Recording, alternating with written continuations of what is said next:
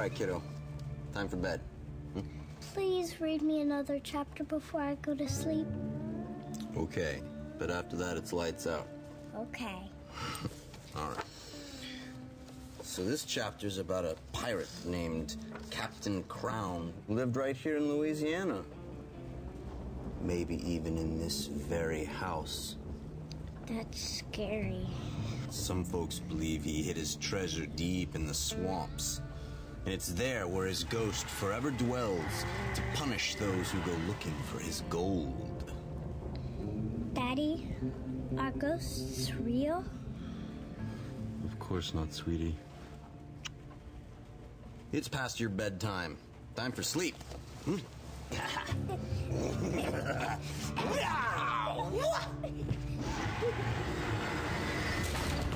was that? Daddy, I'm scared. Magnolia, get under the bed.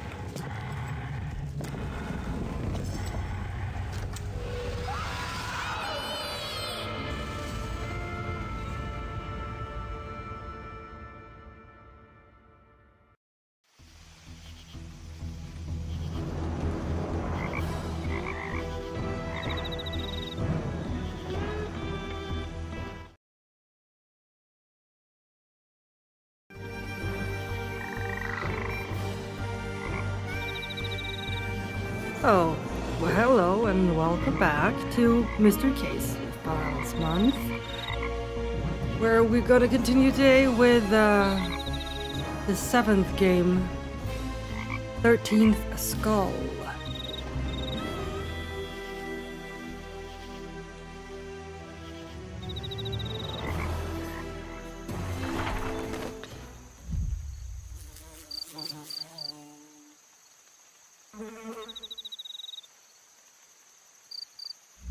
Alright, thank you. To the manor I speak with Mrs. Lawson about the disappearance of her husband. Acting on directives received from headquarters, I procured passage from Great Britain to the southern tip of Louisiana in the United States. I must admit, a change of climate is welcome after my brief yet chilly stopover in the hamlet of Dyer Grove. I've been briefed little on the matter ahead, but a case of missing persons appears to be my latest undertaking. Typically, a lost individual concern would fall under the jurisdiction of local authorities. As many of my assignments pertain to rather unusual circumstances, I can't help but feel a bit curious about such an apparently commonplace situation. That said, it's not often I receive an ordinary envelope emblazoned with the extraordinary title of 13th Skull.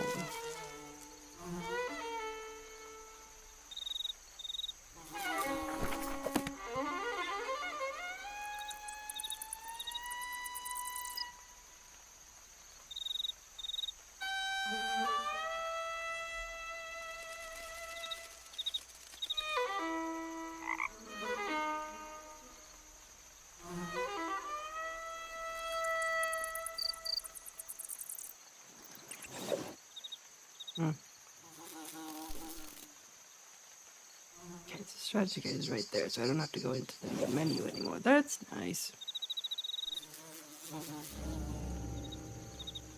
Wheelbarrow full of dirt is parked on the lawn. This fountain seems oddly out of place. Perhaps after meeting the home's owner, I could explore this further. Right, so I can't really explore anything. Puddle-covered path leads off to a carriage house, but I should talk with the owners before exploring the area. A muddy path leads around the back of the manor. After speaking with the home's owner, I should see where this leads. Okay.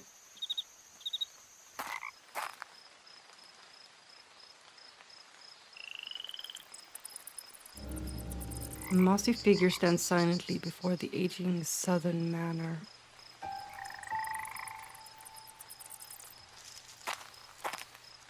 Missing Marcus J. Lawson.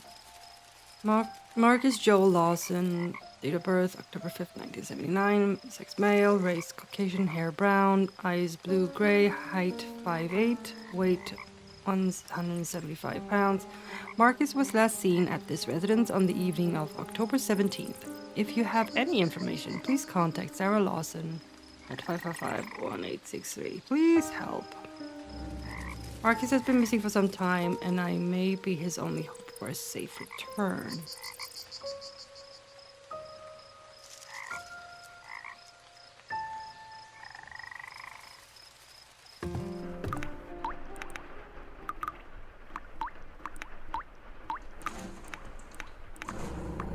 Although annoying, Pippi appears to be innocent.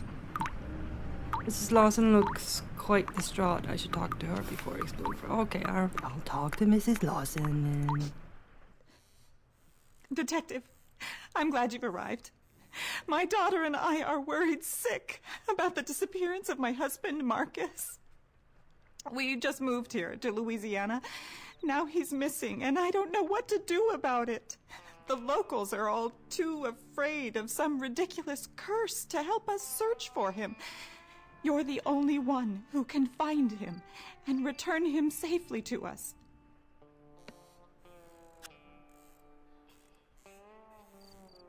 Okay, let's ask some questions. Not long after we moved in, my husband became convinced this place was cursed by a ghost. The ghost of a pirate. Can you believe such nonsense? He overheard the neighbors rambling on about a pirate's hidden fortune. A few days ago, he finds a map he believes has clues to the hidden treasure. He gets completely obsessed, starts tearing this place apart, and now he's missing. Map? My husband found a map of the property not long after we moved in.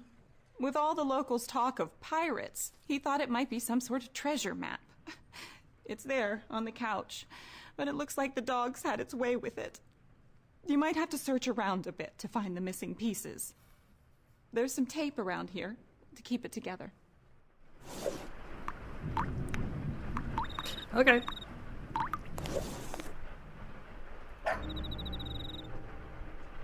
Pippi won't let me near it. Okay.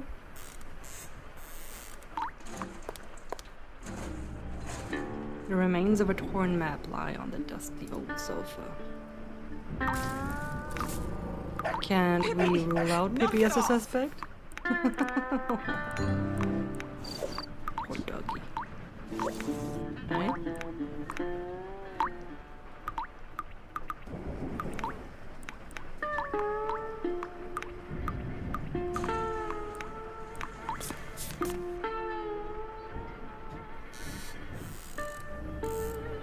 I think I can feel something behind the gruesome melee depicted on this aging canvas.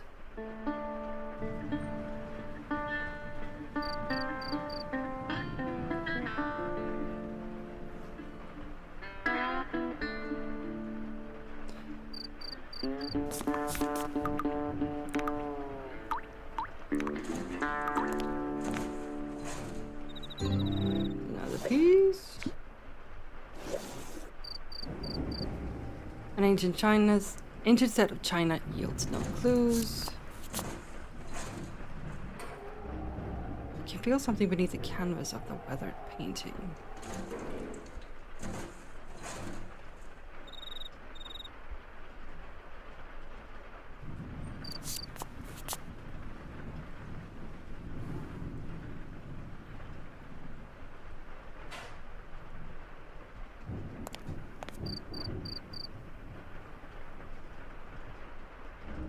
Moving box contains a bunch of random junk.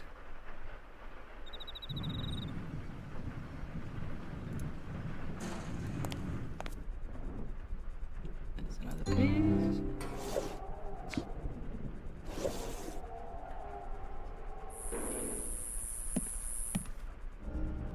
A trash bag next to the refrigerator is bound tightly with twine.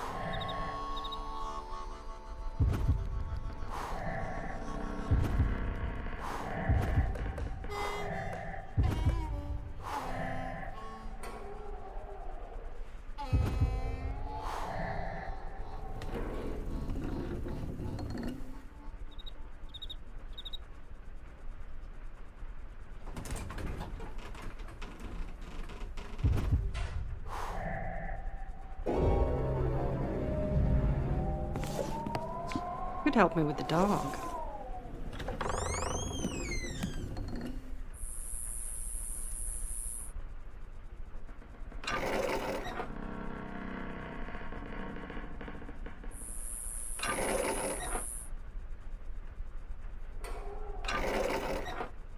Alright, nothing yet.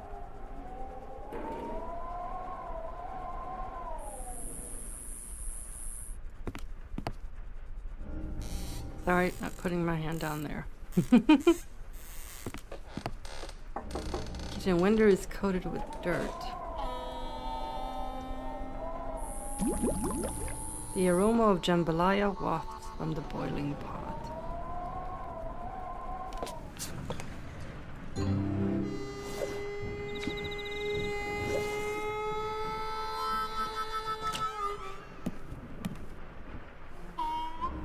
This master cabinet hasn't seen daylight in ages.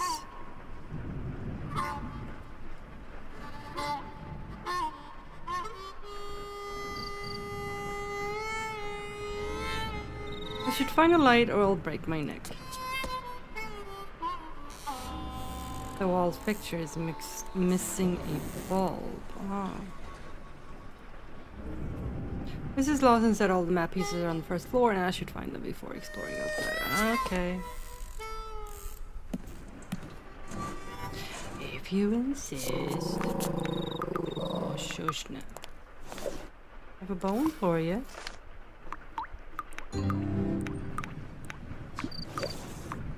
Alright, so missing tape and one more map piece.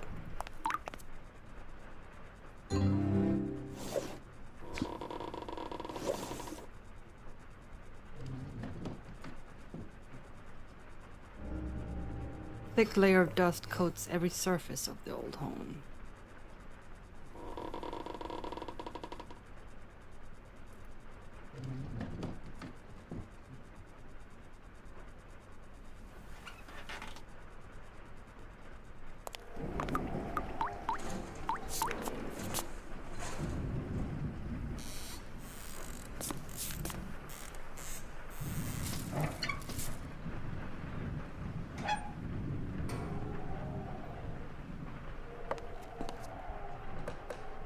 Don't know the answer to that one yet. Locked securely. There might be...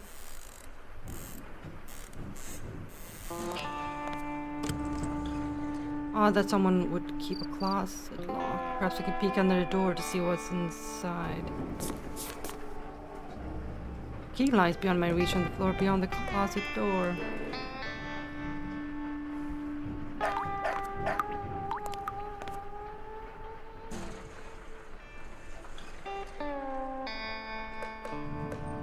Let's see here. I think this might have something to do with it, right?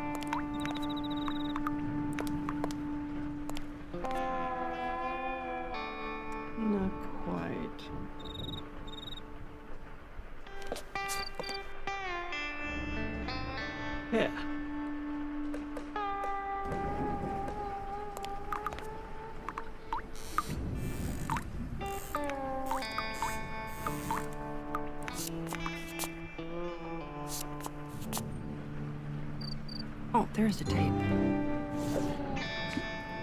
Alright, found the tape.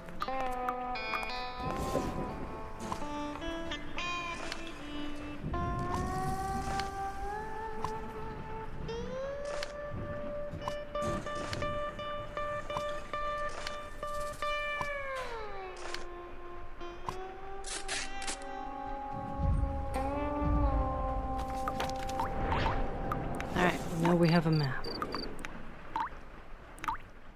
It looks like you've got the map pieced back together all right. Mm-hmm. If nothing else, it should help you get your bearings around the estate. You might want to begin your investigation by speaking with Mary, the cleaning woman we hired. It sounds like she's working in the bedroom upstairs. Again, thank you so much for helping us, Detective.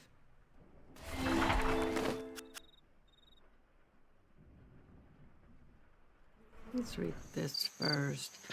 I've just made the acquaintance of a grief-stricken Sarah Lawson, whose husband Marcus has mysteriously vanished from their newly acquired property.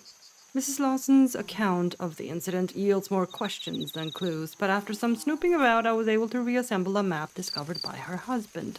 The map is very old, but appears to be a fairly accurate depiction of the present-day manor and its surroundings. Mrs. Lawson noted that her daughter, Magnolia, was the last person to see her husband on the evening he went missing. He told Magnolia and a hired hand named Mary Lee are upstairs awaiting my arrival. Perhaps by questioning them I can gain more insight into Marcus's disappearance, as well as a supposed pirate's curse mentioned by Mrs. Lawson. I don't have anything to share right now. I hope you have something better to do. But I don't have anything to share right shit. now.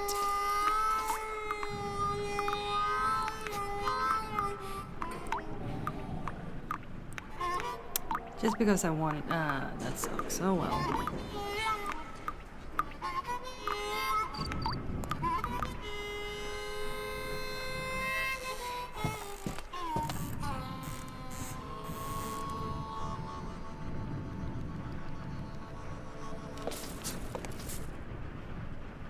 More weird paintings.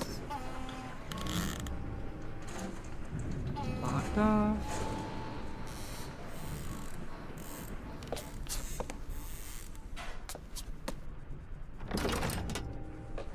Doorknob is broken.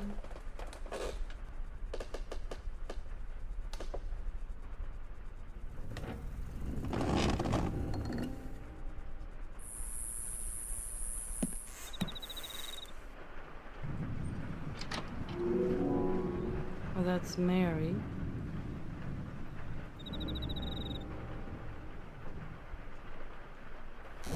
There's a cat under there, alright.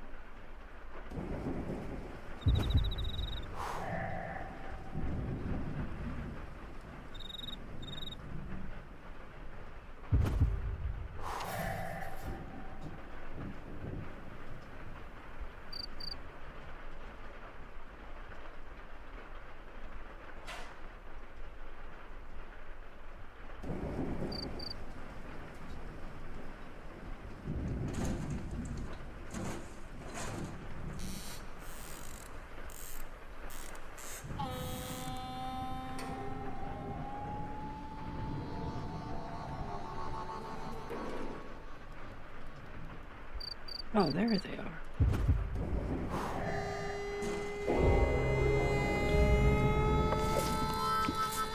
There's another cat up there.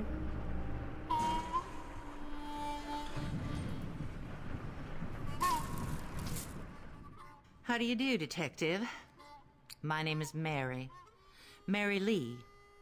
My husband and I found work here by way of an advertisement placed by Mrs. Lawson. They needed some help fixing up the place, and times being what they are, we gladly accepted. Certainly is a shame about her husband gone missing. Between me and you, there's something not quite right about this place. Mm-hmm. It's been kind of lean for my husband and me. The bank foreclosed on our house, so we gotta make do by finding jobs place to place. One of the nice things about working for the Lawsons, they let us stay in that old carriage house down the road a ways. Poor child. She ain't been out of that room in days. Can't say I blame her. If I saw a ghost taking away my daddy, well, I'd hide my head under the covers, too. She only comes out when she's hungry, and she locks herself back inside. Ghost? Of course I believe in ghosts. Local folks say that there's a pirate ghost that walks along the hall in the manor with us. Now, I ain't got time to be jawing with you, not when there's work to be done. Now, why don't you make yourself useful and go get me some cleaning supplies and put them in that chest down by the foot of the bed?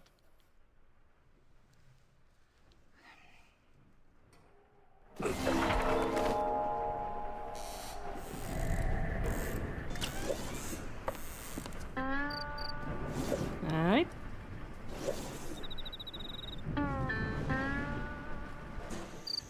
A woman named Mary Lee, who I encountered in the upstairs bedroom, notes that she and her husband Louis were hired by the Lawsons shortly after they moved in. I can attest to the need for help given the home's decaying condition. Creaking floors and the musk of rotten wood permeates every room in the manor.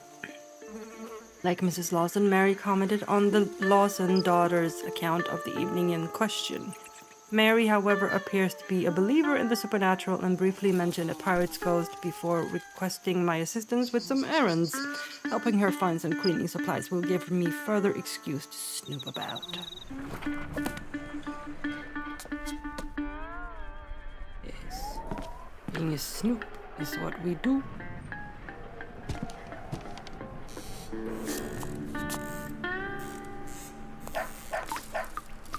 Yeah, Mrs. Lawson's gone now. She's somewhere else. I hope you have something better to do. I do.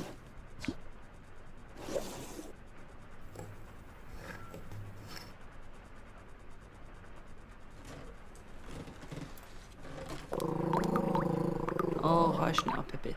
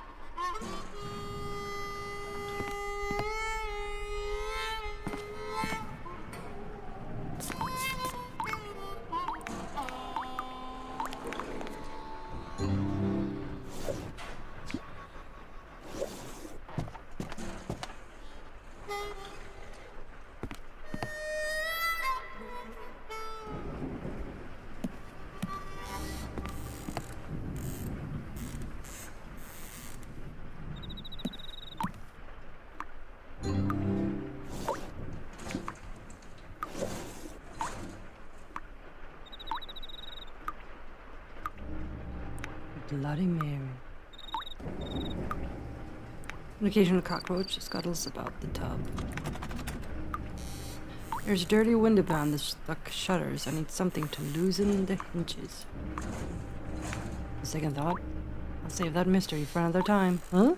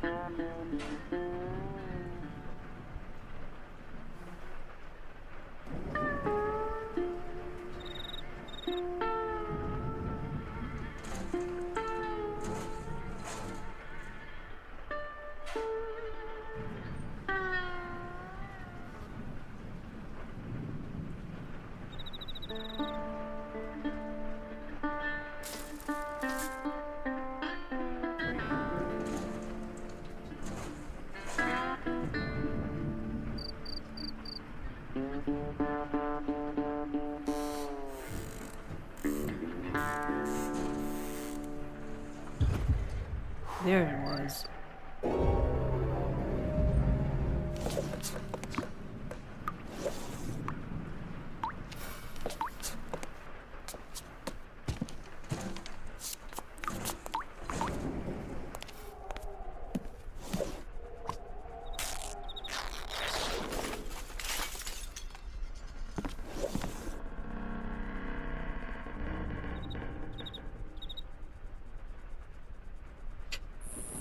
Alright, that's for later.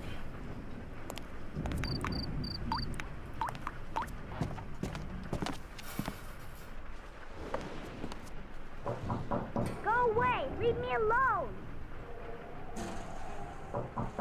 Go away! Leave me alone! Go away! Leave me alone! Alright. Guess I could look.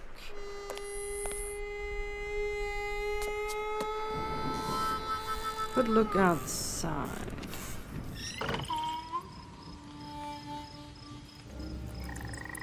Remains of an old moonshine still.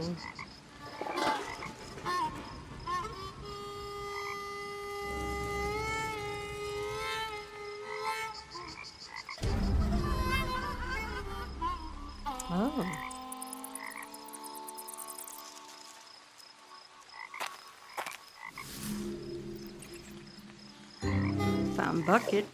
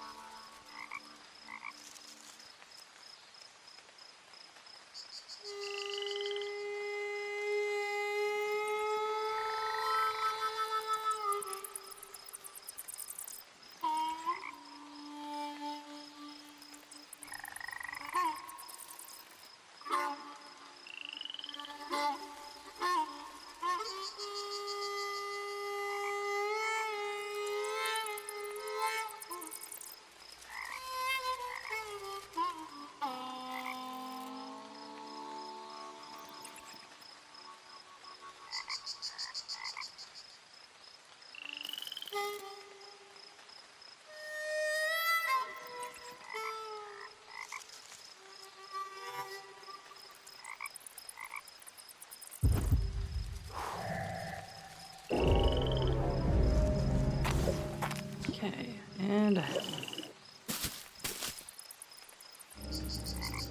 Okay, broken stool.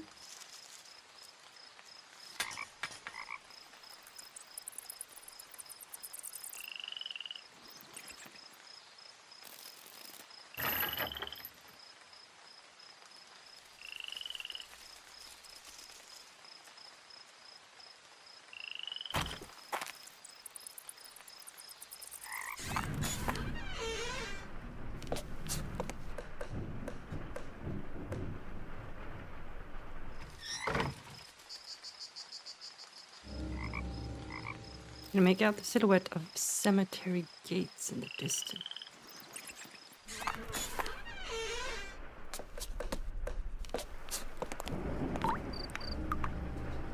Before braving the worsening weather, I should finish investigating the matter. Okay.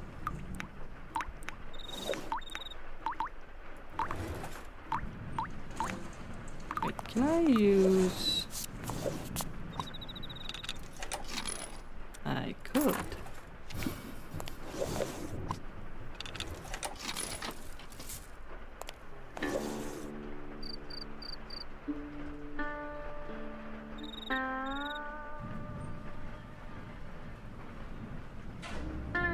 Smells from the kitchen drift through a good-sized hole in the closet wall.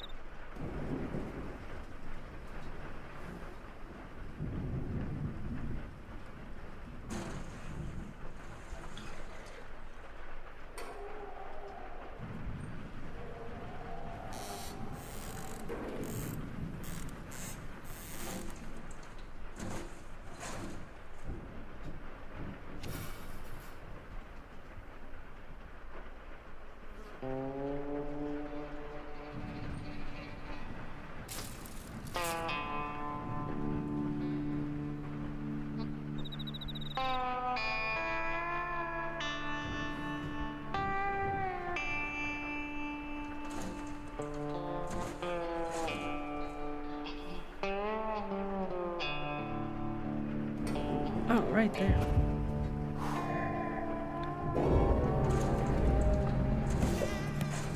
An oil can for something.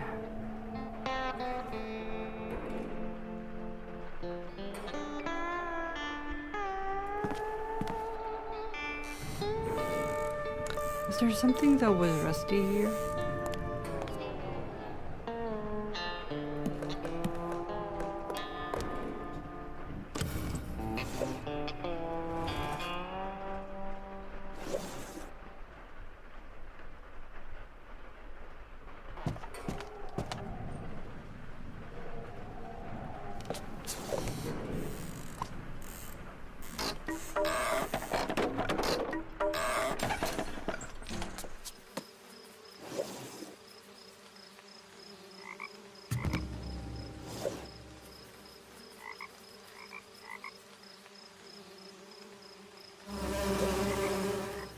Okay. The bees won't let me go any further than this, okay.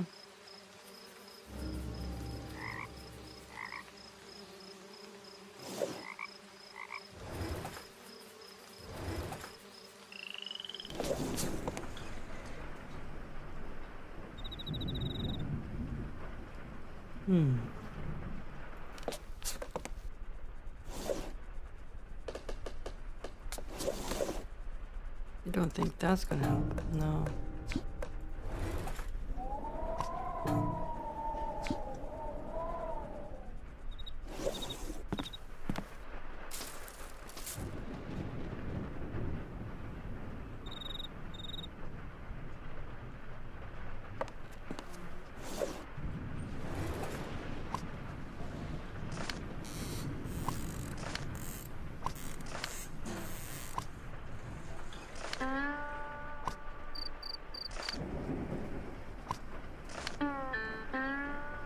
There. Just need the iron.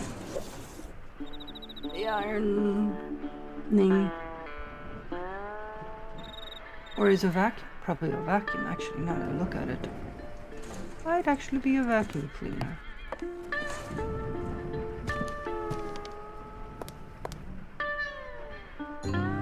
Yeah, it was.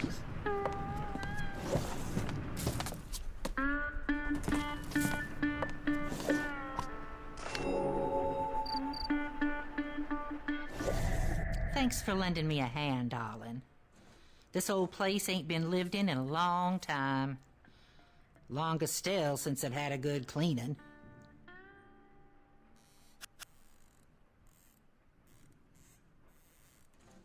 Well, I don't know who lived here before the Lawsons. Mrs. Lawson told me that some old relative of her husband's died and left him the manor and the land underneath it. In its time, it was quite the place. Now, it's just rotting into the swamp. Yeah, that's sad. That's what I heard at the tavern up the road. Folks say that the fellow that built this home was a famous pirate, and he retired here after a lifetime of looting on the high seas. Apparently now he spends all his time watching me clean his dirty toilets. Not much of an afterlife. I agree. Seems that Mrs. Lawson's husband heard the same talk as me. Only difference is, I have enough respect to leave the dead to their business and me to mine. I ain't never seen a ghost, and I don't want to.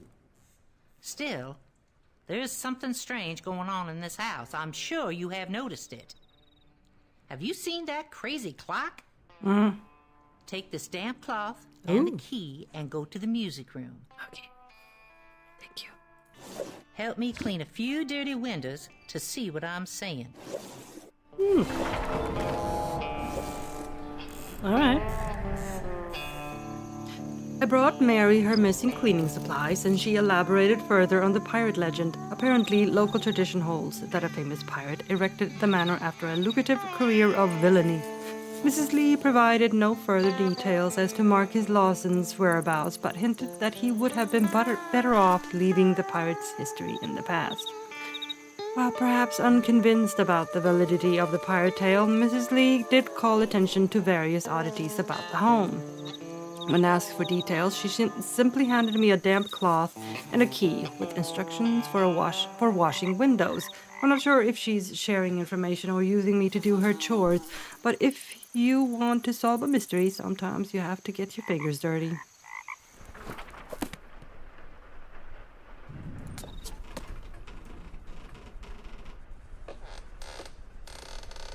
It wasn't there.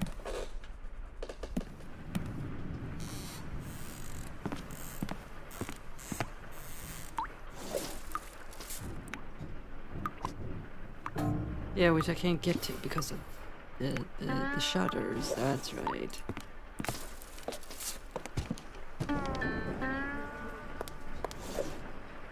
But I do have key to this.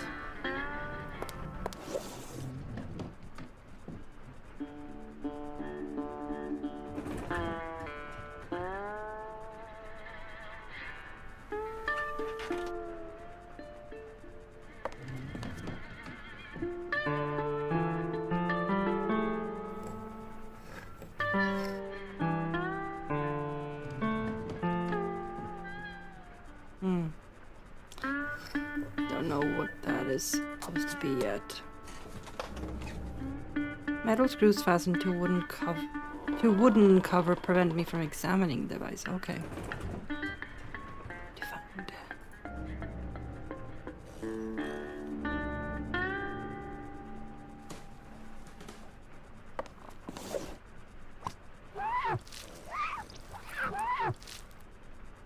Okay. One of the window panes contains a collection of triangle shapes. Let me just put that there.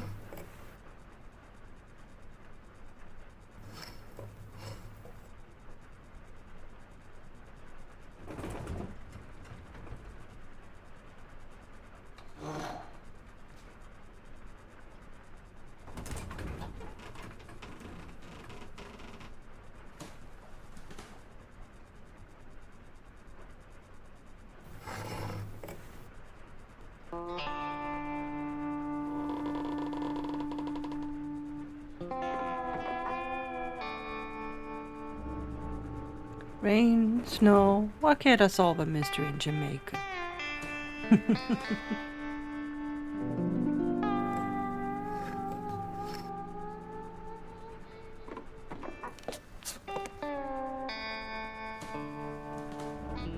The woman in painting smiles as if knowing something I do not.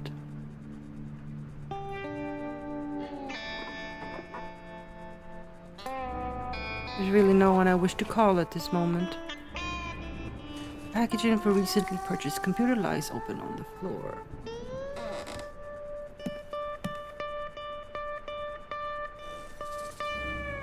A dusty fax machine sits to the right of the roll-top desk.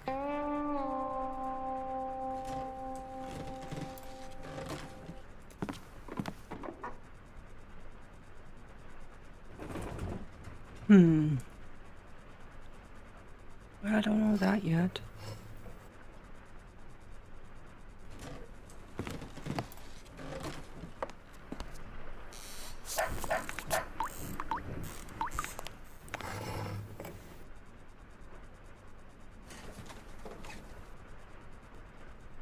No dirty window here.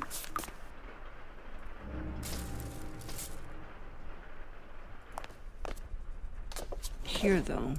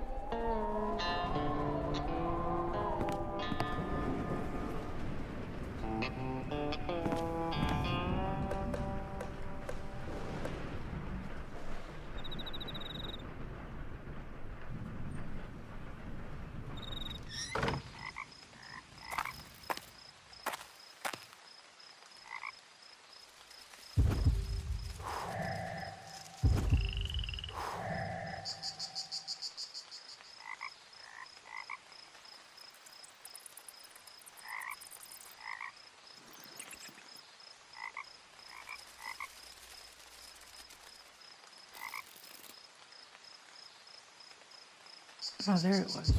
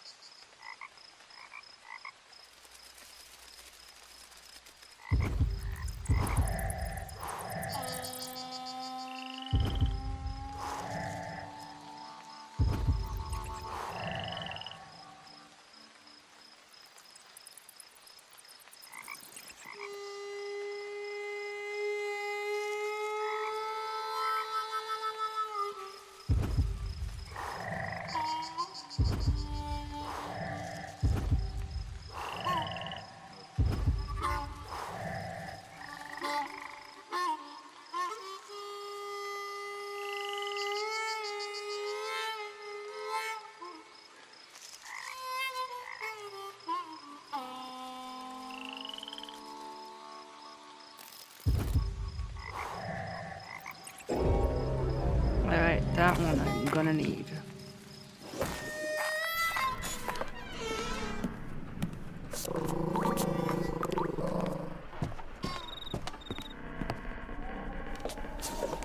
I can't, wait, no.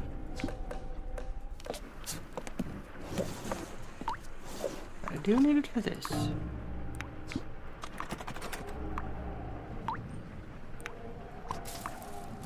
Oh, wait. I need that. There we go.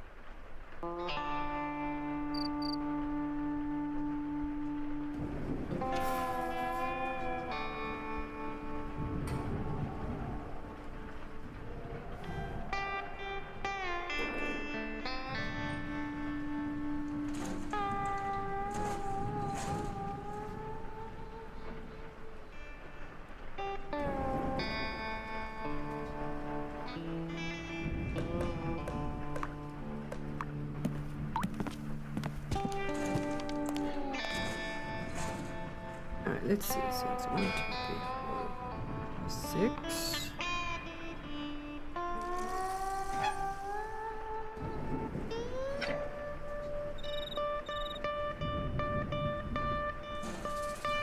Nine.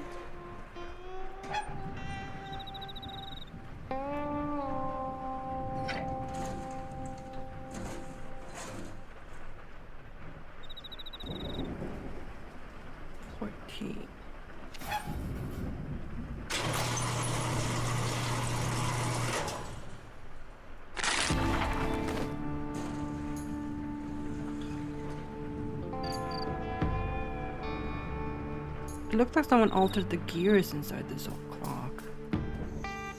After a little investigative head scratching, I was able to discern the connection between the window patterns and the strange clock by the stairs.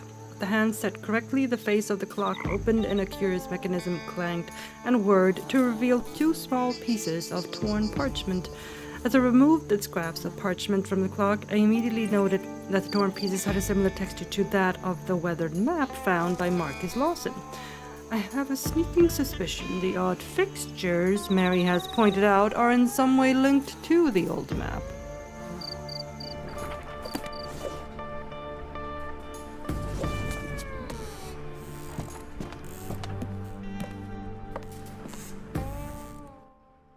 Do you see what I'm saying about the oddities in this house? I'm saying My it. husband Louis and I have found strange things all over the place.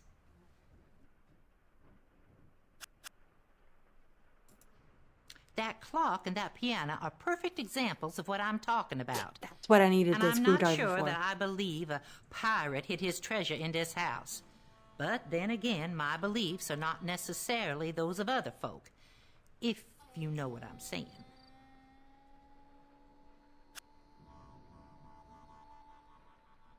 Beliefs? I don't see how my beliefs are of any consequence to your investigation, Detective. All right. I told you that spirits are not to be trifled with. That I agree You're with. surrounded by many energies. Some are good, and some are very bad. You can rub your knuckles raw knocking on that door, but she ain't gonna let you in. She's really been spooked. If you want to get inside, I suggest you find a spare key. I think Mrs. Lawson mentioned that there was one hidden in the upstairs hallway.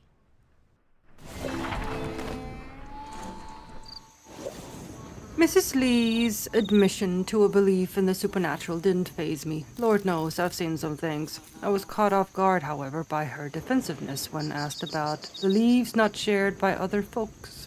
I get the impression she's hiding something. Although cryptic about her beliefs, Mrs. Lee was candid enough to reveal the existence of a spare key to the daughter's bedroom, hidden somewhere in the upstairs hall. I shall attempt to find it and make the acquaintance of Magnolia Lawson.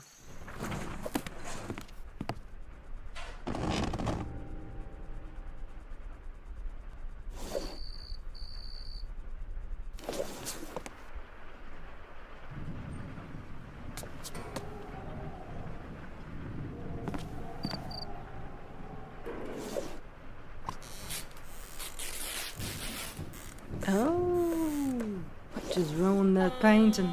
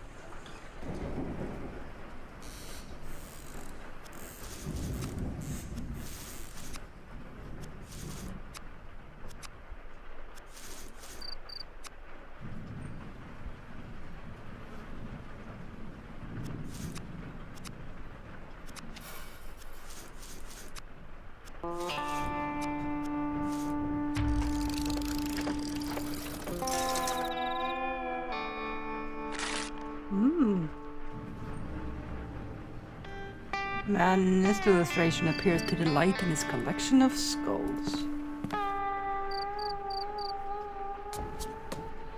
Let me see.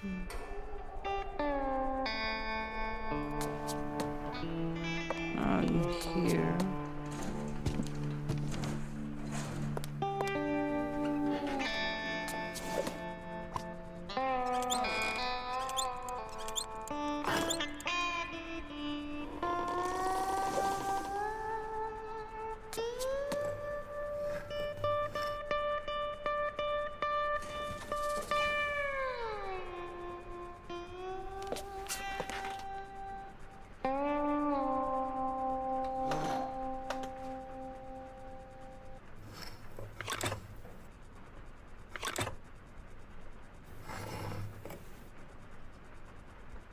Deal with that one later.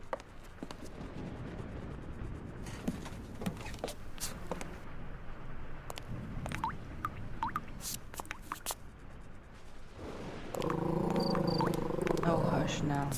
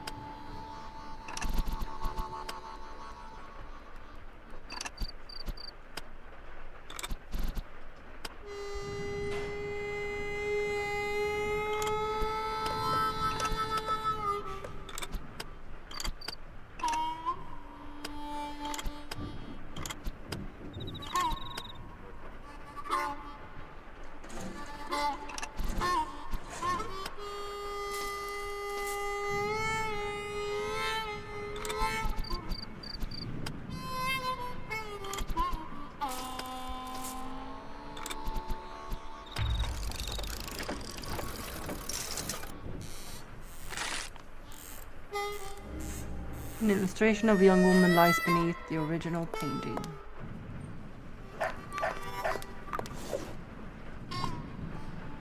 Please be careful with that. Oh, I found a key.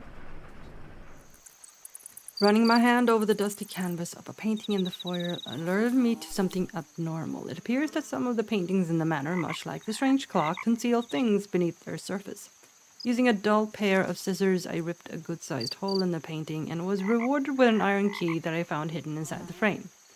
The elaborate frame surrounding this particular piece of artwork includes complex sculpting in each of the corners. It's likely little more than decoration, but the mysterious nature of the manor's trappings has me somewhat puzzled.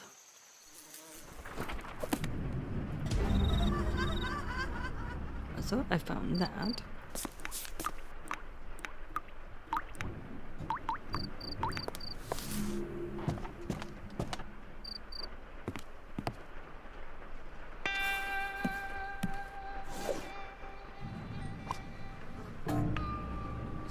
No.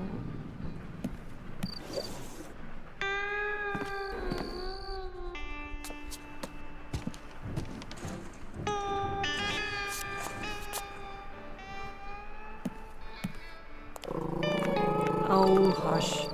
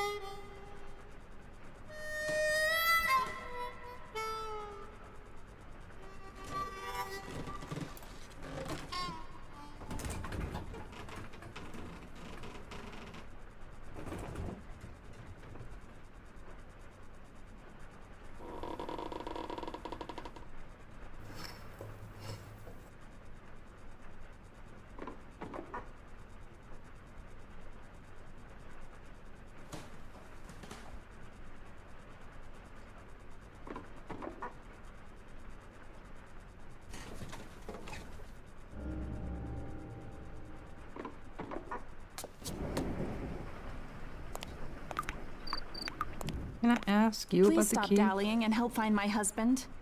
I'm trying to be your kid. Oh, shush. Down symbol key. No. Why would that be a thing?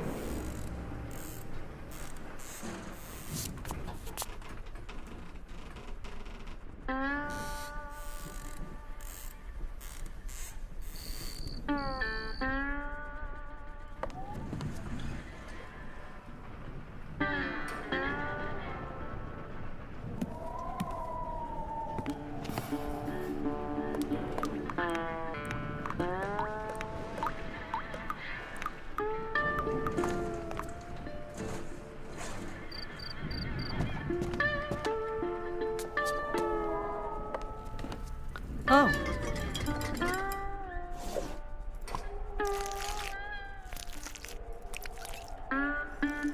Ah, there's the key.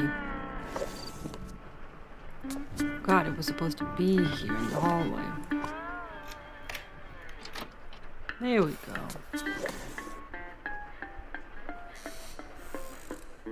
Hi, I'm Magnolia. My mom said you're here to help us find Daddy.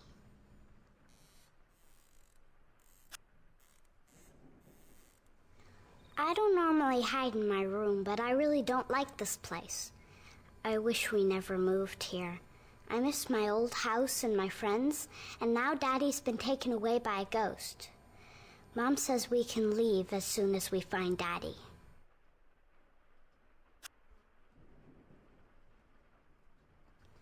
The night Daddy disappeared, he was in my room reading me a story about a pirate. That's when we heard sounds outside my bedroom door. It sounded like heavy boots climbing the staircase. And then we heard screams. I don't think it wanted us to see the stuff we found in the attic. Attic? We found an old jewelry box in the attic. It's really pretty, but we don't know how to open it. I guess I could let you see it, but I need you to do something for me first. I'm missing some crayons and I'm too scared to leave my room. If you can get them and put them in my wooden case by the window, I'll let you see the jewelry box. Okay. Girl's affection for coloring is prominently displayed.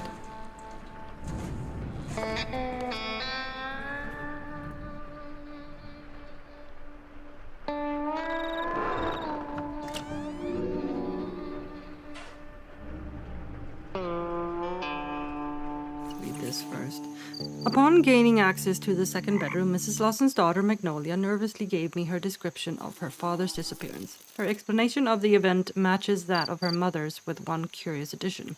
The young girl attributes the ghost's appearance to her father's discovery of a mysterious box in the manor's attic.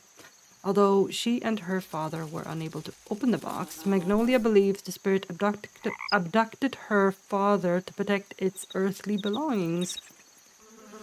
It took some negotiating, but I was able to convince Magnolia to show me where she hid the box. Unfortunately, she's terrified of leaving her room and has requested that I locate and return her lost crayons before she will reveal the box location. I remember seeing those crayons around here somewhere. Yeah, I've seen them.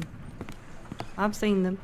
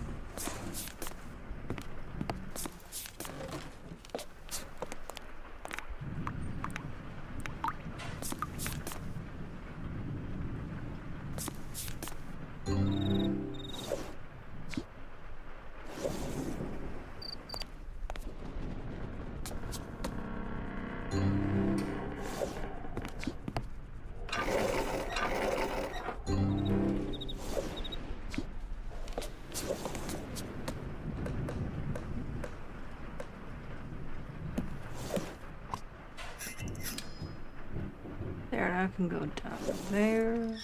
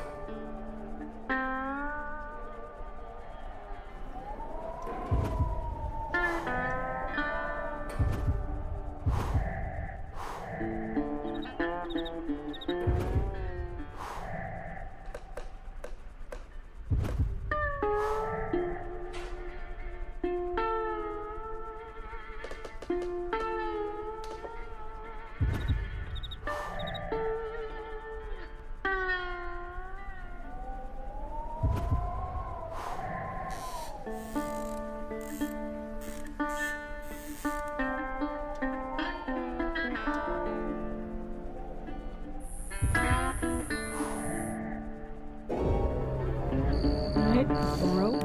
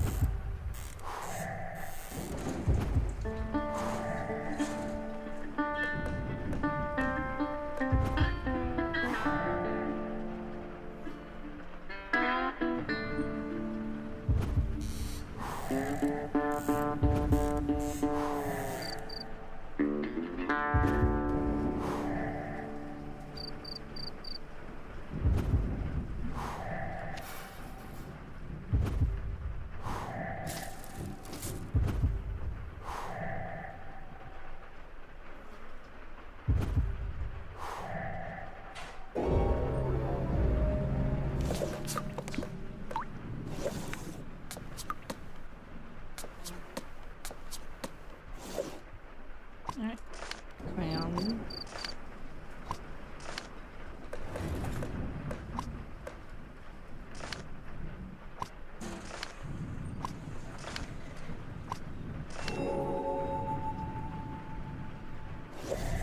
Thanks for bringing me the rest of my crayons. I hid the jewelry box that Daddy found behind the doll on the fireplace. Please be careful, though. I don't want the ghost to come back if you get it open. Okay.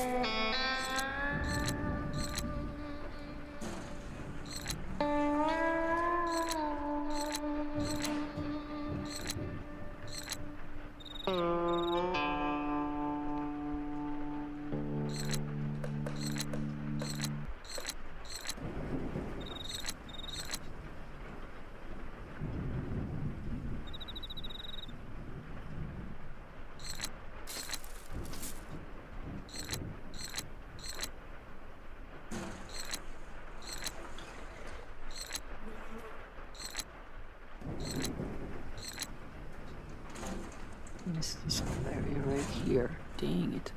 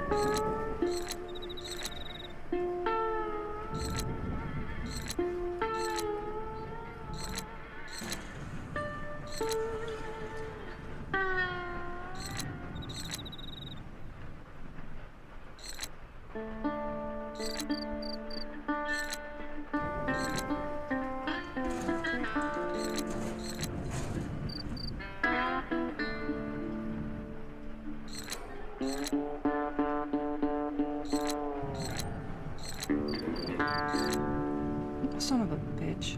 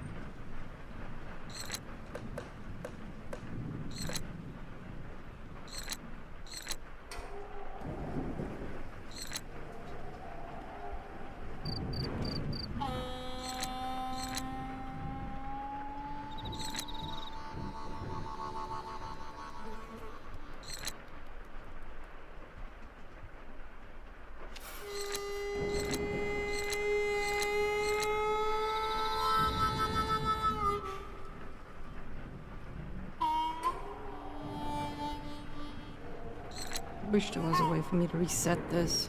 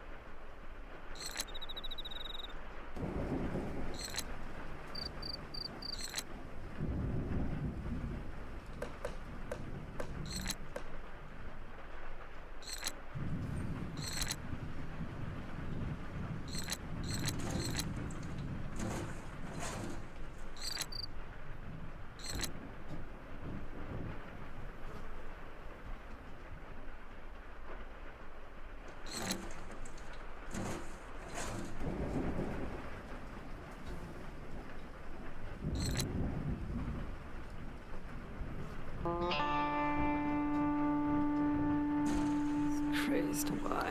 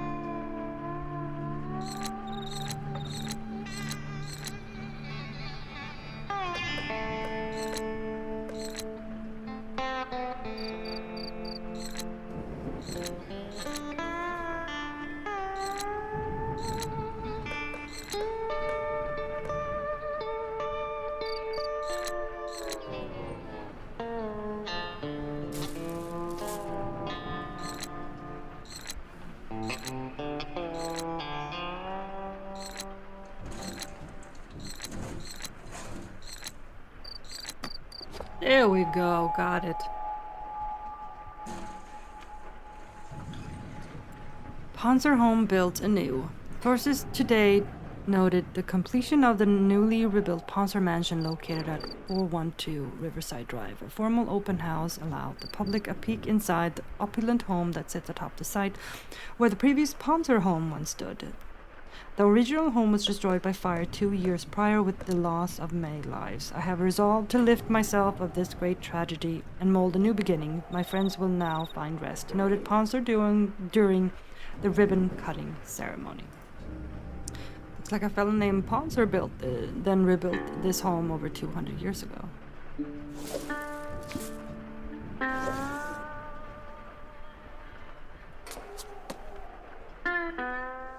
You're really smart.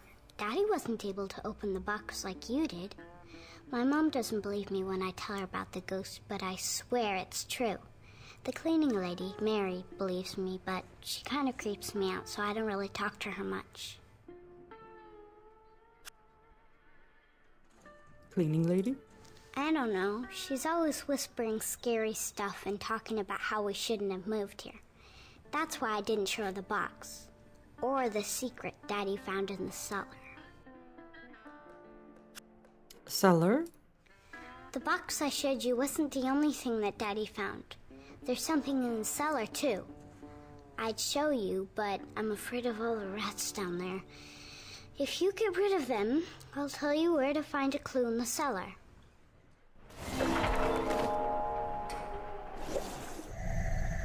The ornate box discovered by Marcus Lawson was tricky to open, but no match for my skills. If Magnolia is correct in assuming the pirate's ghost was trying to keep the box contents a secret, I'm not sure why. It only contained an old iron key and a news clipping detailing the manor's reconstruction after a fire over 200 years ago.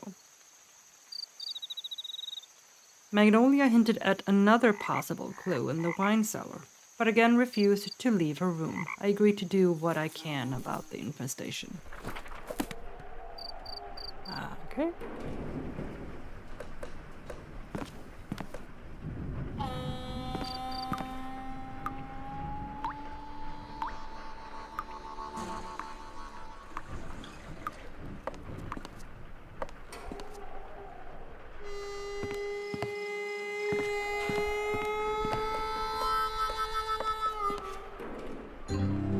Found cheese.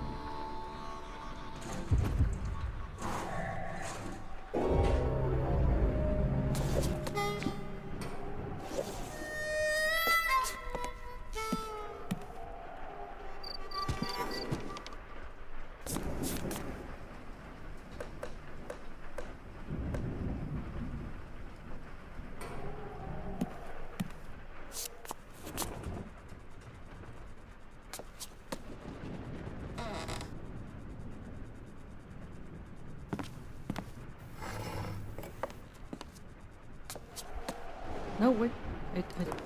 There it is. Ooh, I saw it under here.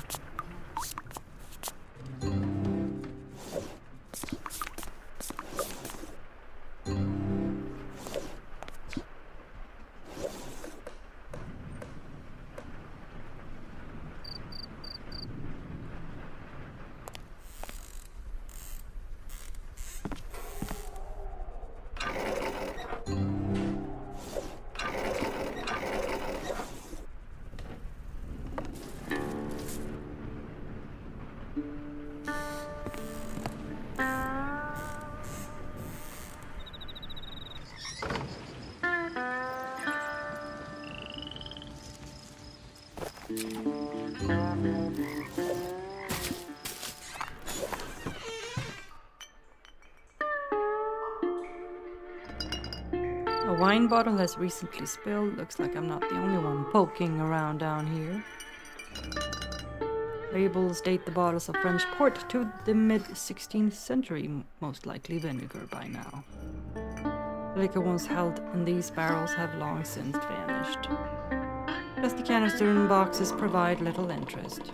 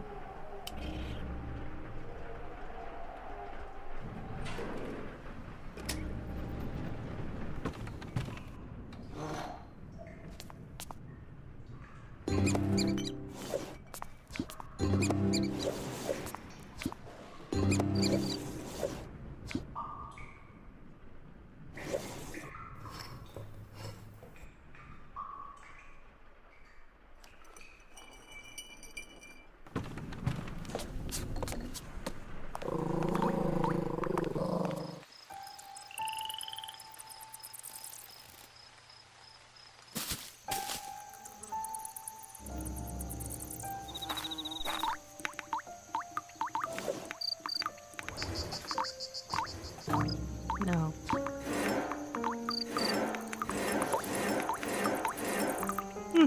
Alright. I'll come back to that later. Side manor.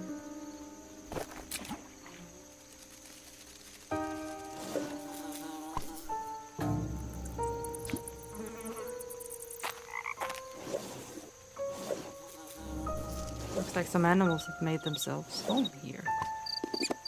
Here you go.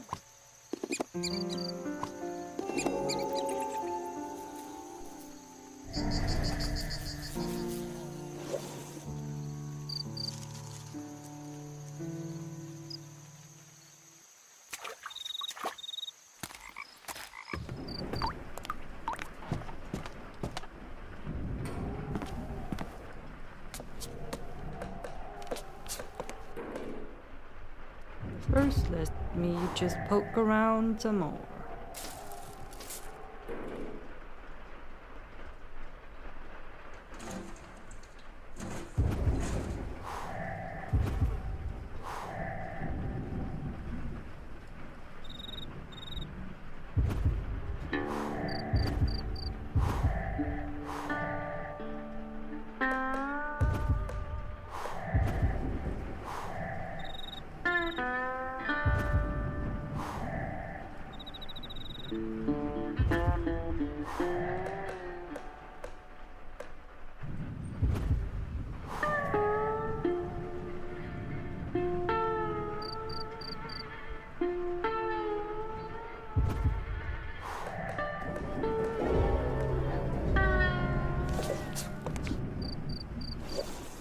I'm glad you got rid of all those nasty rats in the cellar.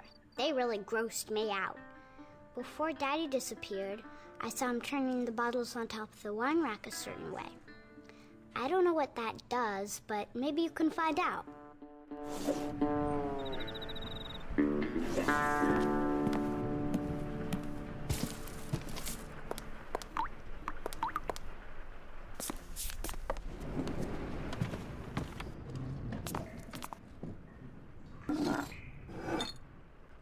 Okay, let's see here.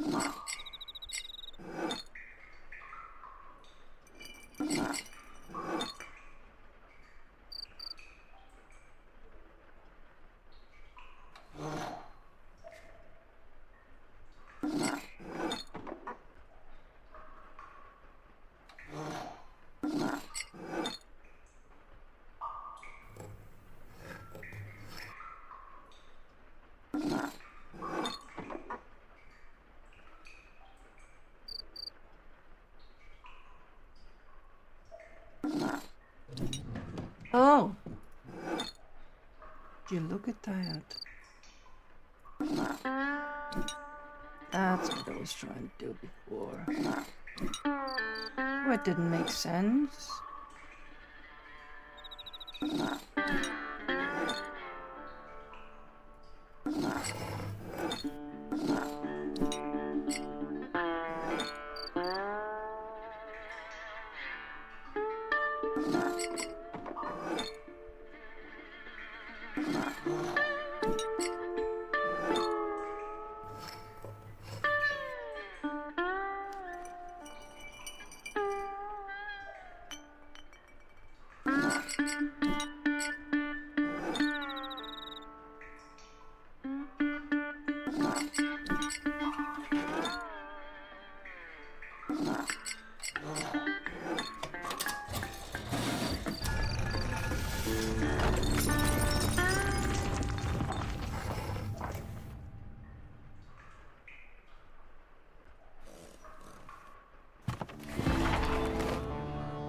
Looks like someone's been here recently. Could it be Mr. Lawson?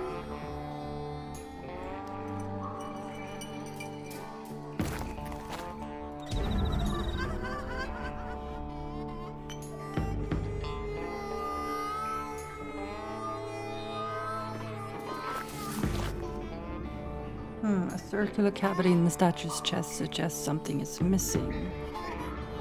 Aside from inspiring fear, the headless figure's purpose is unknown. Even after relocating the rats, Magnolia remained too frightened to leave her room and accompany me to the cellar. She did, however, make note of seeing her father inspect the wine rack with certain interest, so Ab headed down to have a look. Eureka! Ab circumvented a device rigged to the wine rack at the rear of the cellar and gained access to a hidden chamber beyond. Footsteps in the carpet of dust suggest someone, perhaps Mr. Lawson, recently nosed about down here, no doubt searching for answers to the manor's many riddles. A haunting Gothic fixture begs for observation, but I should probably go ask Mrs. Lawson what she knows about my recent discovery.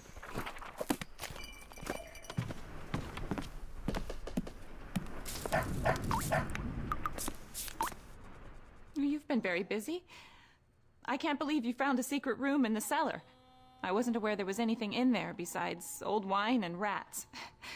This house gets stranger by the minute. Why don't you ask Louis if he's noticed anything odd around the estate? Louis? Louis is Mary's husband. Like I said, once we saw the state of the manor, we knew we'd need help fixing the place up. We hired Louis and Mary to do odd jobs around the property. Last time I saw him, he was doing yard work in the front. Why don't you go introduce yourself? All right. I'll go and do that.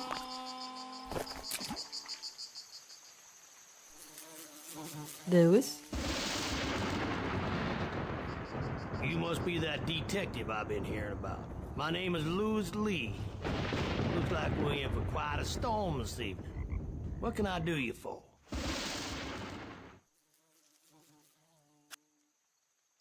Mr. Lawson. I got no idea where that fella got off to. People don't just disappear. On the other hand, them swamps is full of nasty critters just waiting to give you trouble. Snakes, gators, and the Lawsons ain't from around here. Maybe all that back and forth in the swamp with that map got him turned into somebody's dinner, if you know what I mean. Map? Same as the one you're carrying. I honestly do believe he thought following that map around would lead him to riches. Listen, buried treasure, ghosts, UFOs got one thing in common. They ain't real. Ghost. I don't put much stock in such nonsense, Detective. My wife Mary's a different story. You may have met her upstairs in the manor. Mrs. Lawson hired us to clean up the place, but all this rain's making it hard to get anything done. You wouldn't mind fetching me some proper work gear? Alright. I'll try and help. My search for clues as to the whereabouts of Mr. Lawson has taken me back into the rain, where I made the acquaintance of Mary's husband, Louis Lee. He recalled Marcus Lawson's many trips into the nearby swamps and attributes his disappearance to local wildlife, not the malevolent hand of a fictitious spirit. Louis's unfriendly nature thwarts questioning, so I've agreed to round him up some dry clothes from inside the manor. I'll also need to make a closer inspection of the carriage house. I remember Mrs. Lawson stating that Mary and Louis are lodging next door during their stay of employment.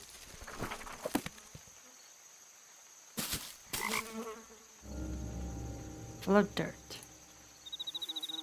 Okay, now I've seen some of these.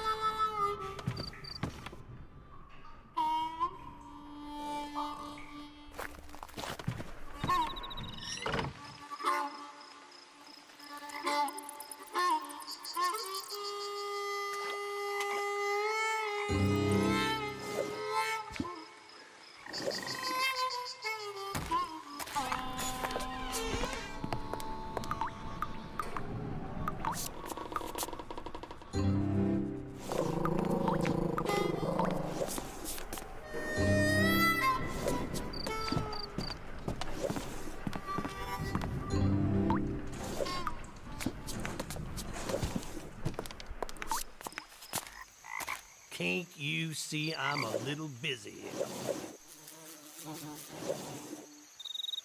Oh, and the wheelbarrow.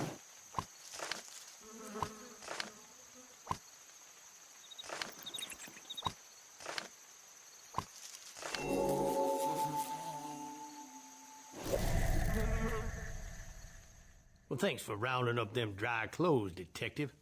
Last thing I need to do is catch a cold. Hey, what do you think of this metal shape I found down by the base of the old fountain?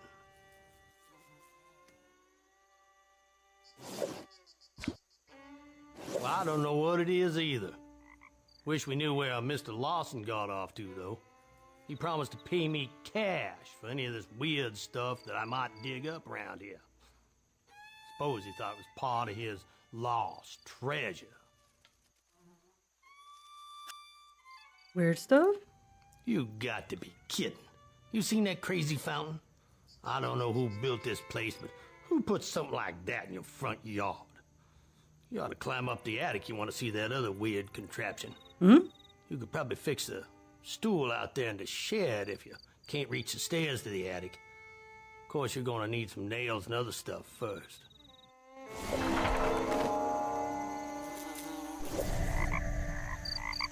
Gathering Louis a change of clothing did little to soften his demeanor. I doubt any favor will land me on his good side, but I'll need to gain some trust if I'm to find more clues.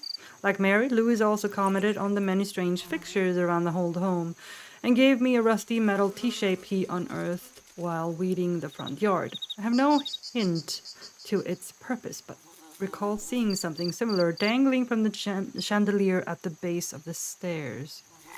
It's safe to say I'm in agreement regarding the manor's many curiosities. Thought it worth noting that Marcus Lawson promised to pay Louis cash for any unusual findings encountered during the course of his chores. The full extent of Mr. Lawson's attraction toward the home's history is slowly coming to light.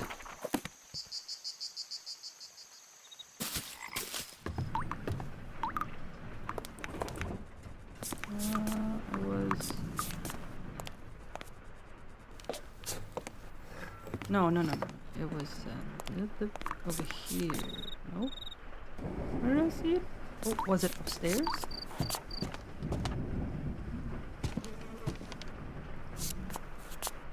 Now it's right here.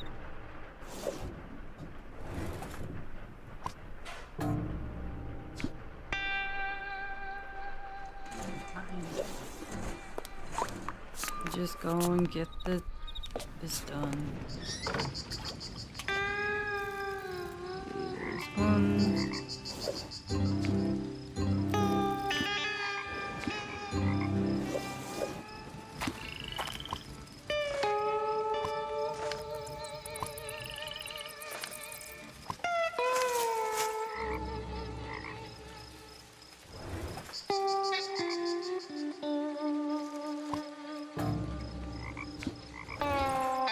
I still need nails then, don't I? Here you go.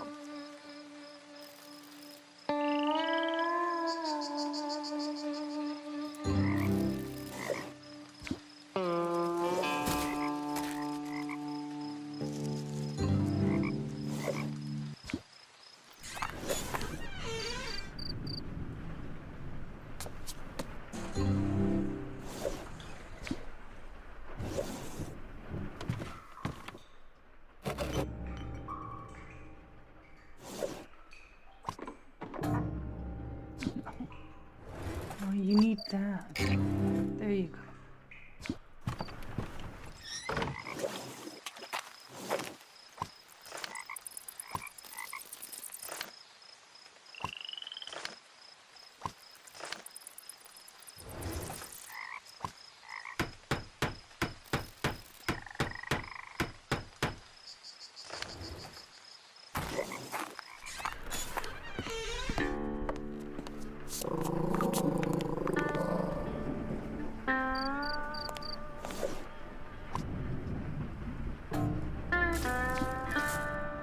No, guess I'll get that later.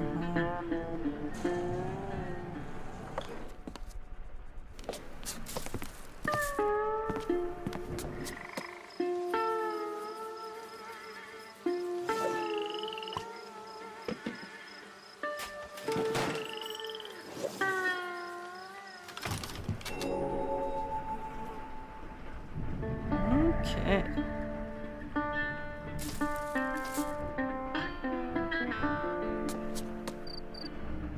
I can see a cluttered study through a hole in the attic floor, but I have no way down.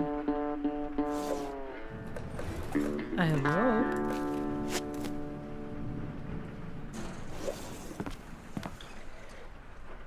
Alright.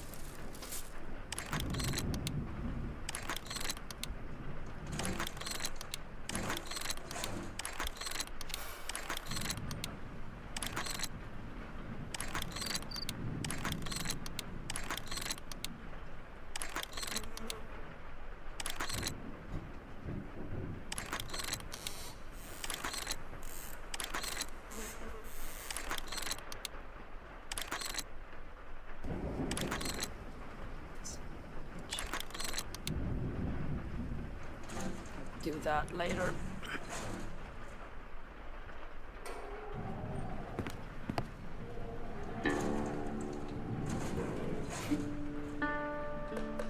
However, I am gonna take a quick break. I'll be back.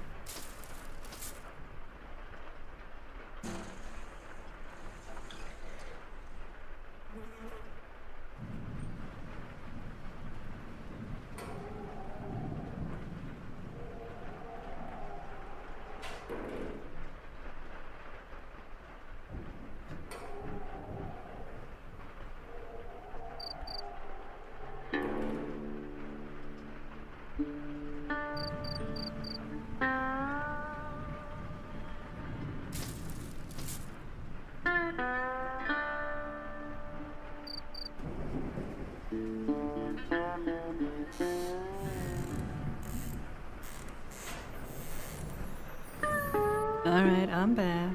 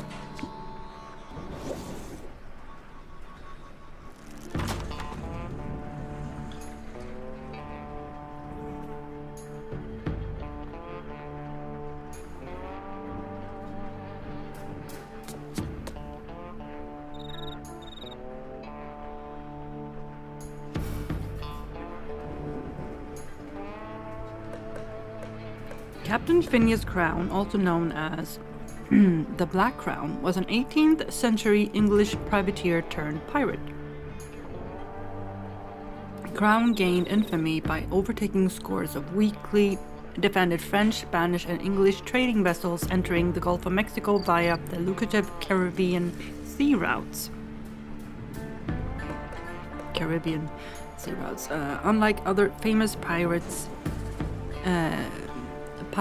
content with absconding with treasure, Crown and his men commandeered the entire vessel, leaving no survivors.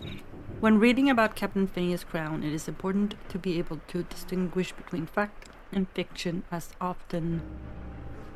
Mr. Lawson was rather intrigued by this Phineas Crown. I should find out more about him.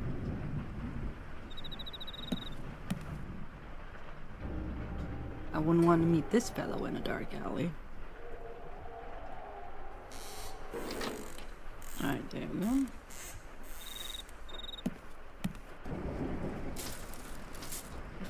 Fish. The monogram suggests someone possessing the initials AB has been here recently.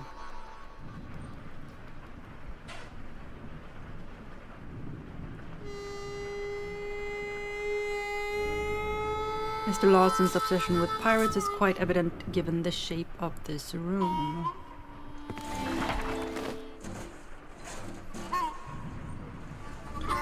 A page ripped from an old book on pirates is pinned to the wall.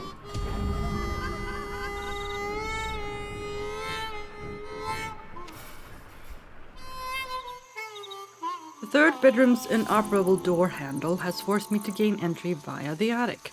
Aside from a few splinters obtained on my descent, I've safely landed in a dimly lit bedroom that now serves as a study.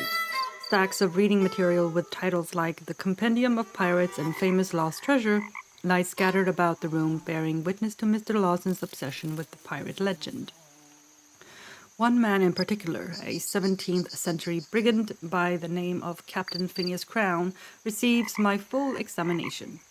Could this be the man whose ghost Magnolia claims to have seen the night of Marcus's disappearance? After collecting more evidence, I'll revisit Mrs. Lawson and update her on my progress.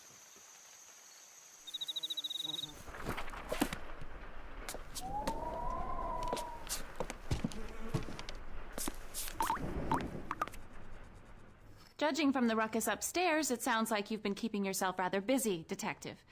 Please tell me you've found some clues to Marcus's whereabouts.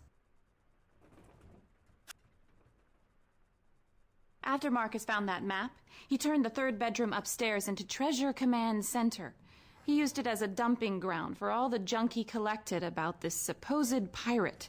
It was the folks that he met at that tavern down the road that stirred his interest in all this nonsense. I don't know what it's called, just some towny dive bar down by the river. I would rather you stay focused on finding Marcus. But if you must, you should protect yourself from the mosquitoes. There should be some bug spray in the closet by the stairs.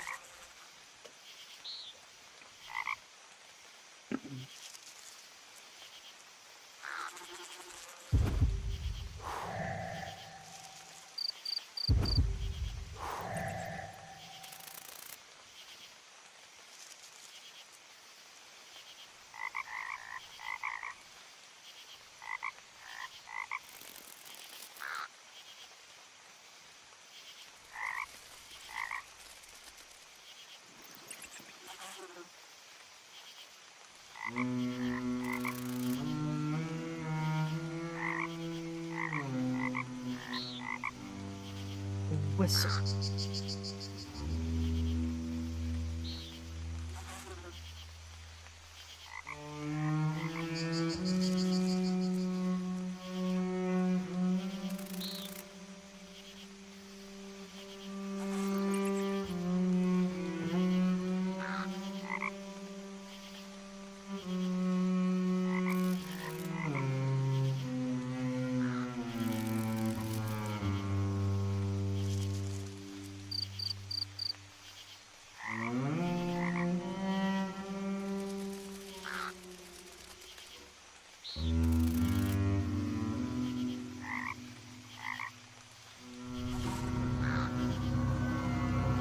Didn't I click?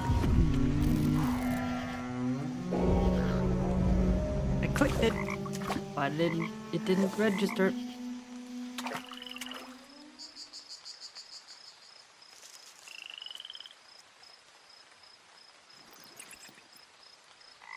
Mama Amy's Voodoo Absolute. Closed.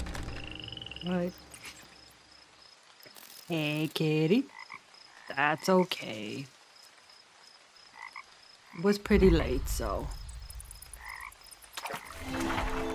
that's understandable. Ladies' night tonight. Men's wet t-shirt contest. This is the South. Deep South. I don't think I want to see that t-shirt contest.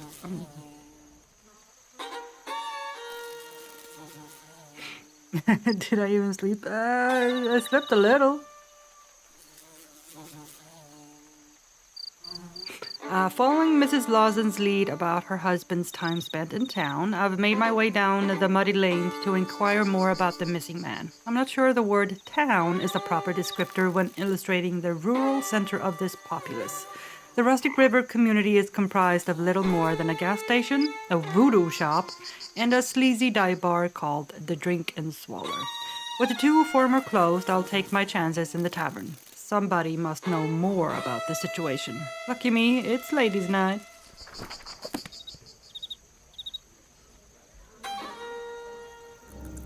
Something tells me these decorations are there regardless of season.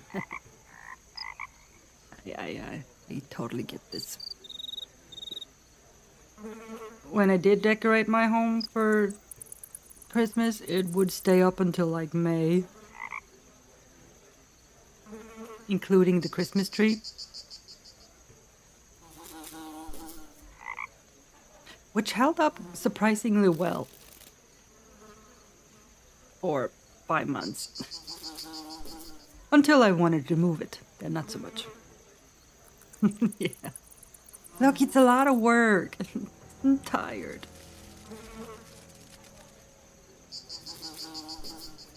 Okay. Move inside. Move to tavern side. Yeah, that tree was a trooper. For sure.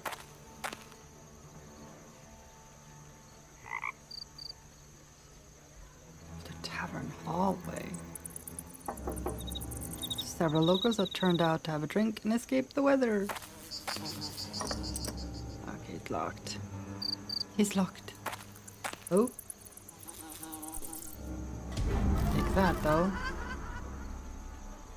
Disgusting remains of a barbecue. Yuck.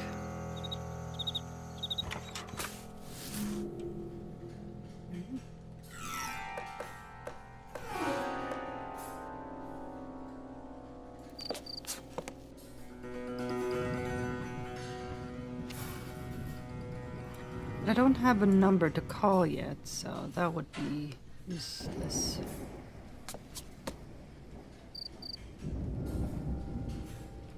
Don't stick your hands in there then.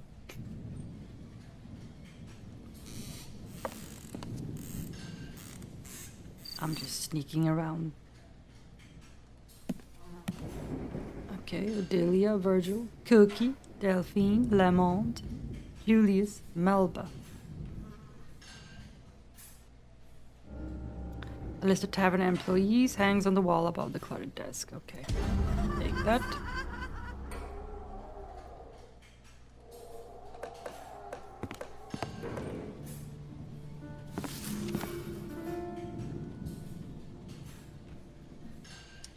hunting for pirates today.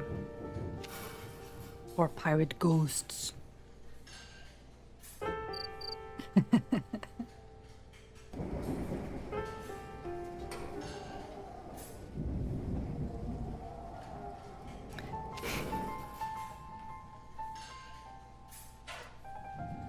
A man has gone missing and they're blaming it on a ghost of a pirate.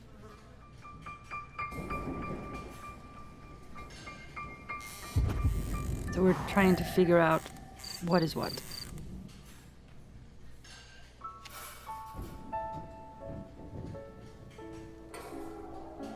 And it all takes place down in Louisiana, in the bayou.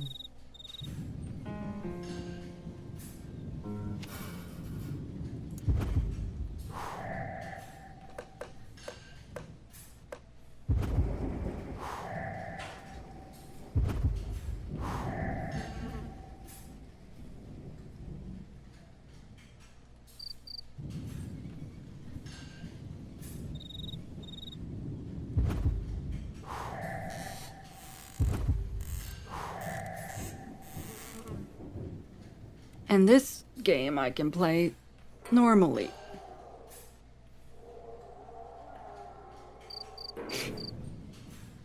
I don't know what the big fish did with the previous game. But apparently they also had a bunch of licensed music and ambience background noise. So the previous stream got claimed a lot.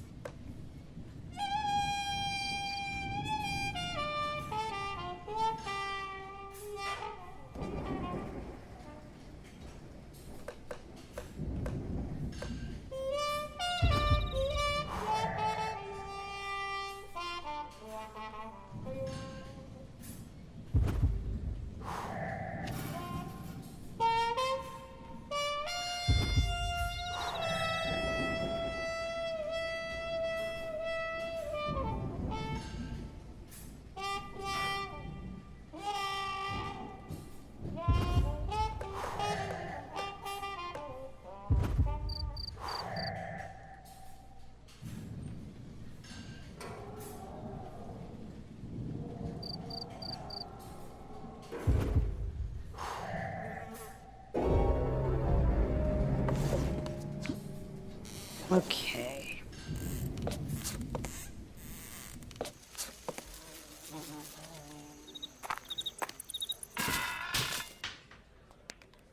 Oh yeah, there's also actual actors in the game.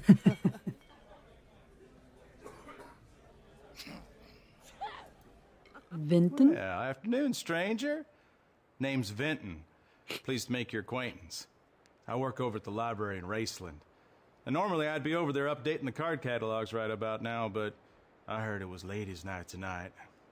So I figured I'd wander on down to the Swaller, see if I couldn't bag me a honey. Why don't you sit down? Keep me company. Oh, no. Missing man? I have no idea who you're talking about. Shouldn't tracking people down be the sheriff's business? Unless that fellow owes you money. Is that it? You a gambler, stranger?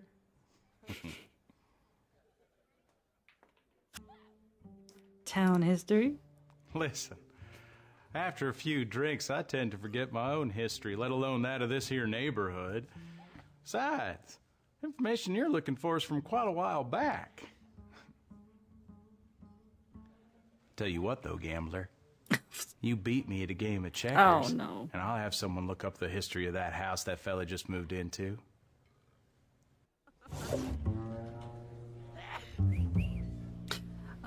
Yeah, pass for now. Oh, welcome to the Drink and Swallow, stranger. You here to pick up that carry-out order? Nope. Right not. The chicken gumbo? Oh, never mind, Suge. I thought you was here from down the road a piece. Just as well, I guess. Our cook Lamont didn't bother showing up for work again tonight. Something about his goiter acting up on account of the weather. Say, you look like you know your way around a kitchen. Oh, of Would course. you mind seeing if you could cook up that gumbo? It goes to the angry fella lives down the lane. Of course they are putting me to work.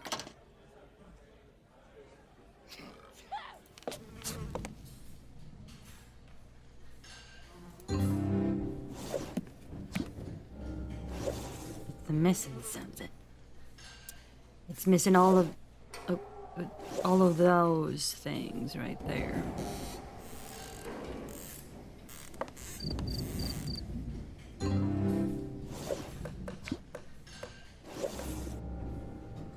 I don't think I'll be eating here anytime soon.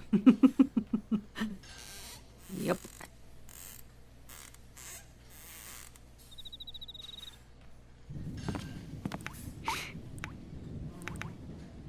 This place is a mess. It's a health hazard. Jeez.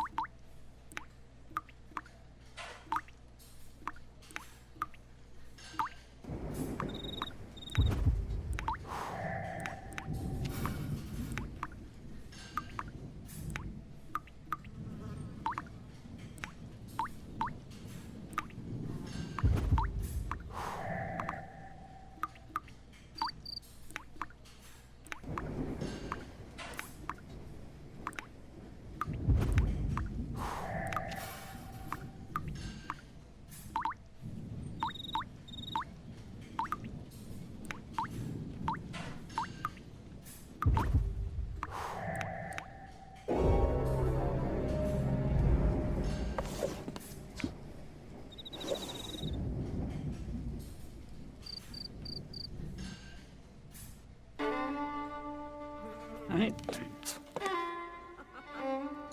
I'll take that.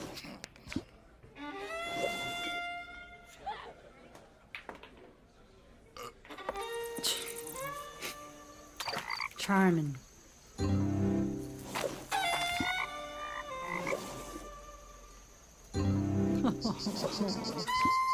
Well, I ain't eating it, so who cares?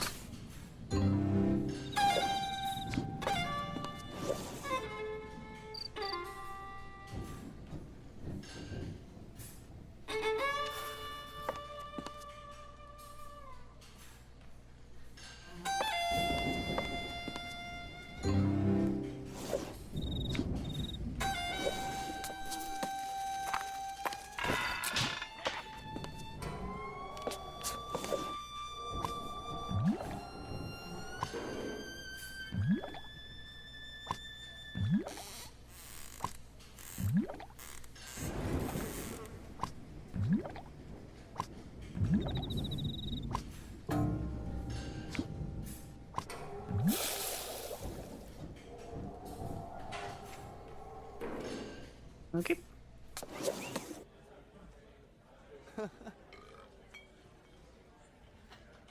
I guess I'll try. I don't like checkers.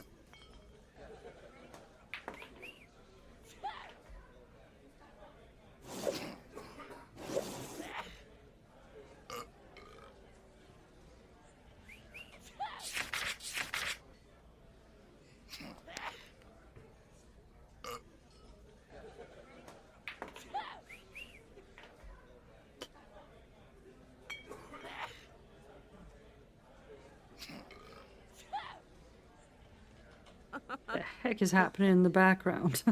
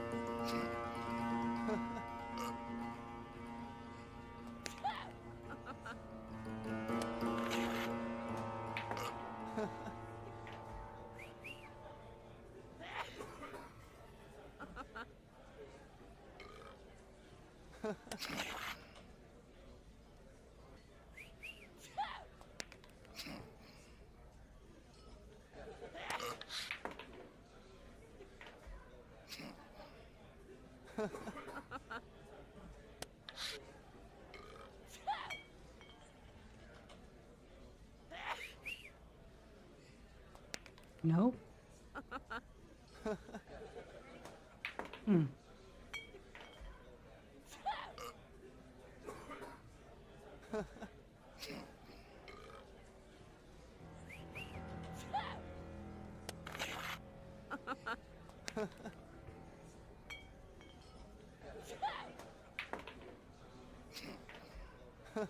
Yeah, I know.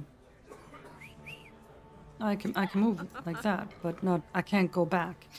I can only move forward.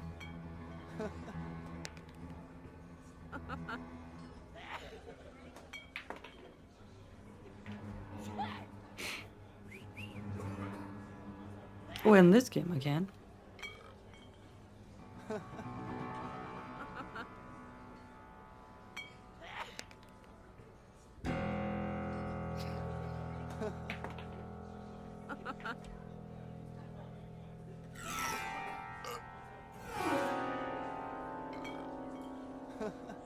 Yeah, I'm pretty sure I can only go back if I try and take their piece, for sure.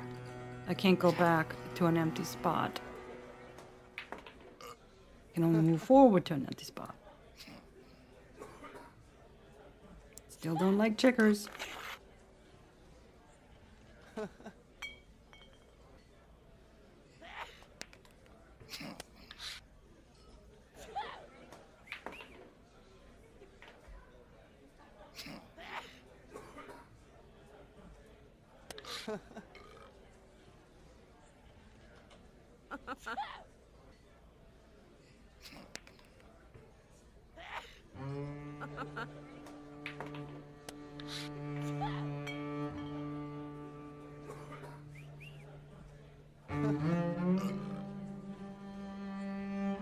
Yeah, see, I can't even do that. I can't even go back.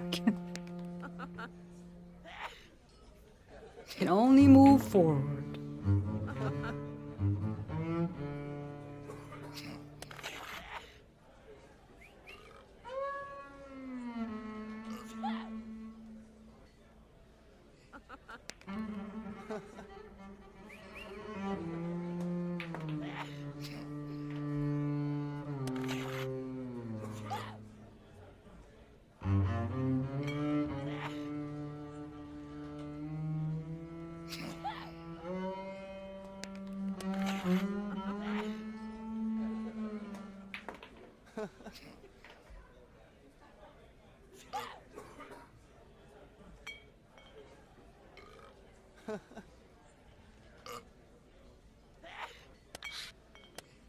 Son of a bastard.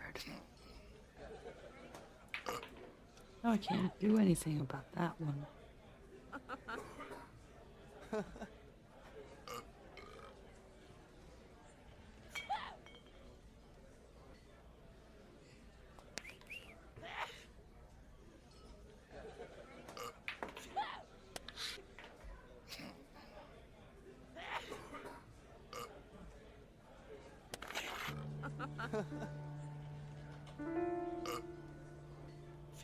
Take that.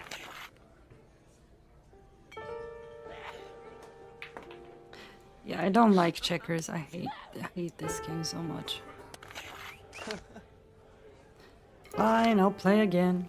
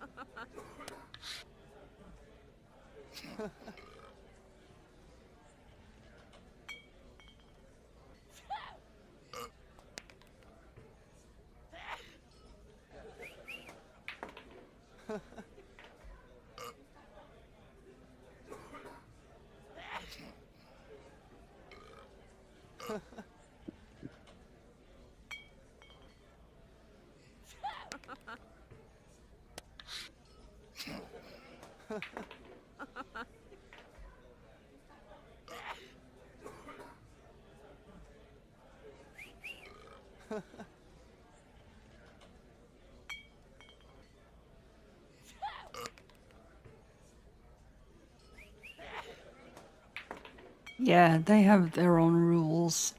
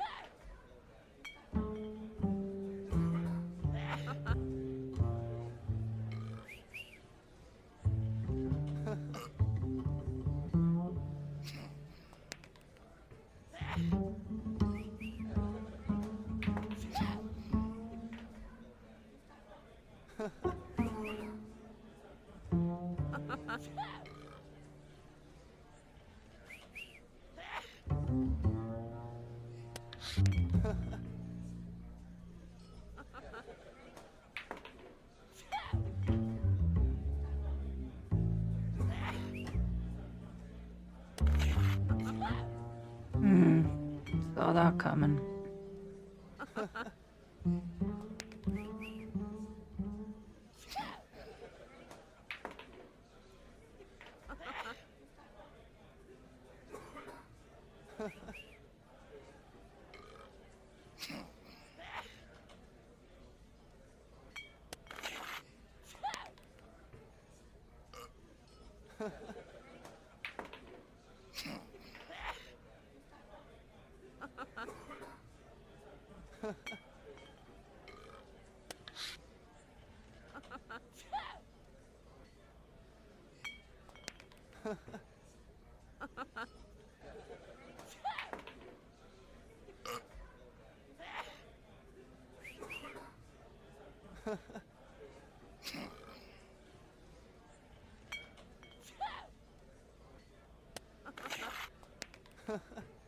Okay, that one is safe for now.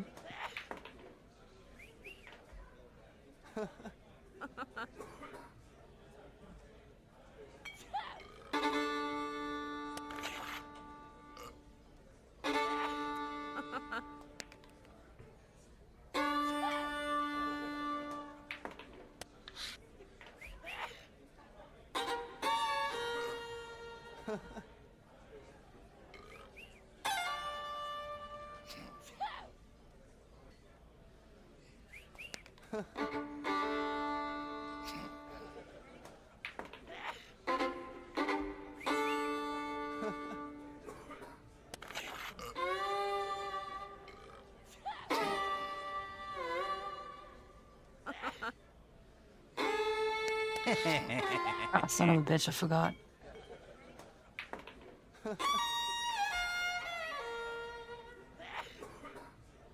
Yeah, Jay.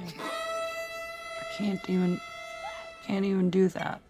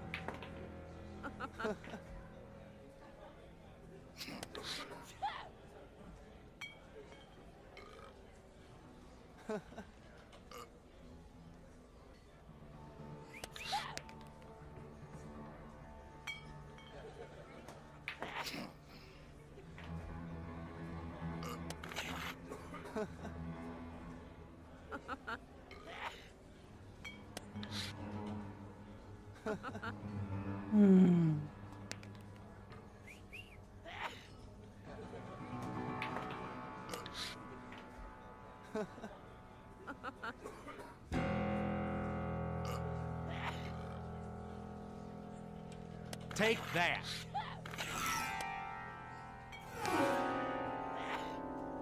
Son of a bitch.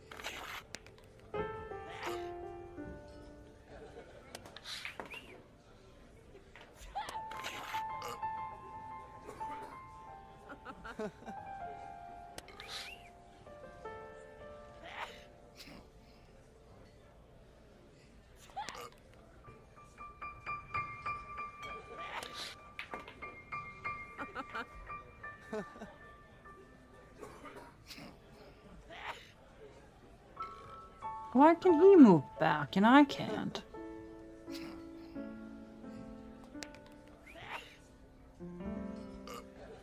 Oh, come on.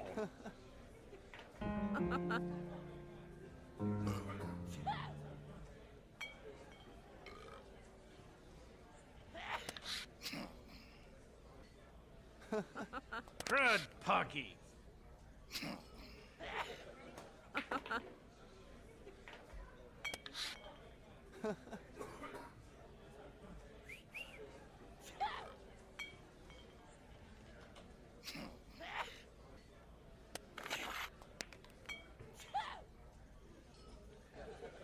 Shoot. All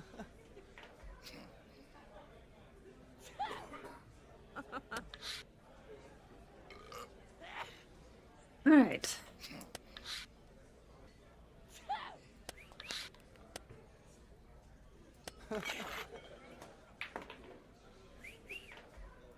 No, can't do that.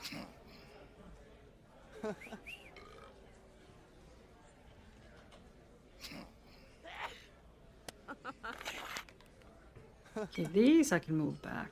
Okay. Can't do with the single ones, can with the double ones. Use the first one what?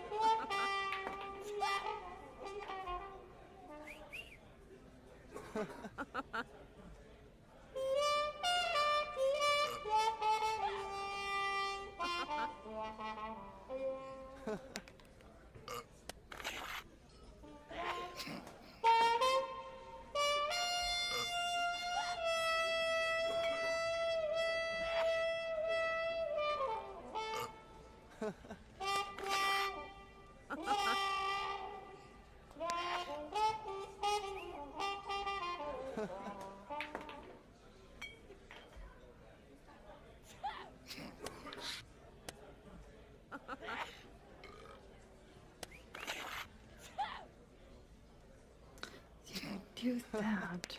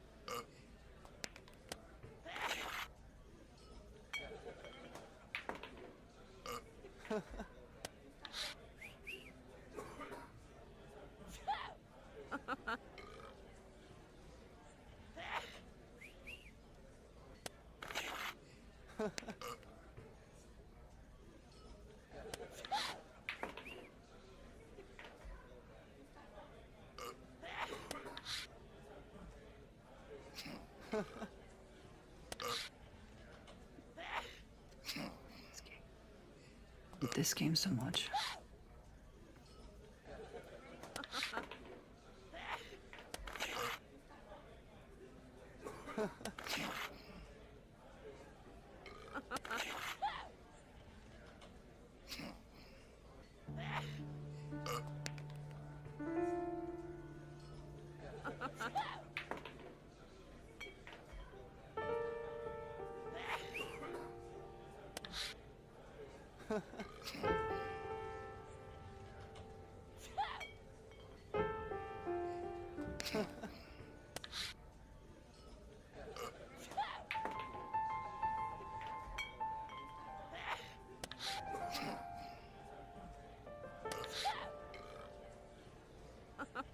Take that. Don't care.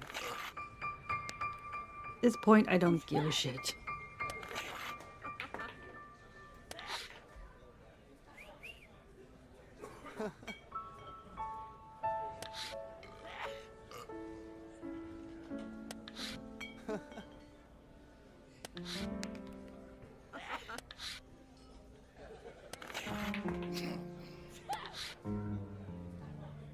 Nope, can't skip it. It's unskippable. Unfortunately.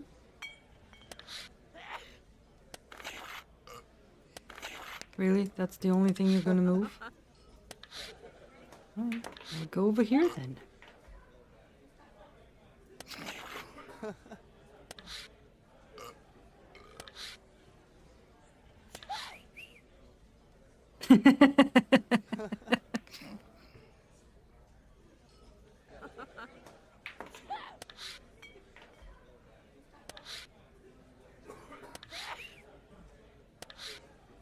Nope.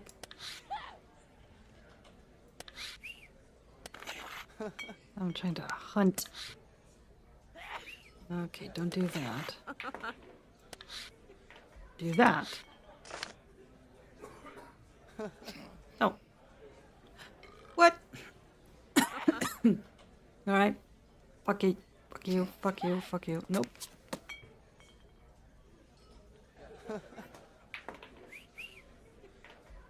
I was doing so good. As in, no, I wasn't. I really, really wasn't.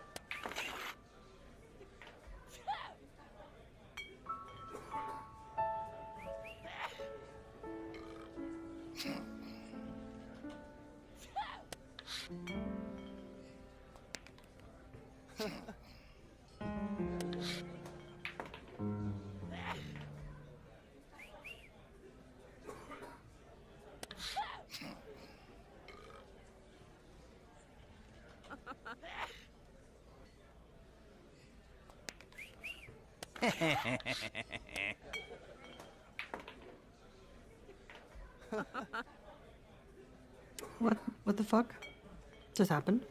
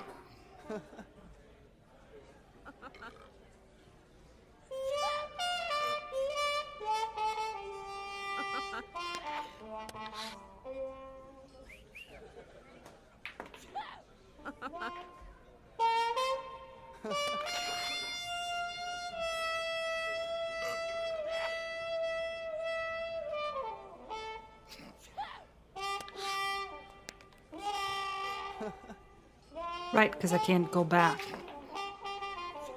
Not unless it's double stacked. It's annoying.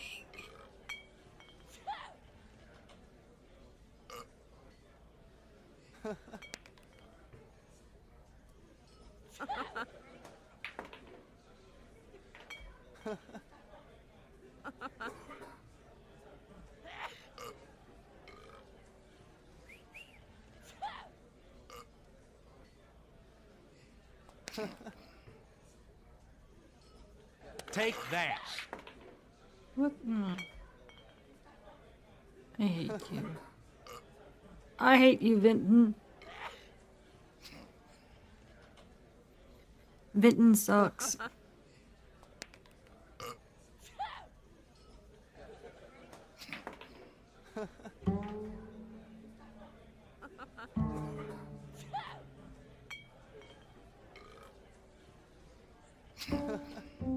Yeah, don't move that. That's just asking for trouble.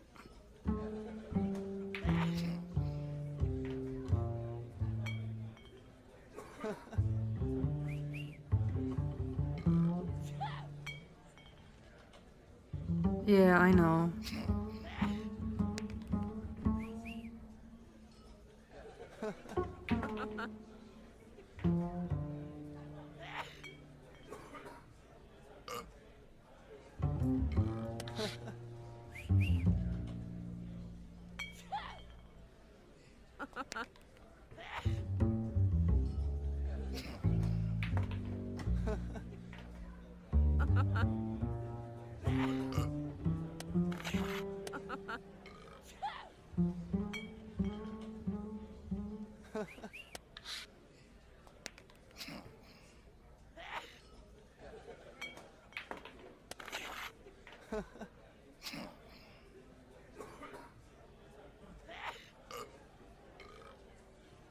Take that.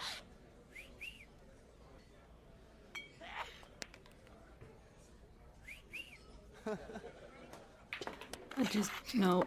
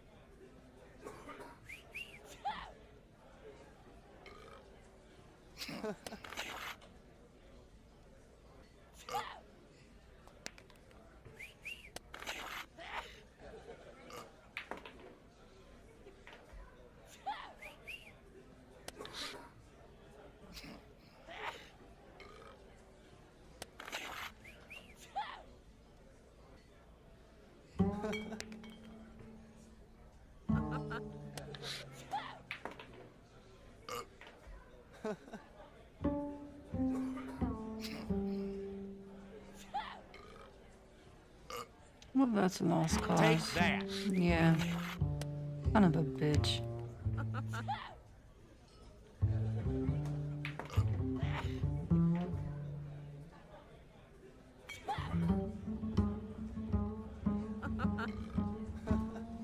Take that.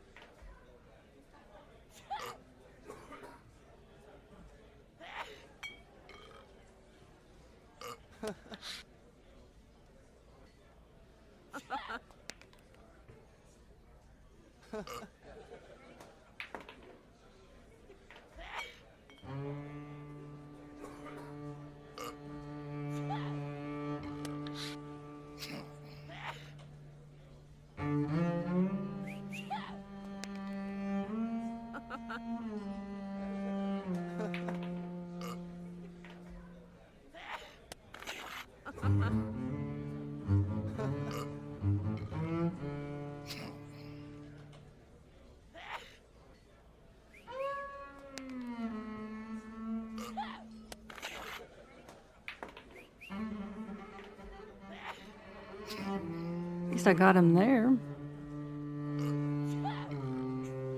It won't last long. Because he can move. Yeah, there.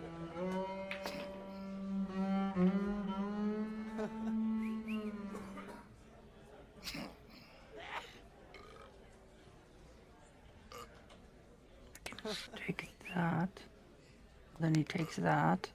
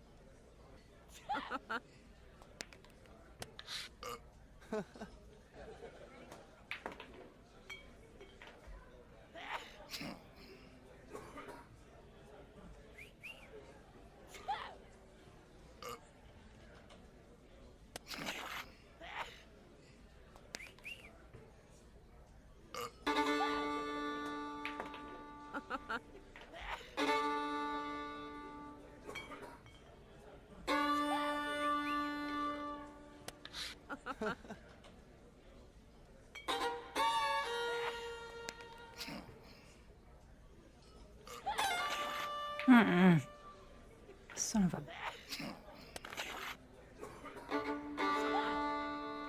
Got you. Here, at least. Won't last long.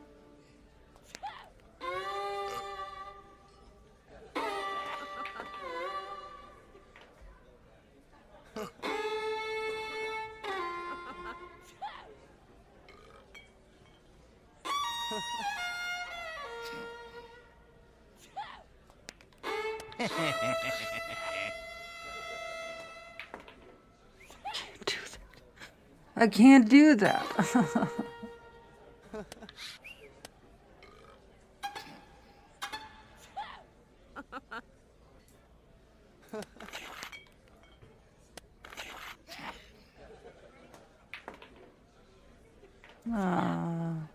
Dip.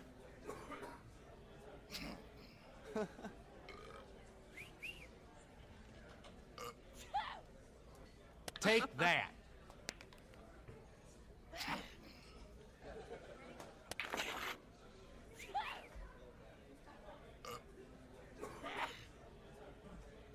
Oh, come on.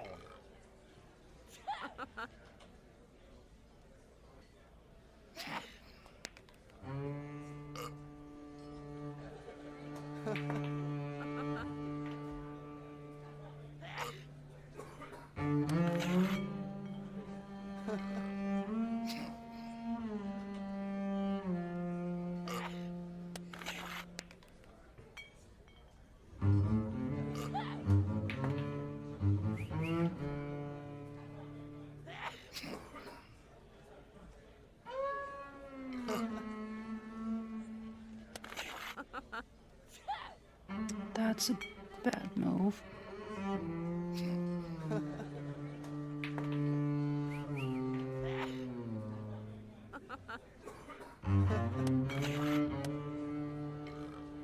Shoot.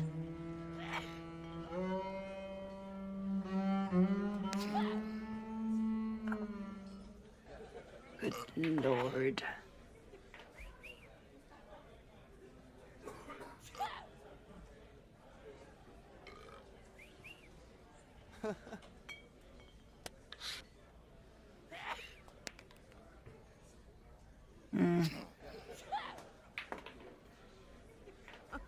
You can take both of these out, can't he?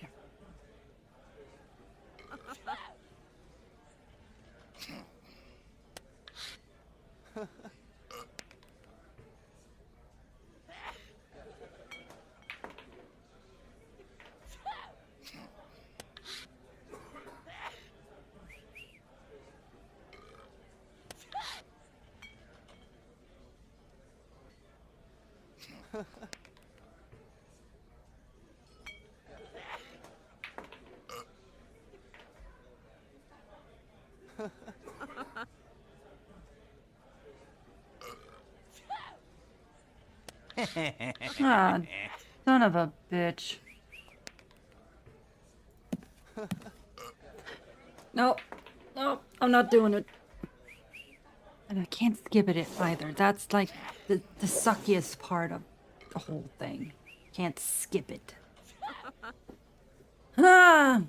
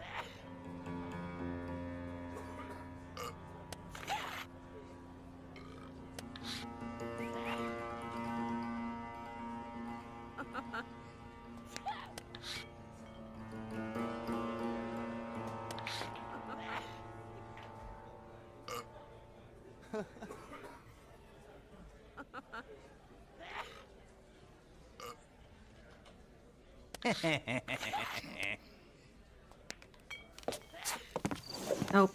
I don't. No. No, I hate it so much. I don't even like chess, for fuck's sake. Chess and checkers can go fuck off.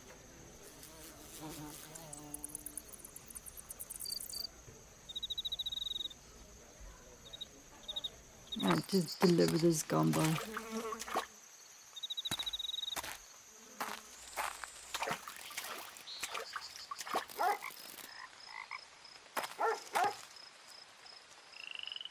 Well, looky here if it ain't my supper.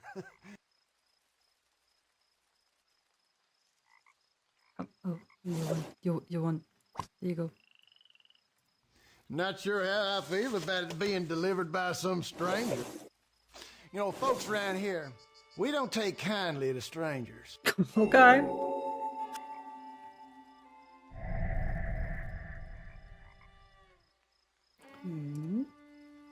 Mr. Who? Oh, you must mean that fella moved in next door. I wasn't aware he'd gone missing. All I know is he's keeping odd hours and poking around here like he lost something. I also heard that couple they hired to clean up the place is into the devil magic. Okay. You know, voodoo.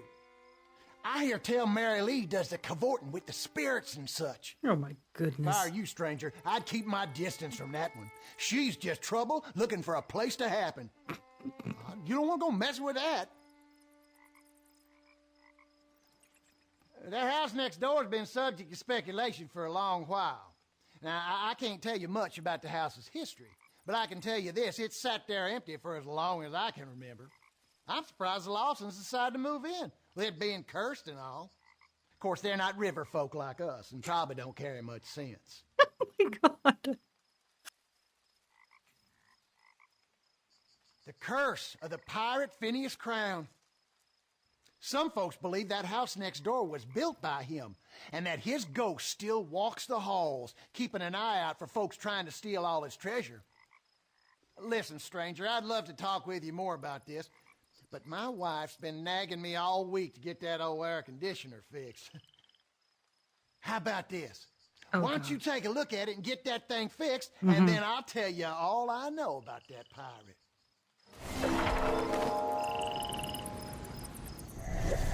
After preparing an order of chicken gumbo for the understaffed bartender, she talked me into delivering it to the Lawsons' rather uncouth neighbor, Travis Cooter Landry.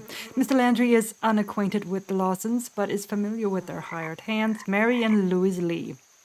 According to Landry, Mrs. Lee is a known practitioner of voodoo. He went so far as to suggest keeping my distance from her entirely.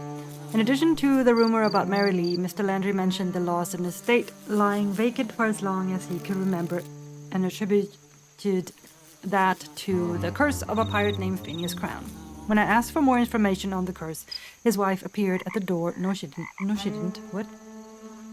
And berated him for leaving their air conditioner in a state of disrepair. Maybe if I fix it, he'll give me more information on the mysterious pirate. Did you see her show up? I did not see her show up. At all.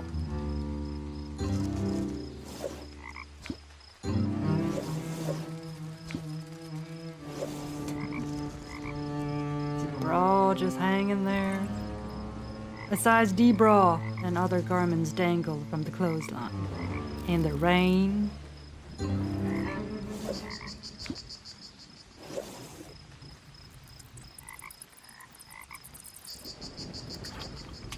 I moved to the side of the house.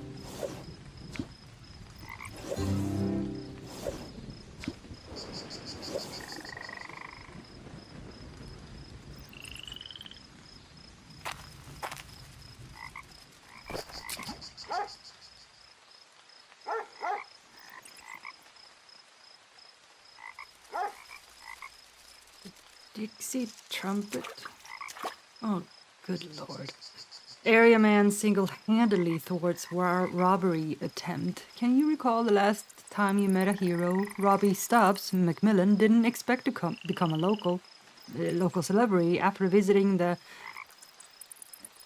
automatic teller machine outside Sunshine, some trust bank and trust last night. All right. La Fourche fair in full after rainy start to we.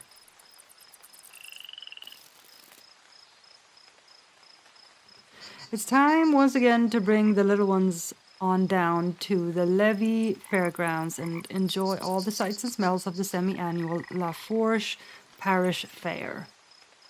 The 3-day event opened today with crowds toting umbrellas to keep dry under the fall showers. Lawnmower races and tractor pulls were postponed more than 3 hours due to the build-up of mud beneath the heavy rains.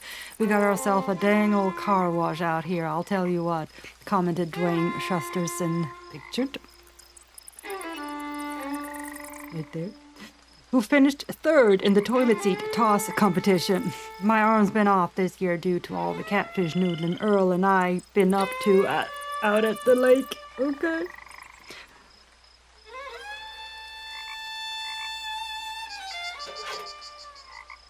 I'll take that and that.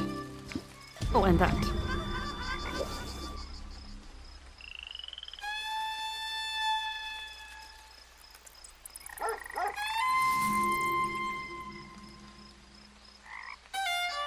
And that.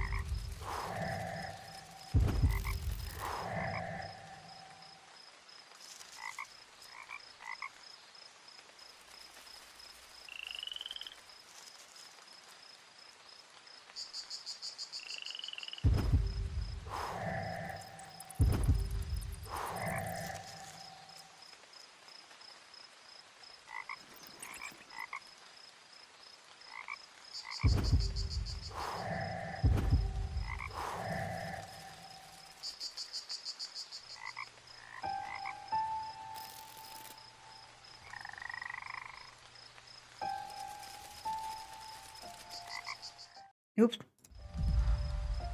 Accidentally clicked out of the window.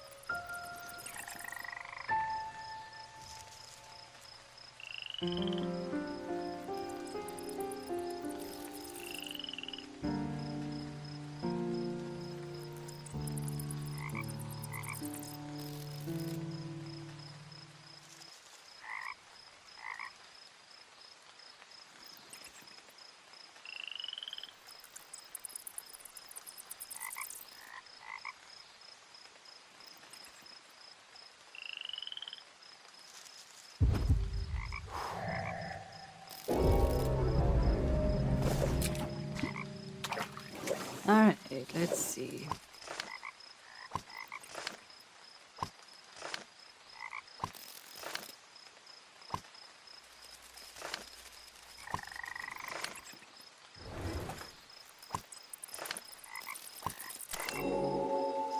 Done. The cooter. No. Well, set me on an anthill and rub jam in my ears. What? If that's the sound of my old air conditioner running, you just made yourself a new best friend. Now you just tell me what old Cooter can help you with. Cooter? Okay. Like I was saying, folks say the famous pirate Phineas Crown built that house next door. Some say he's buried in the cemetery down the road. Folks around here are smart enough to stay clear of that place.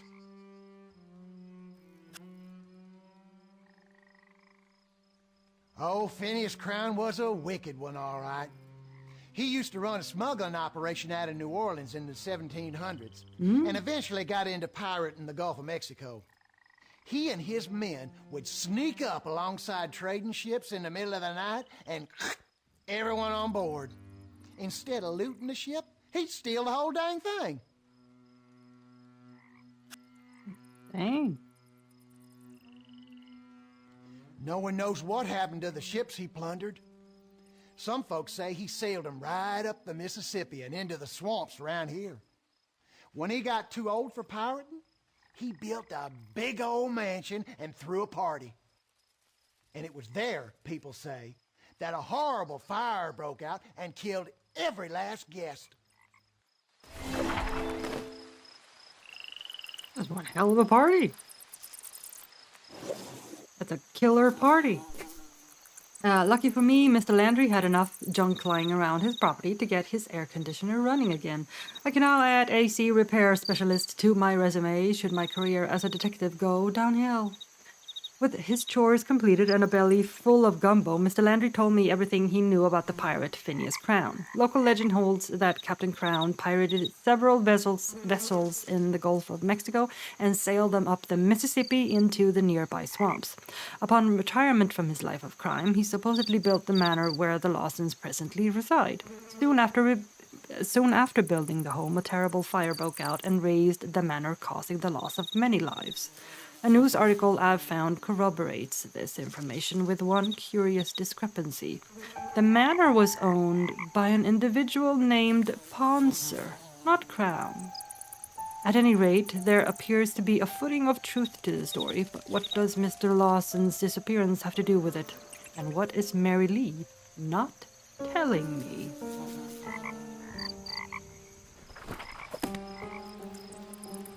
Yes.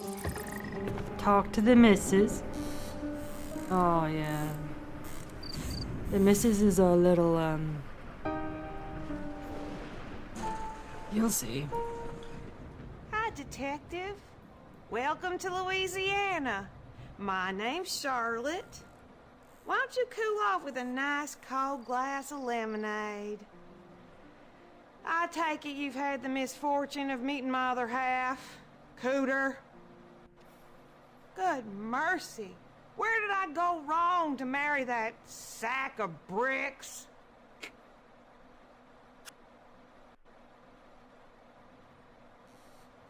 Yes, we finally have some new faces just down the lane. I still should throw them a proper housewarming. I'm afraid Cooter doesn't like me leaving the house, as he is just plumb sure that I will run off with another man. Anyway, I just spend my days watching my stories and working on my doll collection.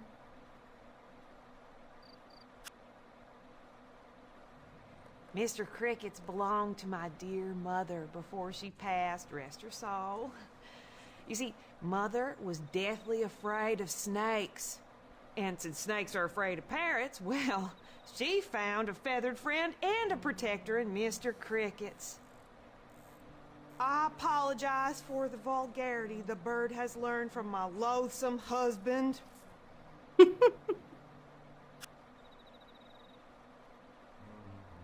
Oh, my dolls are my pride and joy. The doctor told us years ago that we should not have children because of Cooter's temper. But their tiny voices console me at night when I wish that I had made better life choices. Aside from Mr. Cricket's, my dolls are my prized possession. I only need one more to complete my collection. And there's one in that game down at the tavern. But I have never had the good fortune of getting it out. Maybe I will. Who knows?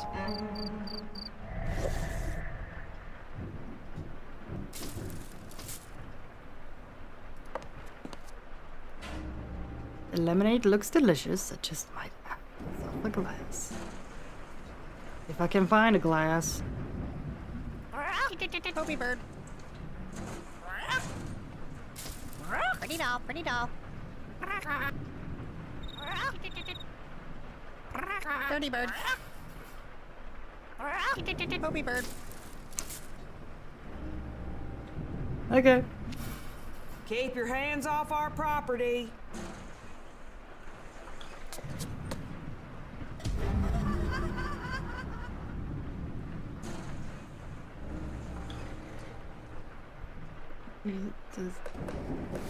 Freaky dolls. What?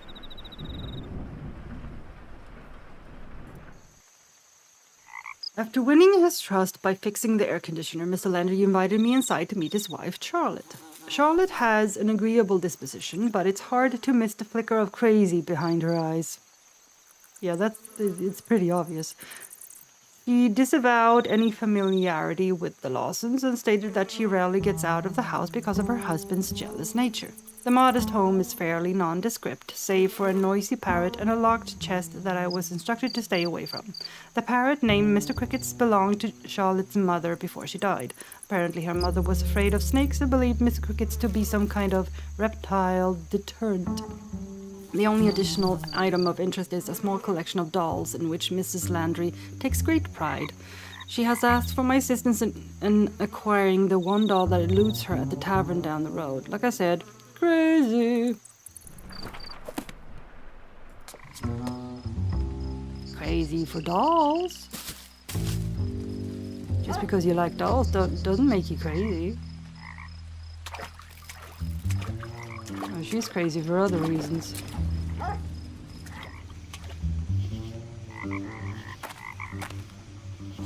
Oh, that's what that key is for. Diamond-shaped key. No? No, it's not. Don't fit here. Wait. Yes, it does. Where was the star? The star was this one. Okay. Don't have any more right now. I'll come back later. Hasn't been cleaned in ages. The murky water makes it difficult to see if there's anything inside.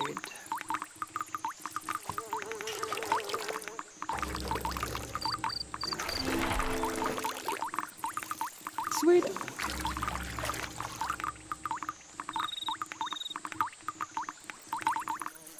A fountain on the manor's west side would have presented an air of stately elegance in its day.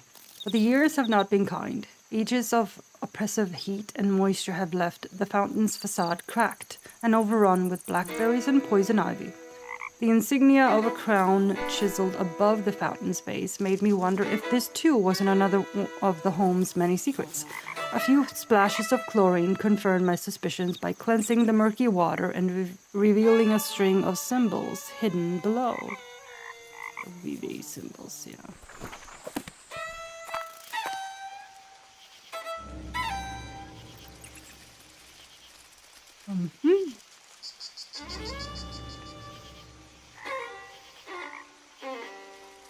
Flower seeds.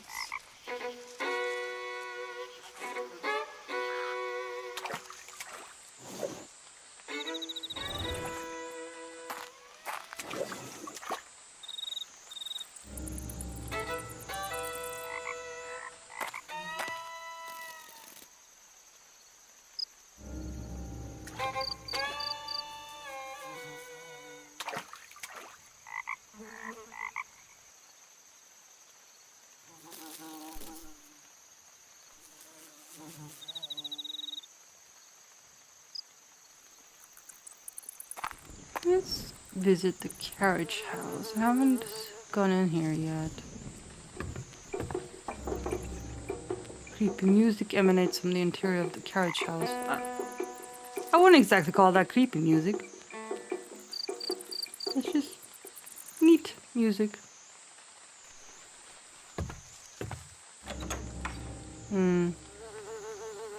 Alright, can't go in there yet.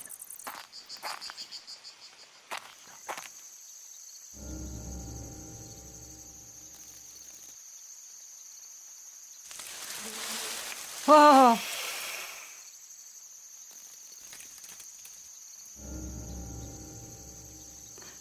It's a huge water moccasin. Let's stay the hell away from that. Voodoo place is locked or closed. Gas station is also closed. The pumps are turned off. Oh!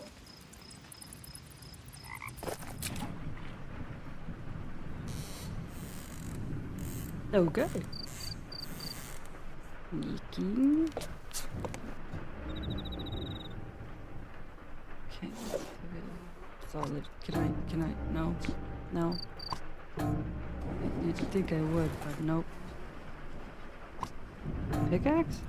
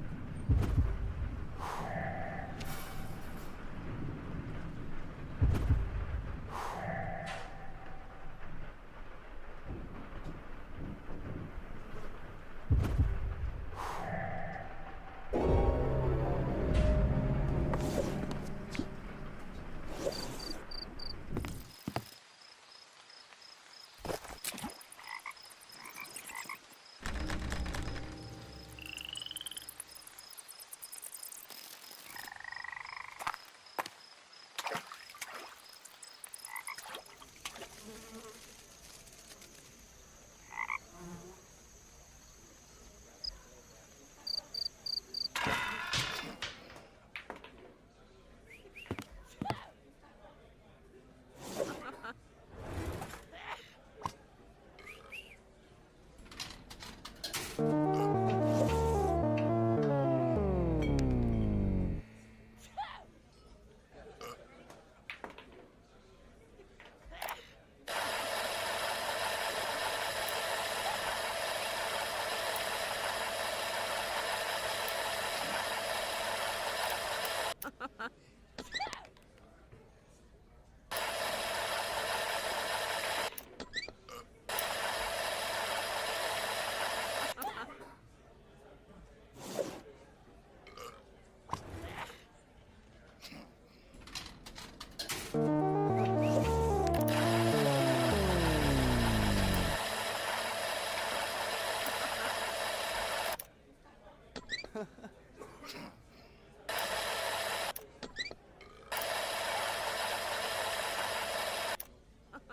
Okay.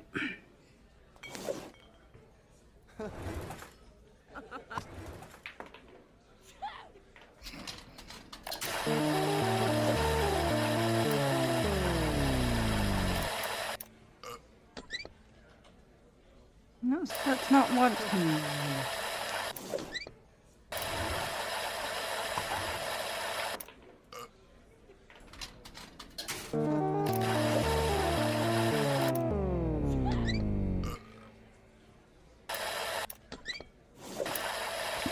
Nailed it.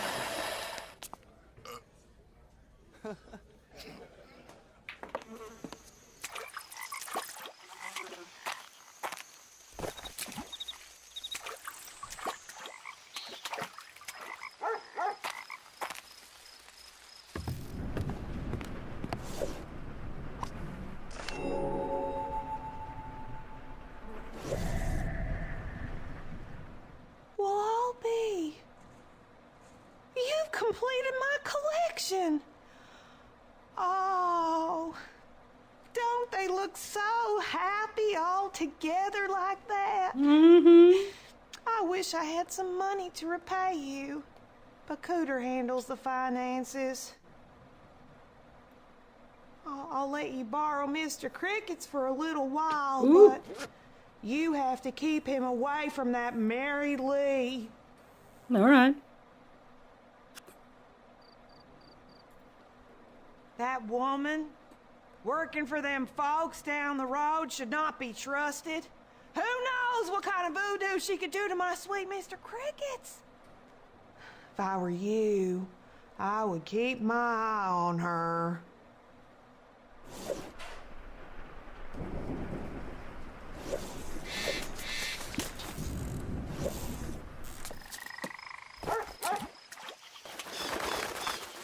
Oh. Ah.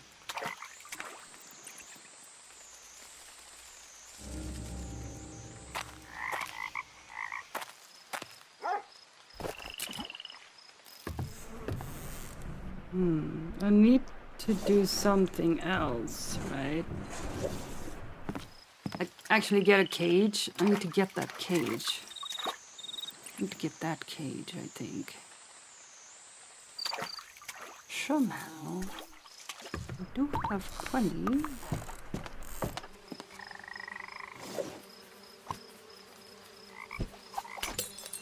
Okay.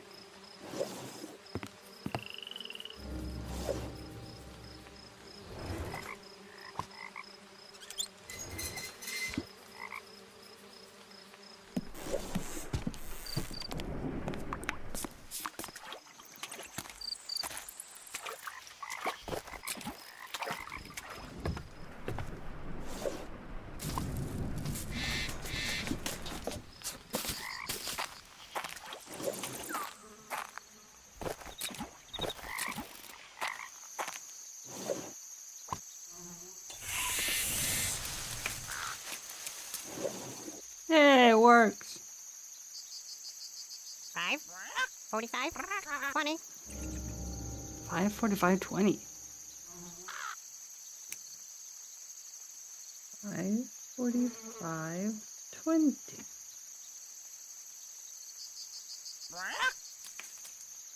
5, 45, 20.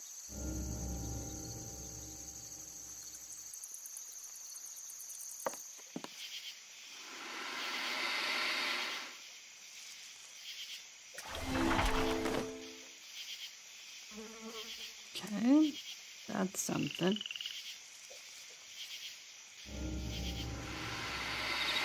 The swamps behind the Lawson estate are made surprisingly navigable by a series of roughly fashioned boardwalks. From the slippery pathways, I can make out strange metallic pond shapes that occasionally poke up from beneath the murky waters.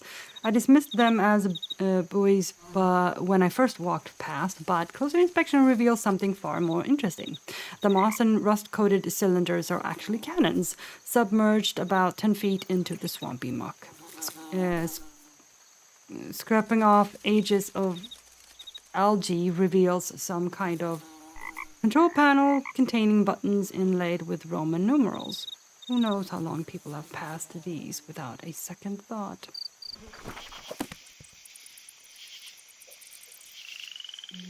Swamp shack. Something I can do for you, stranger? I don't know nothing about it. Frankly, I don't care to. Oh, he's just a lovely man, ain't he? Don't tell me you came all the way down here to ask me such foolish questions. Do I look like I want to be bothered? The only ghost around here is gonna be wearing your shoes if you don't leave me alone. Damn, sir. Get out of here!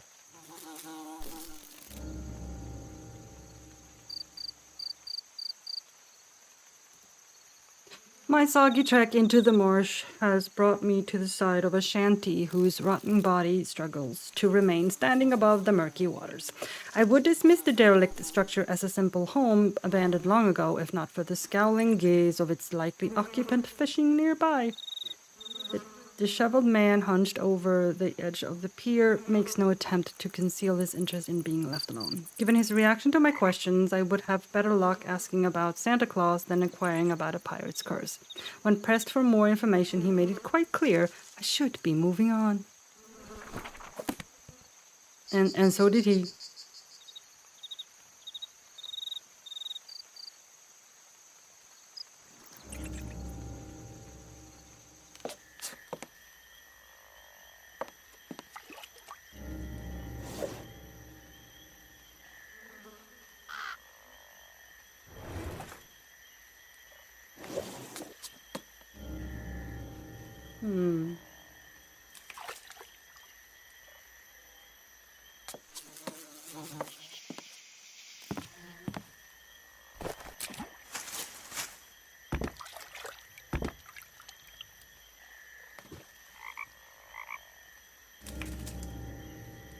What? I just saw somebody.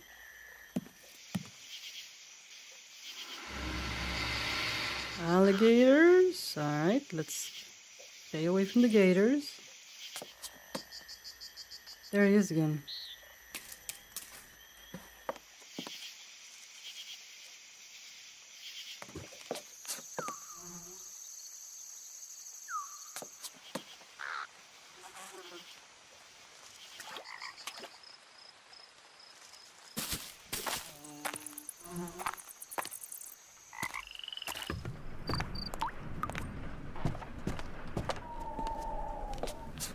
Mary? Just who do you think you are running around here making such a mess? Sorry. That foul excuse for a dog got into the garbage that you saw fit to spread across the kitchen. Now, it is one thing to be investigating the disappearance of Mr. Lawson. It is entirely another to be making a mess for me. Now, I suggest you find that trash and pick it up. Okay, yes, ma'am. I've made my way back to the manor to question Mary Lee about the accusations directed toward her by the Landrys. While these rumors may prove baseless, I need to be thorough in my investigation. Upon entering the master bedroom, I was met by a decidedly irate Mrs. Lee, who informed me Pippi had a field day with the garbage in the kitchen after my examination of the trash bag. Mary refuses to answer any questions until I rectify the matter. This just isn't my day. I'm soaking wet from the rain, and now I reek of garbage after scouring the manor for Pippi's leftovers. To make matters worse, Mary abstained from comment when I broached the topic of voodoo and suggested I speak with a woman named Mama Amy at the voodoo shop. No, she didn't. She did not. Stop getting ahead of yourself.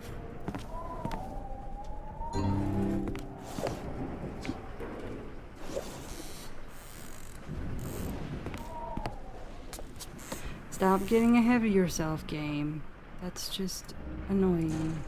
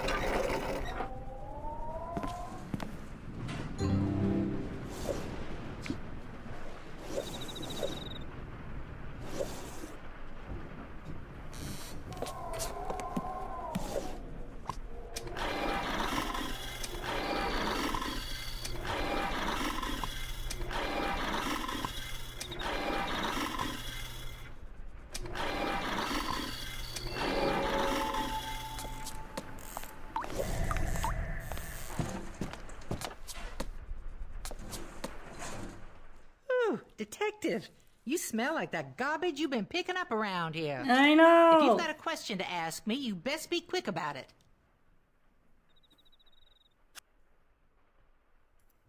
Like I said before, my beliefs are no concern of yours, Detective. If you have a hankering to find out about voodoo, I suggest you find your way downtown and speak with someone named Mama Amy.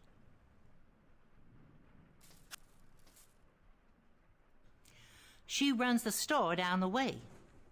She should be open about now, and she can answer any questions you might have. Oh, good. Thank you. Sorry about the mess.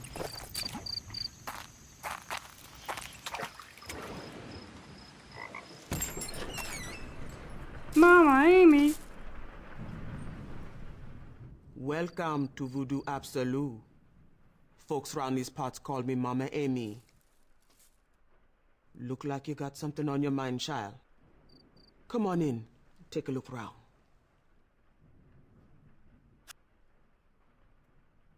Afraid I don't rightly know of any lost souls, child. Don't know, Kitty. I The folks don't who know. moved in down the road best be moving on. Make no mistake. There's evil up there. I can tell by the look in your eyes you've seen the face of evil. Oh, yes. Several times.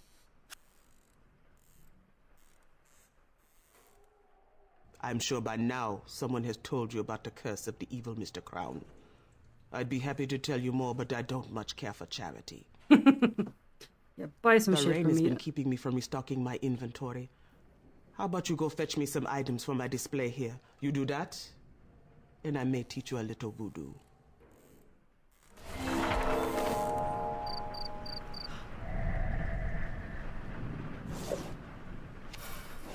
Okay.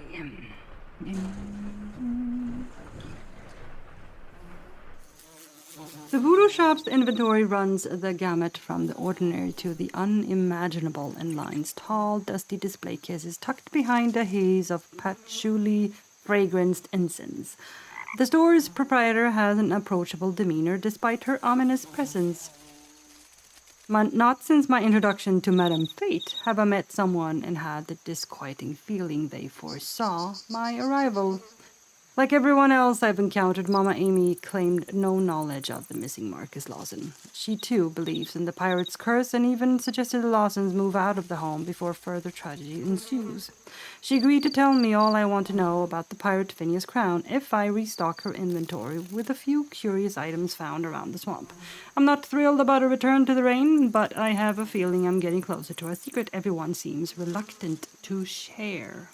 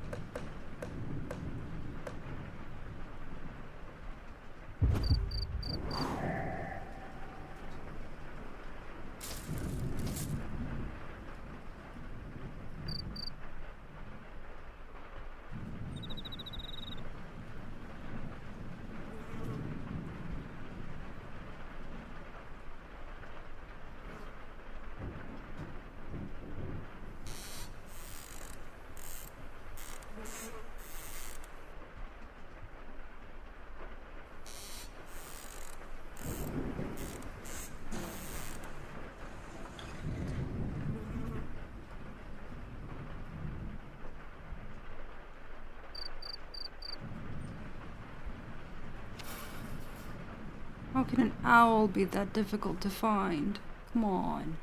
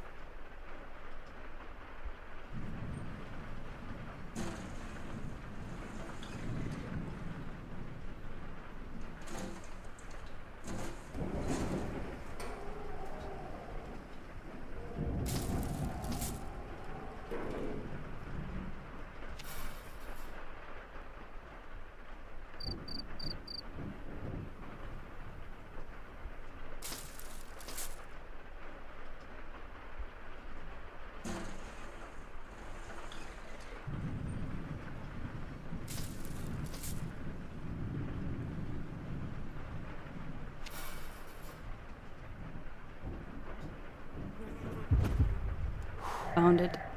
That was annoying.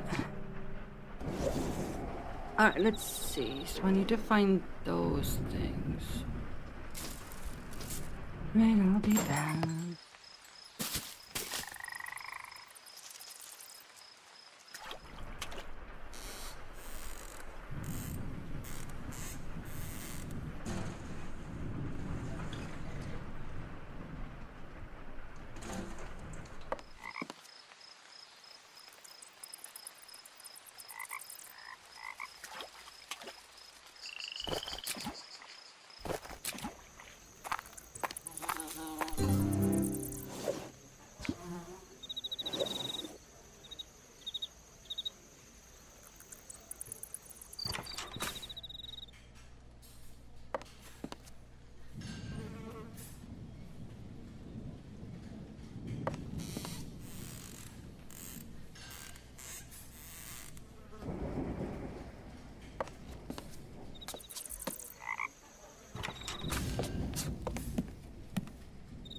Five 5 0 7 7.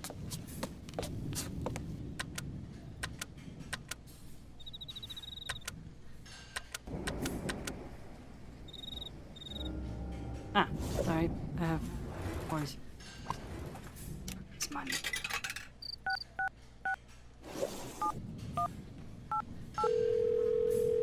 Hi, this is Lamont. I am not in, but I will be returning. Thanks. Bye.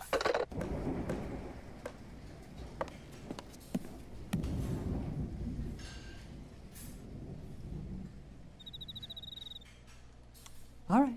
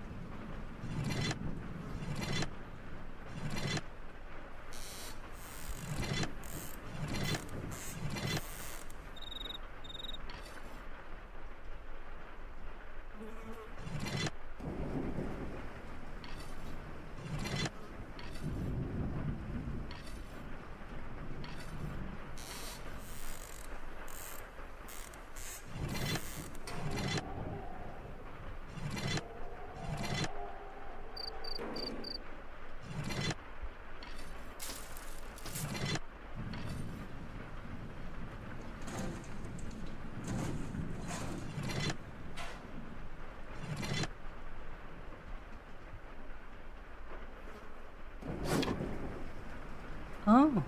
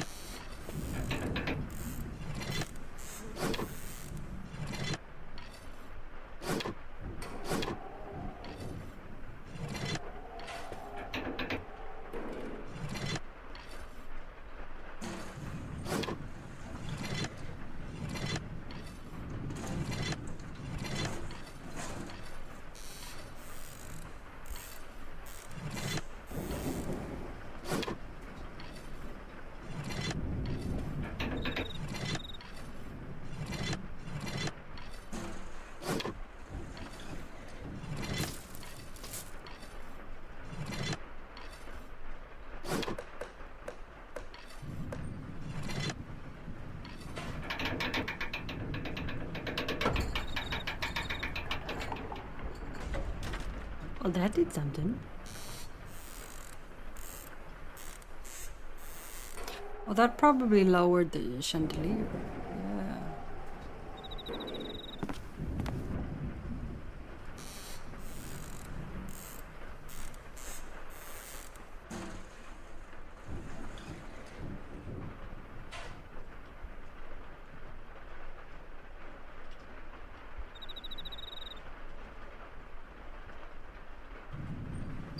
Yeah.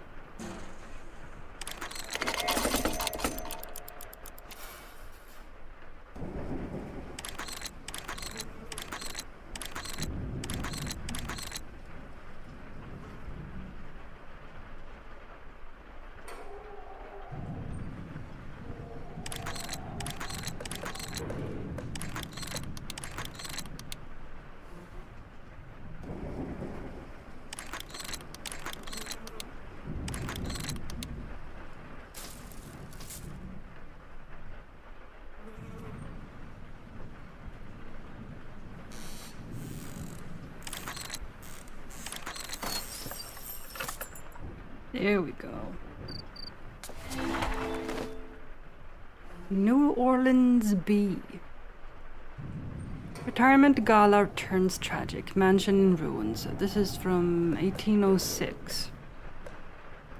Death and destruction have been the fate of the Ponser mansion.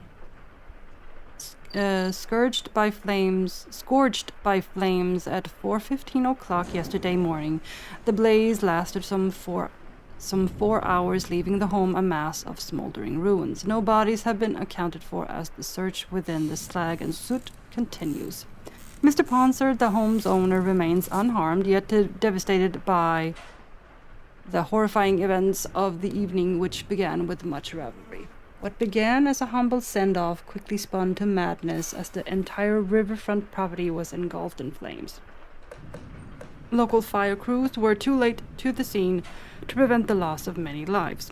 Aforementioned Ponser is the sole expected survivor of a tragedy whose cause is currently unknown.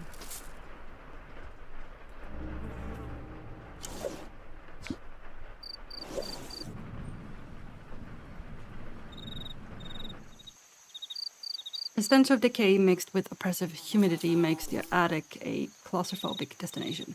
After braving the bees and taking a deep breath on the balcony, I climbed up and unlocked an old chest in the corner. Another news clipping shapes insight to the manners past by describing a terrible fire on this spot over 2 centuries ago. This is the second reference to the name Ponser.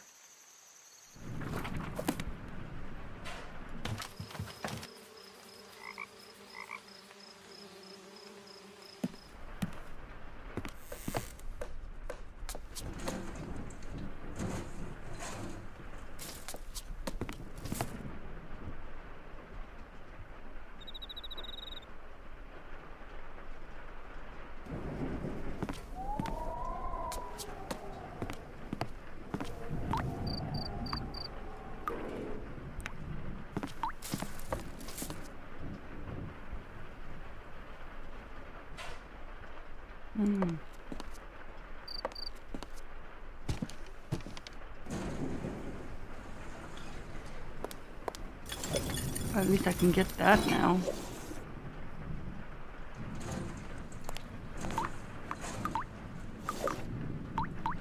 I found another one of those keys. Okay, the moon was this one. Here.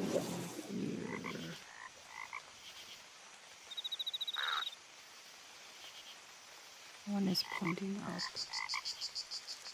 Moon was pointing down. The star was pointing that way, and then just need the heart. We just need the heart key.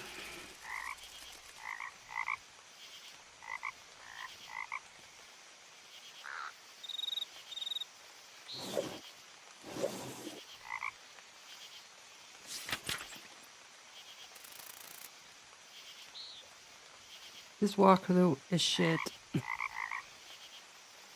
This is a shit walkthrough, I'm just saying.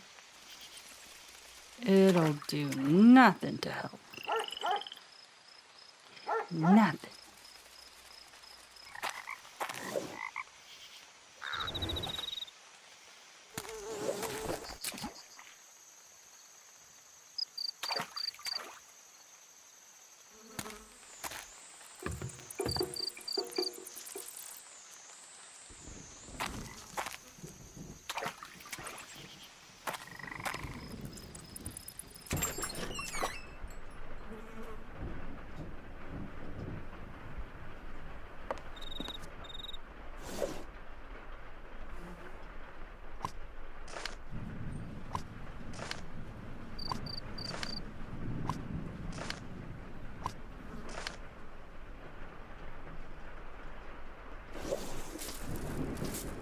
I'm missing 2 items.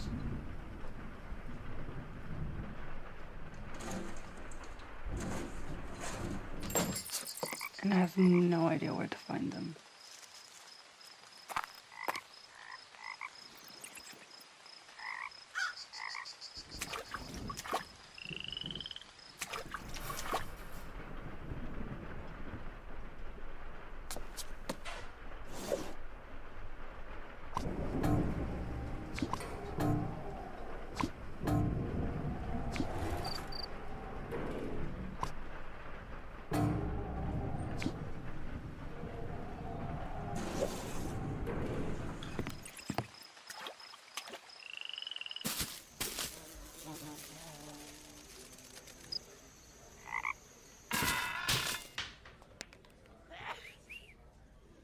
Alright, Kitty, you're gonna have to help me out here.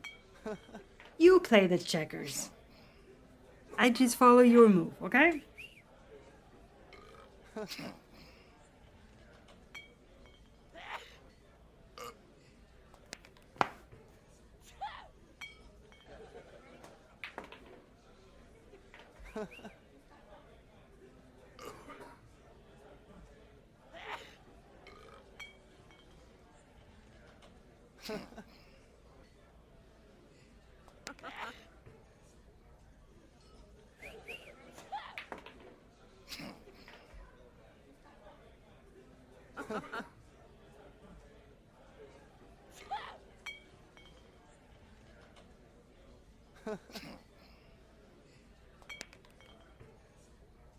I'll just take one and move whichever way.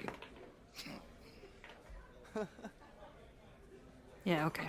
Alright.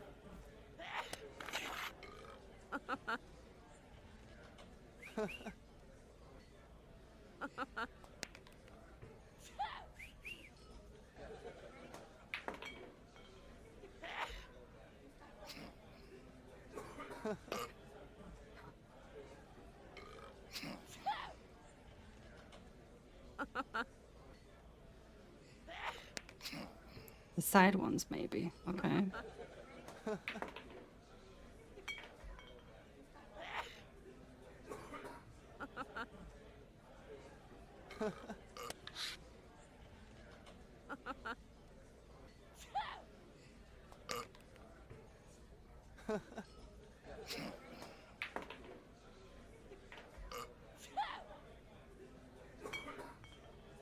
Yeah, no, I know. That's the trick. Like that one, for instance, that's a trouble one.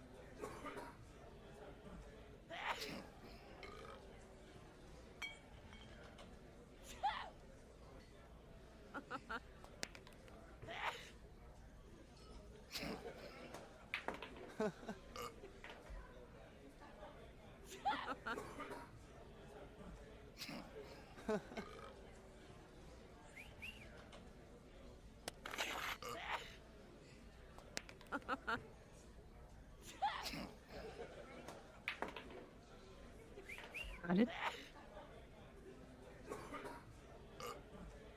No, the bottom one?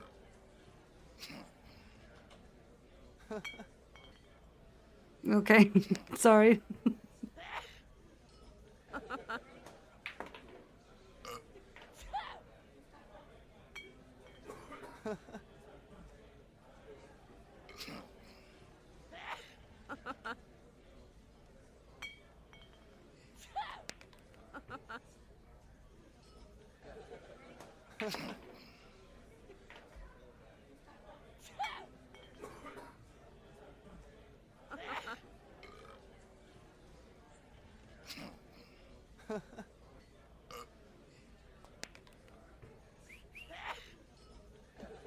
Black piece on the left.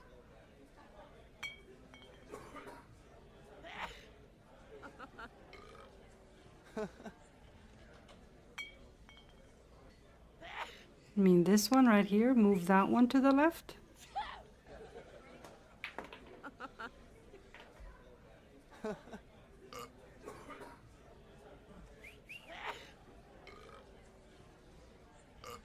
Yeah, would have helped if there were square names, for sure. Alright, move that.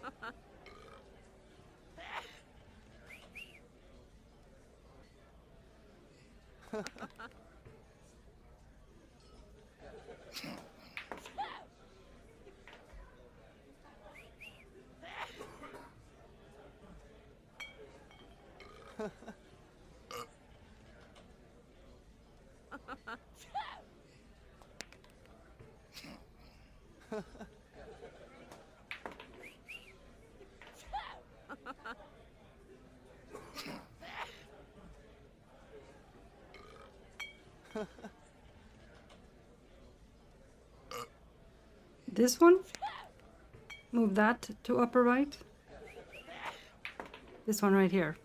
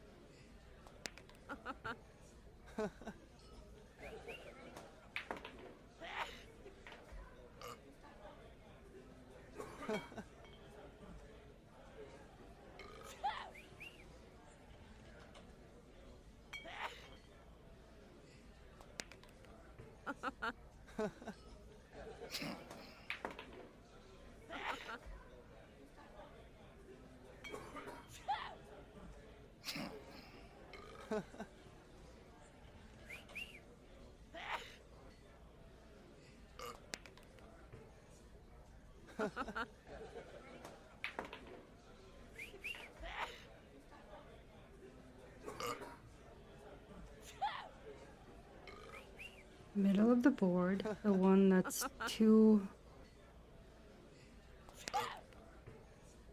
from the bottom right under one of the blacks, move it top right.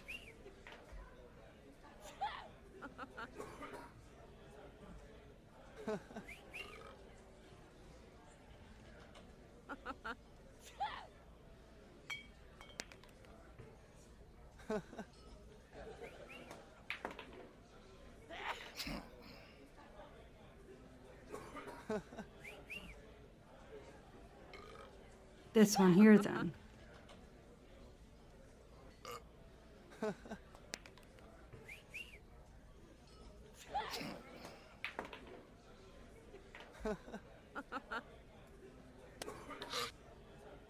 Gotcha.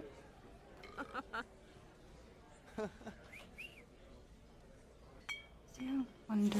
Oops, sorry.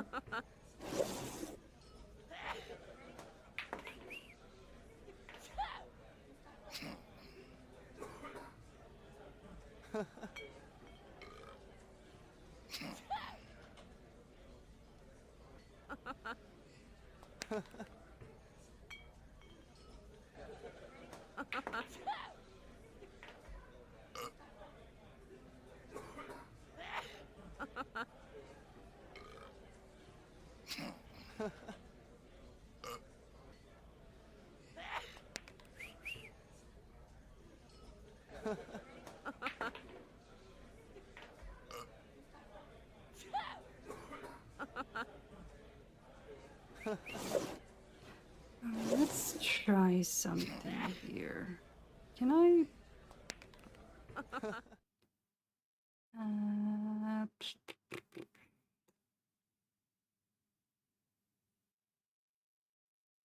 I wish I could like paint. I could paint it in, but I can't.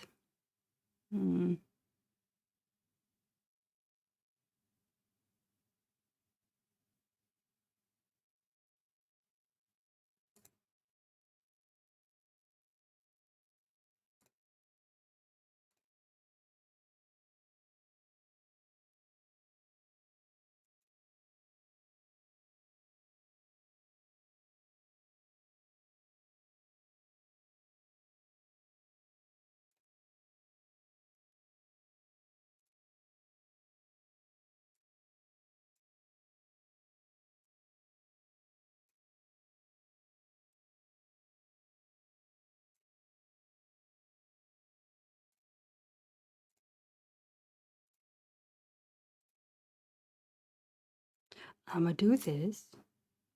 Yeah, voice would be faster, but I'm gonna do this. This will make some sort of sense. Really easier for you to tell.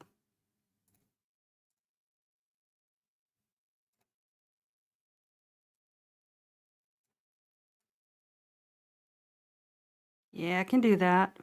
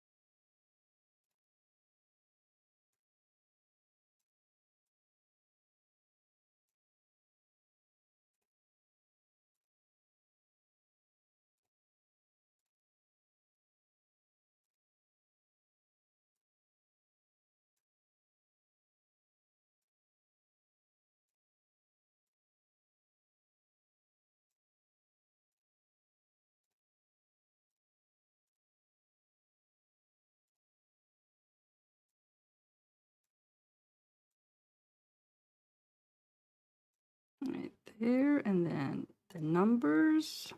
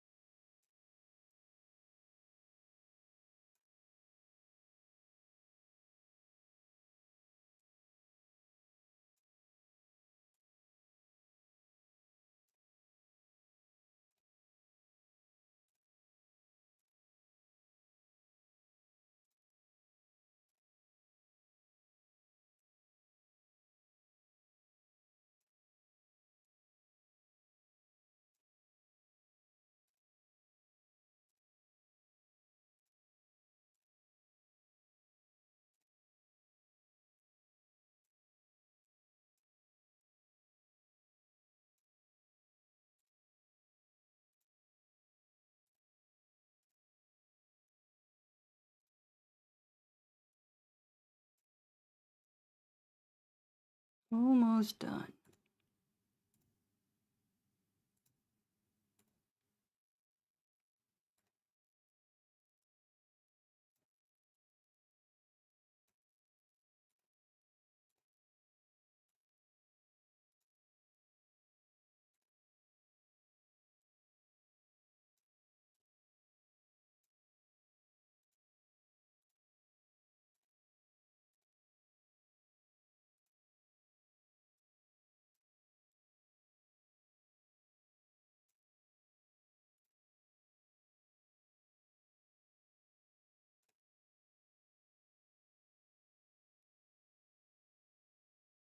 There.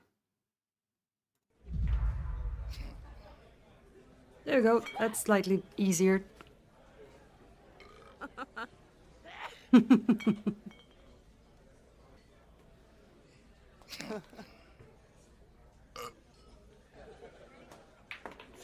Alright, so the one furthest right, I can move this one to the right, right?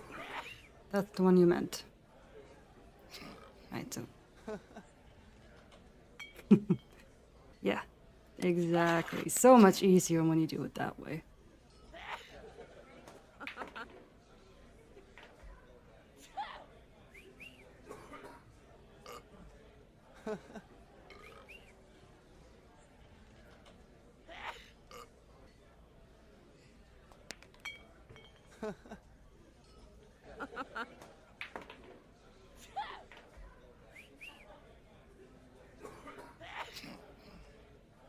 F2 to E3.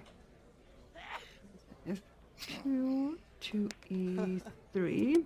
Yes.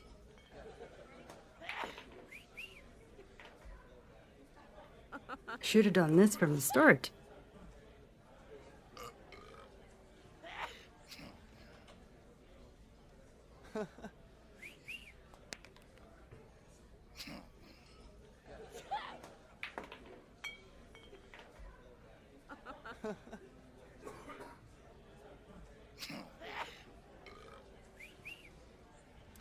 H4 to G5.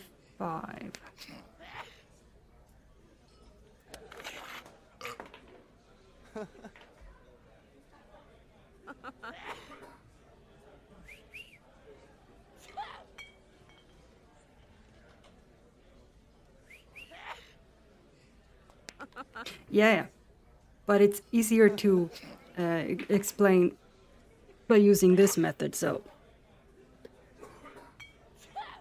2 hits are better than 1, you know? Sometimes. I mean, I guess it depends on the heads, but yeah.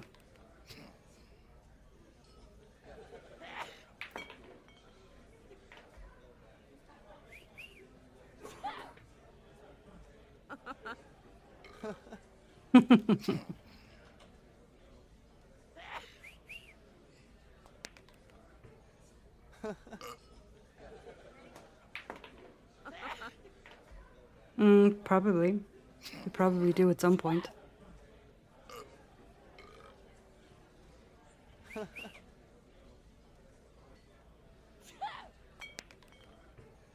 D2 to B4.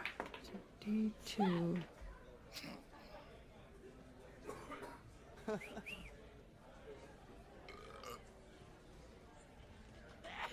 Oh yeah, I can't go. Wait, yes I can. No, I can't. I have to have a double stack. Otherwise, I can't do that.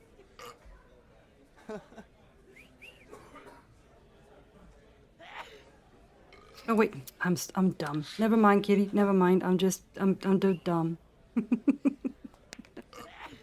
I was just dumb. Yeah, I got it. B4 was up here, not down there. It's wherever the hell I was thinking. Oh, that's F4. F4 was here. B4 was up there.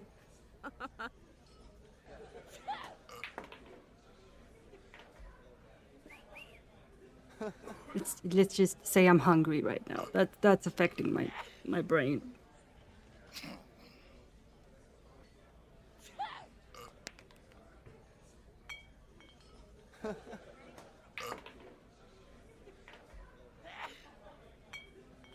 G1 to F2. So G1 to F2.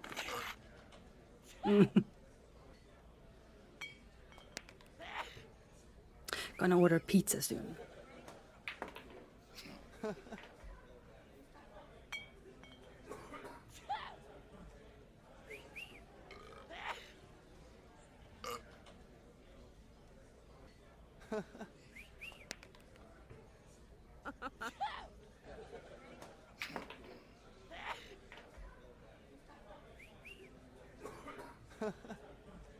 F2 to E1.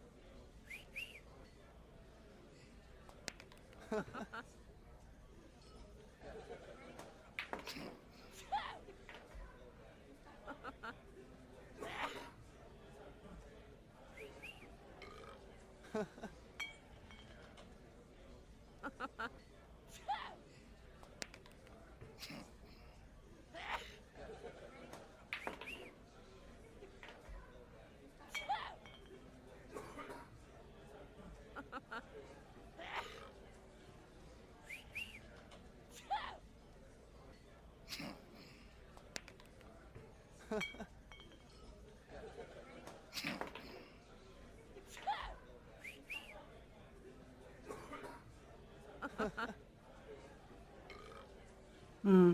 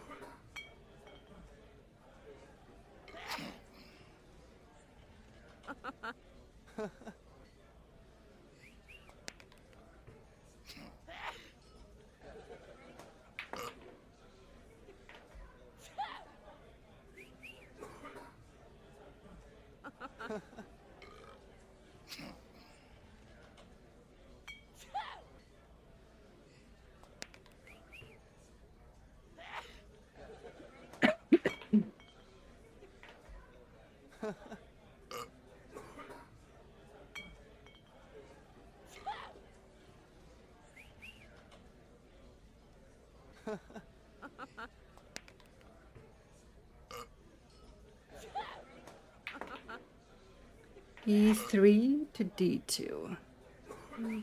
E3 to D2, yeah?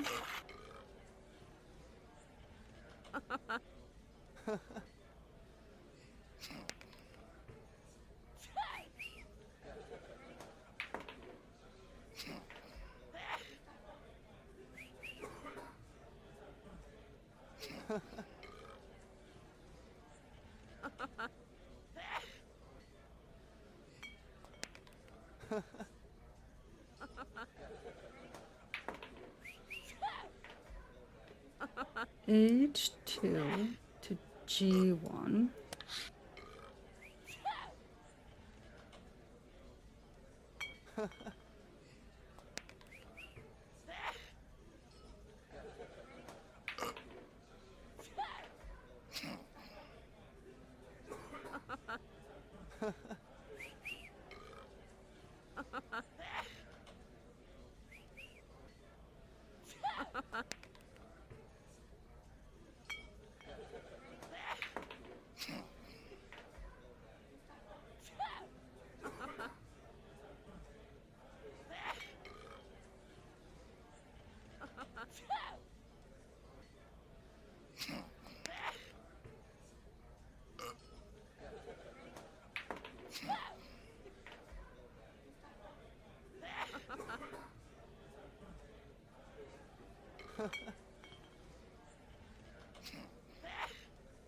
G5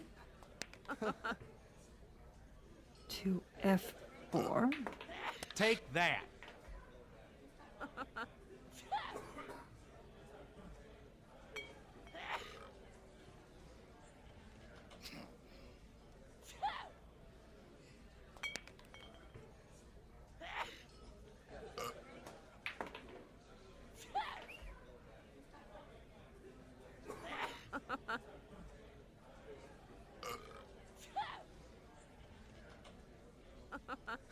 H6 to F4. Crud Pucky.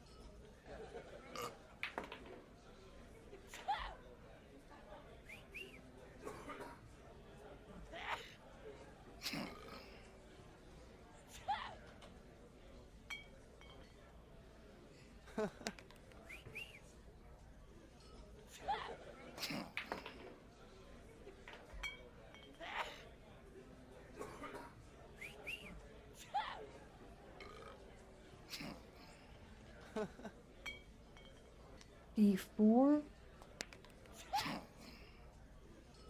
No, wait. Okay, I'll wait.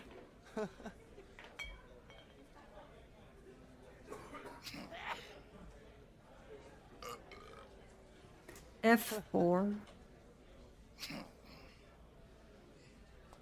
to E3.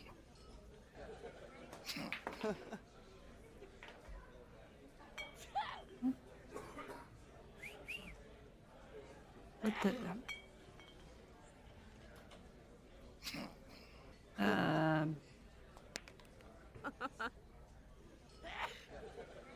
I don't. I have no idea why it can't move up. That's weird. There's nothing here.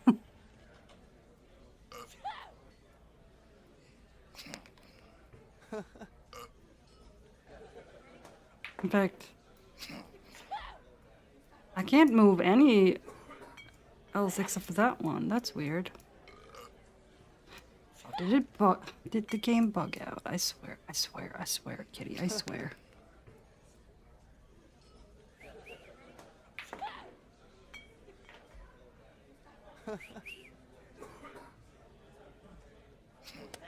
Okay, that works.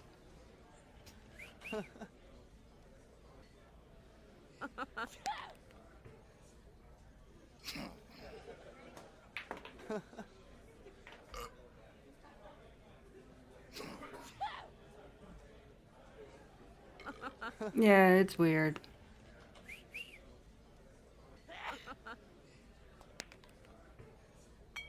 The developers made up their own set of rules, apparently.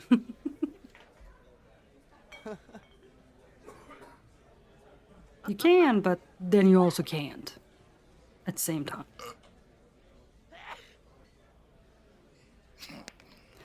Alright, so G1 to F2.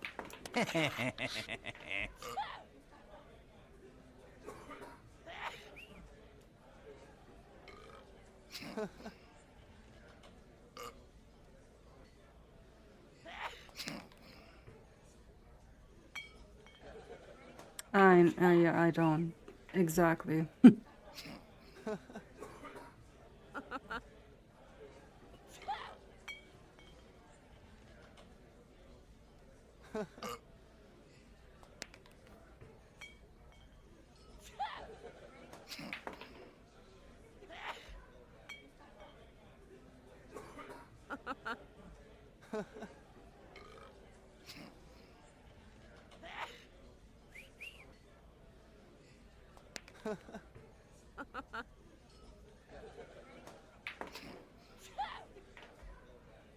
E1 to D2.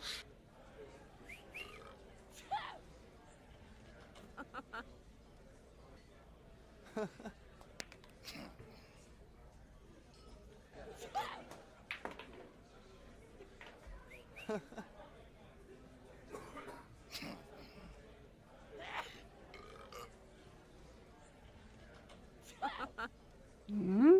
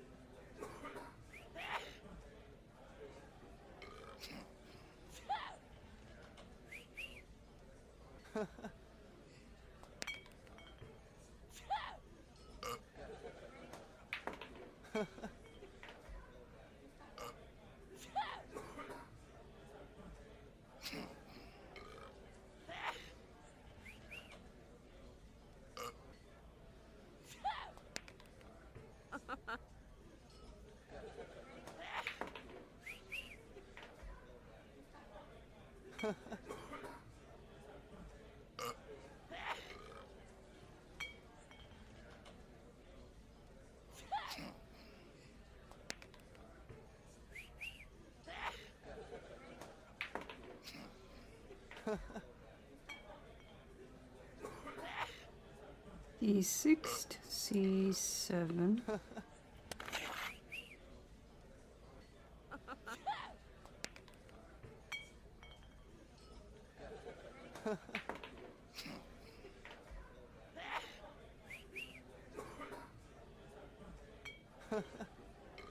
I know. But now when we have this system set up, we can always try again. And I'll make it easier.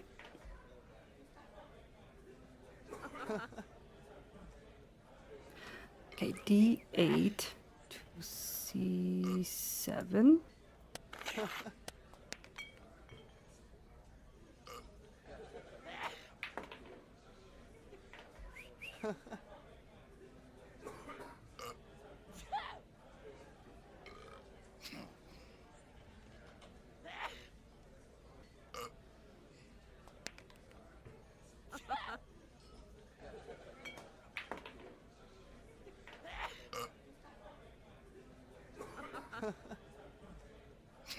Give me a break.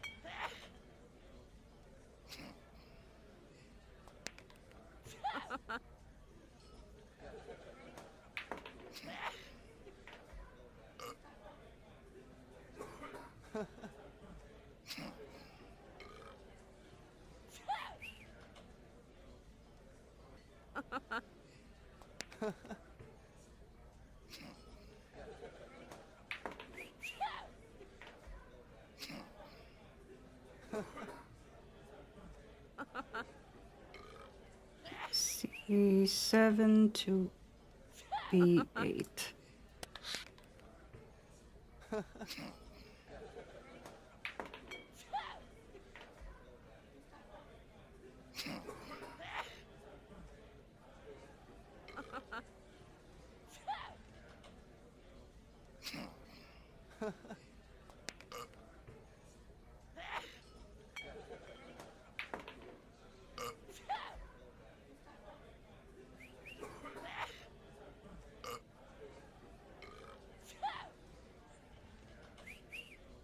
Crud Pocky.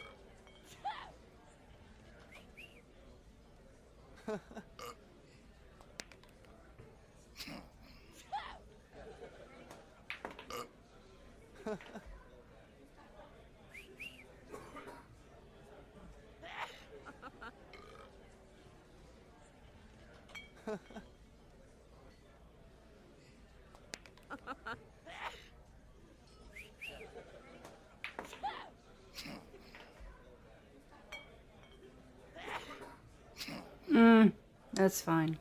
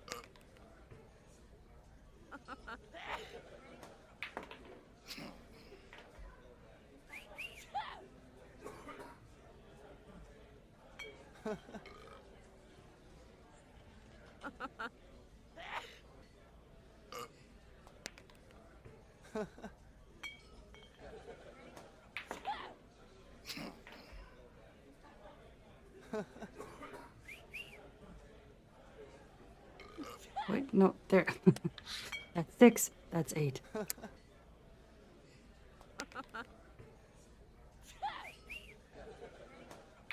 I definitely need to eat something.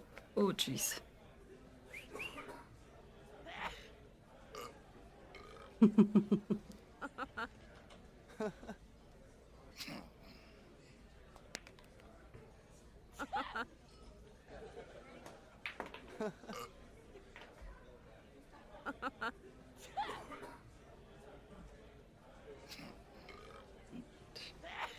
Dominoes, where you at? There's my dominoes.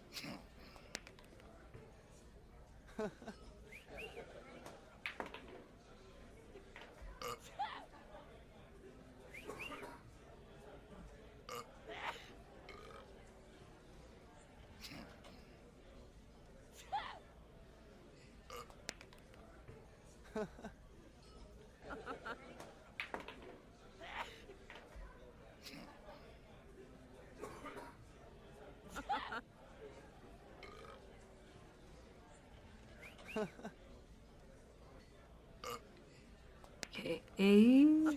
Whoop, wrong. There we go. Where are we? There we are. A 3 to B2.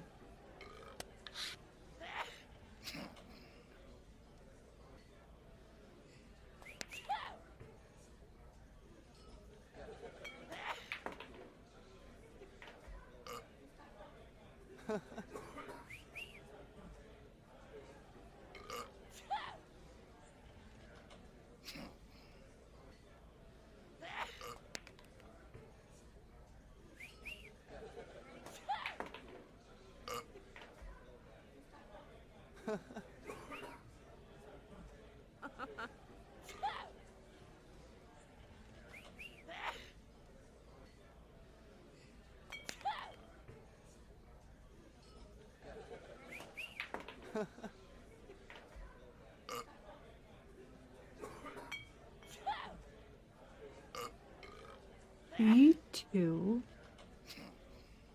D4.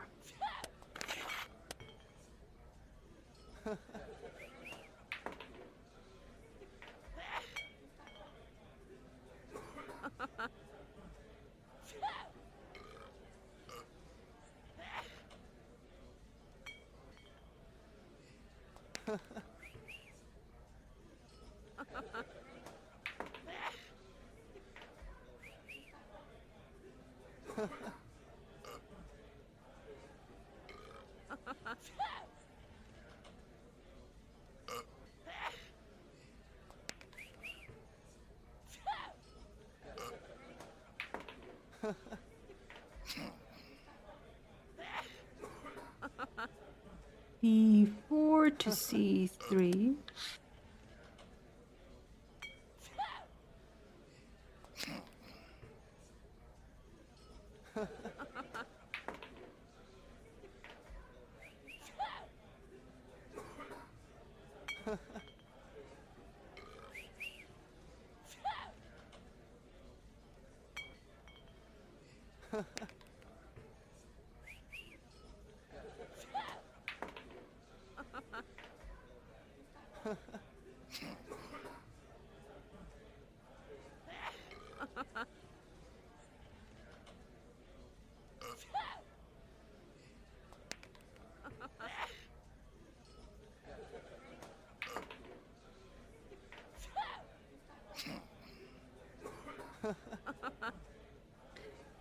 D8 to C7. Also, I ordered pizza. It'll be here very soon. Within 45 minutes or so.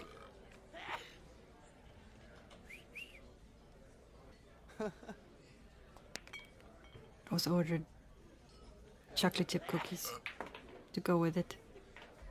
Dessert.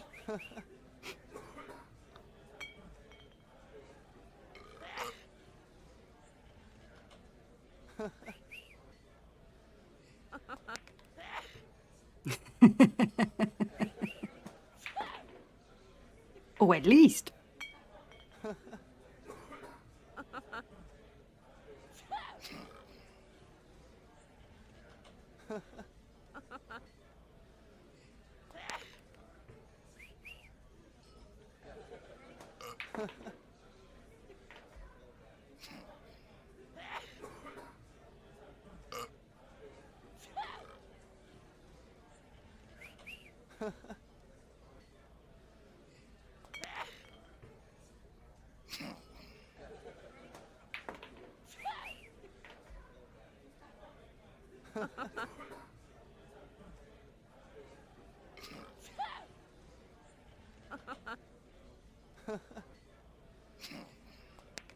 C7 to B6.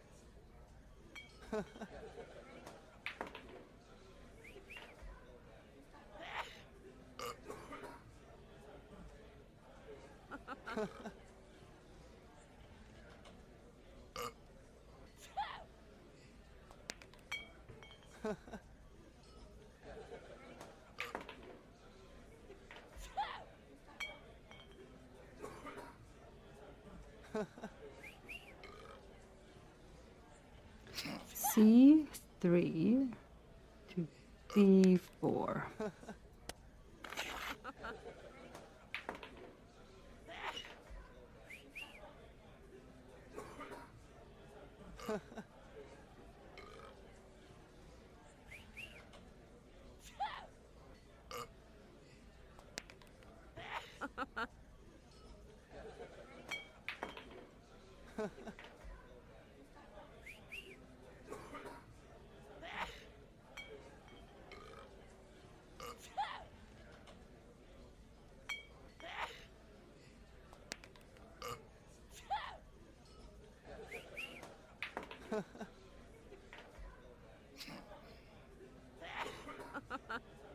All right, I'm cleaning my glasses.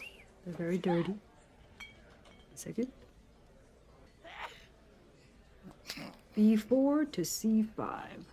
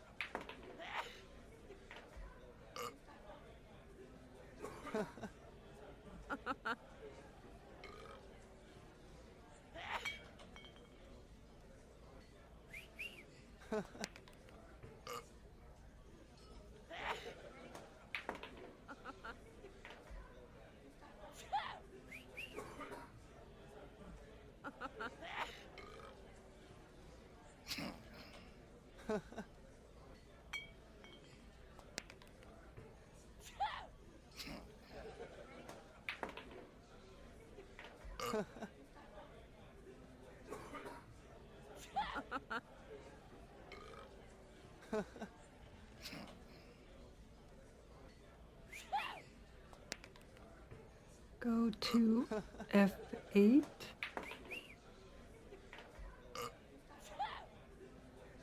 Probably not.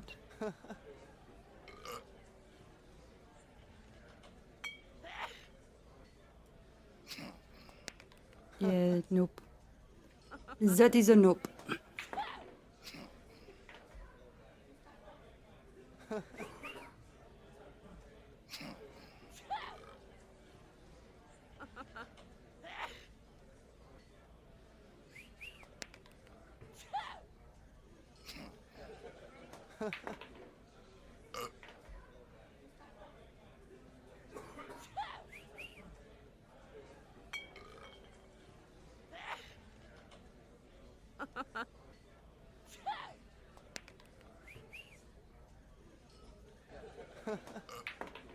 C5 to D6. Yes, that I can do. That is very possible.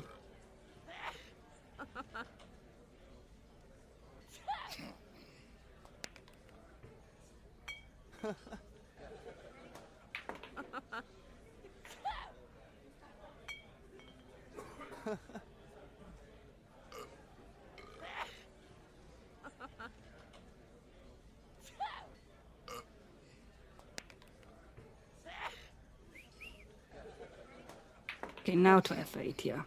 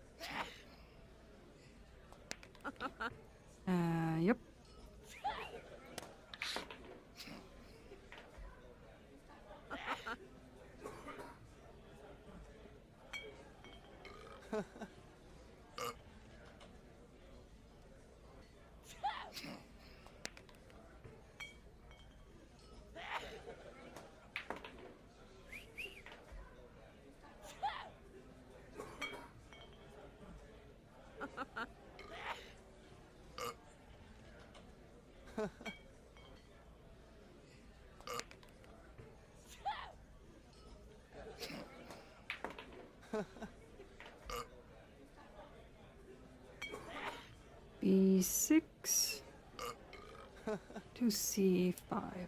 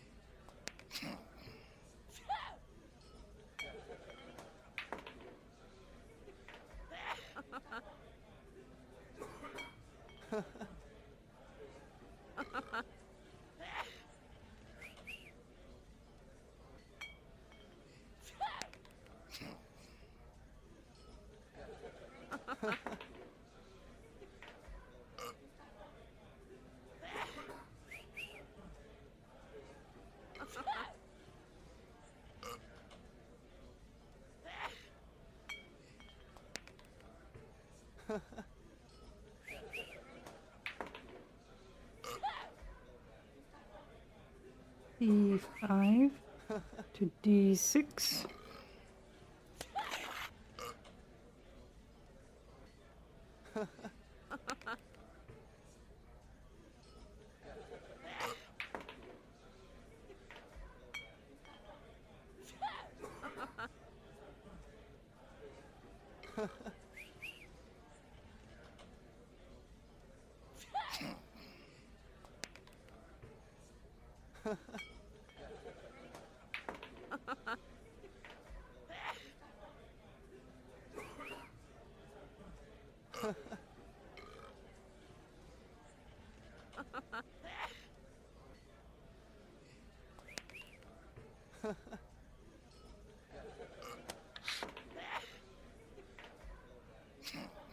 Gotcha.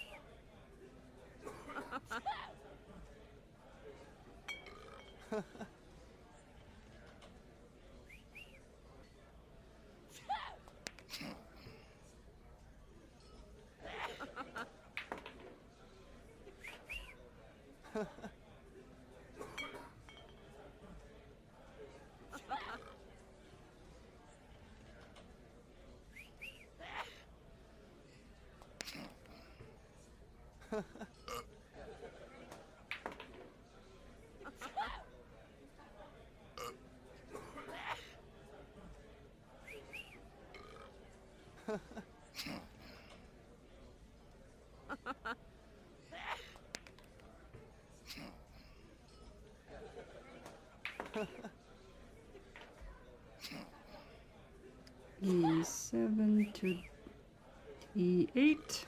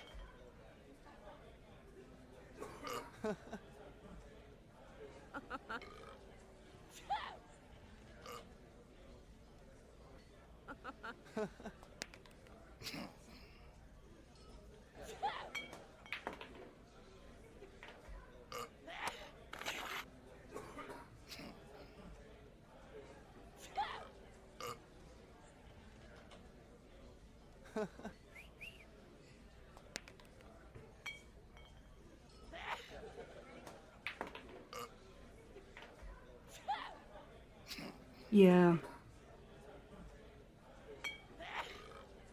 He does like to keep them in one spot, doesn't he?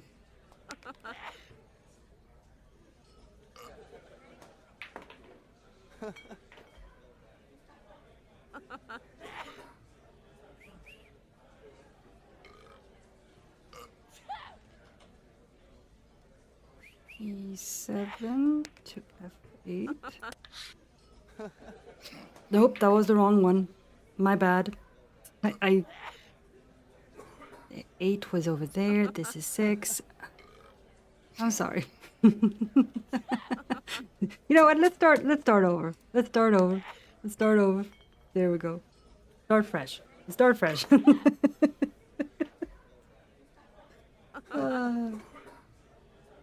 Can't believe it.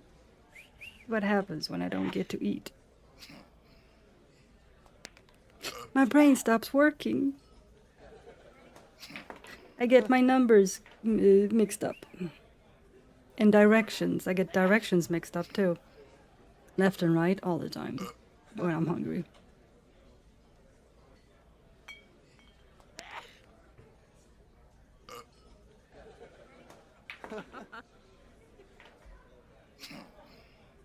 Alright, F6 to E7.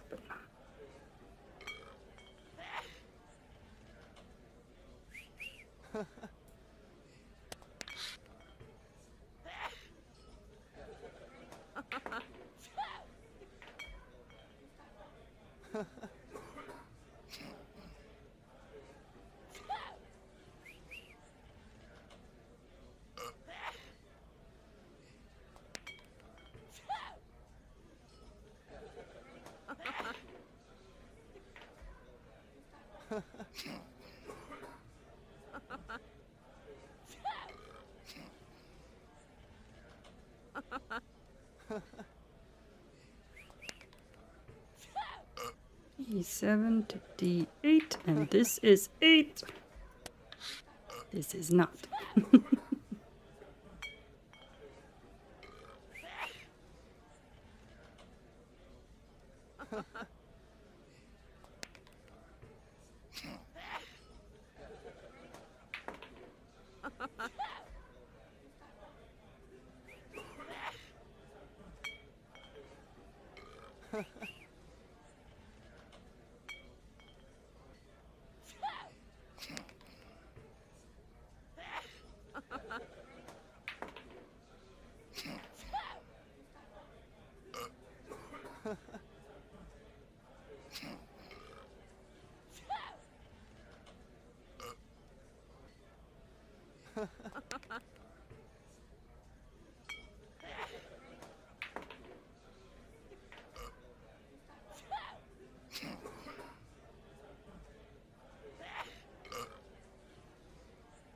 F4 to D2.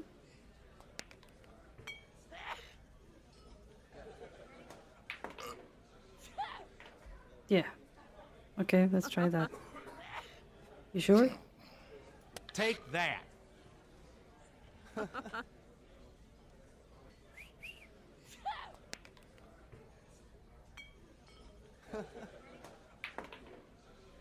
All right.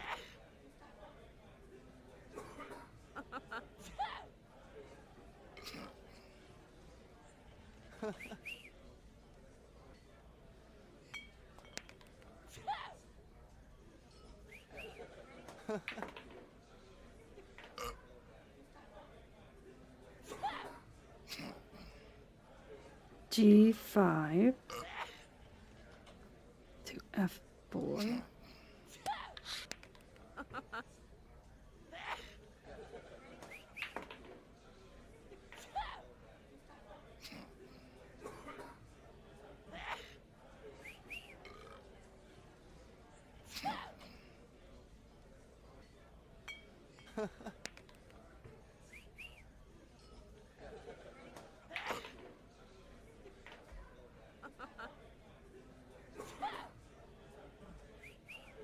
G7 to F6.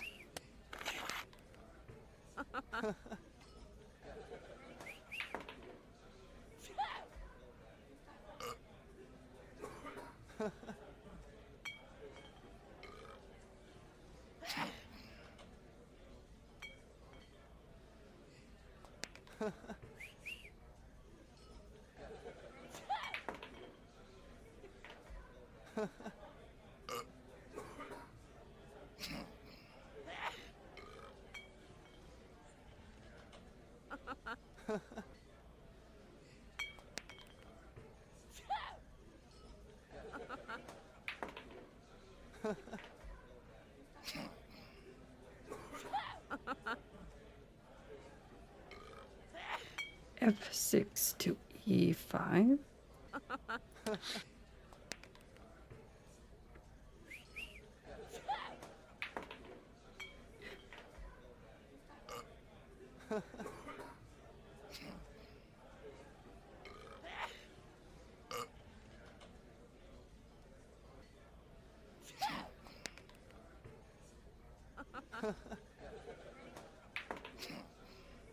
H8 to G7.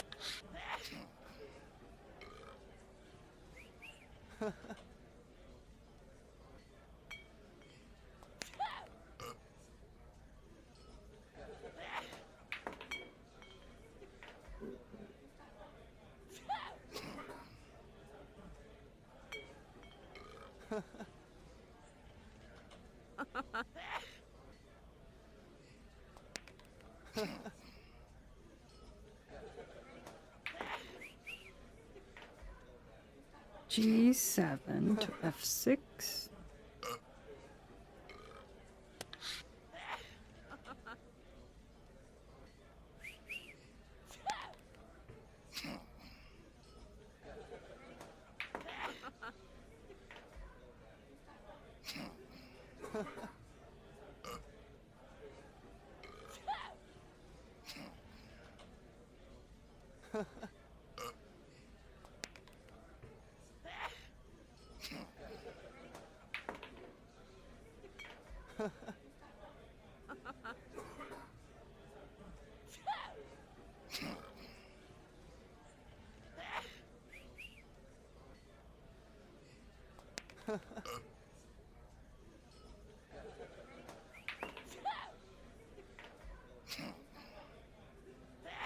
H6 to G5.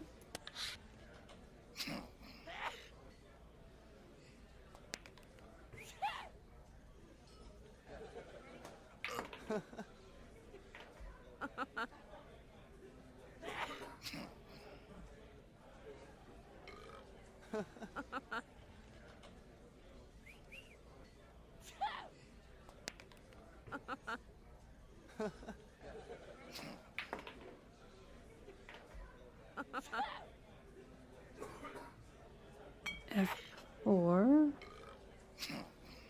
to E3.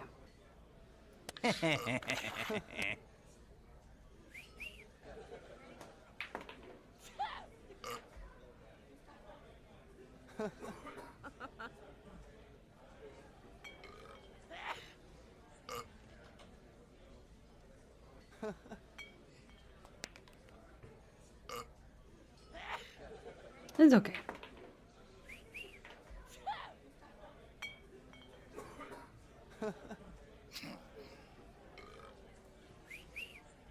It's not over yet.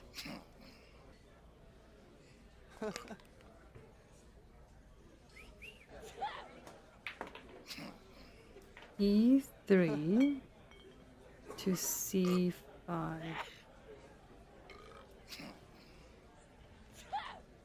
Crud Pucky.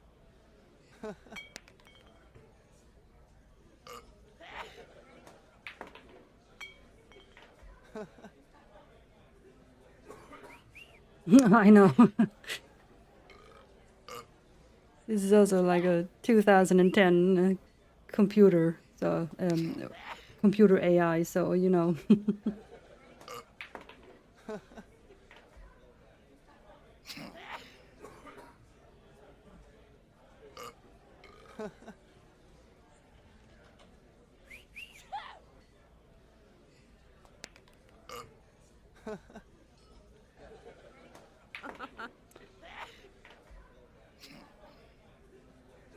B5 to A3. Oh, come on. It's okay.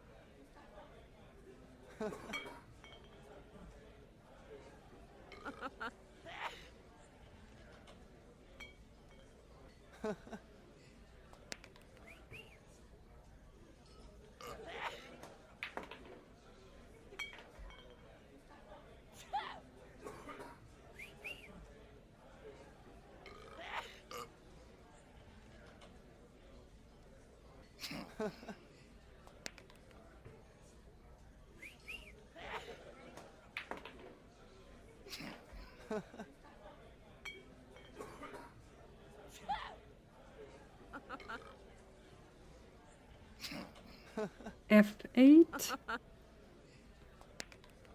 to E7.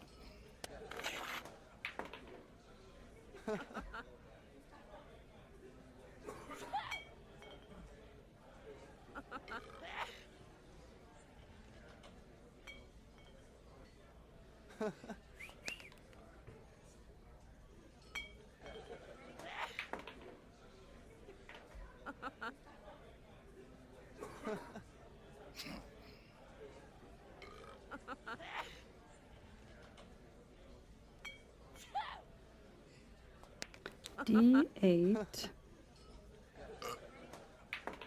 to B6.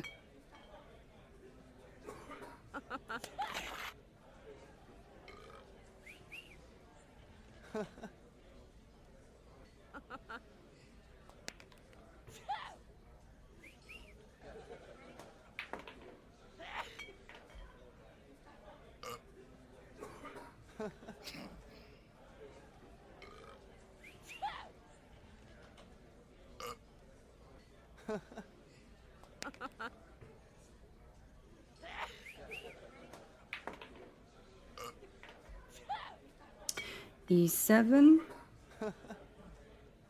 to D8.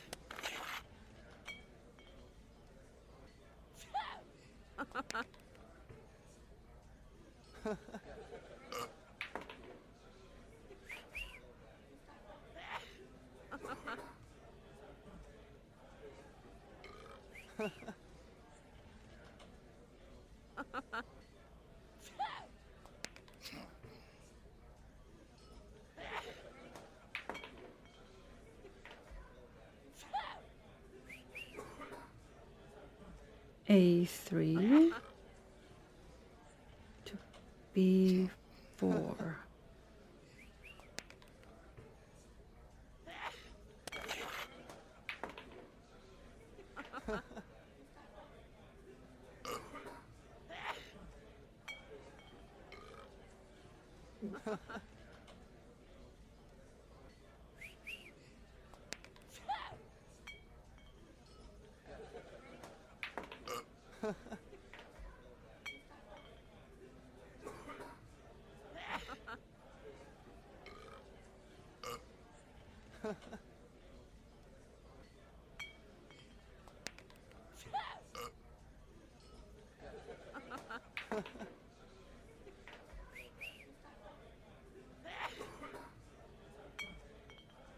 F6 to E7.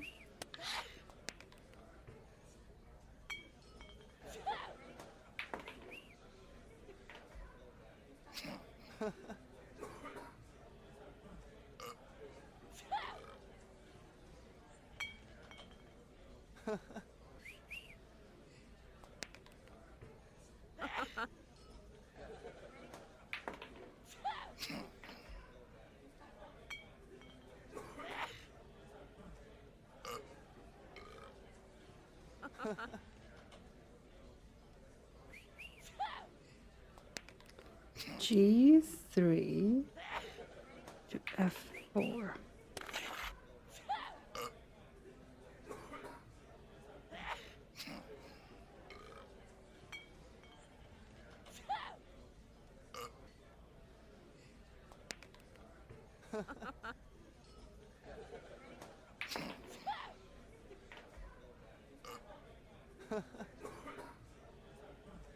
H4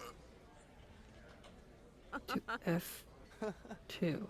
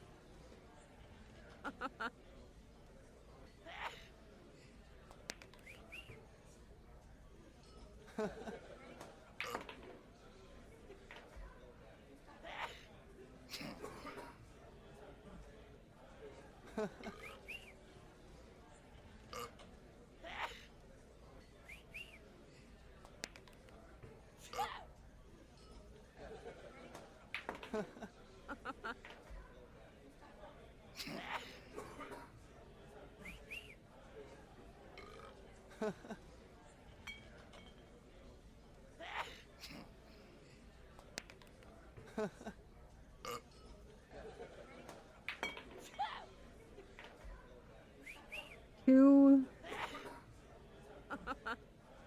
to D4. To D4.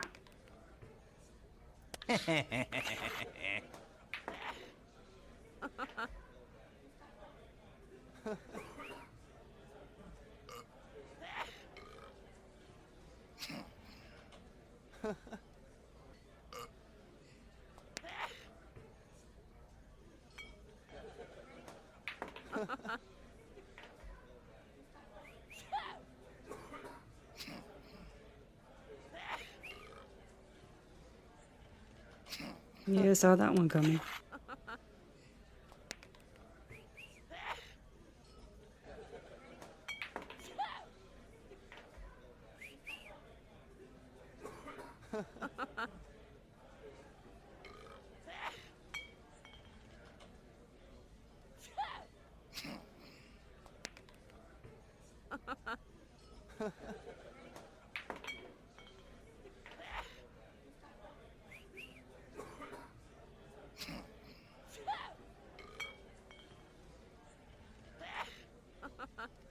D8 to B6. You sure?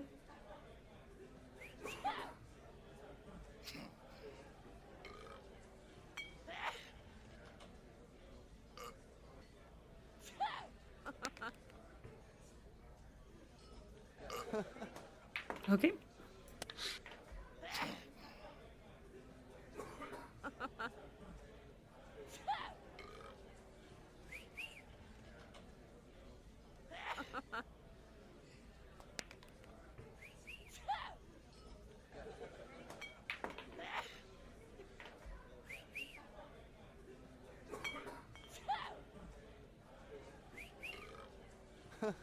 B4 to D6.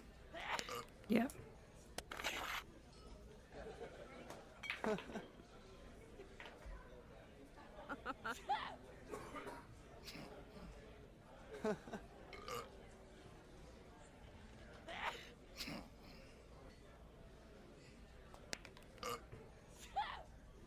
It's definitely going better this time.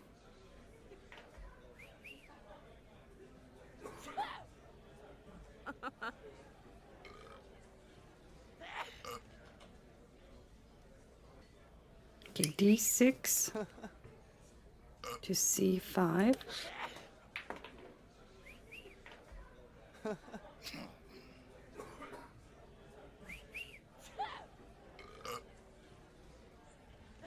Yeah. Yeah, sorry.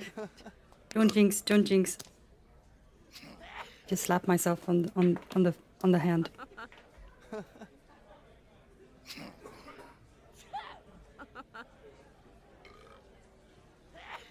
F4. Hmm?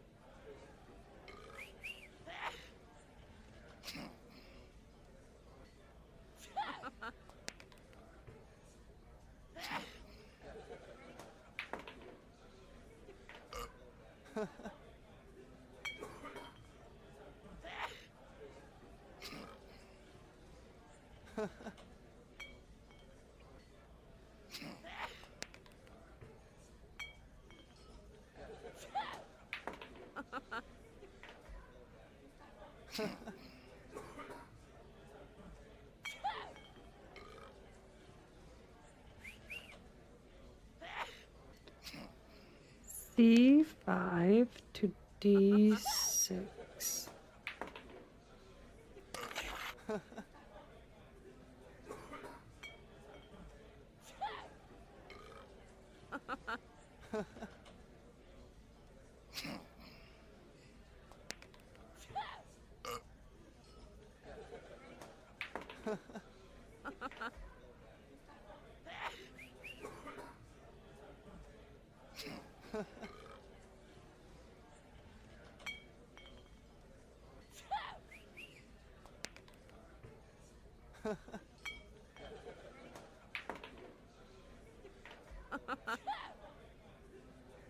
Yeah.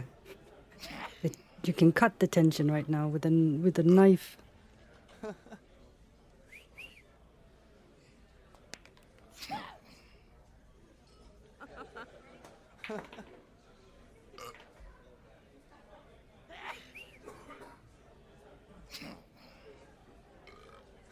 E7 to F8.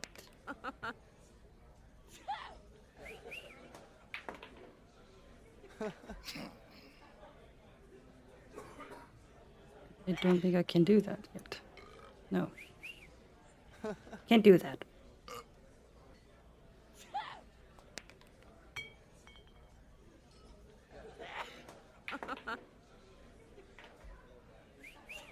I can move it to D8, but not F8. Because it's not a double stack, so I can't go backwards. With one piece, I can only move forwards.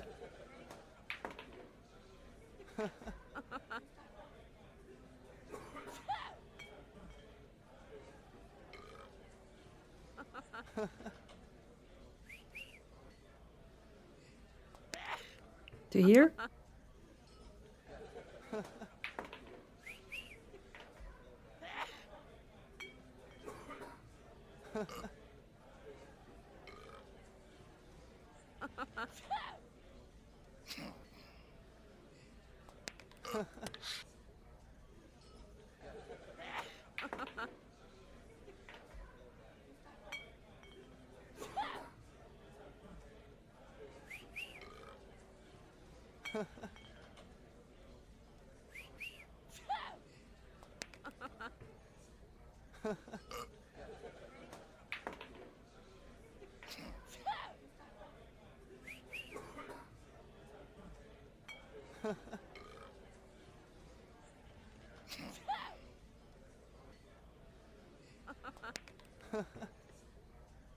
D8 to C2.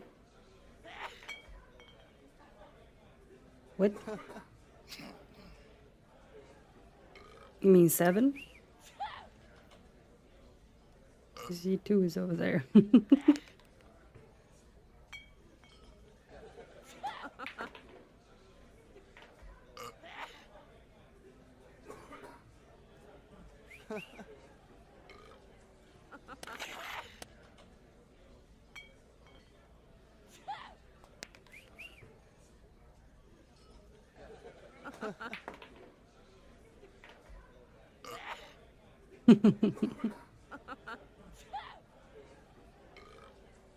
Alright, delivery is on its way. He had to stop by 2 other people on the way. But he dropped their orders off, and now he's straight to headed towards me now. Right, C7 to B8. Yes. It's okay. I mean, my brain's derped at least 5-6 times already. So, I mean...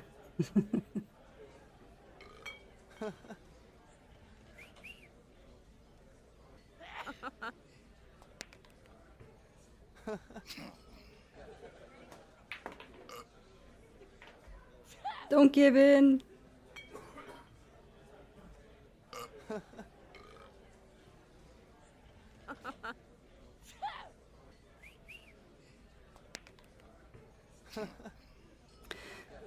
Yep. Yes, yes. Give me a break.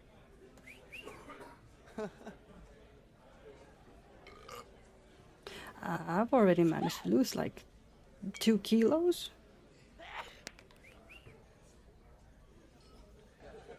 I just eating better again.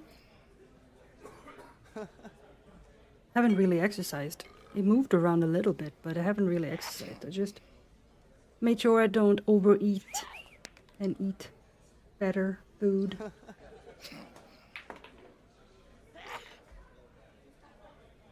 And then I can treat myself once a week. Treat myself to something extra.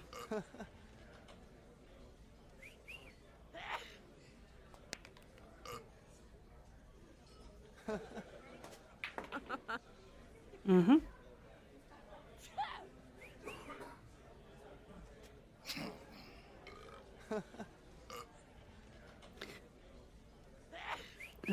G1 to F2. Yes.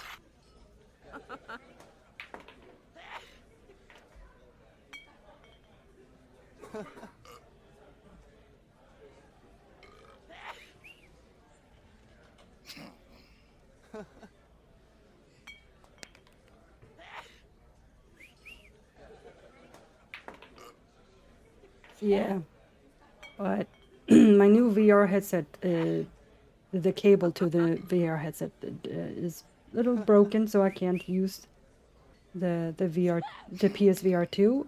But I do have the old one still, so I can still plug that in and use that. But I want to use new toys, but nope. Stupid cable. D6 to E7.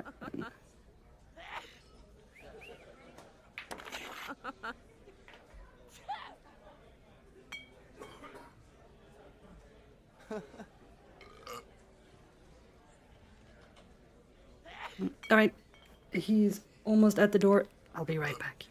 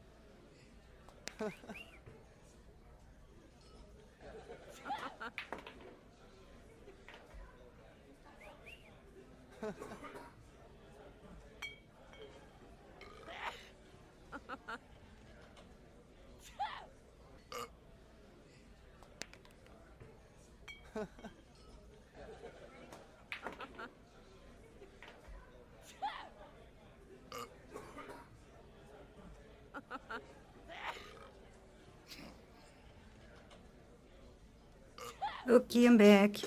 With the pizza.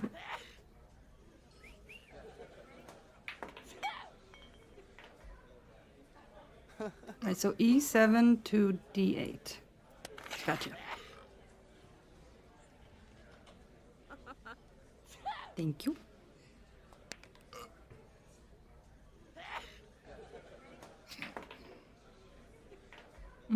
Pizza hot. So good. Thank you.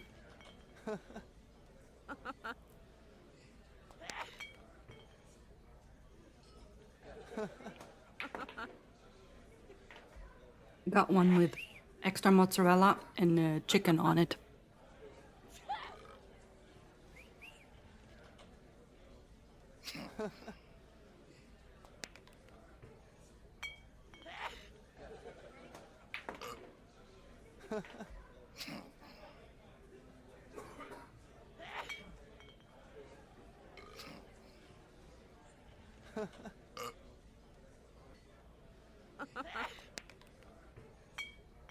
It is. It's very good.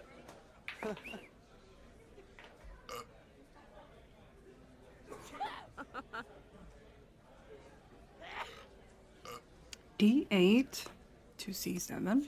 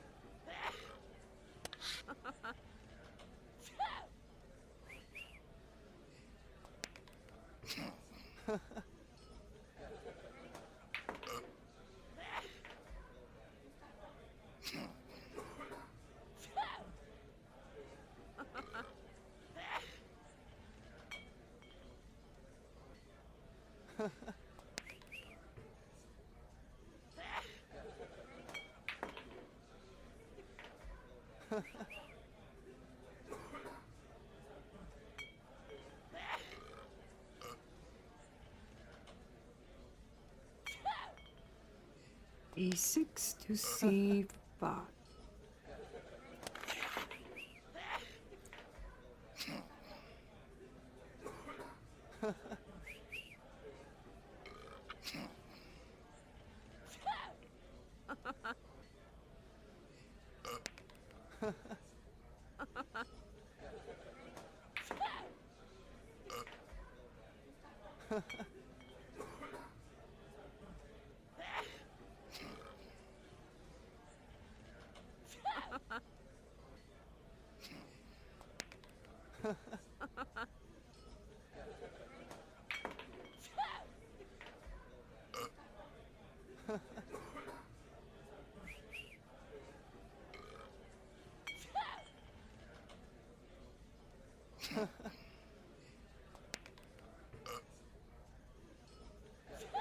F2 to E3.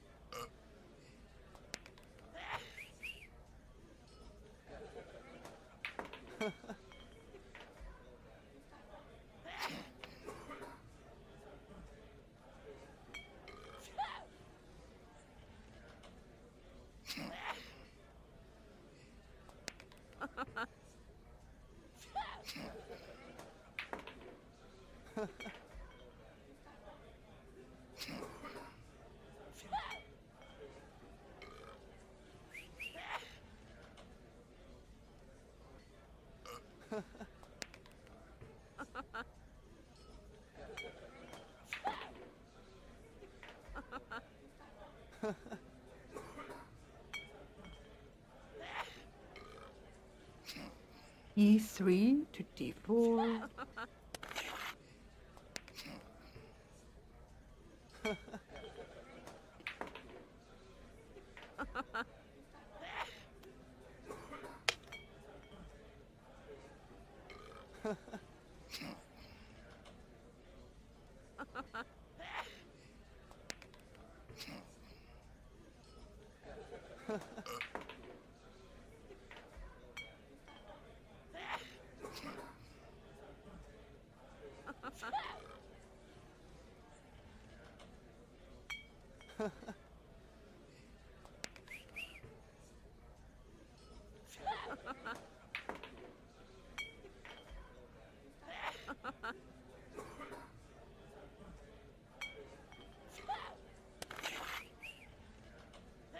Oh. Hmm.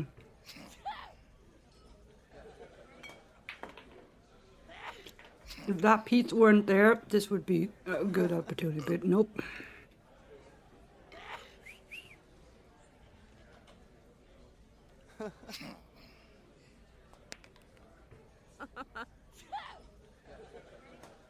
Really? You sure?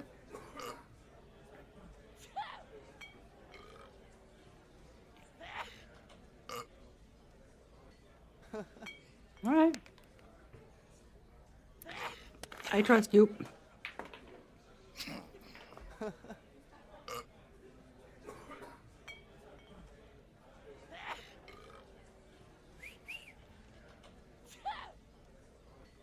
You have to force him out of his little hidey hole over there. I get it.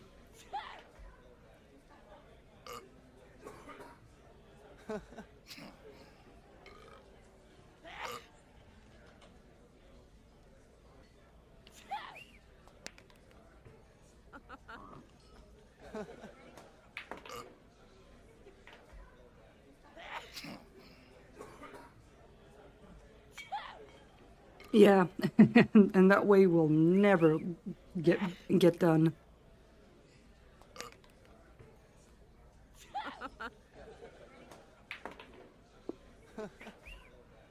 And this will turn into a 24-hour stream of just playing checkers and mystery case files.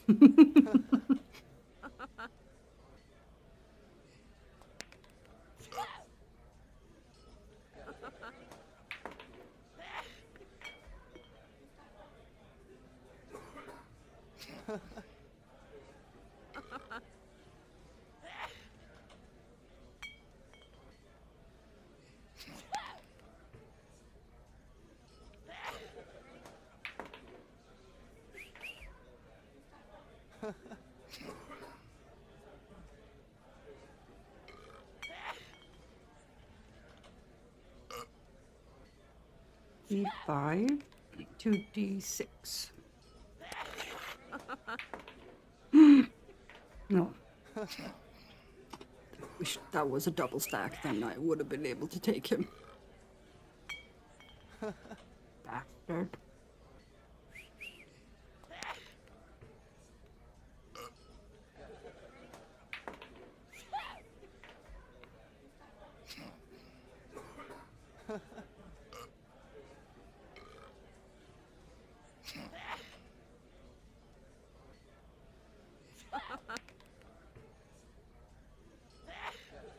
D4 to C5.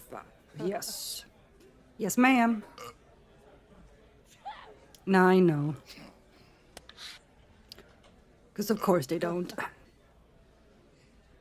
Why make life easier for you, right?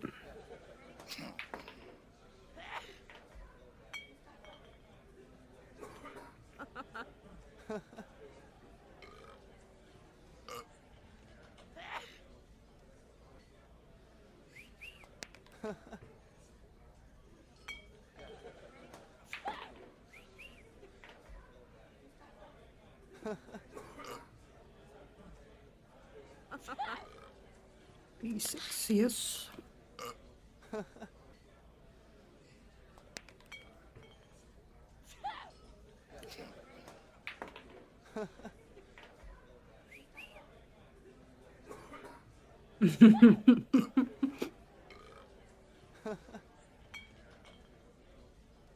Bro, you're outnumbered. Just give up already.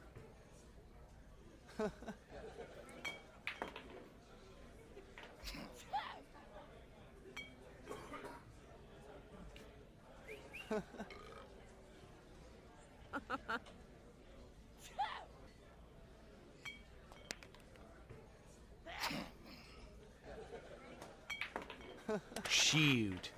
Shoot. Ah, there we go. Now both of my stacks have freedom of movement. That's nice.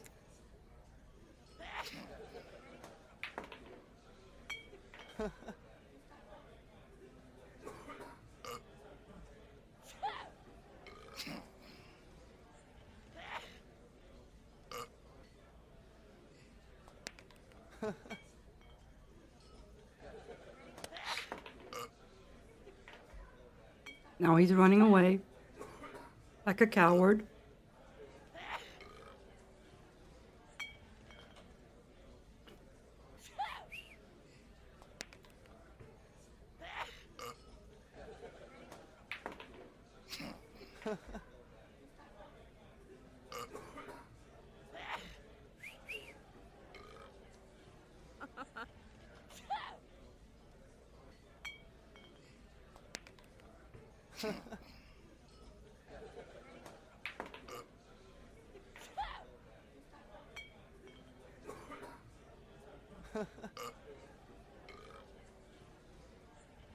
Yeah, we gotta corner him somehow. For sure.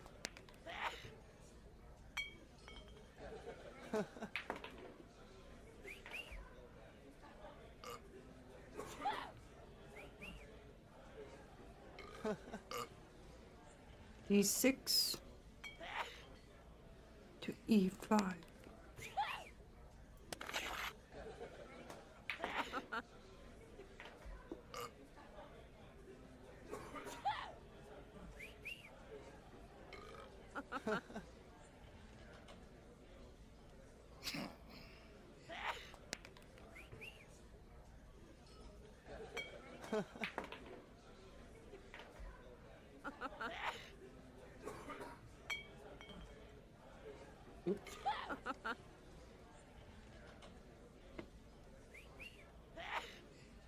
B4 to C3.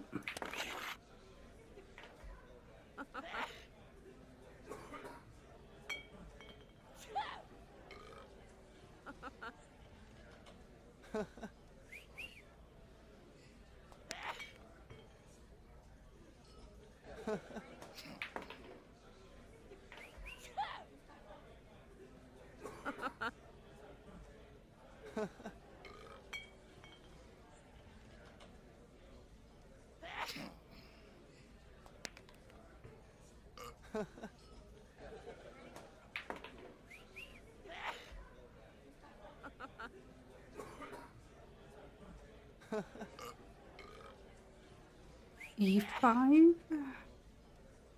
to D6.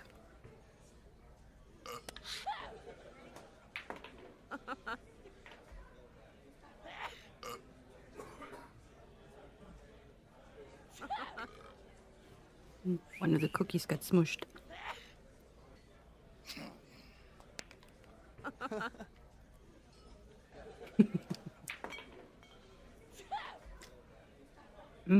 Chocolate.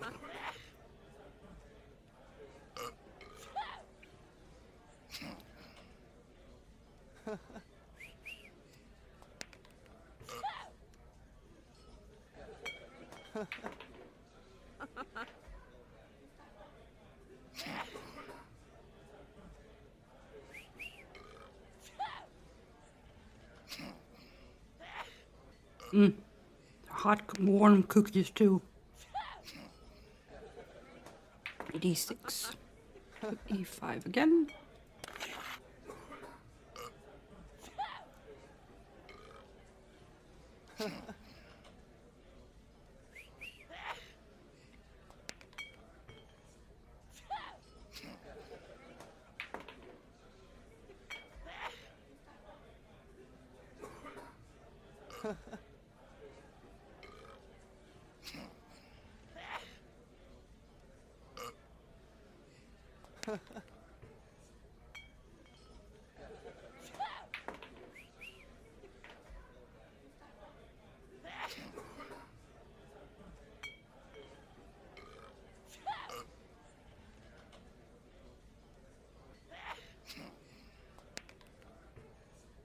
E2.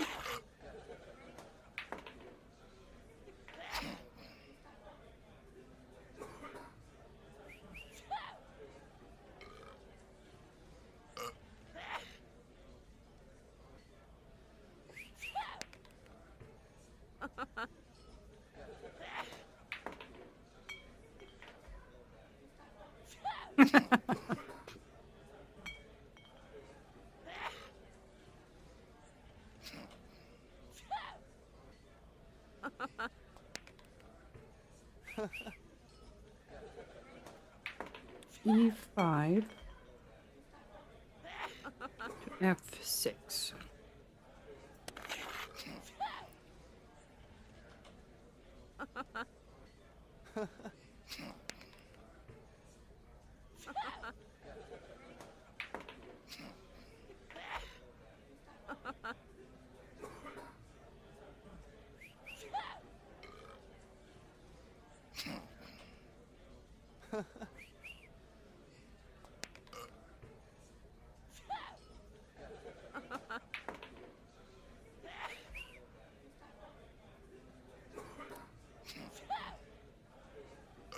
E3.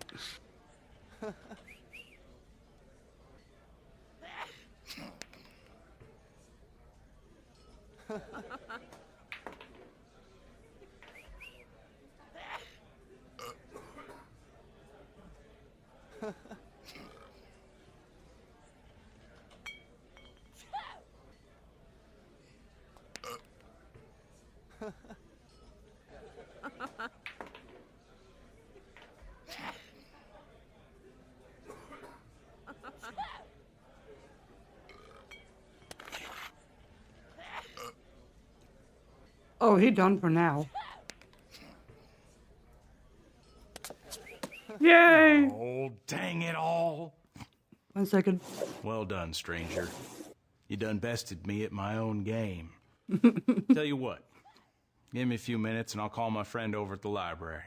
All Let me right. see what kind of historical information we can dig up on that there house of yours. 1 second. I'm just gonna remove all of these now.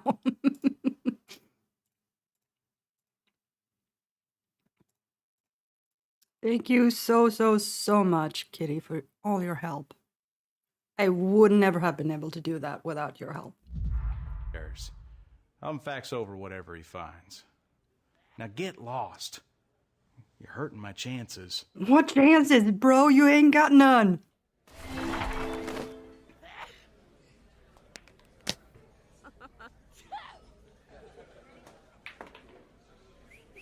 All right. Oof, we did it. We did it.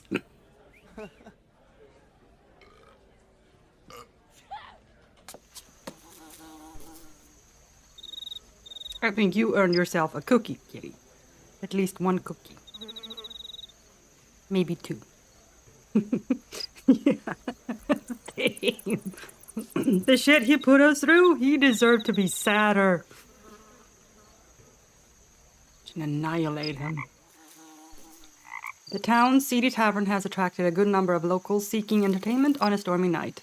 The bartender seems friendly, but she's too busy taking orders to answer my questions. Asking the many patrons, there's like fucking one, about Marcus Lawson or the pirate's curse gathers nothing but blank stares and head shakes if they bother responding at all. Like the others, a fellow named Vinton had no knowledge of the missing man, but was chatty enough to bend my ear about his employment at a local library. After beating him at a game of checkers, he agreed to phone a co-worker who could fax me some historical data on the Lawson estate. I should keep an eye out for information transmitted to the machine in the Lawson's den.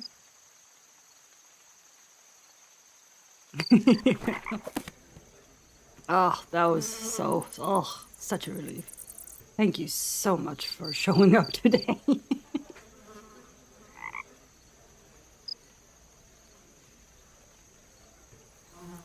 Okay, now I need to find think that's an egg, and that's a peacock feather. Where in the heck would we find that?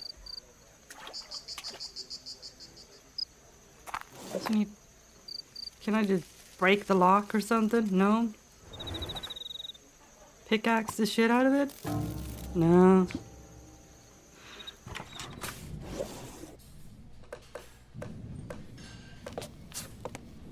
There's no egg here, for obvious reasons.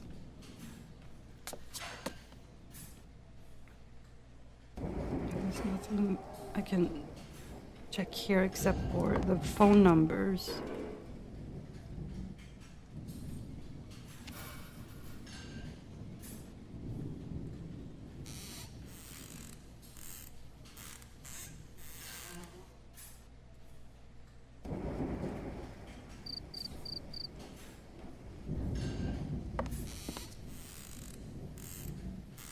Hold on a second.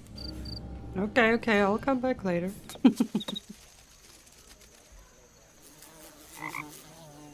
Yeah. Anything else in here? No.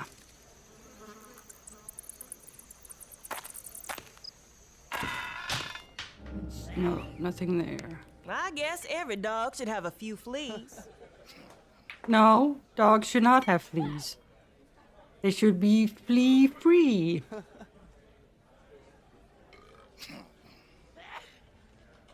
Because poor dog if they have fleas.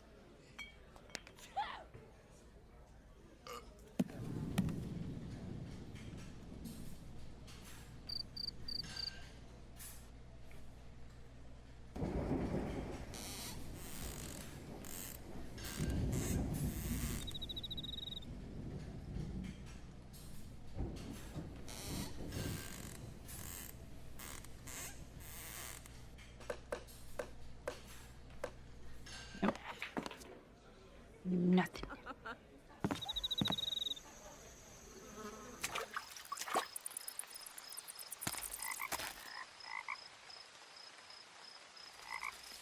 No, it looks like an egg of some sort. Maybe a stone. It could be a stone, too.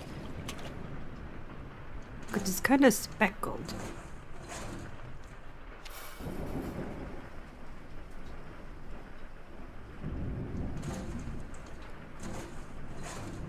And then there's this side.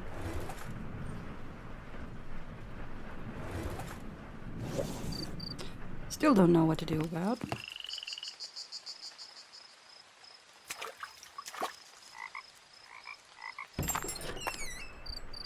Yeah, I know. It should. Surely it should, but no, not in this place. Nah, you gotta go look in the weirdest of places. Like under your mattress or something. Matches to melt the frost? Do I have matches? Oh, I do. But I do. What one? No. Oh. No. Alas. No. No.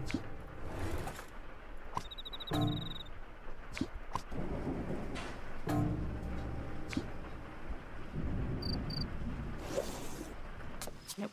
Nope. It's, Oh! I never checked this.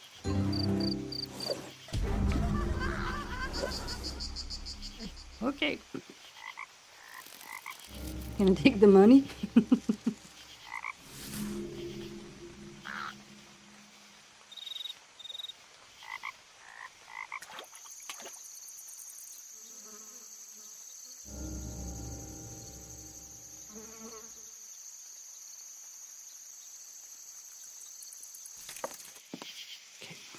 Double check here.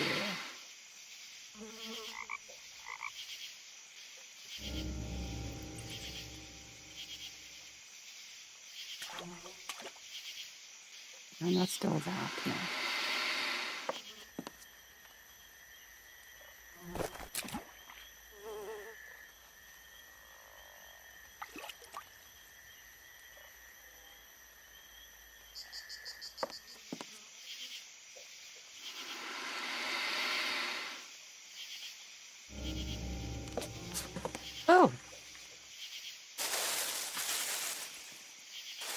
There it is.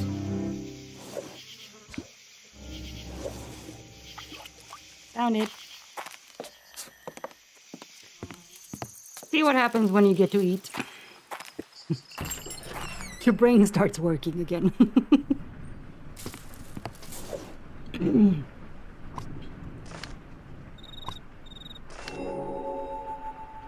The brain needs food just as much as your tummy does.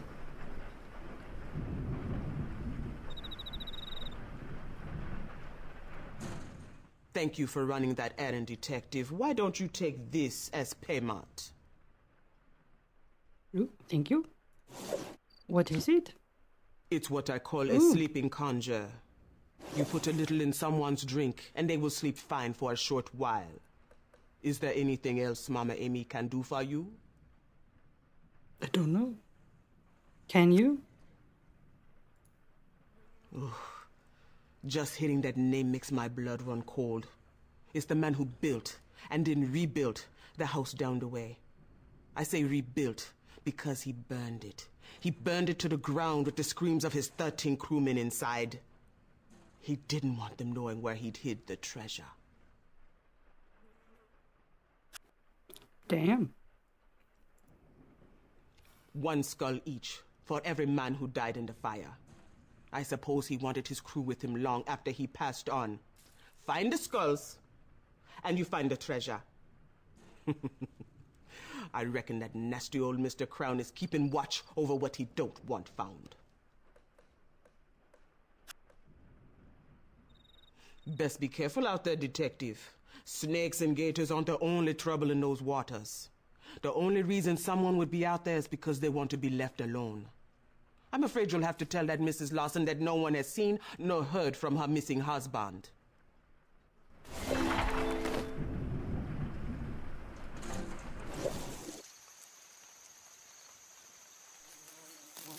Finally, after much questioning and several errands, I've managed to pry loose the significance of the mysterious 13 skulls. Mama Amy nervously revealed information that suggests the tragic 1806 fire at the location of the Lawsons' home was no accident. He believes there were 13 casualties that night, 1 for every member of Phineas Crown's ill-fated crew. It seems the murderous Crown wanted to keep the location of his treasure a permanent secret. When asked about the fellow encountered in the swamp, Mama Amy was dismissive and only warned against interfering with strangers or hazardous wildlife. I have no choice but to return to Mrs. Lawson and report that no one has come across a missing husband. They're like, what am I going to do with a sleeping potion? That's a good question. What the hell am I doing with a sleeping potion, Mama Amy? All right. Go back to Mrs. Lawson.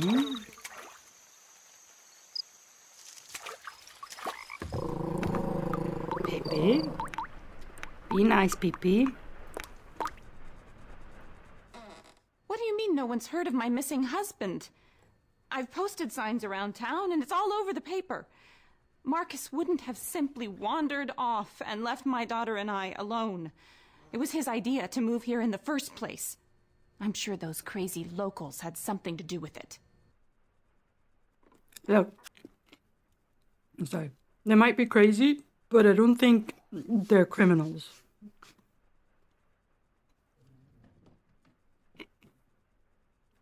And I don't think they would just do that without... I just don't think they would do that. They don't seem like the type of people.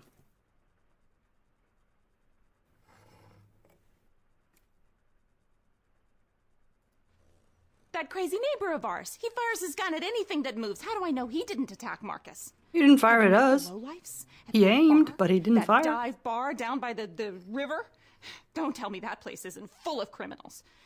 I'm beginning to wonder if that couple we hired isn't behind all this. Criminals? You mean Vinton? I hardly call him a criminal. In the, you know, the common sense of the word. He's a crime to humanity, but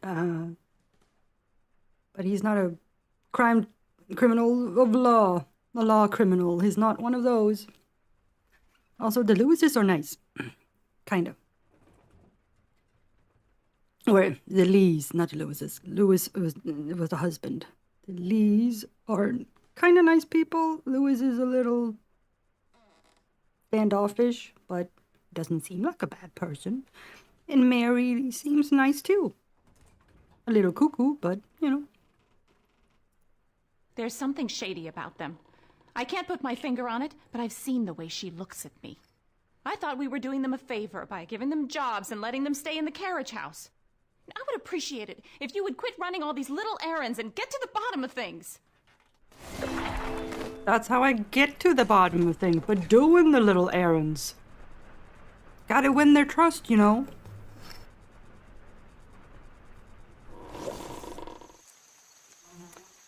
Sarah Lawson's reaction to the news that no one has seen her missing husband quickly sent her into an accusatory rage. Within moments, she turned from dejected wife and mother to distrustful victim, sending blame in several directions. That's a little sus. The neighbors and townsfolk came under early attack before Mrs. Lawson settled aim on Mary and Louis Lee. Without sharing my findings about Mary Lee's interest in voodoo, which means nothing in most cases, Mrs. Lawson, like the Landrys before her, described feeling suspicious of Mrs. Lee. Sarah Lawson commented on the curious music emanating from within the carriage house. The music is fine. Prior to criticizing my failure to deliver more clues on the matter, I shall head back outside and confront Louis Lee about taking a look inside the carriage house. She's a little bit judgmental, that one. That's just my opinion. Well, Louis? Looks like that rain's here to stay this evening. How goes the investigation, detective? The dark magic is not something I recommend fooling with, detective. You best be keeping an eye out for the missing Mr. Lawson. And keep the other eye off me and my wife. That includes peeking round the corner where we're staying. That carriage house is going to stay locked. I told you everything I know, and you best be respecting our privacy. They have a right to privacy. Well, I don't believe in ghosts, but that place makes me uneasy. Funny you ask, though. The only time I seen it open was the morning after Mr. Lawson disappeared. You can't be thinking that some ghost come out of his grave and went after him.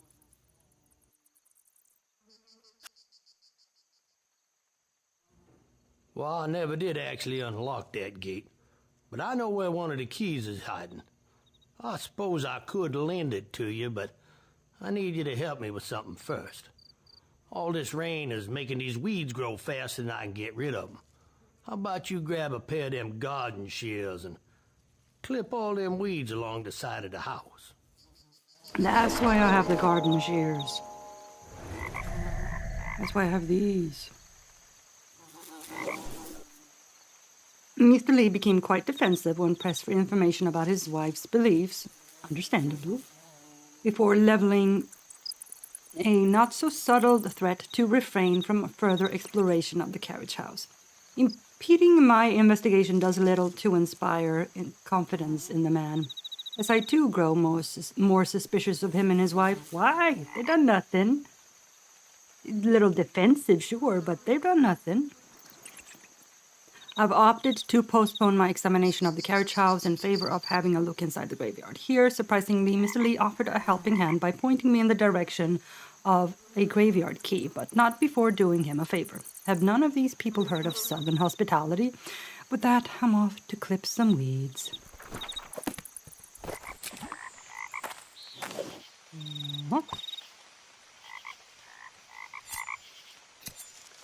Those look like flowers to me, but okay.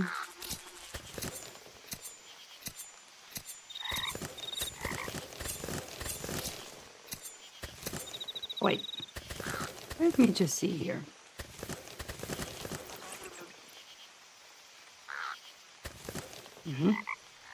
Any other ones want to show up here? Okay. Oh.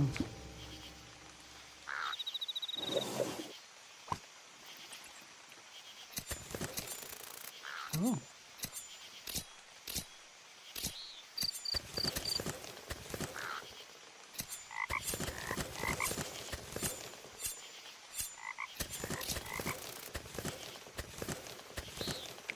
Alright, clearly there's a trick to this.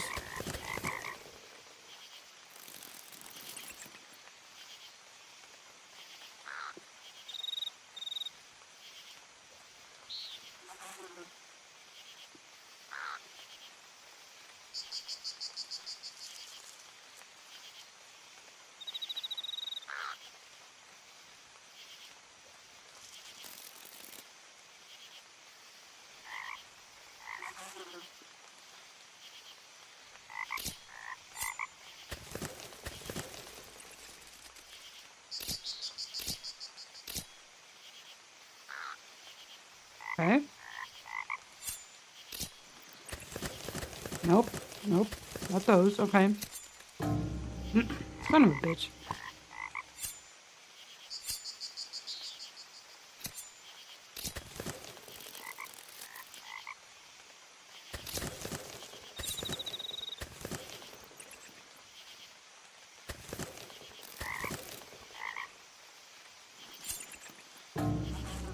What the...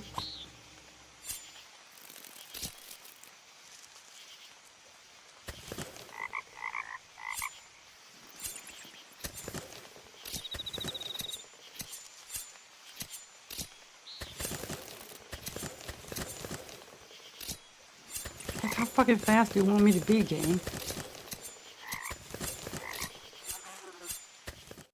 Oop. Oh, son of a bitch.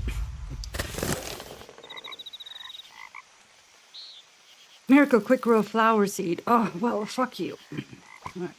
Alright. Clearly there's a trick to this. This is something I have to do here. Yes? Burn it all? No? Okay. Just burn it all down.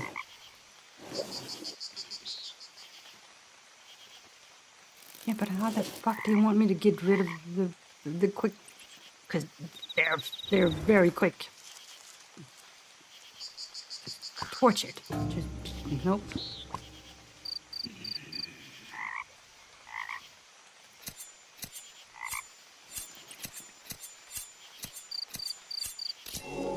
I did it.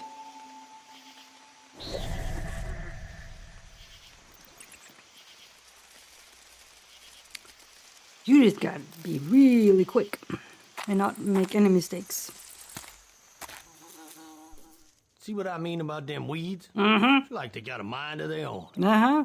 That key I was telling you about's in a tin on the top shelf in the shed.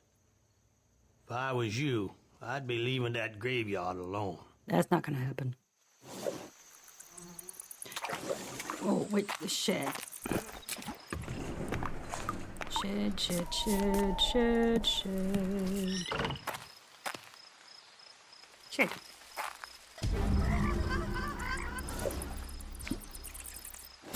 Nope.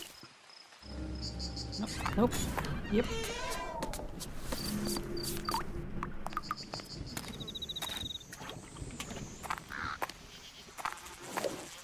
Key. That one was like that. I'm glad I wrote that down. Okay.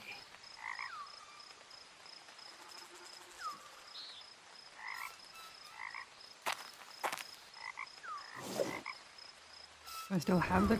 I do. Oh. Put this in. And this.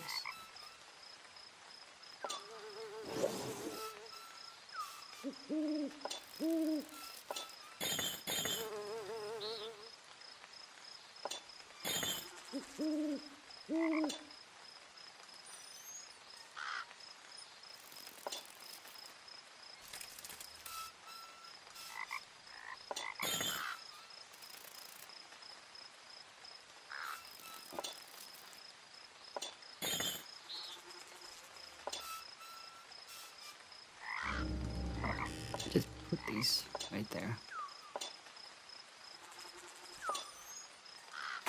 Come back to that later.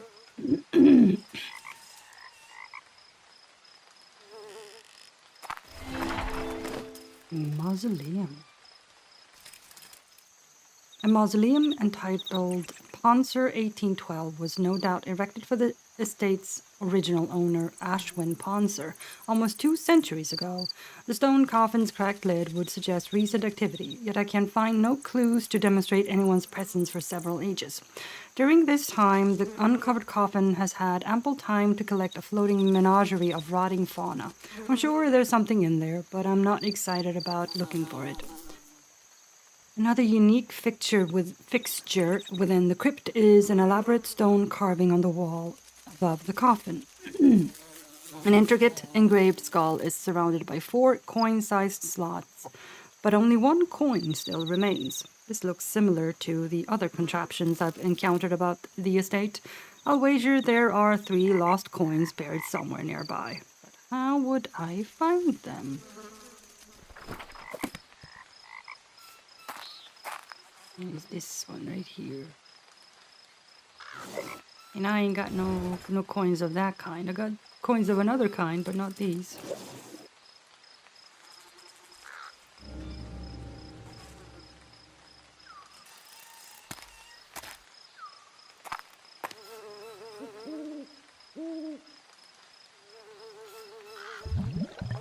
Oh.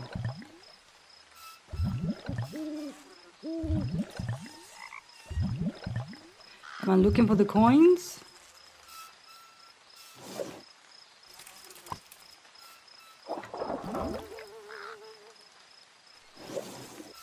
Right.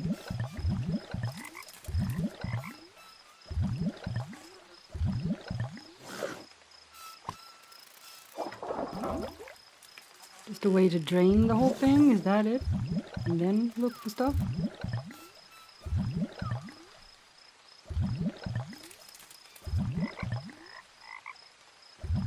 Just move this out of the way.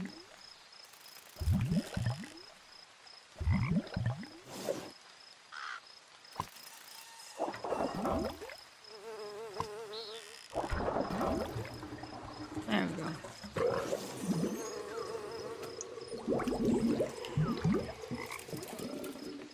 Lovely.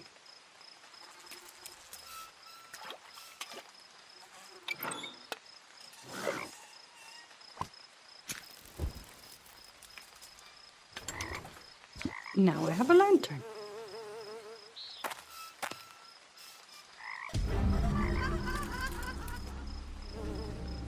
Ancient candles and various debris lies discarded near the open tomb.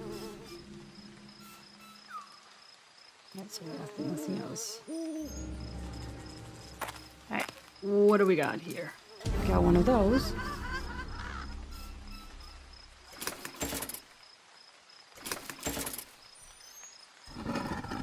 Oh. Year of my birth, year of my death, year of the blaze. That was 1806.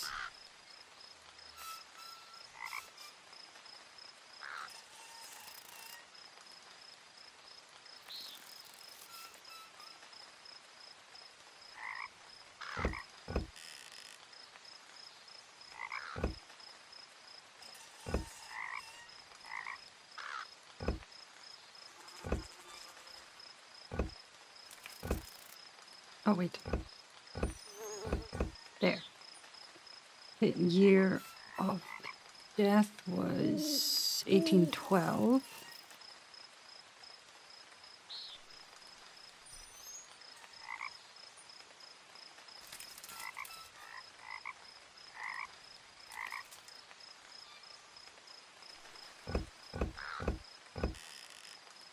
And birth? I don't know what doesn't say when they were born or when the place was rebuilt. Maybe it does say so in here.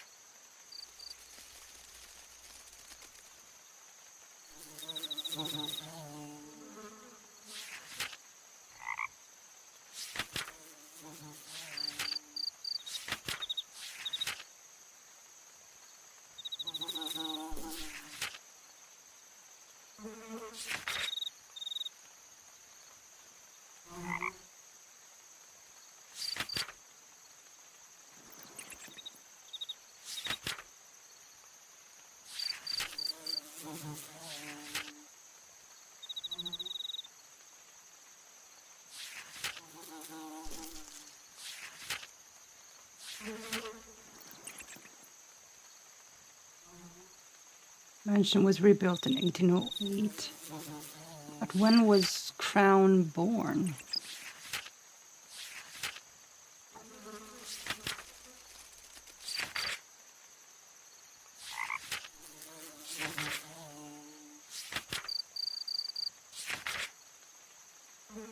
It doesn't say. Okay, kitty. See you later.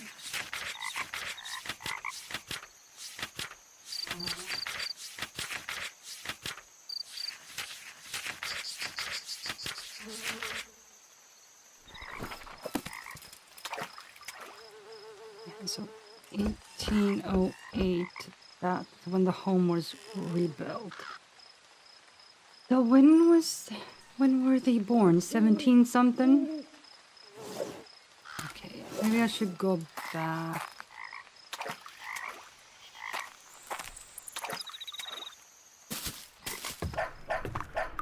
Yeah, Pippi. Back in here, let's see.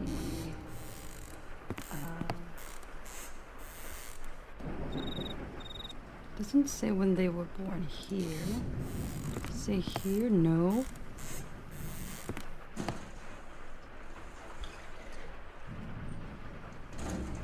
Is it mentioned anywhere?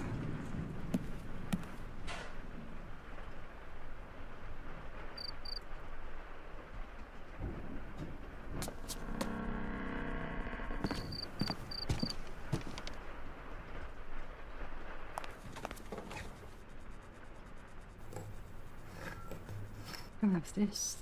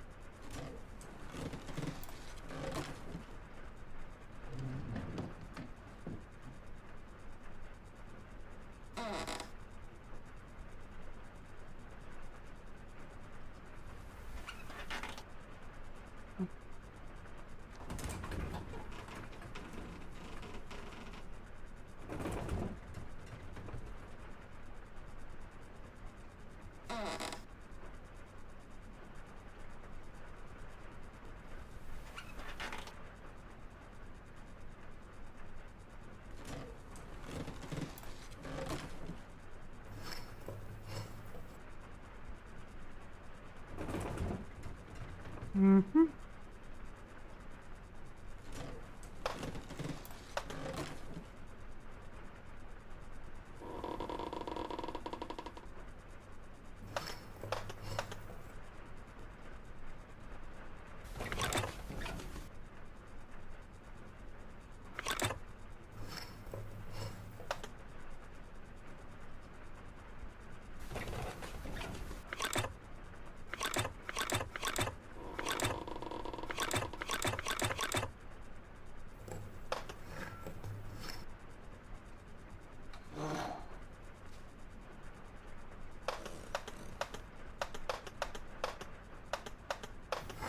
That. Wait, no, it's not.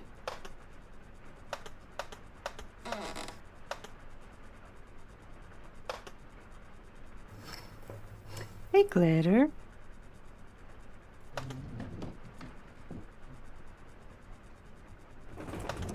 Hope you're doing well.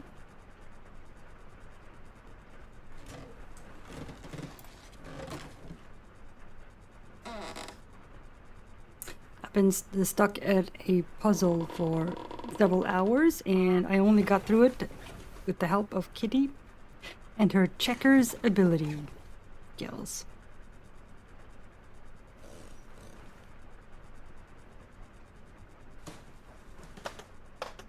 Big shout out to her.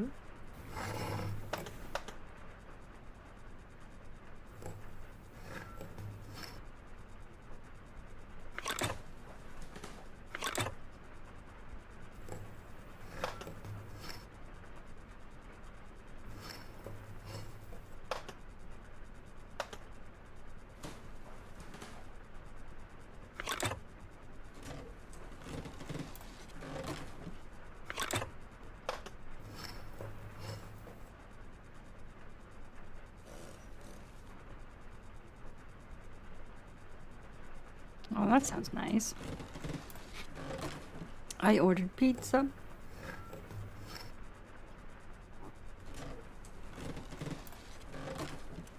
And it was nice when it came with chocolate chip cookies. Fresh from the oven.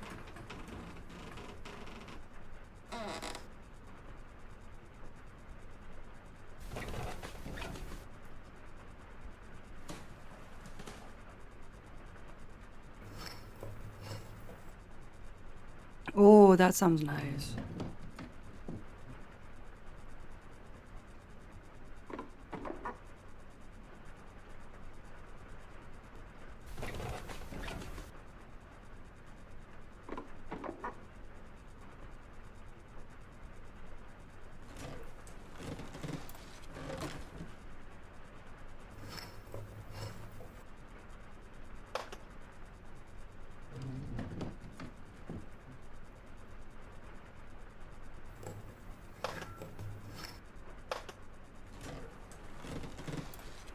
Let's do that.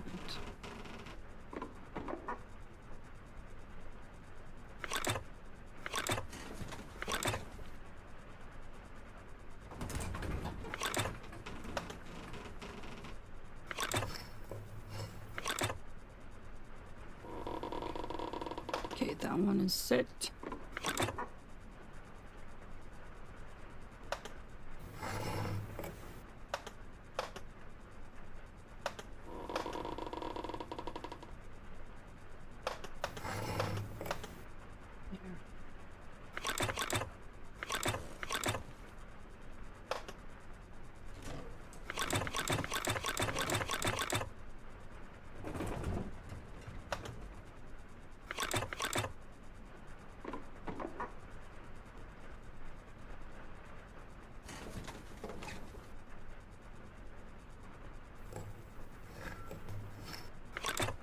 Nope.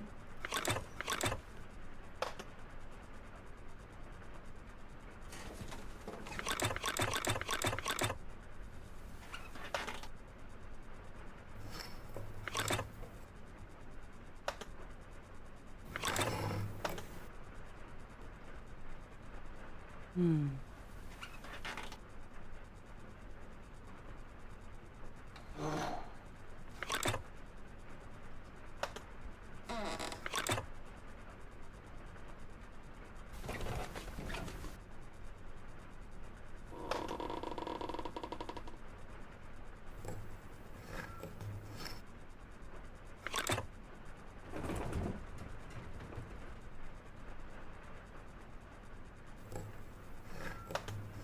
Oh, there we go. Okay. The bottom row is done. Now the top row is crowns. Should be crowns at least. Just do that.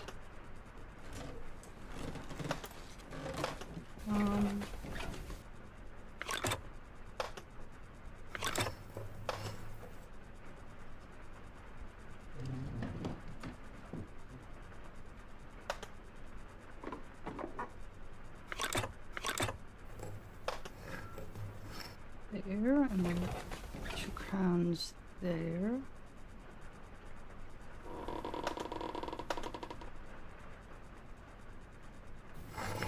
Nope. This way.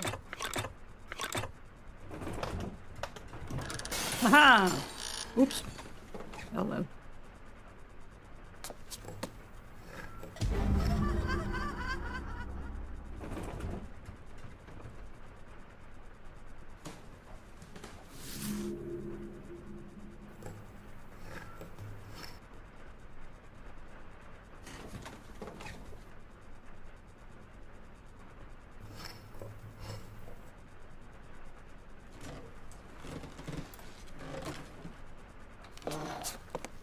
And there's this right here.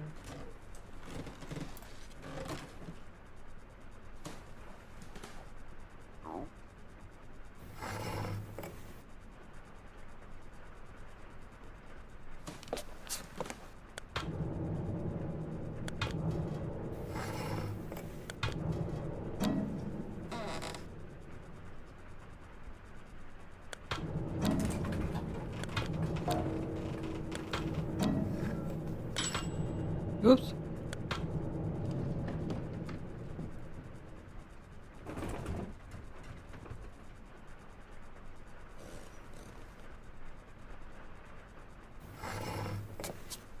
Oh.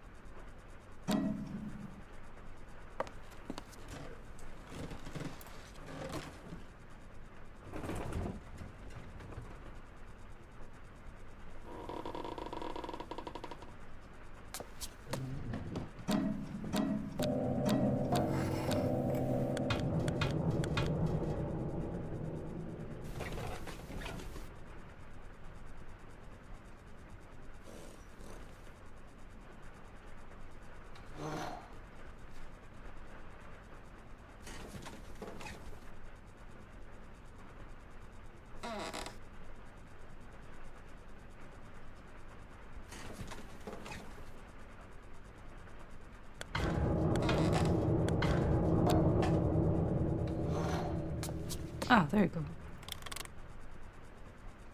I have to open up the other ones. Would be my guess.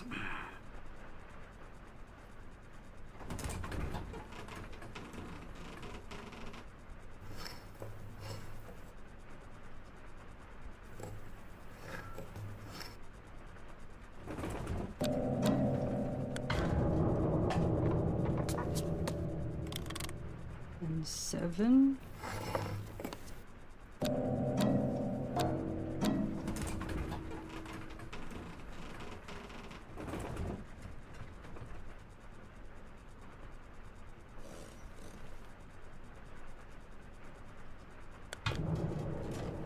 Six, 7.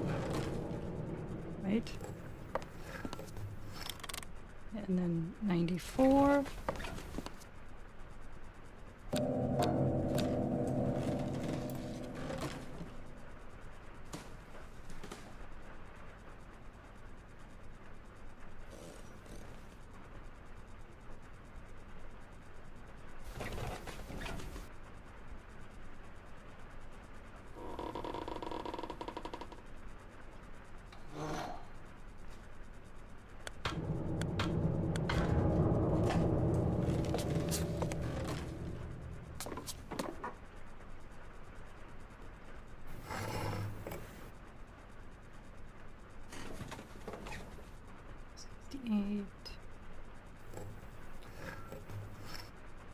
78.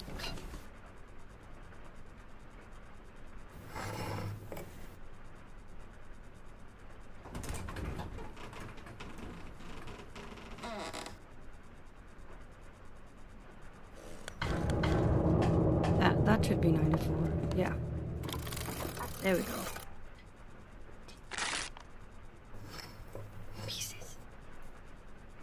Alright. What else? Are there other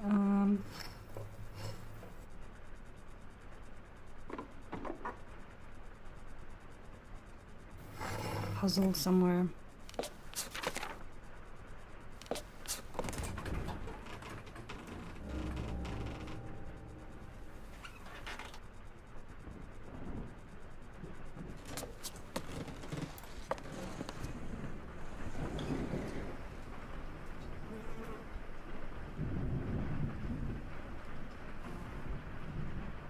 I'm trying to remember.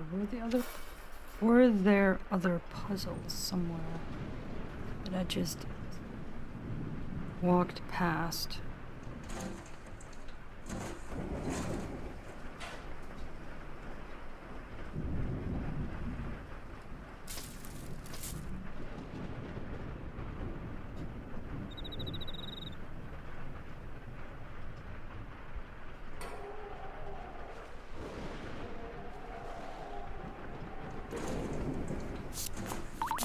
Can't. Alright, that was just that. I mean, there's this, but I think there's coins. Oh, never mind.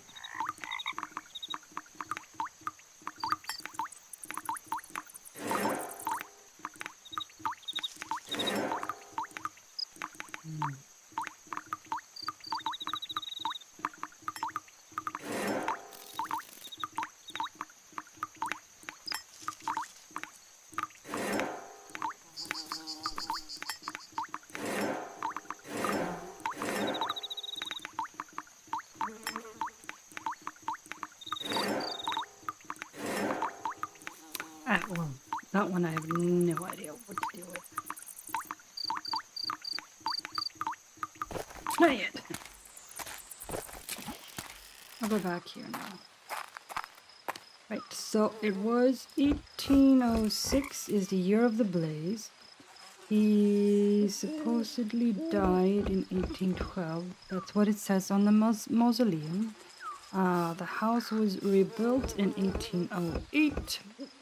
And then when you were born, who fucking knows? 17 something.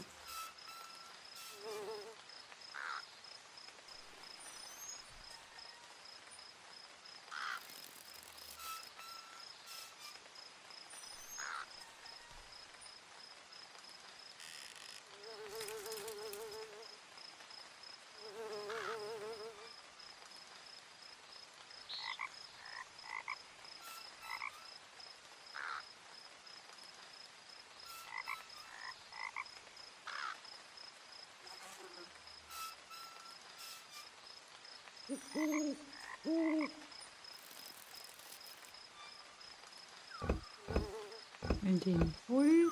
No.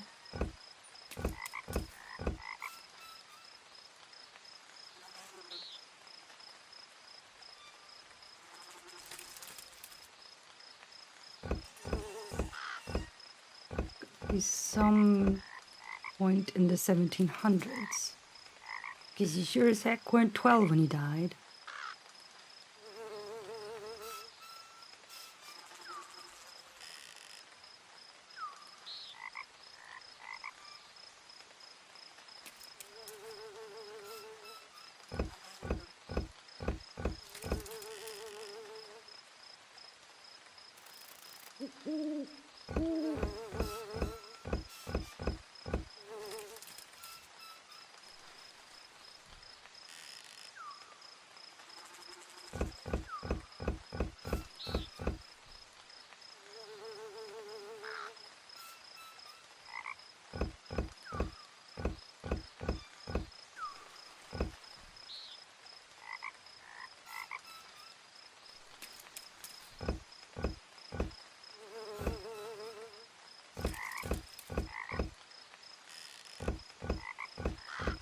already tried that one.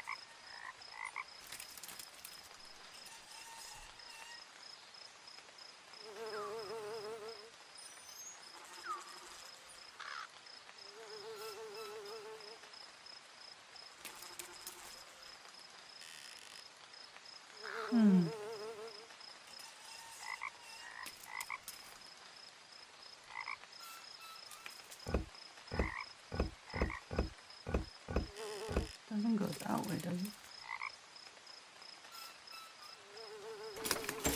Okay, start fresh.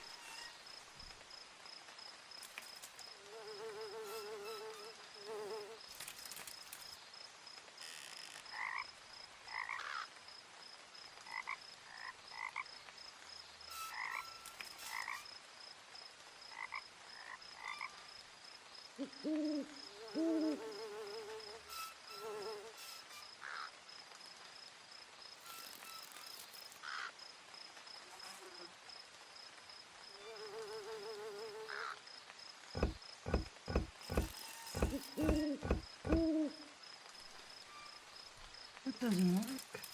It's not that one either.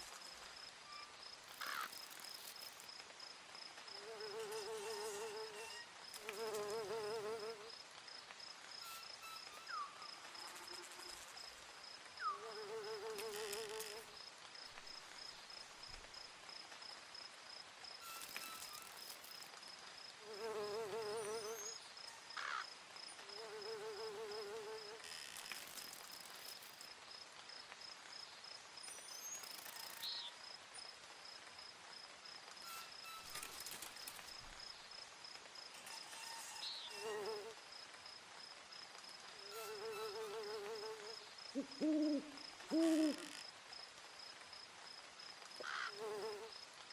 What?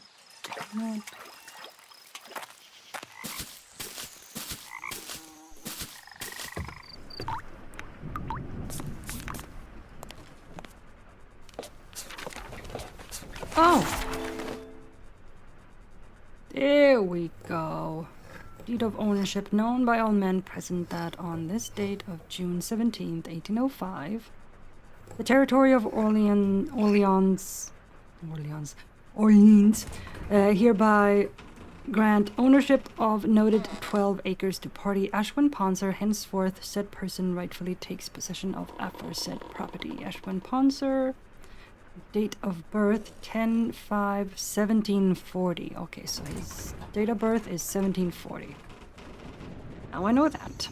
Okay, my cohorting with the locals has paid off, kind of. As previously noted, a gentleman by the name of Vinton agreed to have a friend dig up some history on the loss and property and fax me the results. Unfortunately, all I received is a copy of the estate's title granting ownership to one Ashwin Ponser. I've already uncovered Mr. Ponser as the manor's original owner during my initial exploration of the property, so this does little to further my investigation. If Ponser built the home, what relation does the pirate Captain Phineas Crown have to the estate, or the disappearance of Marcus Lawson? Clearly, I need to locate more information about Mr. Crown's purported curse. Alright, so it's 1740. Alright, let's go to the coffin. Guess I needed to know that before it would accept it. Alright, now here we go. 1808 when it was rebuilt. Died 1812 and 1740. Date of birth.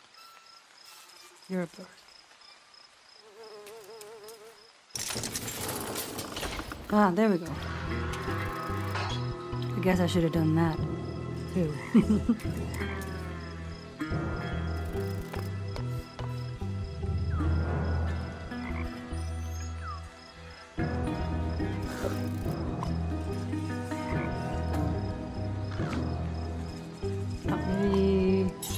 Ha!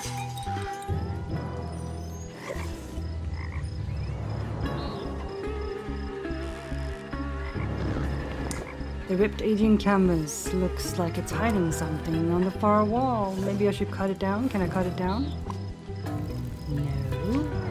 But this? Yes. Oh wait, no. Not a hammer. Silly me. Pickaxe. That's what it's for. Just several X marks in the Gulf of Mexico.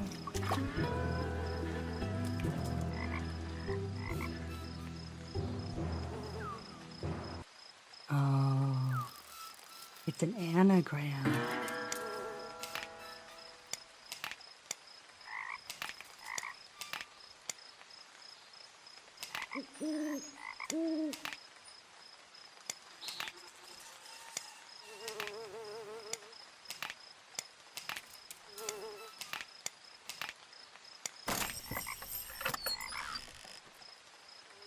Ashwin Ponser is an anagram for Phineas Crown, or the other way around. Phineas Crown could be an anagram for not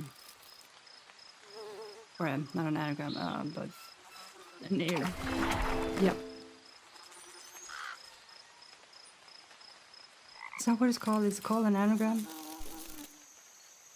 I made a major breakthrough beneath the mausoleum. A chest fastened with a lock that displays the name Ashwin Ponser rests on the watery floor of a hollowed-out cave.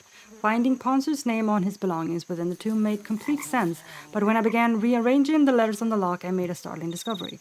Yeah, it is an anagram. Yeah, I didn't mix that up. Okay, good.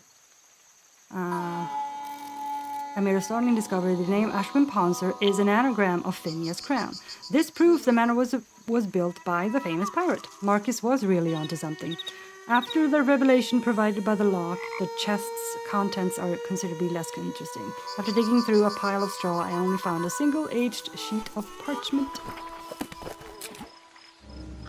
A series of Roman numerals all set within a pattern on the dusty parchment. They also found that.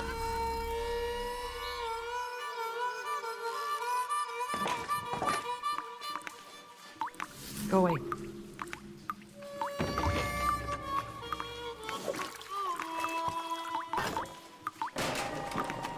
Jeez.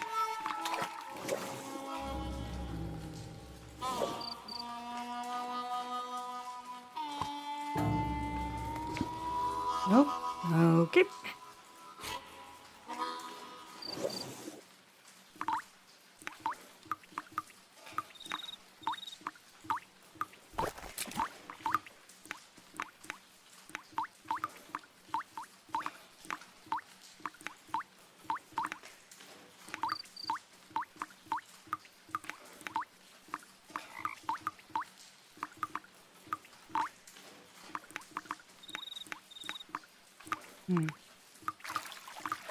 Ah, there it is.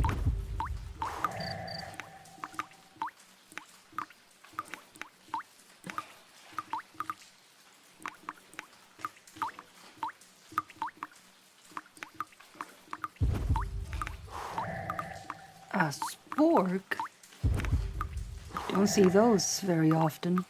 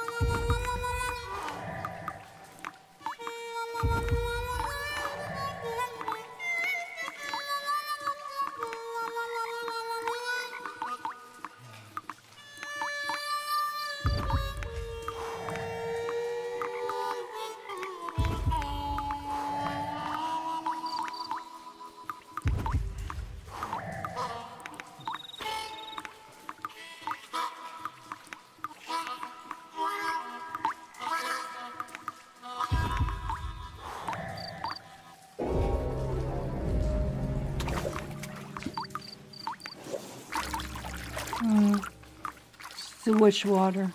Nice. I gotta find another job. You're not gonna. We all know you won't.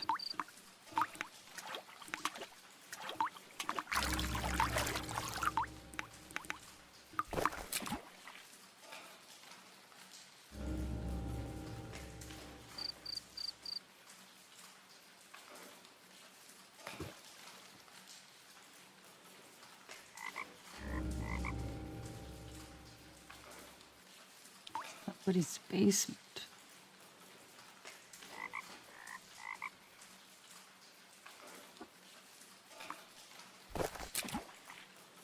Oh, wait.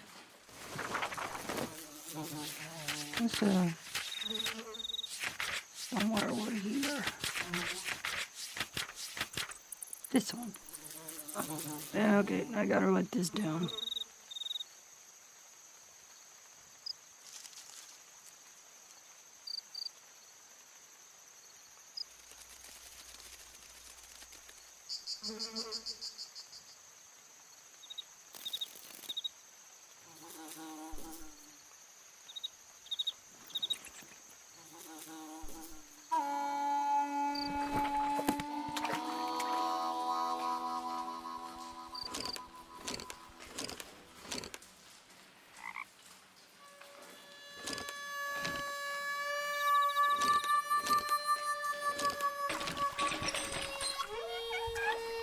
Nice. Search for missing goblets on tomb and the manor.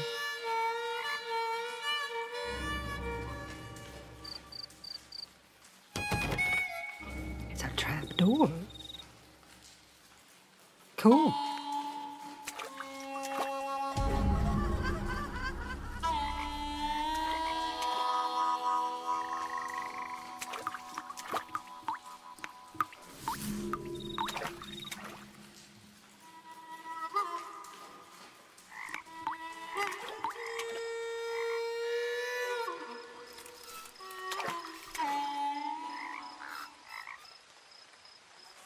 Well, I know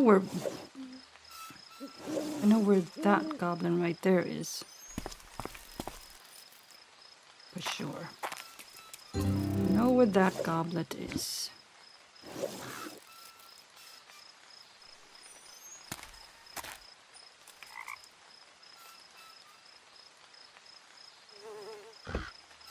We don't need to do that again. Once is quite enough, thank you very much. Alright.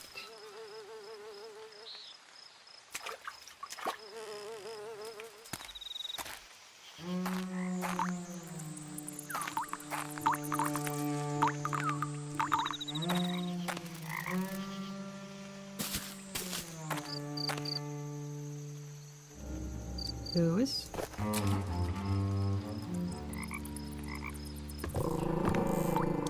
Beep beep.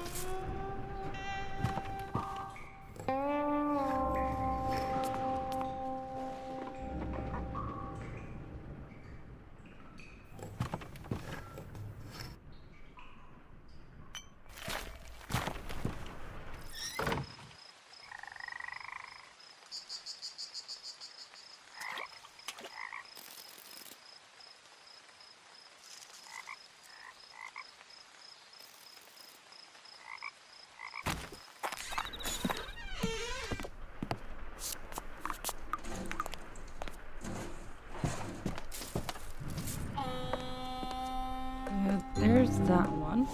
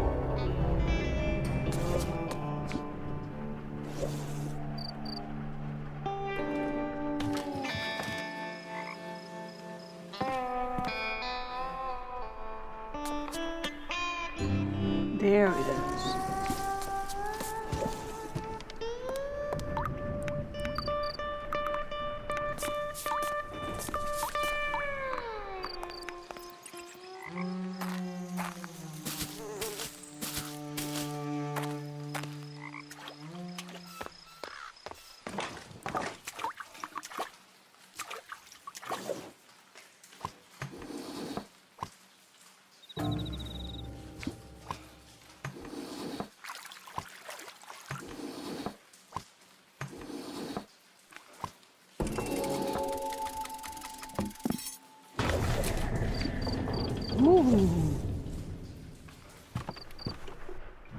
What? Oh, the carriage house. I managed to find a way in after all, Mr. Lee.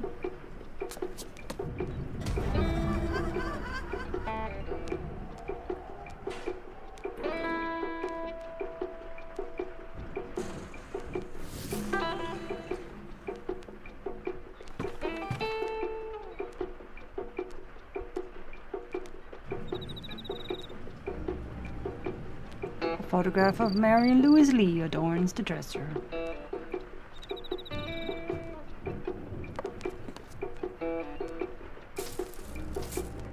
Mrs. Lawson and her missing husband Marcus. I feel like this is not what it looks like.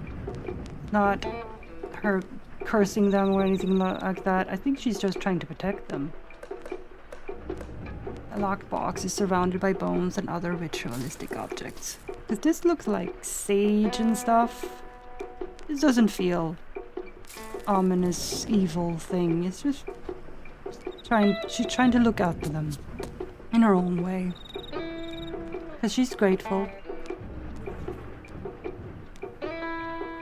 It's not creepy. My goodness.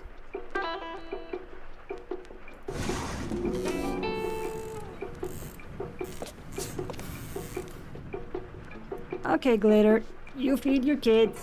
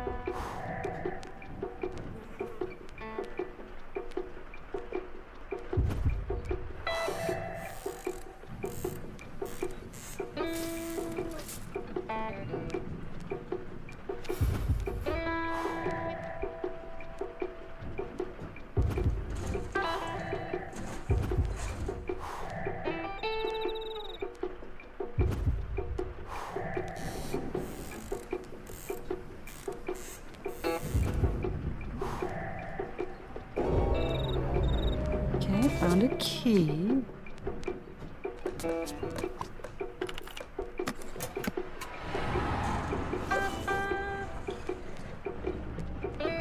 The doll is a crude effigy of Mr. Lawson. Again, I think it's more of like a protection thing. It's just... At least I think so.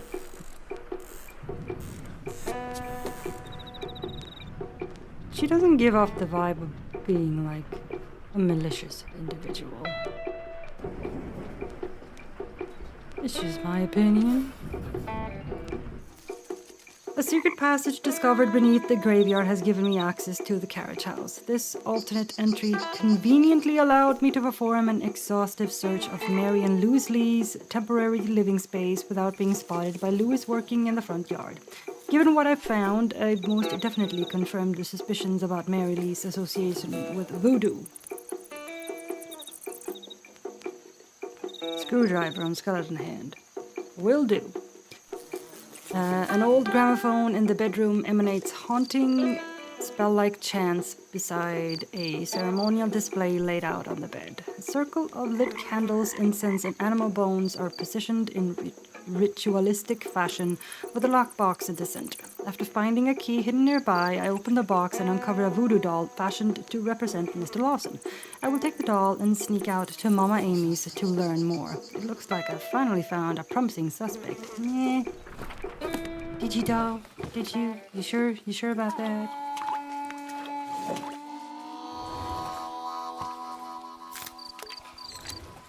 Aha! Thank you.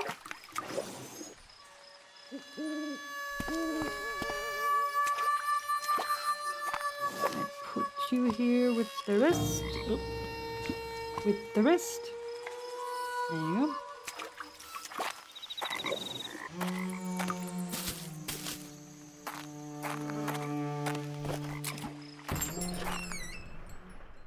Good to see you again, child. What is it you brought with you? Why don't you let Mama Amy take a better look? Okay, Mama Amy. Here's Mama. I just have to find... There you go.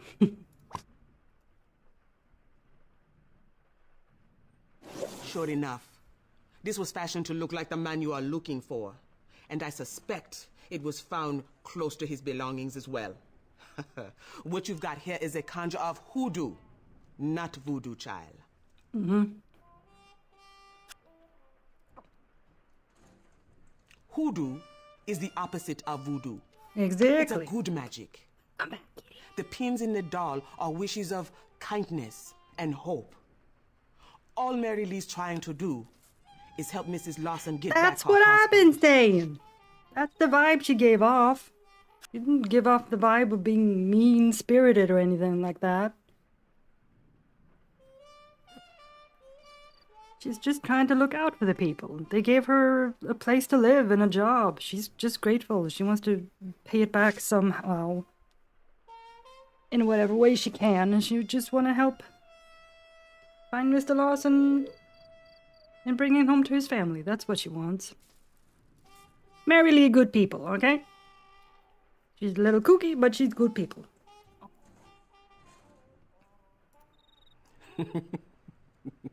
Now, detective, you and I both know there's always suspects. If I were you, I would check the swamps again.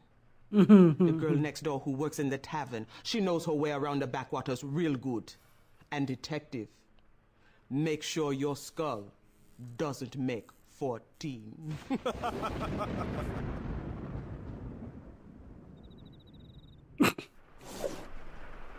Okay.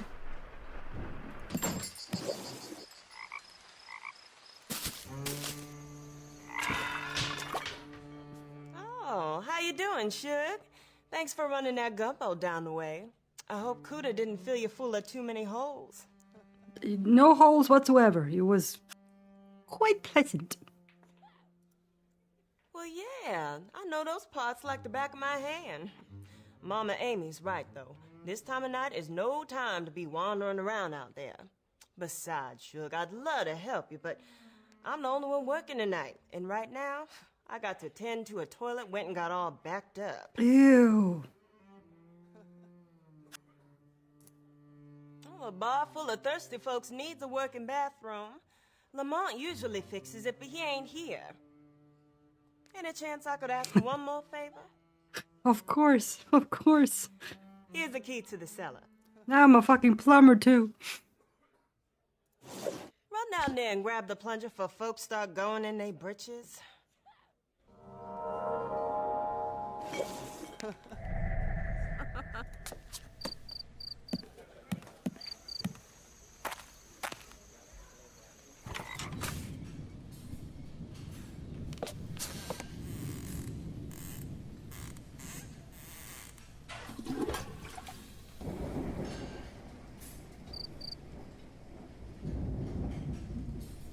Alright.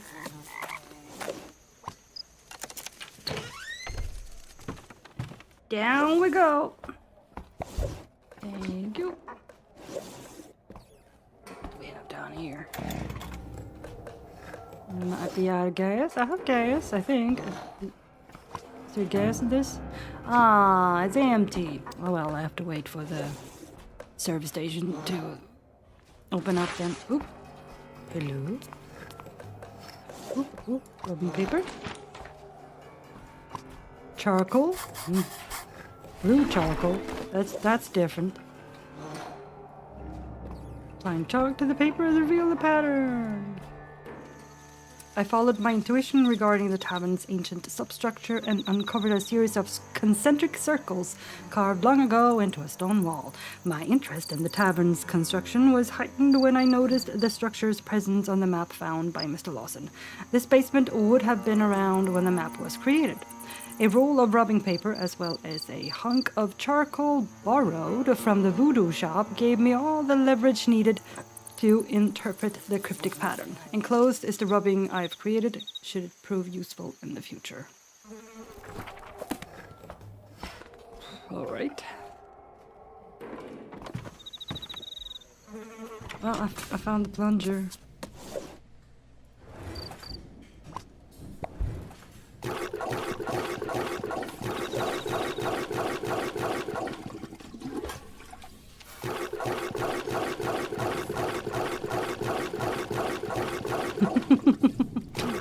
I guess I have to do something else. As well? What else could that be?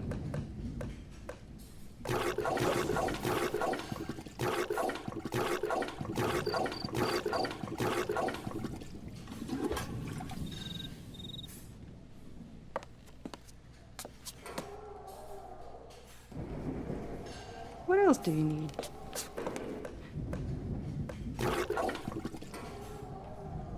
There's gotta be something else I have to do, right?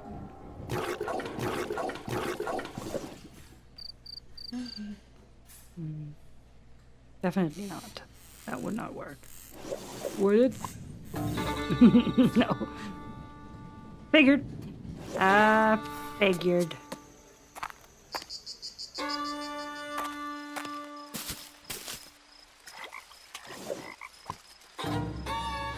Yeah, see, the pumps are turned off, so wait for. Do we still have this? Good lord.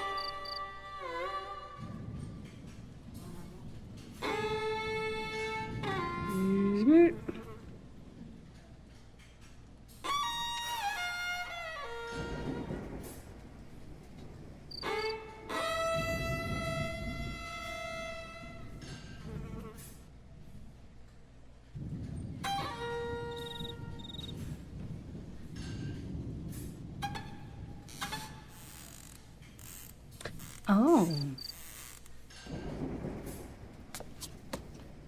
What was his number again? Okay, first of all, let's do that.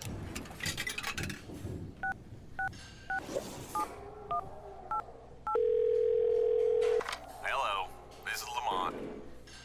You're who? You're doing... Oh, you're fixing that toilet down. Okay, Yeah. well... Now there's we call this the secret sauce. Okay, This is how sauce. you gonna fix it. Yes. So, first of all, you want to stand in front of it, Uh-huh. you know, like you're looking at it. Uh-huh. And then you want to flush it 4 times. Flush. You want to plunge it 3 4. times. Plunge. And then you want to flush 3. it 5 more times. Flush. Now you do 5. that and it'll get her done. But, Get her you know, done. I'd come down there and help you on account, but, you know, the humidity and the goiter, I mean, it's just acting up and the kids are pranking me. So, okay, never mind. Bye-bye. Okay. My lack of plumbing skill left me in a quandary about how I was going to unclog the tavern's grimy toilet. Luckily, in my search for something to snake down the drain, I came across a roster of tavern employees. Lo and behold, I found the phone number for the elusive Lamont. I recalled the bartender saying Lamont usually fixed the toilet when it began acting up, so I decided to phone the pro for a few tips. I don't know if it'll work, but he suggested flushing 4 times and then plunging 3 times before flushing 5 more times. Who am I to question the master? Alright. Okay, so flush 4. Plunge 3. Flush 5. Ah!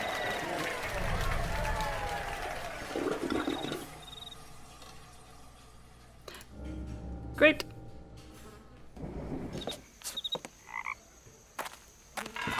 I fixed your toilet.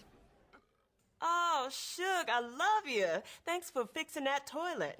Any chance I could offer you Lamont's job, seeing as how you doing it anyway?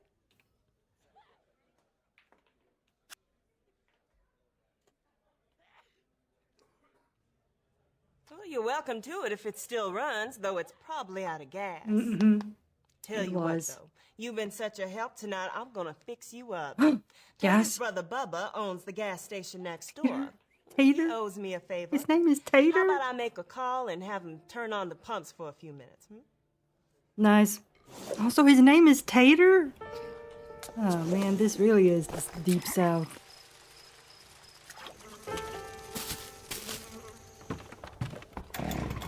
Oh wait.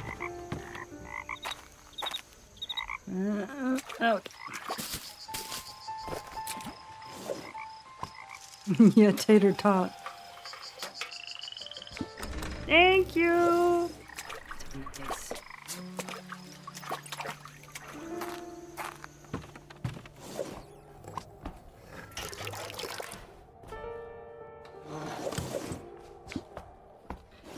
Alright, here we go.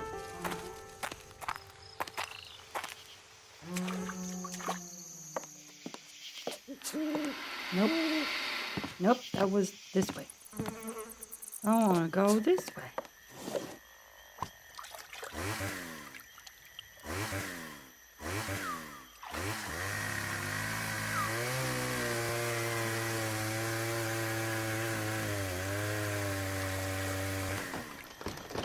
Geronimo!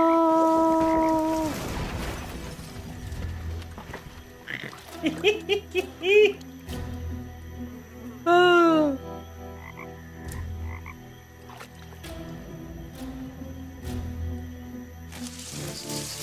What are you doing here?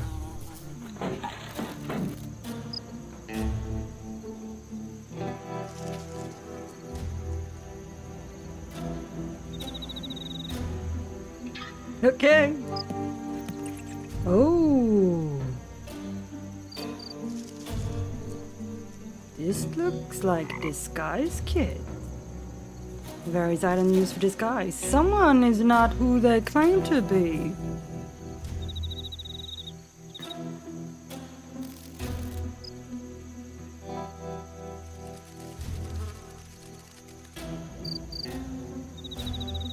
Check that in a little bit.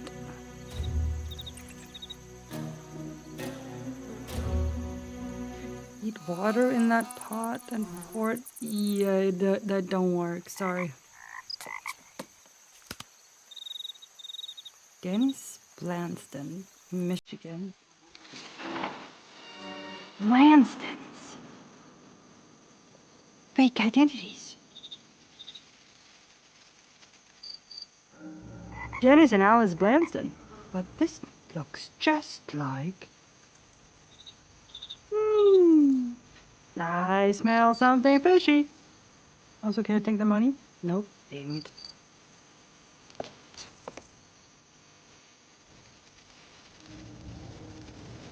Take that. Folder contains notes to various puzzles I've seen around the estate.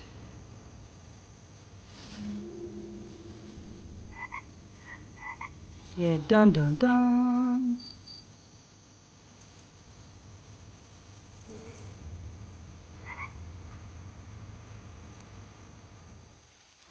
I've just discovered that the mysterious man I saw in the swamp has something to do with Mrs. Lawson's missing husband.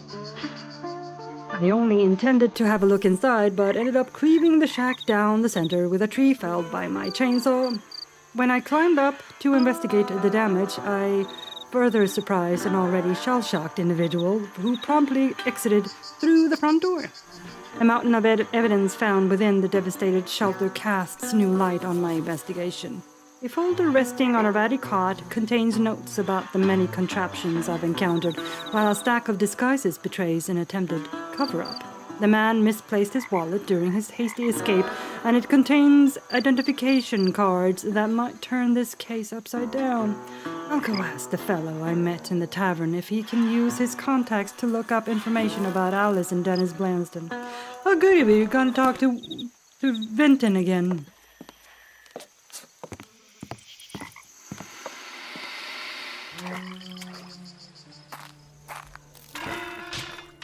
Benton? Well, hey there, Detective. Any luck finding your missing man?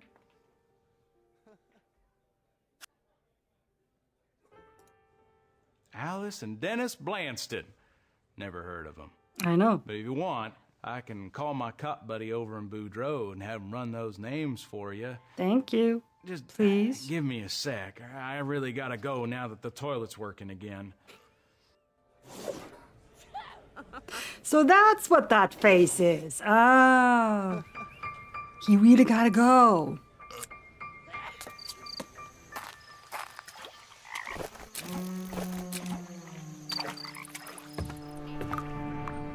Huh?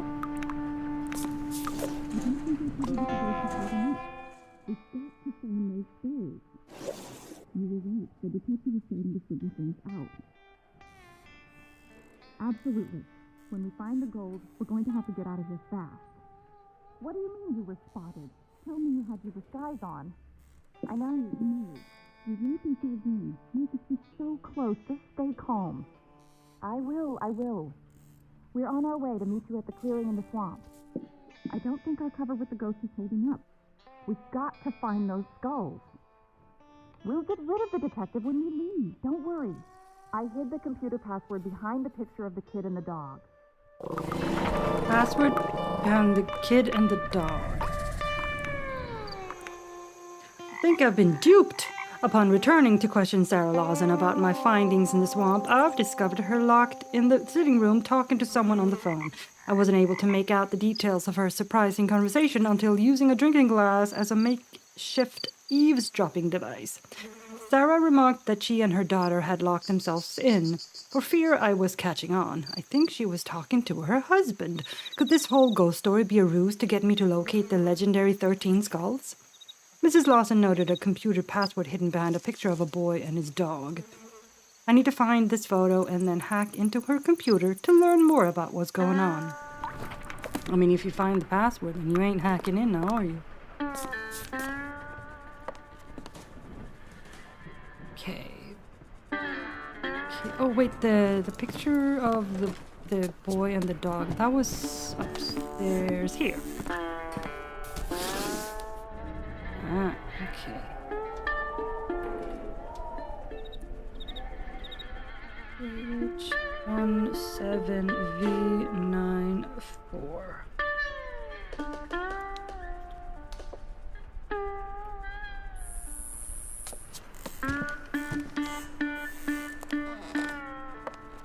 Also, no, not that one.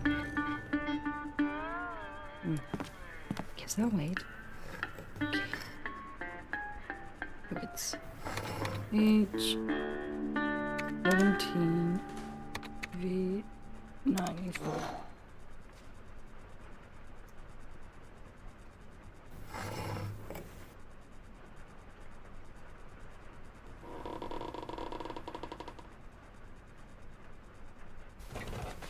Yeah, there we go.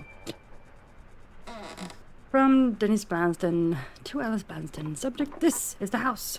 You won't believe our luck. This has to be the mansion that Crown built. I've even found a map. Best of all, it's vacant and no one's lived here for years.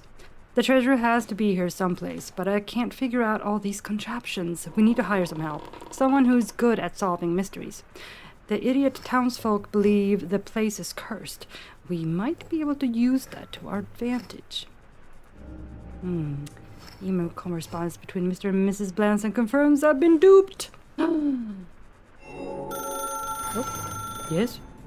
Detective, glad I got you. This is Vinton from down at the Swaller. Mm-hmm. Listen, I had my buddy in Boudreaux run the names on those IDs, and the results aren't good. Alice and Dennis Blanston are convicted felons with warrants and arrest records that run all the way from kidnapping to robbery and even murder. There are no Lawsons. Those folks must have heard stories about the treasure and claim to have inherited the house. You got to get out of there.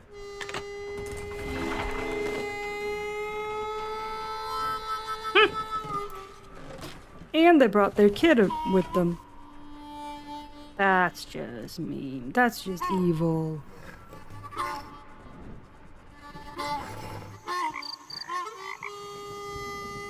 An email uncovered on the computer in the den has verified my suspicions. Sarah Mark is lost in our aliases created by Alice and Dennis Blanston. Their correspondence proves they heard of the pirate legend and moved into the manor after claiming ownership of the property. It appears they got stuck trying to locate the missing skulls and sent for my assistance under the veil of a missing persons scam. A phone call received from Vinton at the tavern echoes the above findings and confirms the suspects' true identities. I overheard Sarah on the phone saying they were on their way to rendezvous at the clearing in the swamp. I have to confront them before they get any closer to finding the treasure. Alright. Confront them at the clearing in the swamp. This away? This away.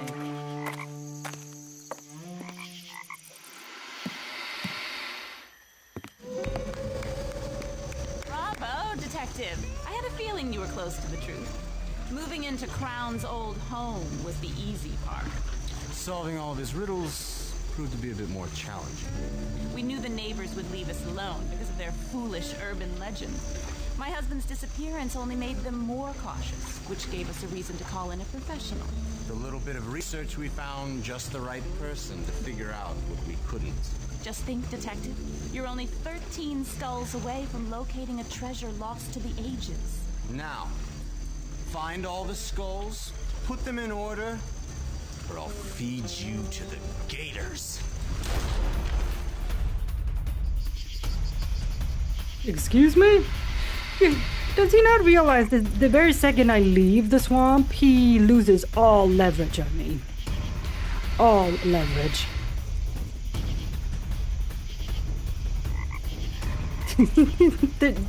They're stupid criminals, too. They're evil and they're stupid.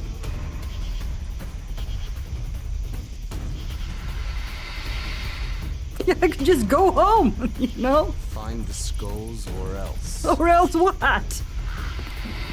No funny business, Detective. Oh, he's gotta follow me. The whole time. Okay. Then that would make a bit more sense then. He's behind me the entire time. Okay.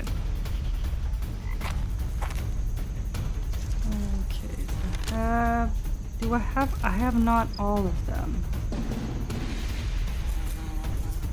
I don't think.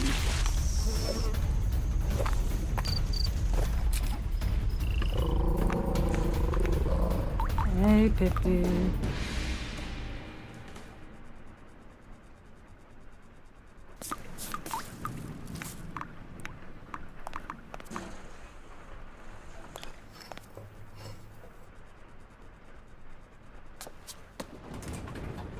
Use those intuitive skills. I'm trying, sir. I'm trying.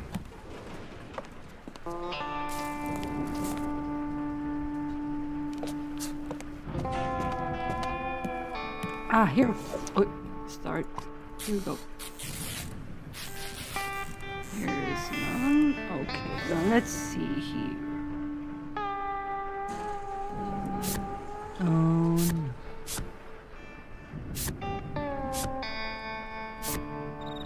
Don't even think about running. Shut up.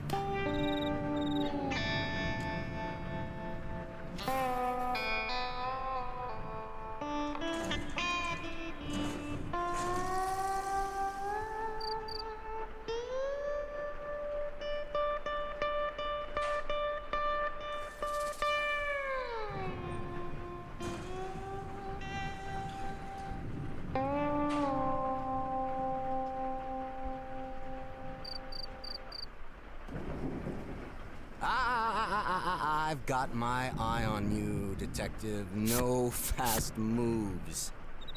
Shut up. I'm trying to solve this dang puzzle. That's what I'm trying to do.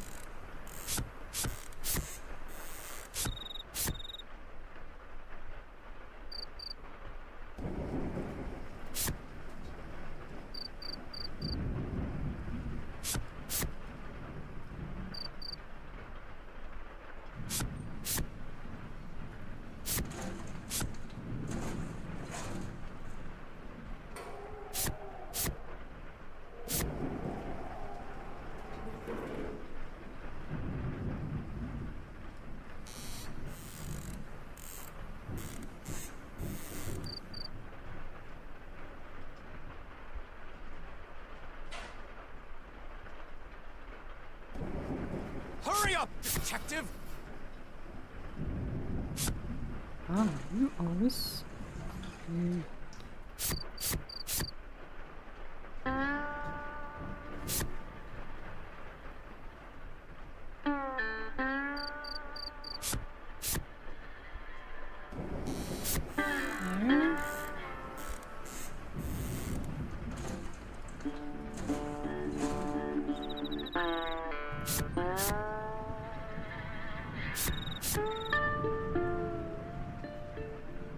Don't make this harder than it has to be.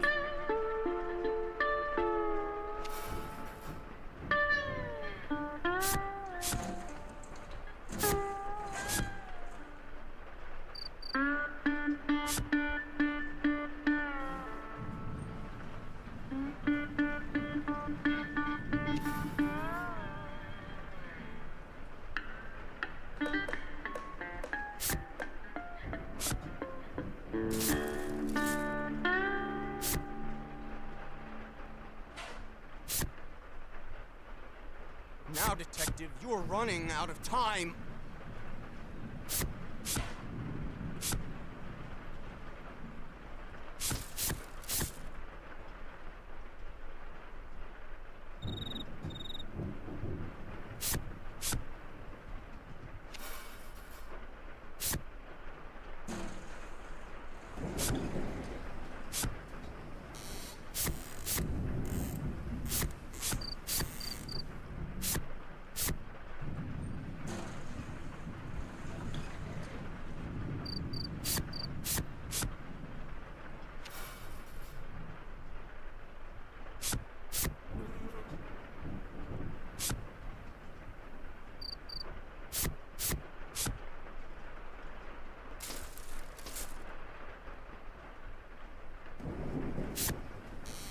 You don't have much time.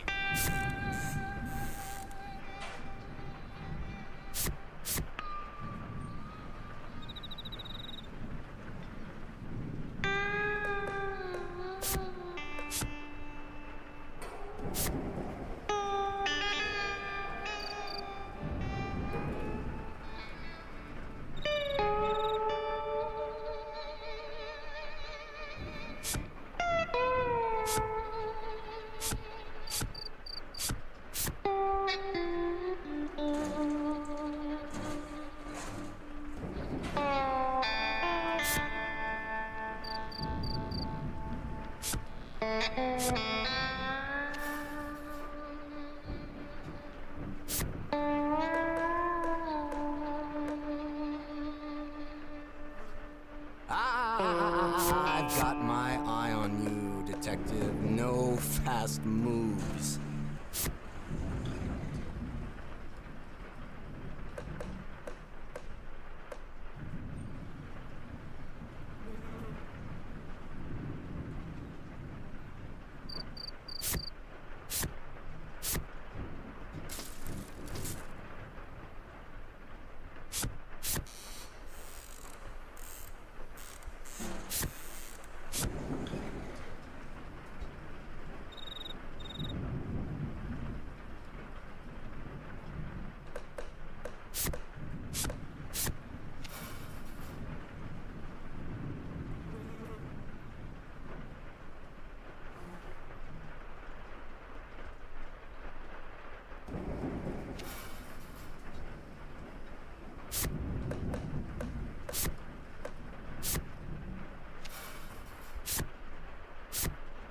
You are trying my patience. You're trying mine.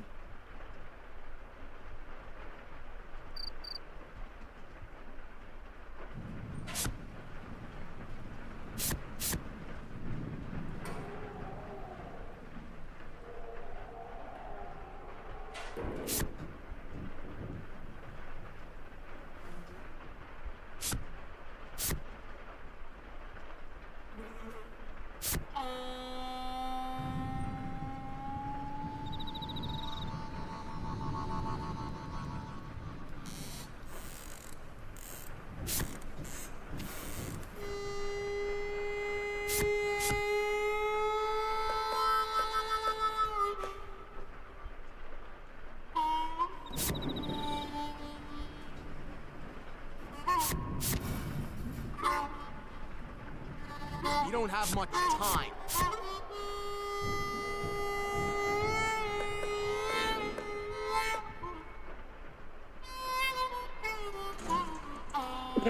Oh, sorry.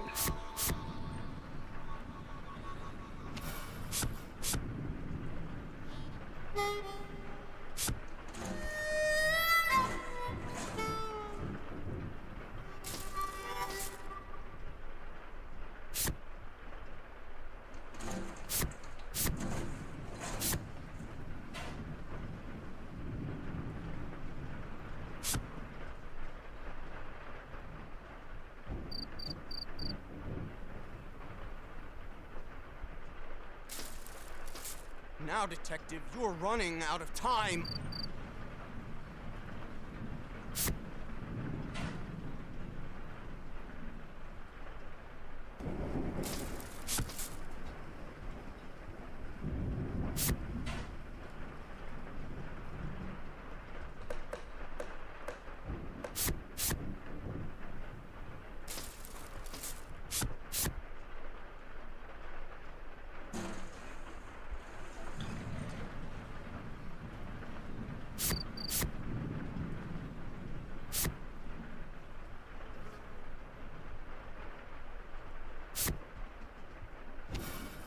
We don't have much time.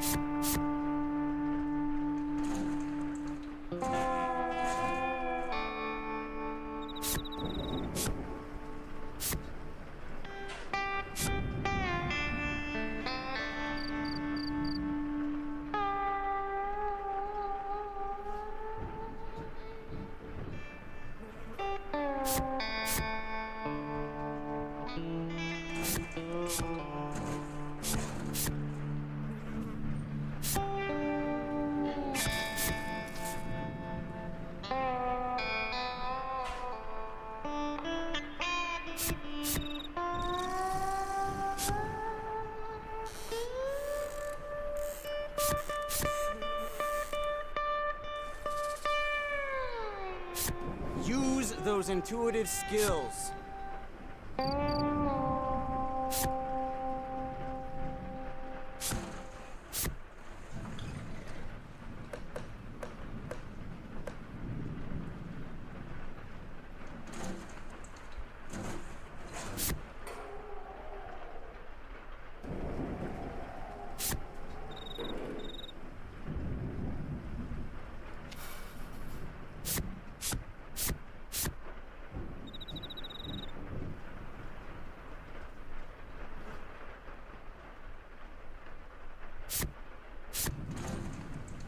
Keep moving.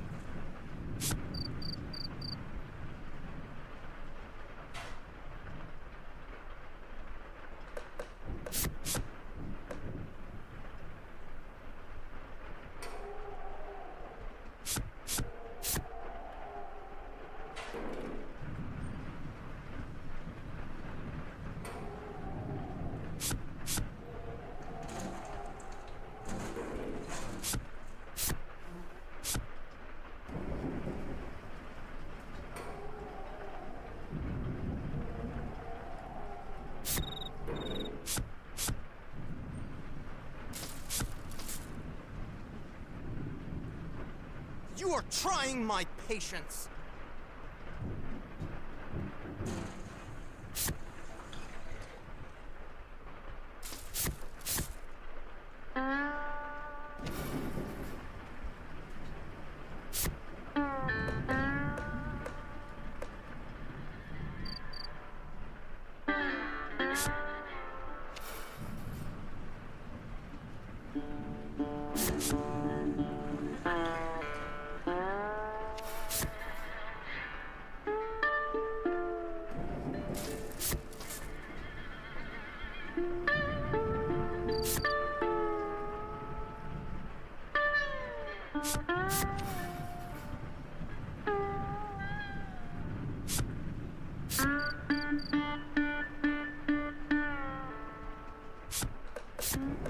Now, Detective, you're running out of time.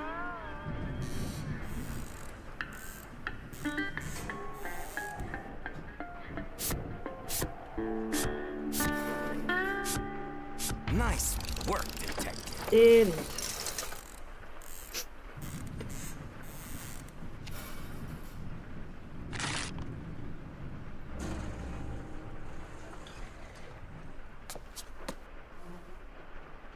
Fountain outside. Oh, this fountain. Right? Is that the fountain they talk about?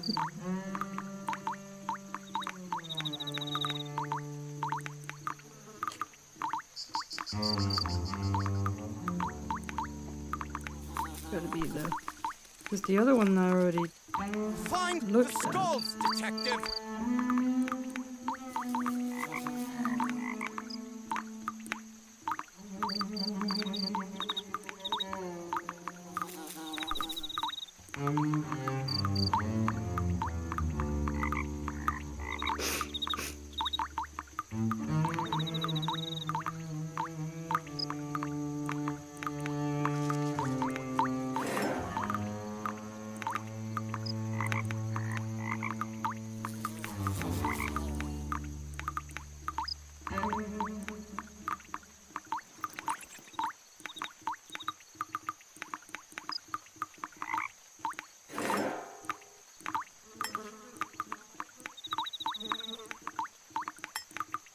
Use those intuitive skills.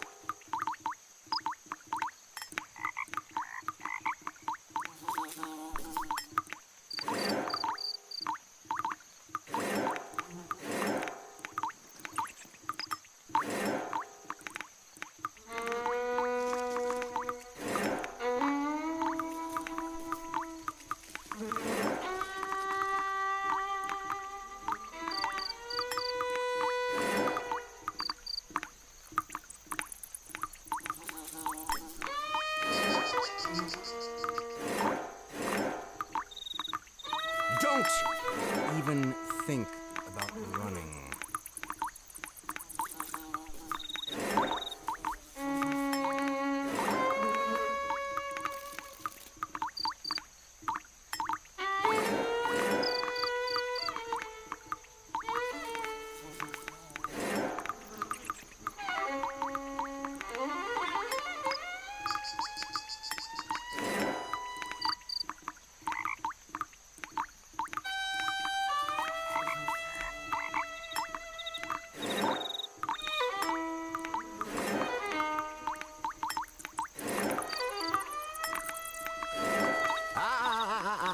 I've got my eye on you, detective. No fast moves.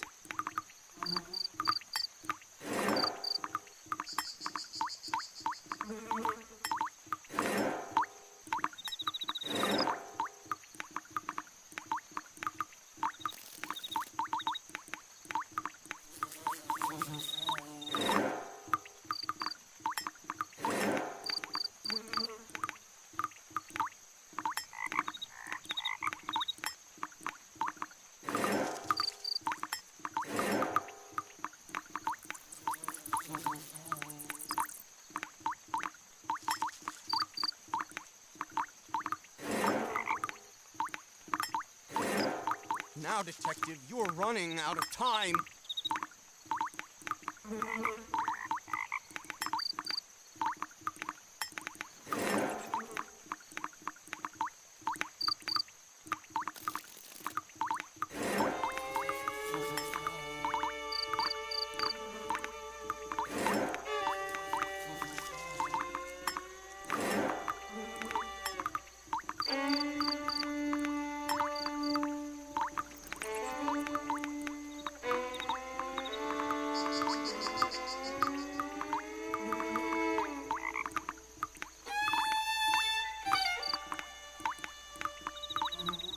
Oh, wait.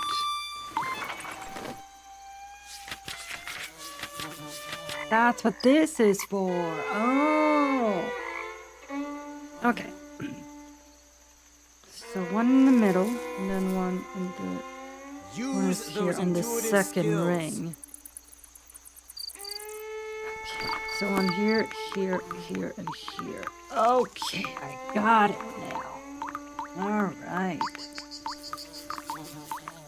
One right there. there, and then one right here.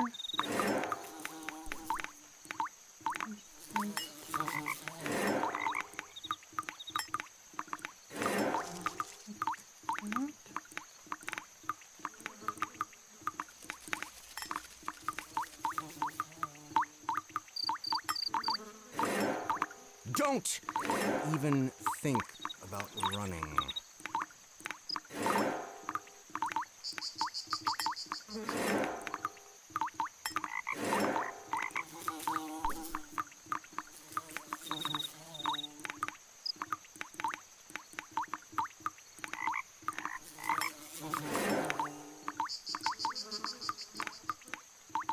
Oh, dang it.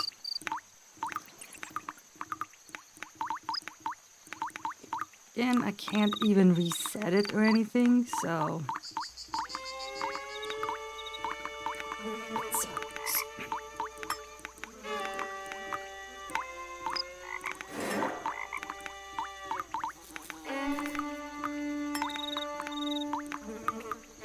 I've got my eye on you, detective. No fast moves.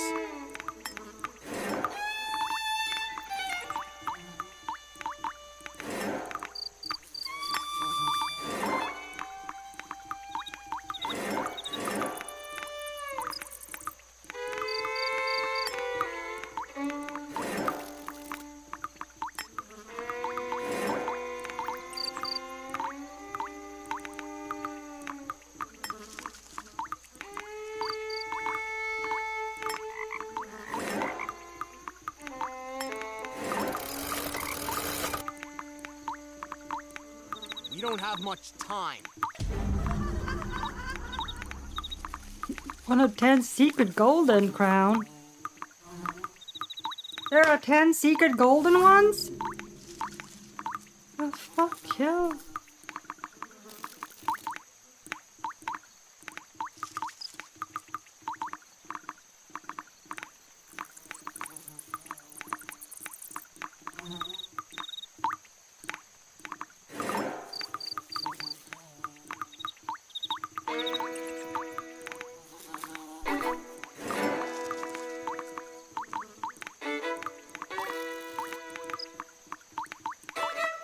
Keep moving.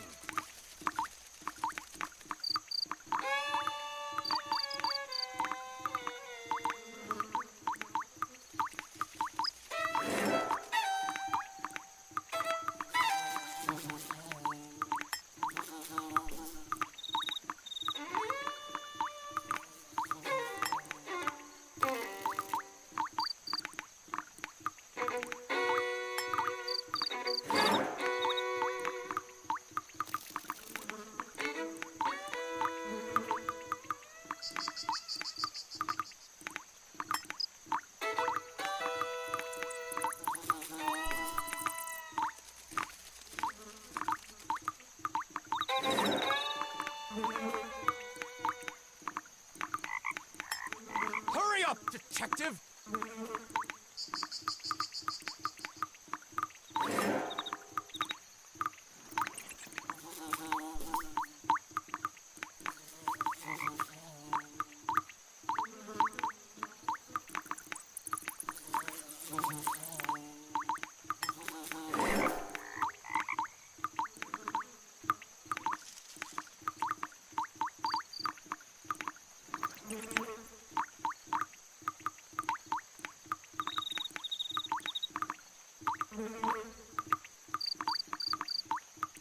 Find the skulls, detective!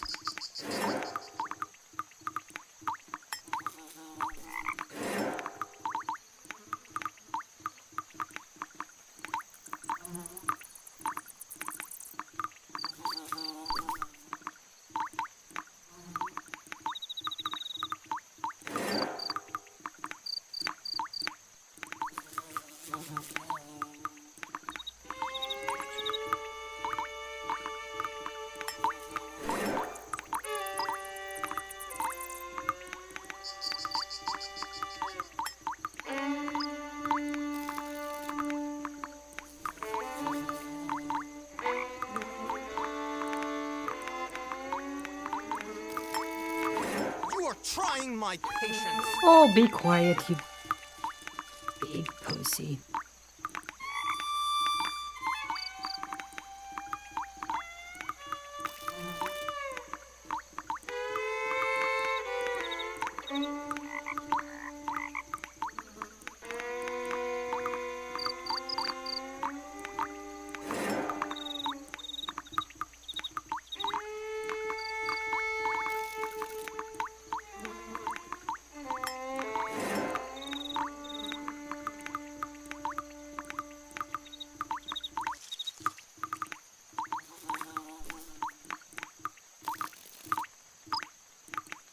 We don't have much time.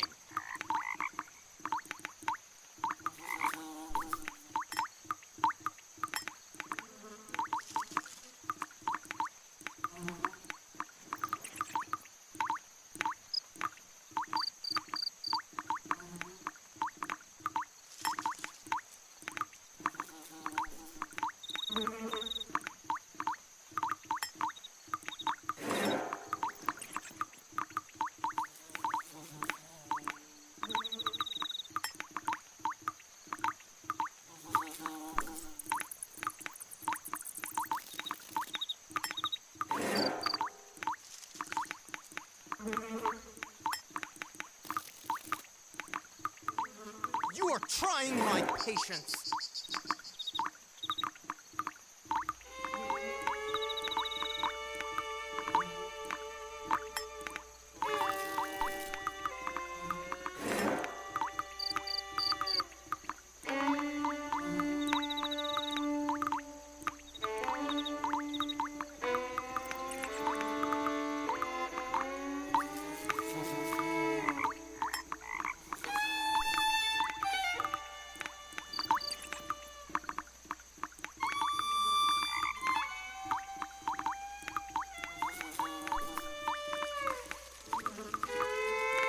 No. It's that, and then there's supposed to be one in the middle.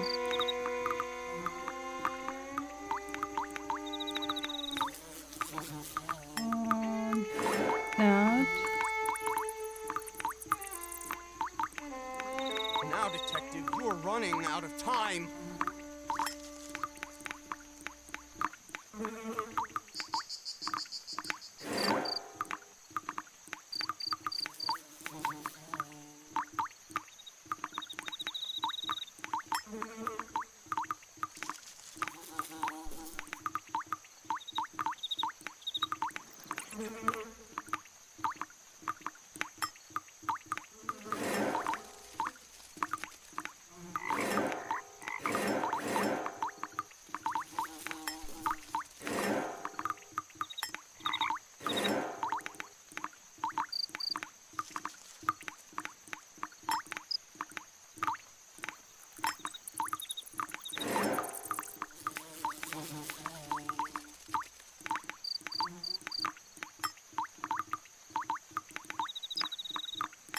We don't have much time.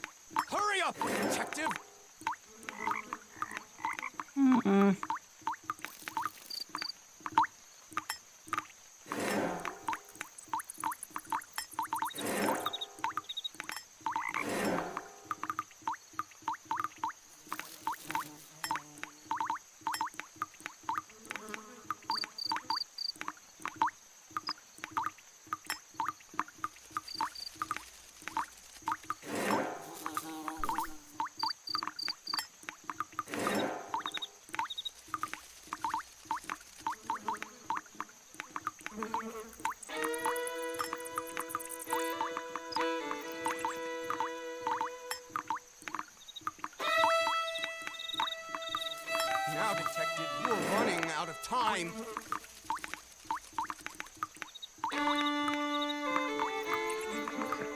This is so dumb.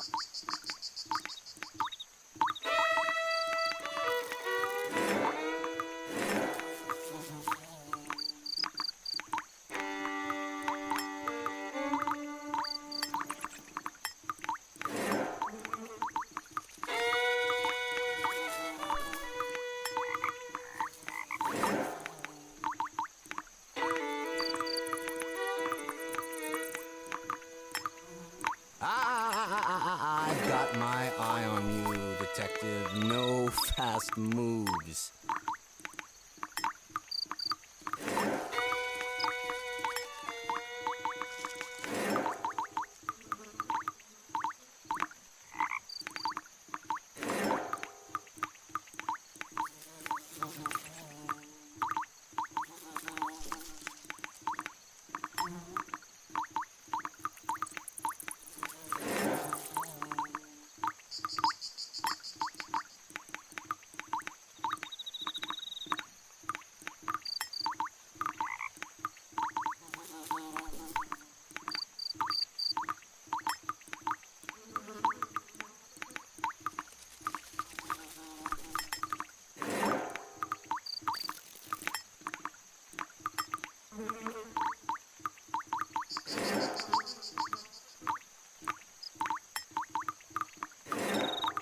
Hurry up, Detective!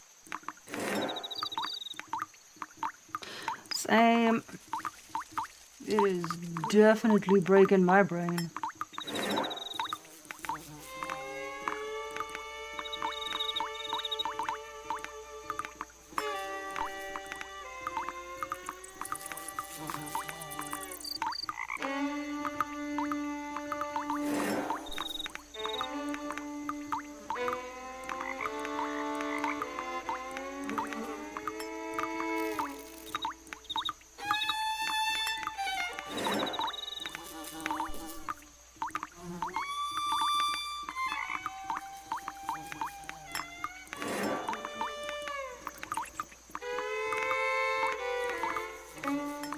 You don't have much time.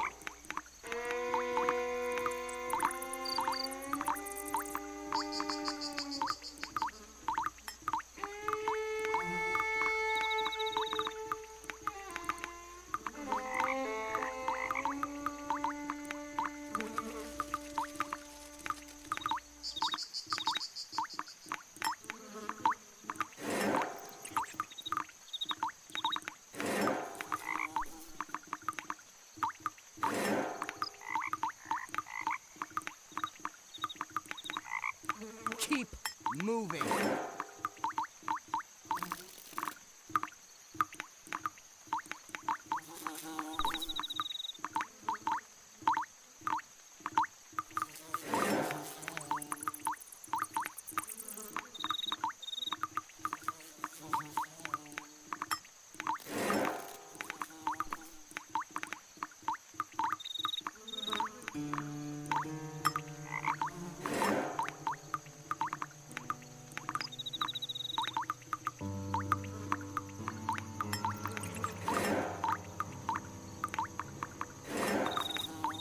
Don't even think about running.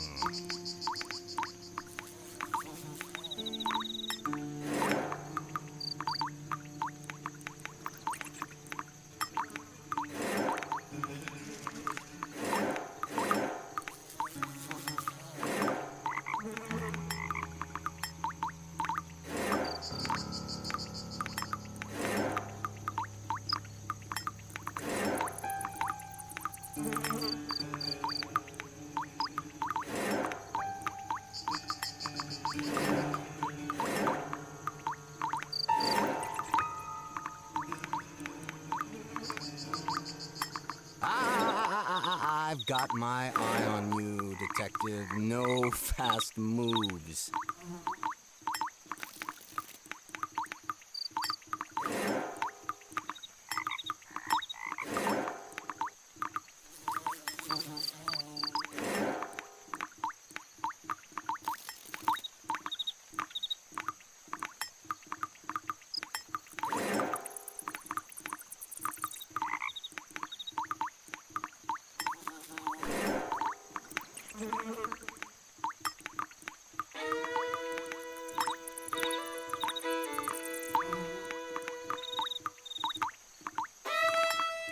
Use those intuitive skills.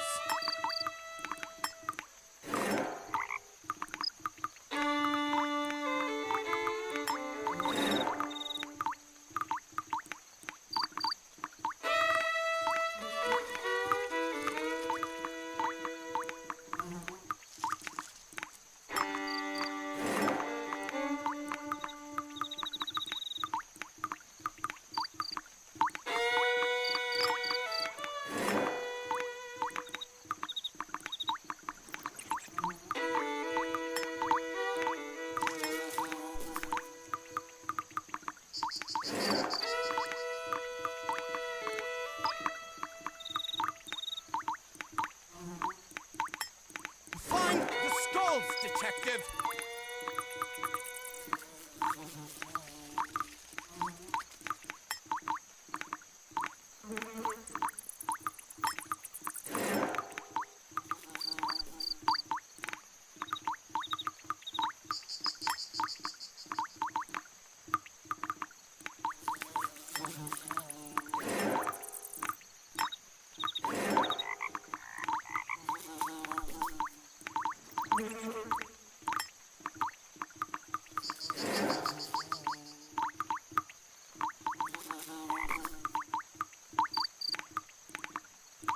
We don't have much time.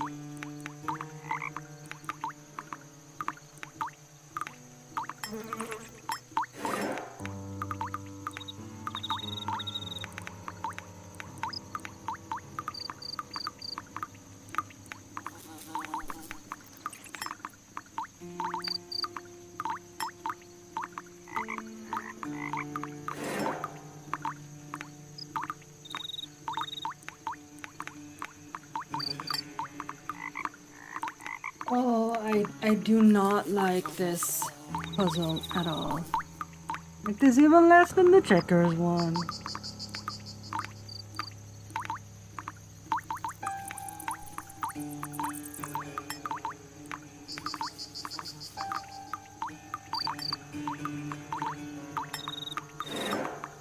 Use those intuitive skills.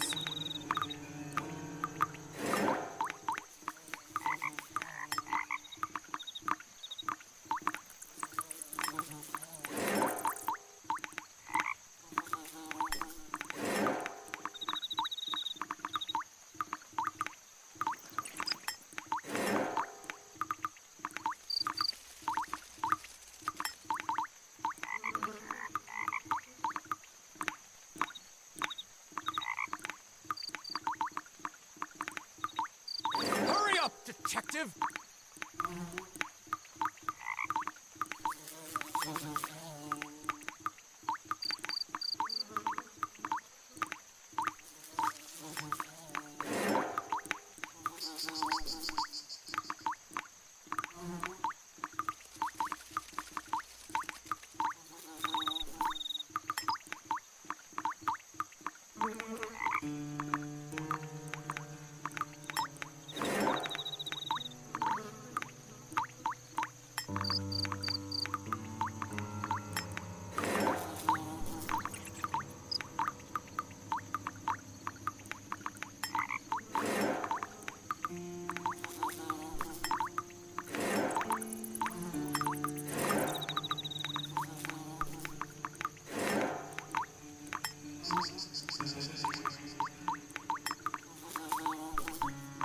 Find the skulls, Detective!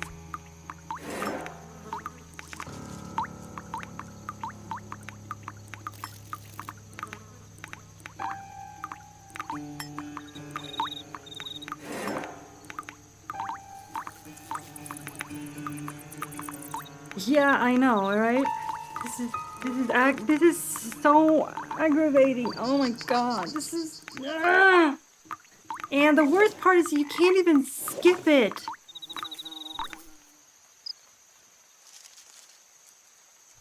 Oh wait, no, never mind. I can't skip it. It's just hiding behind the hint. Fucking thing's just hiding behind the hint, kitty.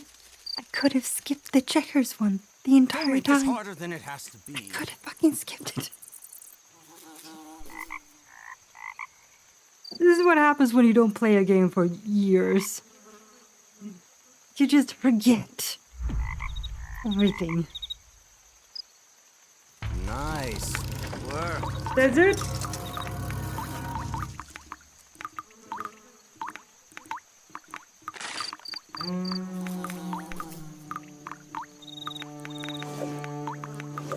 And it wasn't even what that thing showed me. It looks like this now. That's not what it showed me on this. Had it showed this, I would have been able to do it. This is what it fucking showed me.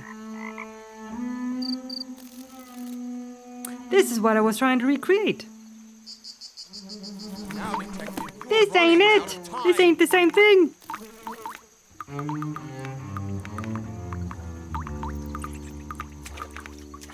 Oh, fuck off. Alright. Find parts from the map and contraption in the graveyard. Oh, this thing right here. This thing right here. Oh, that made me so angry. That made me really, really angry.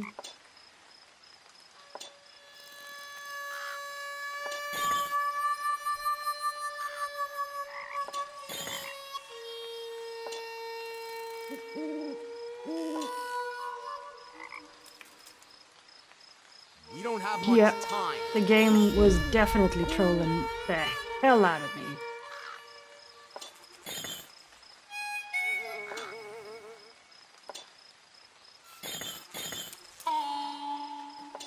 No more. I really, really, really, really dislike these stupid puzzles, man.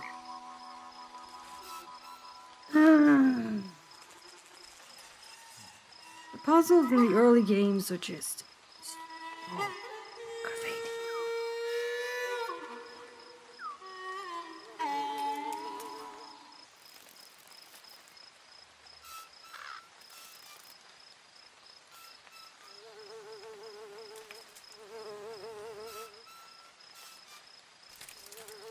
Don't even think about running.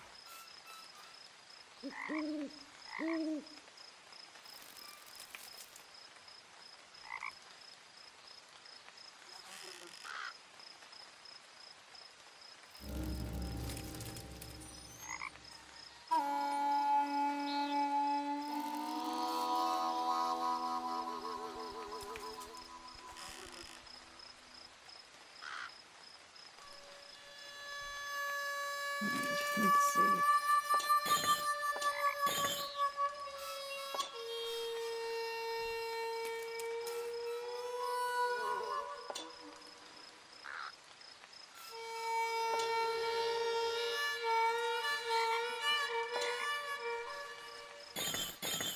You are trying my patience. We're getting closer to death. Oh, thank you.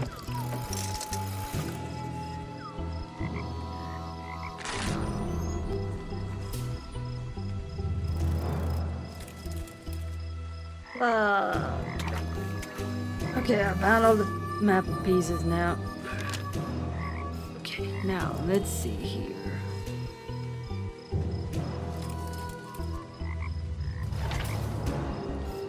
Okay.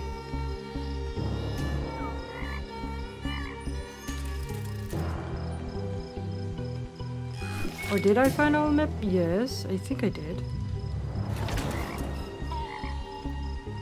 Or do I just have to click? I probably have to click the areas, right?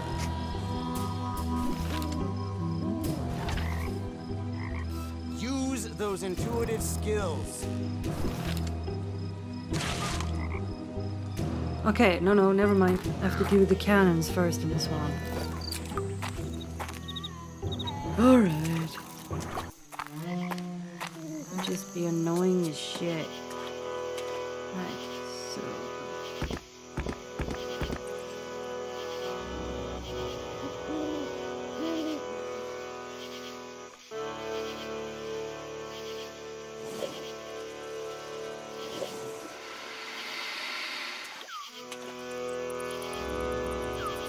Now, Detective, you're running out of time.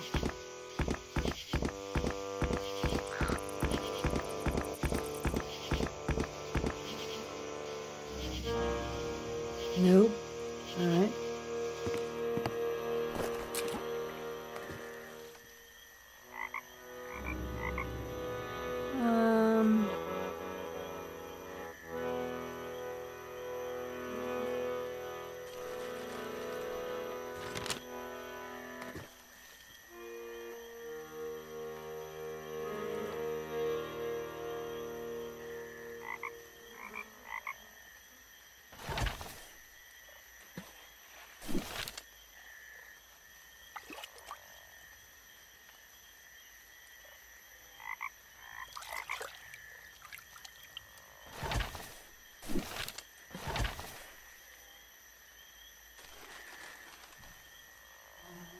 Keep moving. Be quiet. You massive baby.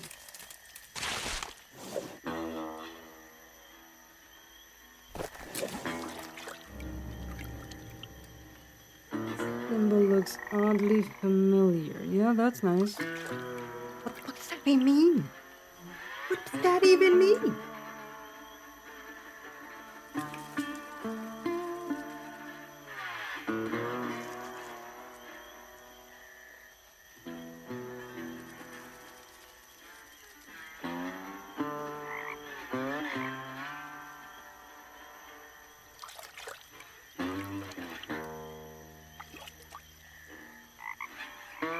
Don't even think about running.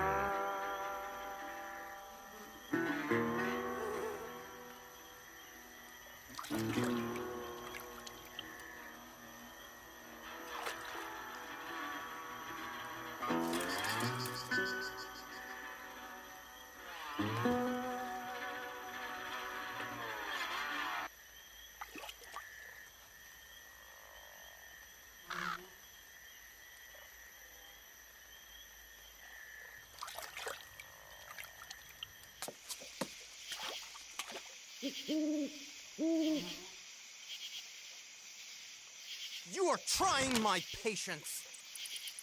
Does it look like again?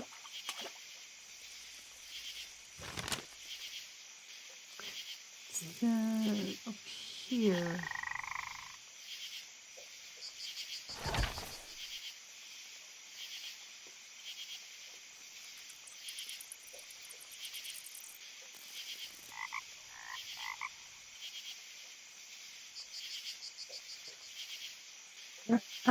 Let's see here. Is it... Oh, there's another one right there.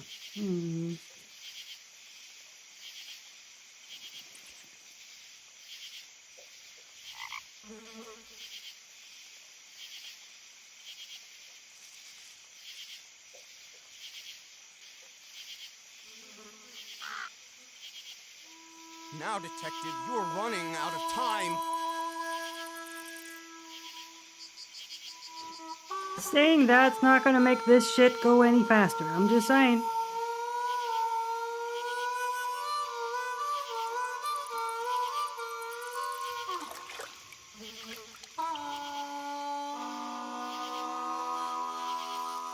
Alright, let's see. So this area is...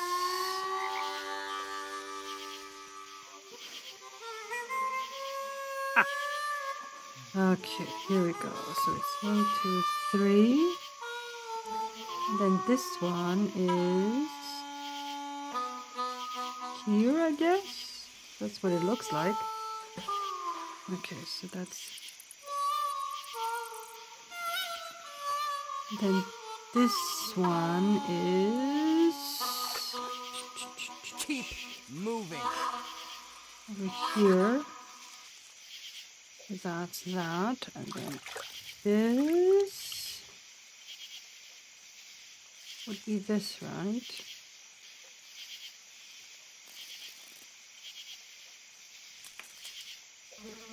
And that looks like here.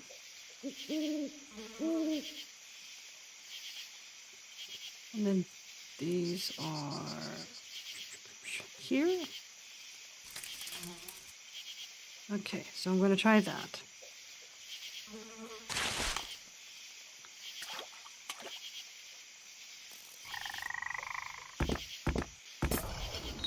Alright. Then I'll try. Nope. I've got my eye on you, Detective. No fast moves. Which one was? Well, I did. Okay.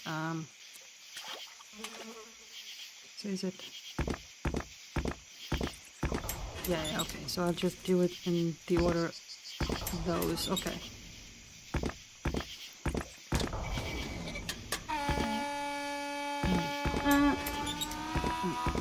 Well done. All right. That wasn't that difficult. Just waiting.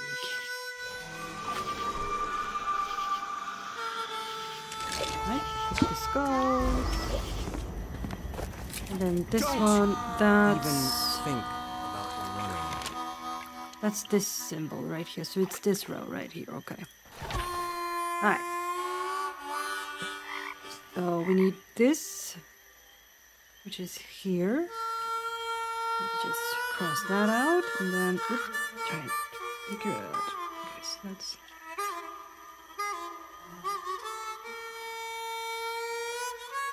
This, that would be...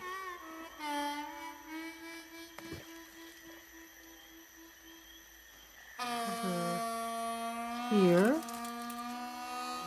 Find the skulls, Detective! And then that. This one. And then this one. And there's... looks like that, so... And we have this... to look like this right here. Alright, let's try that.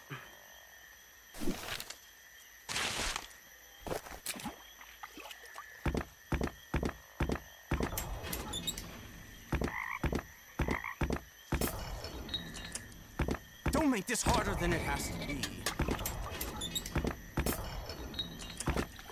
We're getting closer, Detective. Whew.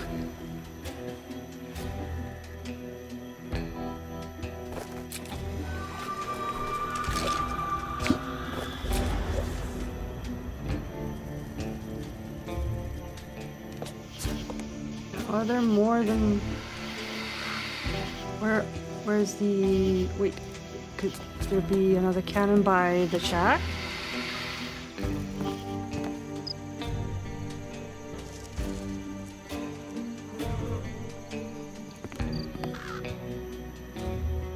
Now, Detective, you're running out of time.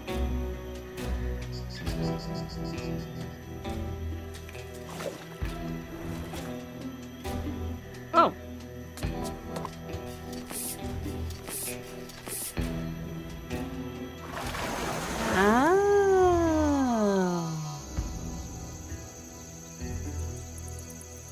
Alright, so it's this symbol. We weren't done yet. Get rid of that post-it. Okay.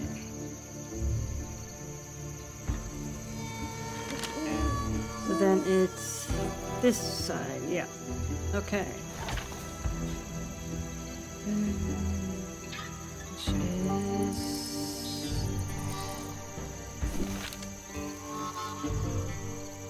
We much time.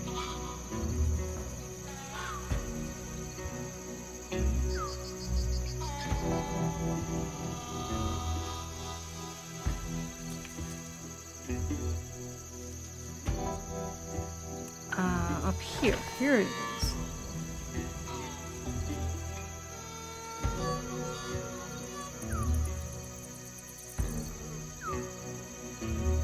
Could be that too, but I think it's this one.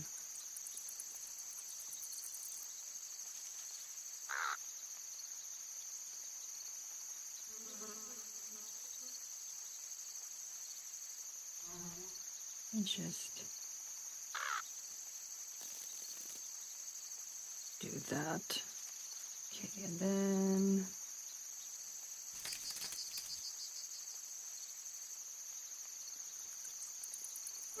Use those intuitive skills.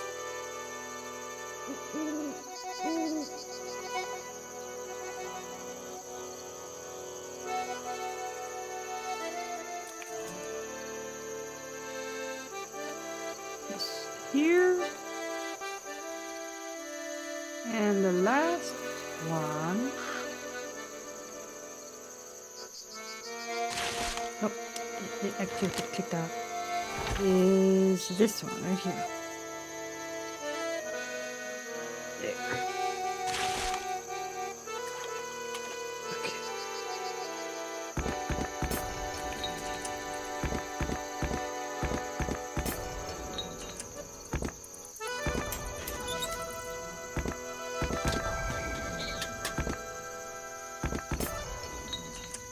Don't even, well done. There we go.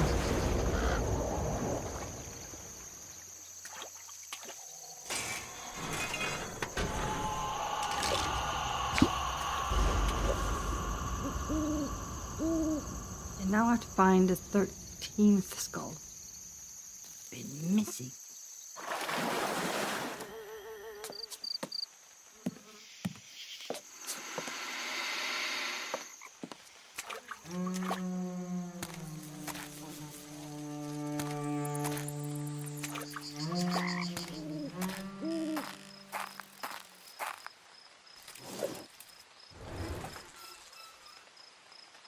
Medallion. Where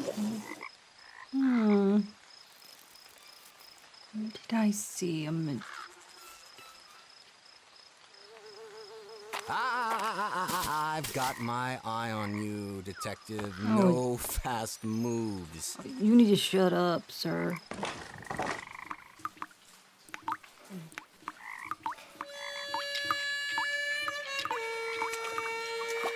Not here.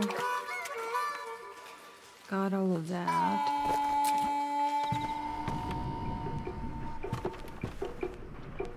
Wasn't here either. It was somewhere I saw that. Oh, no, I know where. Silly me. Silly me. Find the skulls, Detective! This is where one of these goes. I need to find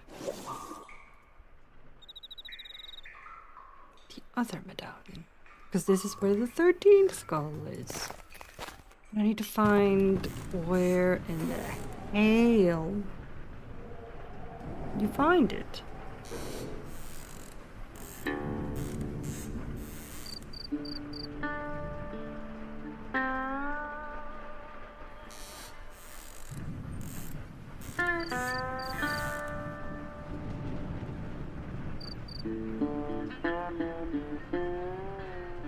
We don't have much time.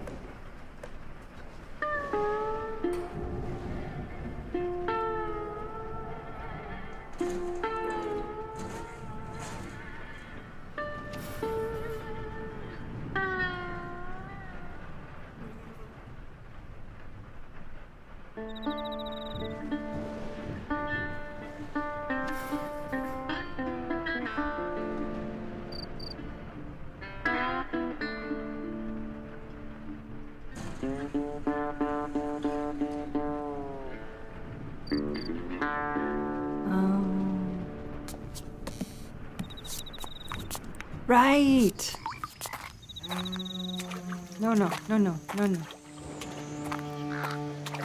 We were given a sleeping potion. I'll wait here. But I've got my eye on you, Detective. Hey, Coder! Call him. Well, she ain't gonna be much help. It's fine, let's just...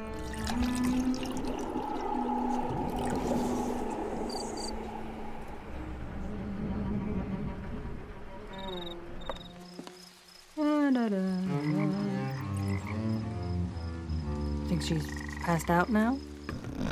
Yep, there she is. Alright, now we can go inspect this. This is what we tried to do before. Yeah, oh yeah, the numbers from Mr. Cricket. It was 545... 4520. Ah, there it is. He was giving us the code.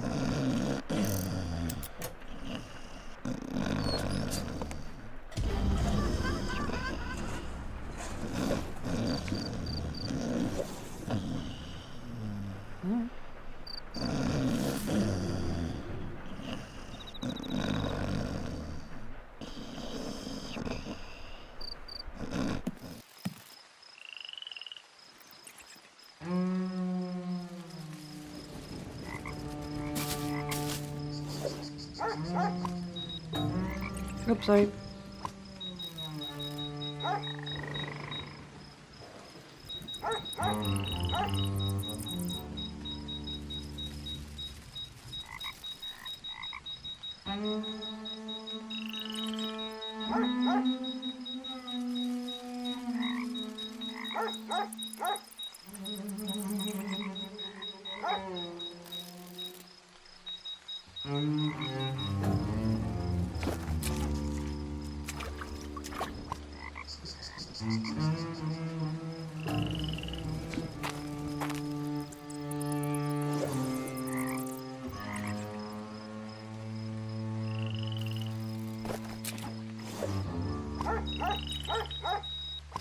Ah, there it was.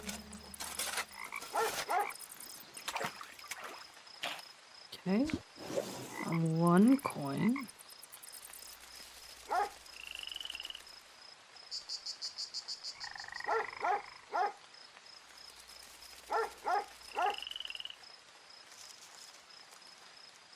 You don't have much time. I've got my eye on you, Detective. No fast moves.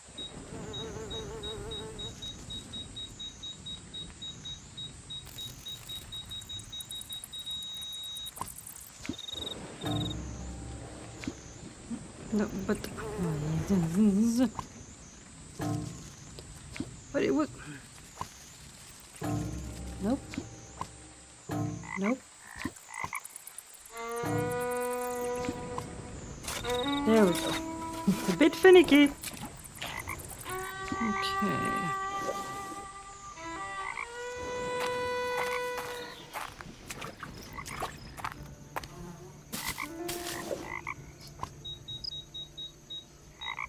Hurry up, Detective!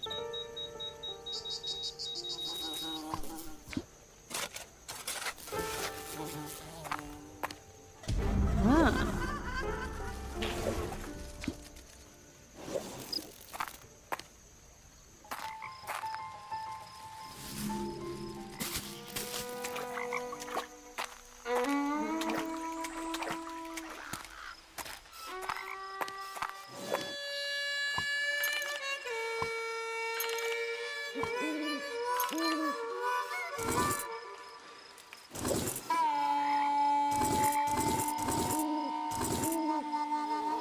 You are trying my patience.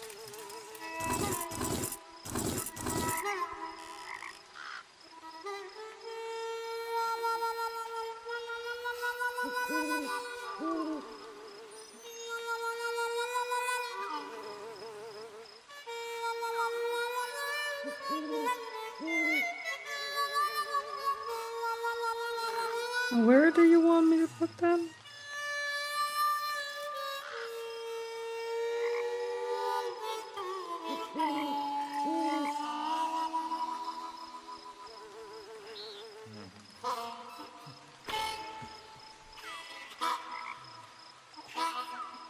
Don't make this harder than it has to be.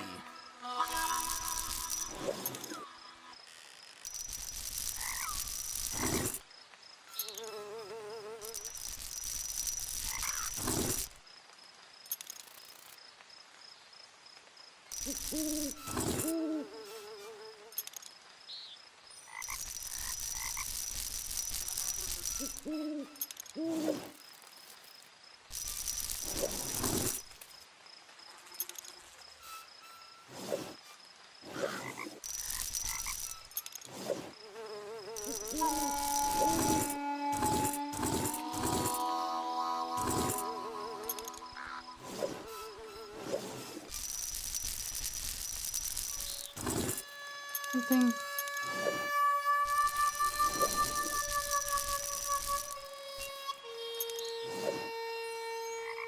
Now, detective, you are running out of time.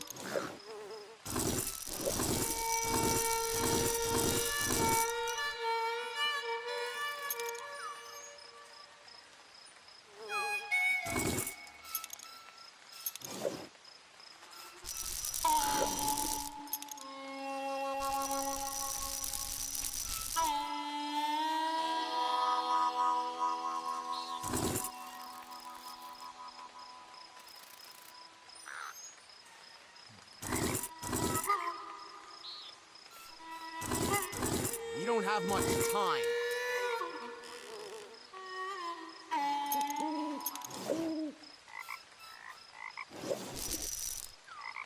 I don't quite know what it is.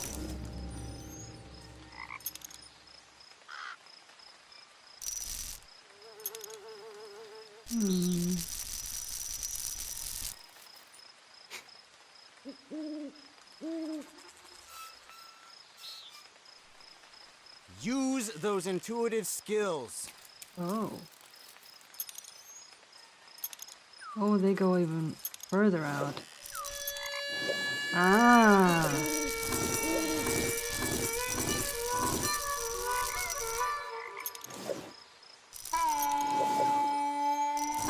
Oh, no, no, no, no. Okay, so that one is also there. This was just... Okay, so that one is there. And that one is also Nice. there. We go.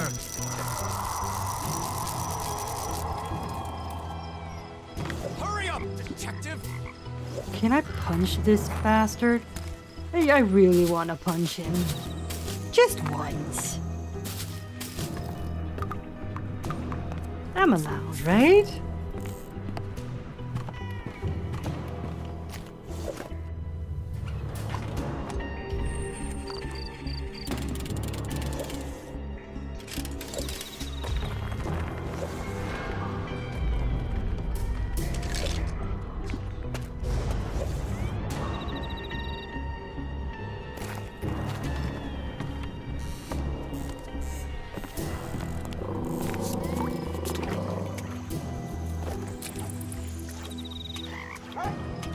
Oh, wrong way. Even think of running. That was the wrong way. Swamp is in this direction.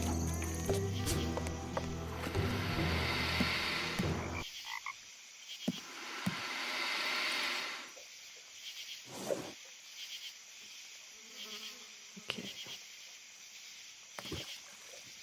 Now...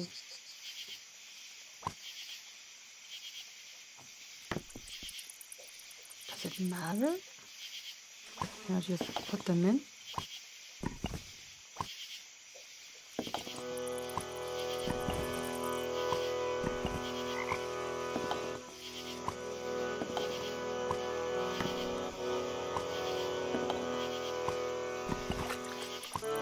Hurry up, detective! Apparently I can't just put them in. I have to do it a certain way.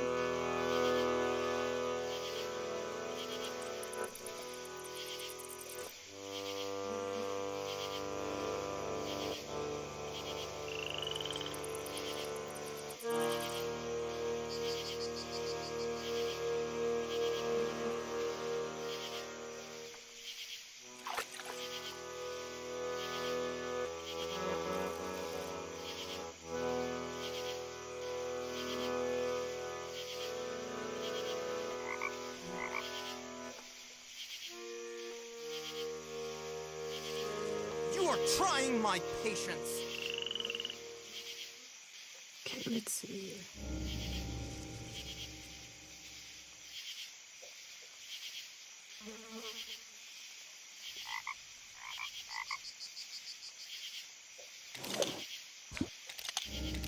Take all of these back.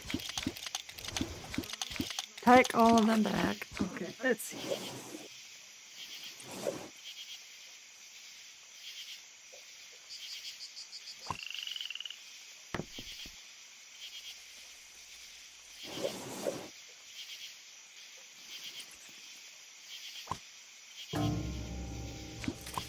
Hurry up, detective!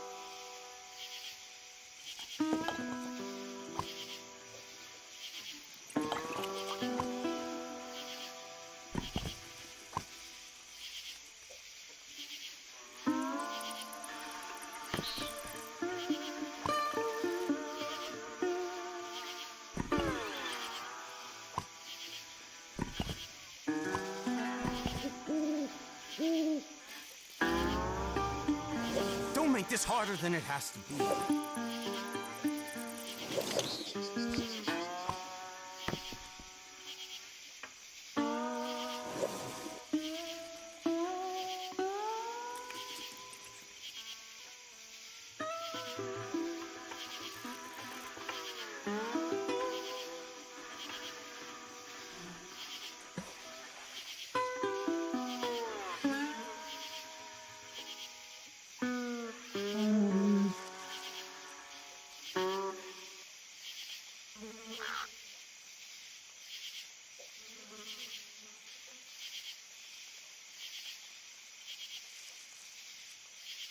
Keep moving.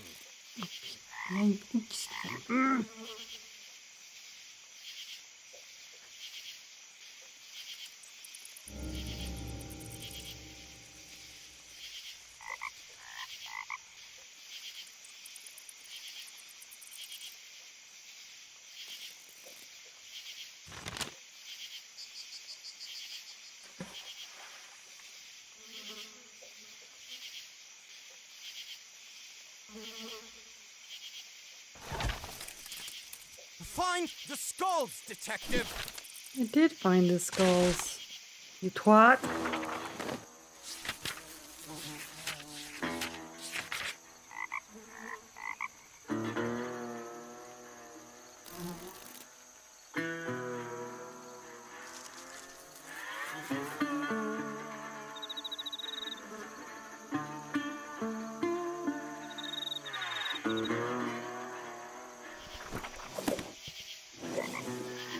This is gonna be so helpful. Walk through my ass. My patience. Look, look, look, look, look, look. Listen, listen, listen, listen, listen, listen. I want a hint.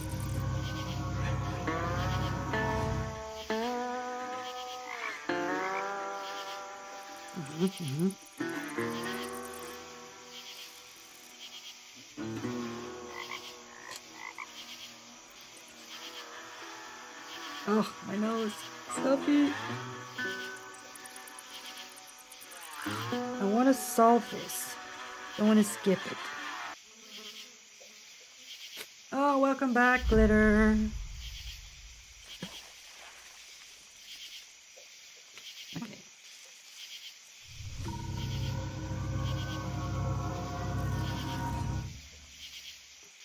Again, hint system, you're not exactly helpful.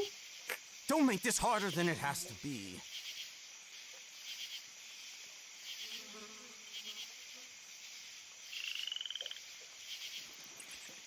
God, I've been playing this game for over 9 hours.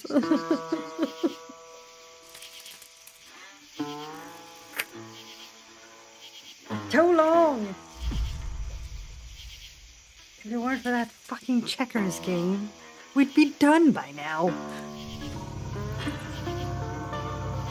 Maybe I can find a clue to how the skulls should be by searching the Poncer tomb.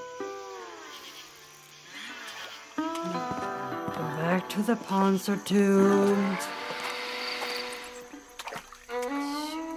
Fine, I'll go back to the Poncer tomb.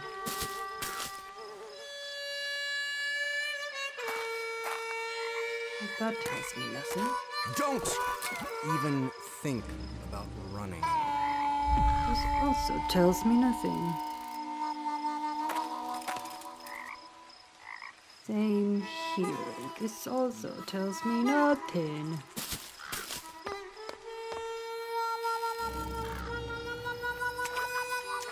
Oh my god, of course, it's this one. Ah.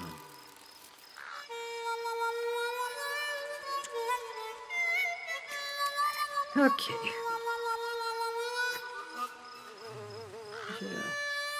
And a 1 and a Find the 4 skulls, and detective. an X and a 6 and an X, I mean 10. And then 2 up there, 11 there, 13 down here. And on this side we have 9, 12, 7, 8, and 1, 2, 3. Alright, there we go.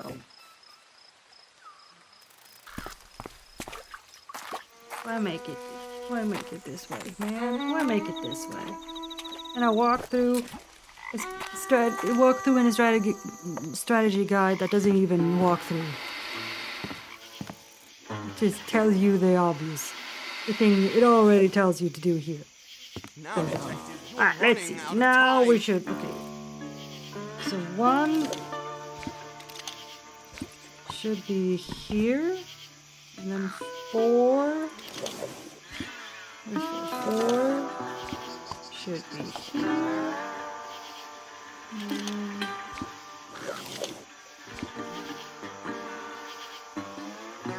10. There. And then 6. There. And then up here, this should be a 2. 11. Down there is 13 already.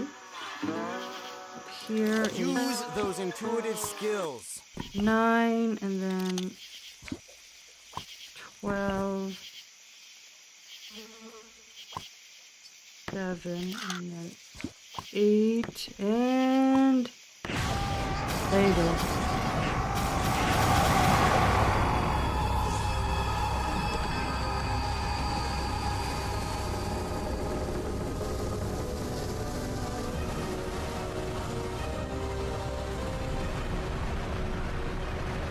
Remember, karma's a bitch. Done, detective. Nice job, detective. You solved another mystery. Too bad it'll be your last. Stupid detective. There's no such thing as ghosts. Are you sure about that? This part I remembered.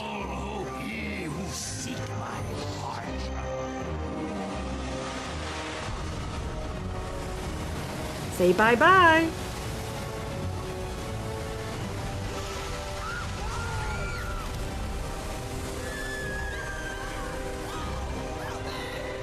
Oh no, such a shame. Good people and all, huh? What's up?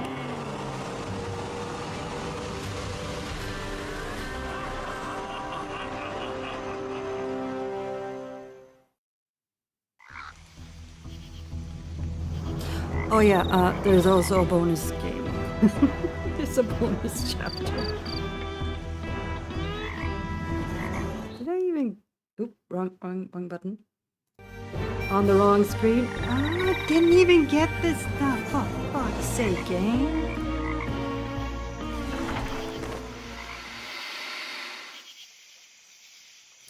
Alright, here we go. I presently stand dumbstruck before what appears to be no fewer than a dozen galleons towering above the cypress and willows surrounding the swamp's clearing. Just moments ago, I witnessed the otherworldly spirit of the pirate Phineas Crown step forth into the warm breeze and take gruesome vengeance on my aggressors. After it vanished, I searched frantically for any sign of the Blanstons, but I fear they are forever lost to the dismal waters. I don't know why I was spared, but I'm too awestruck to give it much thought. You were probably spared because you didn't actually want the treasure. That's probably why. Although the idea of boarding these ships opposes any rational sense, I can't help but feel there's more to this twisted tale. I'll gather the skulls for safekeeping and then try to climb aboard. Okay. Oh, I already have them.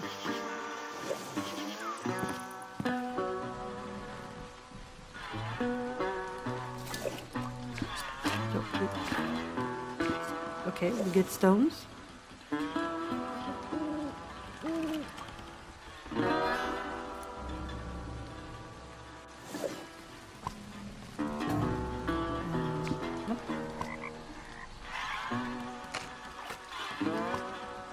Good job. Good job. There we go. Beware the curse of Crown. If you say so. Hatch leads to the ship's hold, but it's rusted shut. Okay, move to upper deck. Let's climb down the rope. Cabin door. Go up here and have a look-see, Lou. Ship's wheel is missing a few pieces. Okay. Now I gotta find that.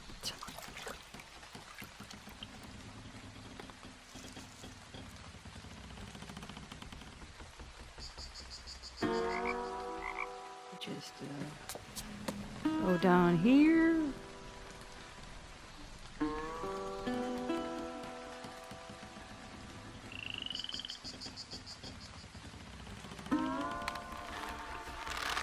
Some pigs, huh? Whoa. They ain't there. Oops. So. Oh. Hello.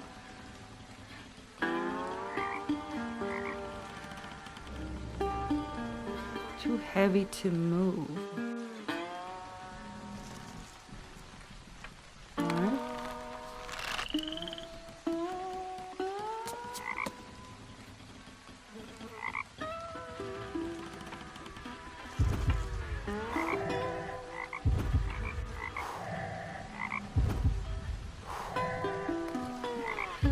A little otter. Little cutie.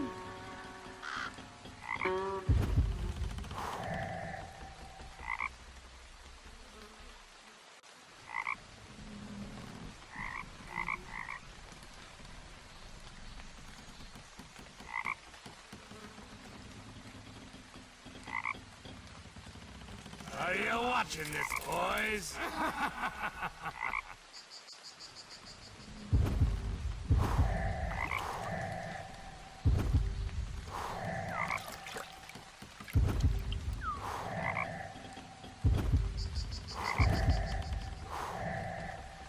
Alright, a pistol.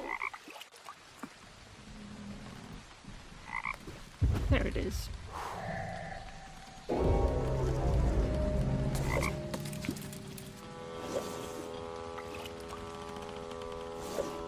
A cannonball.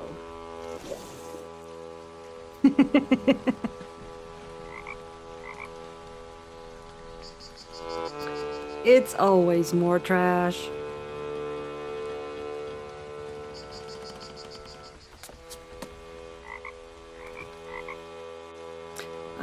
One man's trash is another man's treasure.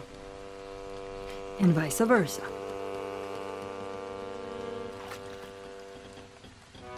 Okay, what do we have here? Oh no.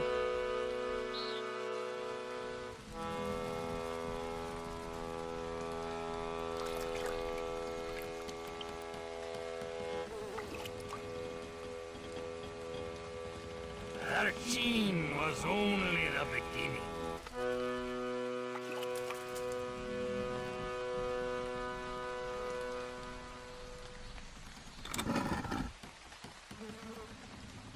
Let me just see here. It was Ashwin, right? Could be also be Sponsor, but I think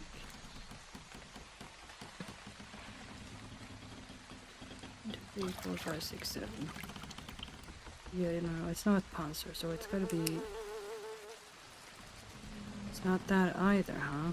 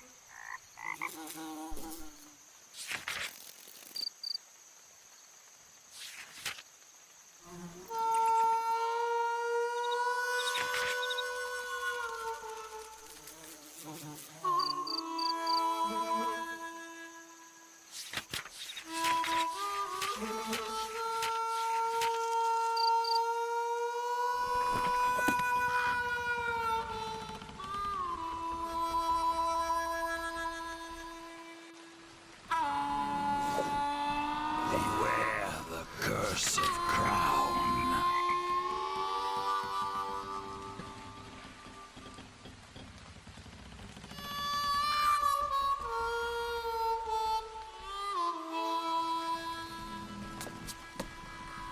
Alright, now where could these pegs be?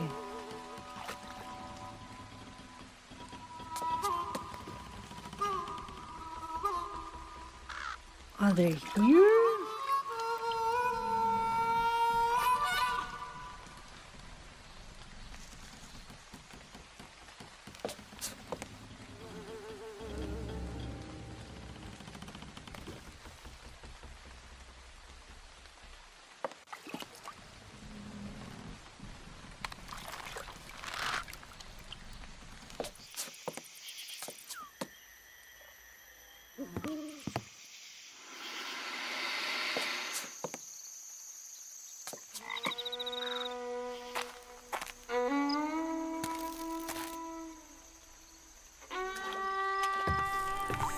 Oh, poor Pippi.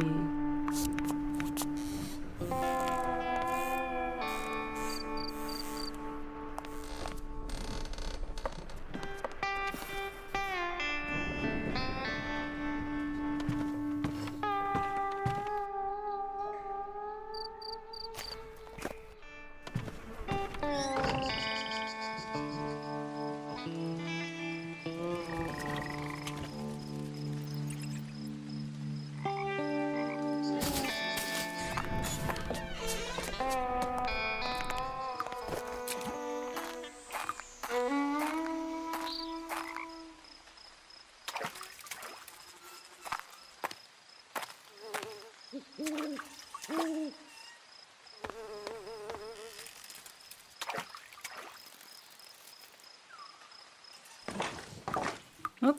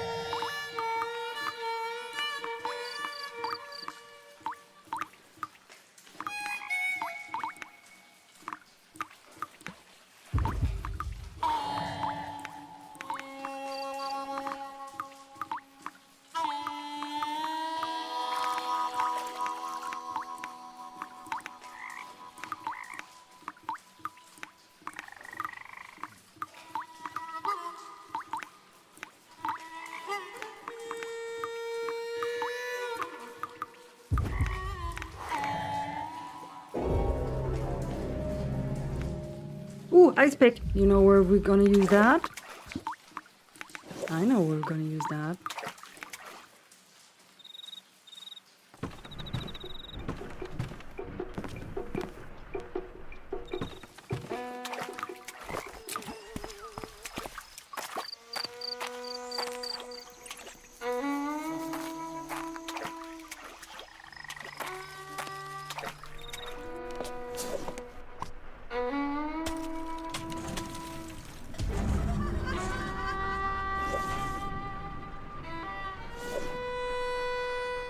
That was totally useless, but okay.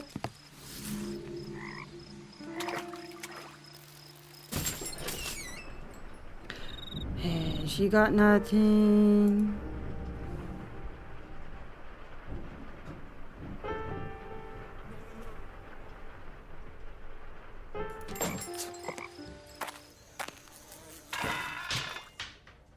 Vinton's gone.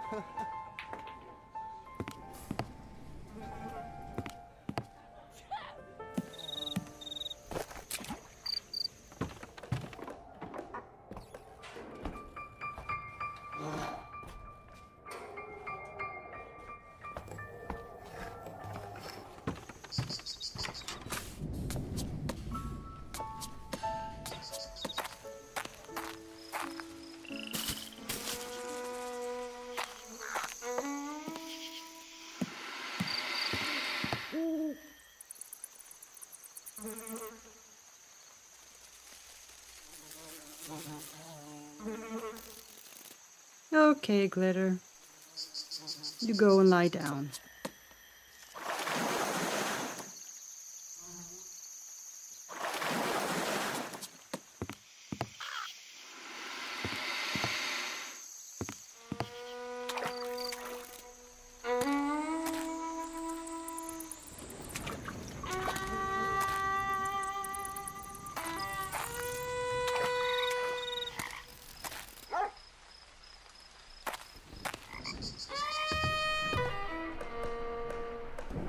Still out like a light.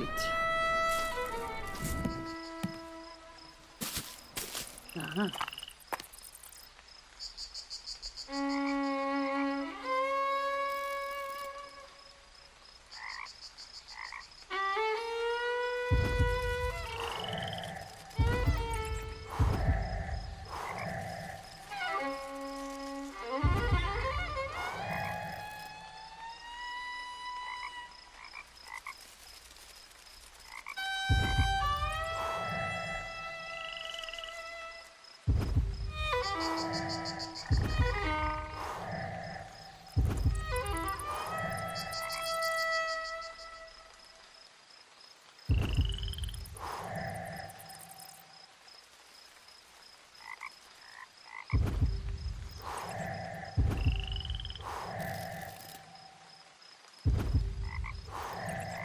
What did we get? Can opener. Where did I need that?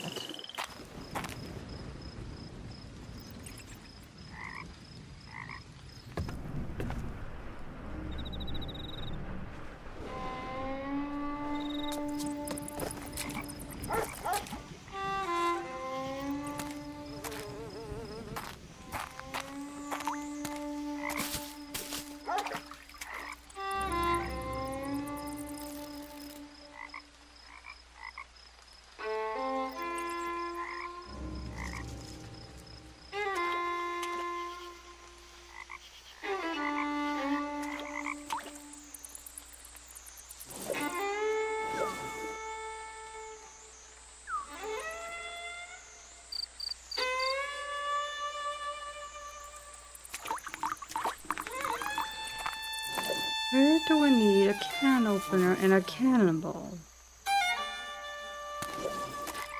Anything here?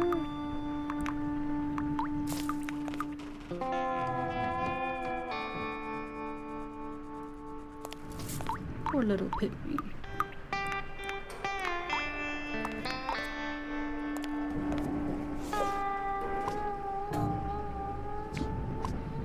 Smash. Guess not. I guess no smash. No smash for us.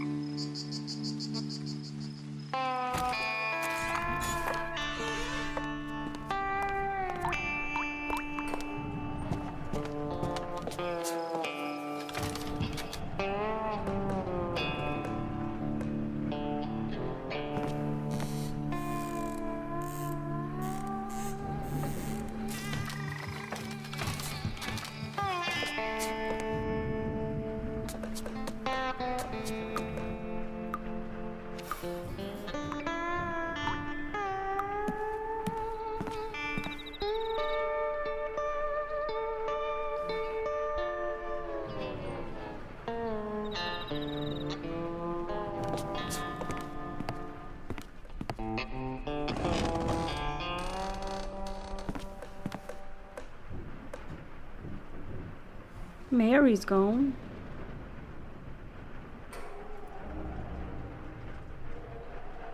Cat?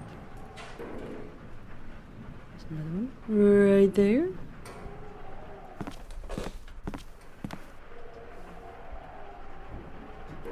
Trying to figure out where the hell I would need a can opener. Yes, little one.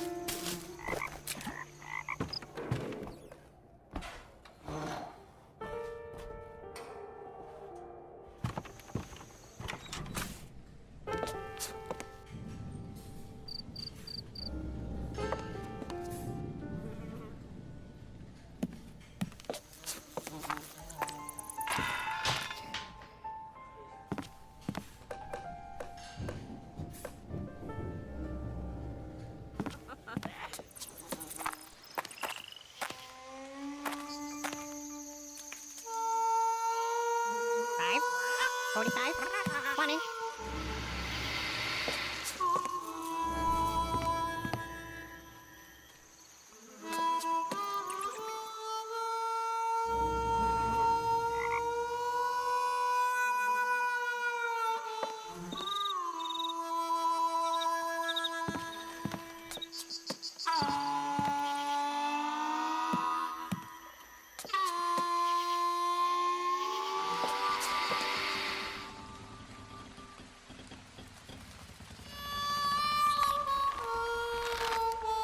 Alright.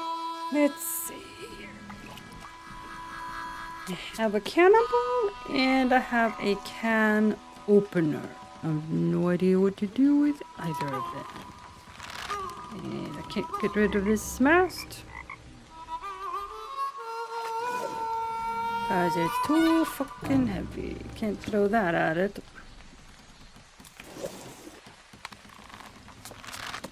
I need to figure out what this is supposed to be.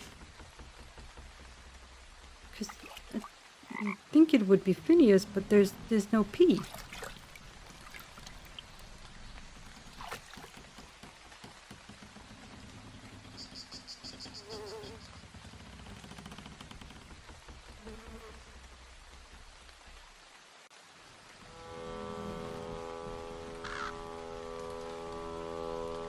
Are you watching this, boys?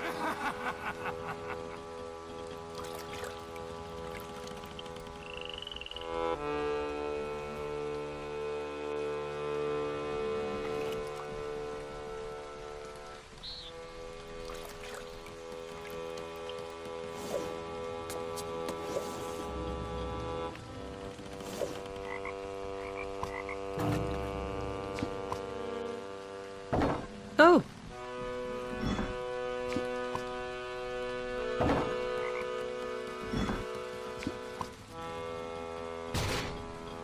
Oh!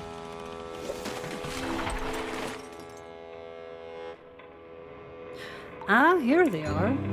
Well, some of them. Only 4 more to go. Oh, hello.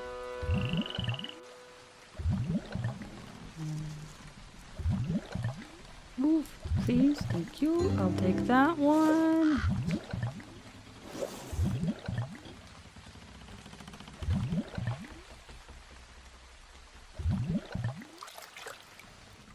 Oh, son of a bitch, baby. Oh, stay. Stay.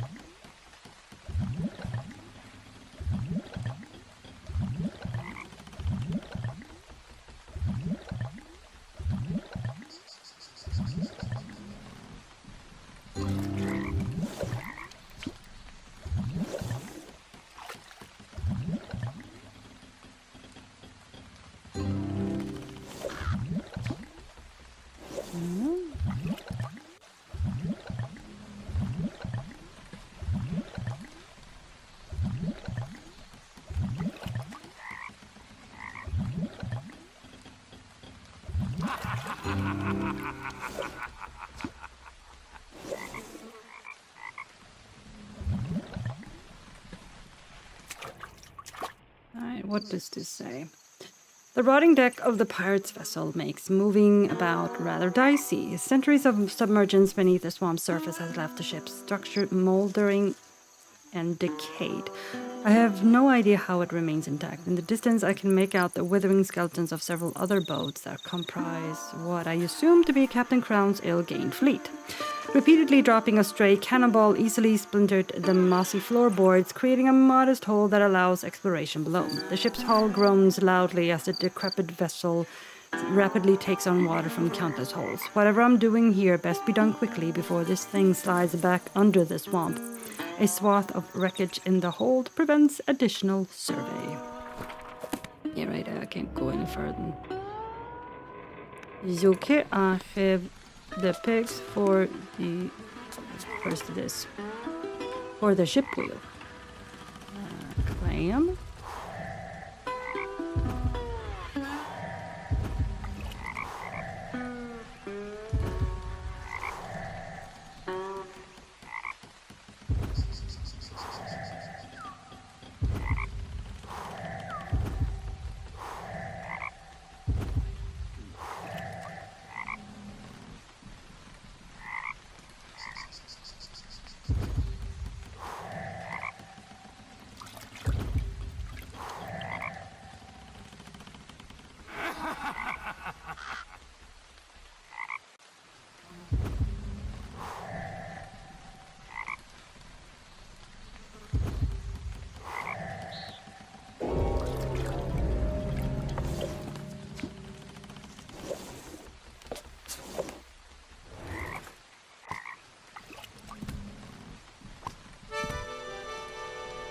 I should be able to move the mast with this, right? Maybe? I don't know. Probably not. Maybe not.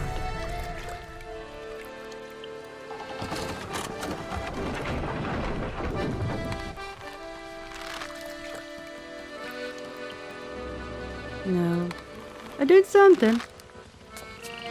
I sure did something.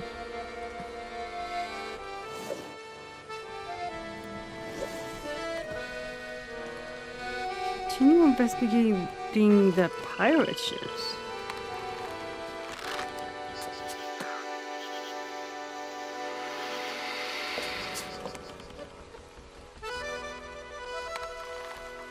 I only investigate one ship though.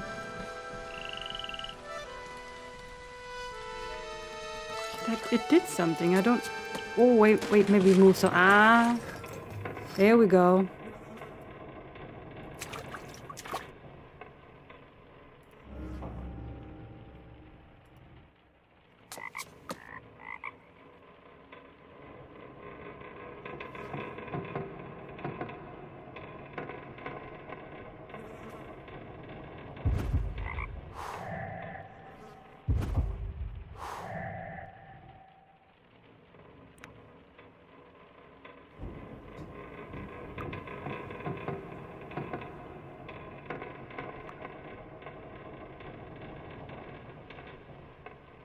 Beware the curse of Crown.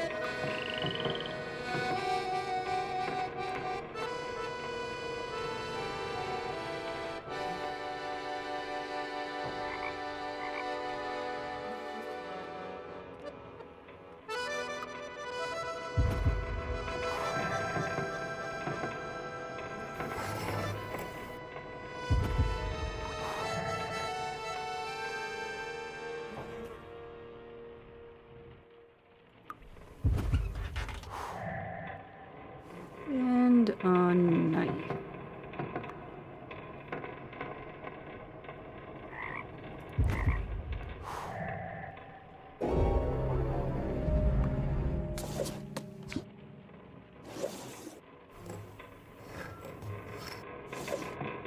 Now I have a sword and a rope and a can opener.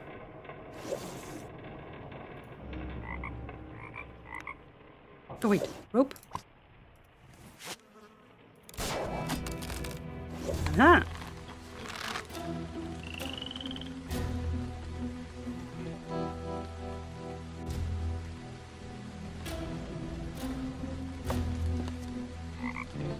The swamp shall be your home.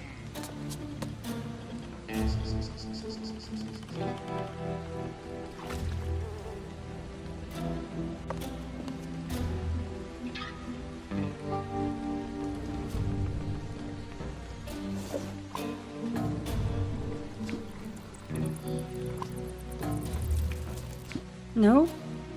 Okay. Yes? Yes.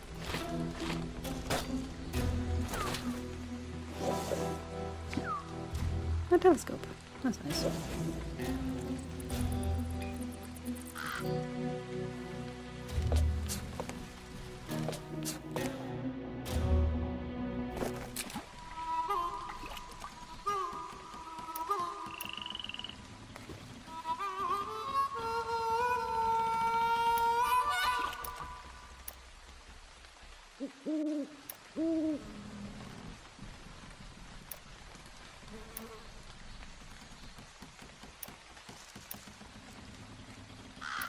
You'll soon be joining me crew.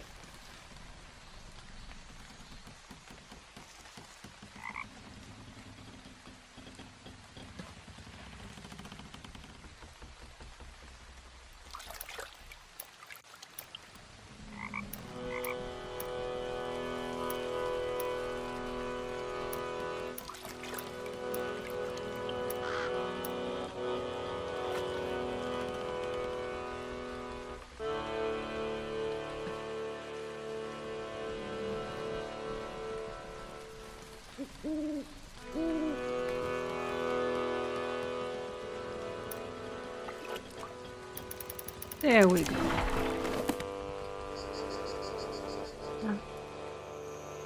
Crown's unearthly taunts grow fainter aboard the second vessel. While it's nice to know I'm farther away, this supports my hunch that both he and likely his treasure reside on the first ship. I suppose I could blast him with his own guns, but I doubt a cannibal would get the job done. An ancient tome found in the waterlogged gunnery looks like it contains some kind of crew roster. If it wasn't so mangled, it might provide details about the pirate's life and the service of Phineas Crown. With a little digging, I might be able to find the missing pieces. Though I don't suppose I can blame Pippi for this one. No, you can't.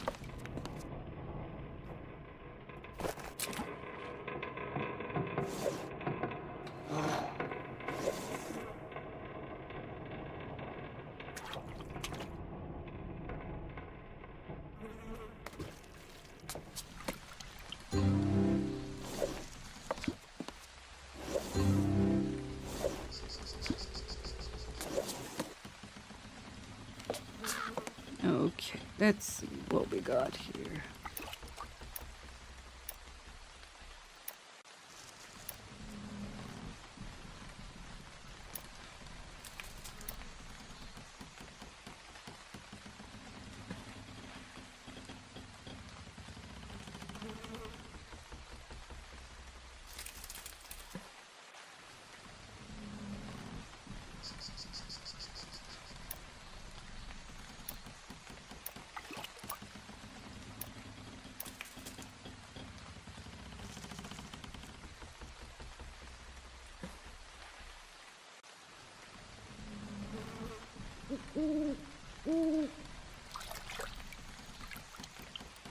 Beware the curse of Crown.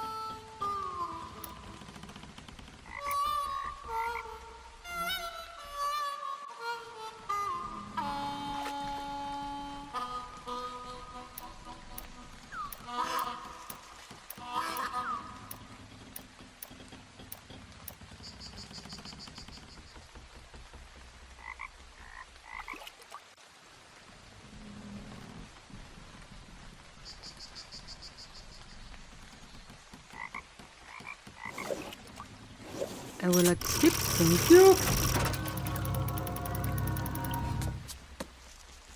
Now that I know I can do that.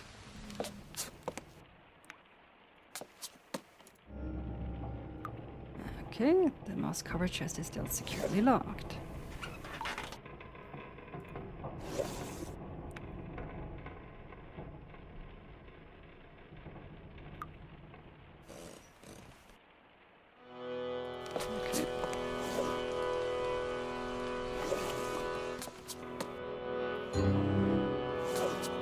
Are you watching this, boys?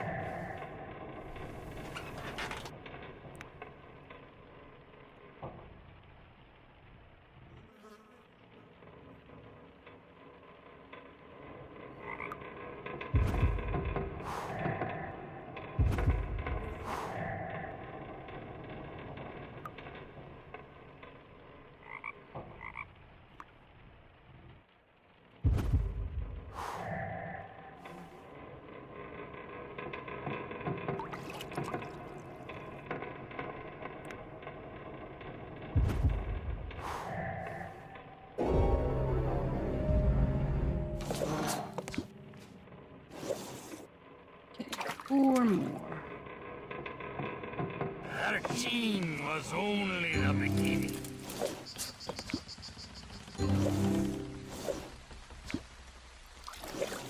Two. They aren't here. They're all...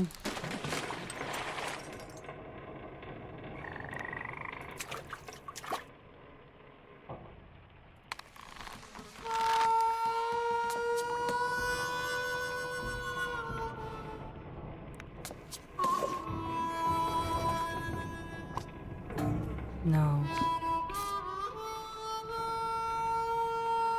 No.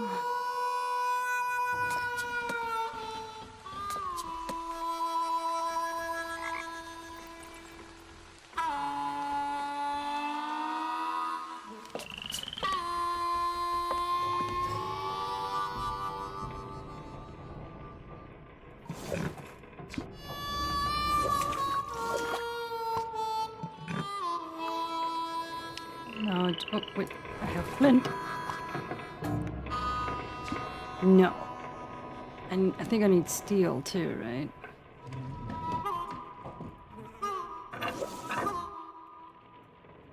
No.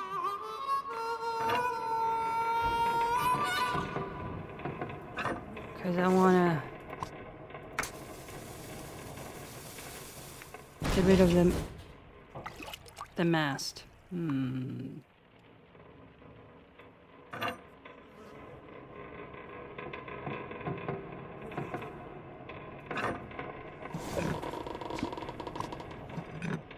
Alright, let's try it again. Oh, no, no, not that. This.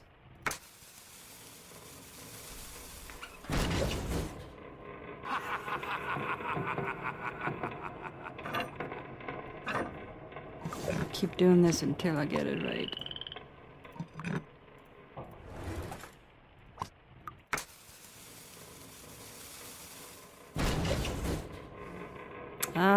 Okay, a little bit. No, no. Down about there, maybe? Still a little too high.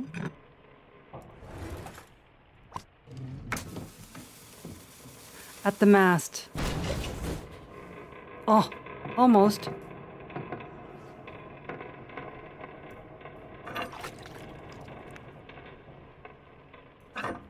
Is that enough?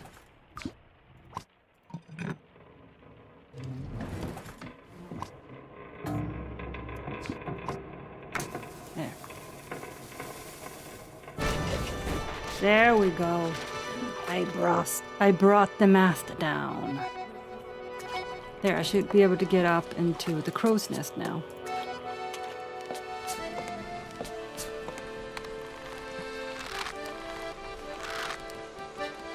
I can put the telescope here.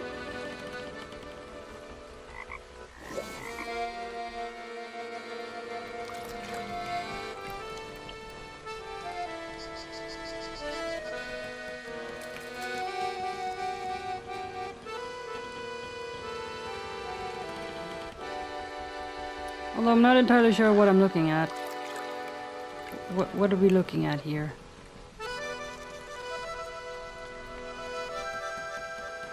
Oh. Oh! Oh! It's Antonia? That's probably name I'm supposed to put down on the door. The captain's door. Yeah, Antonia.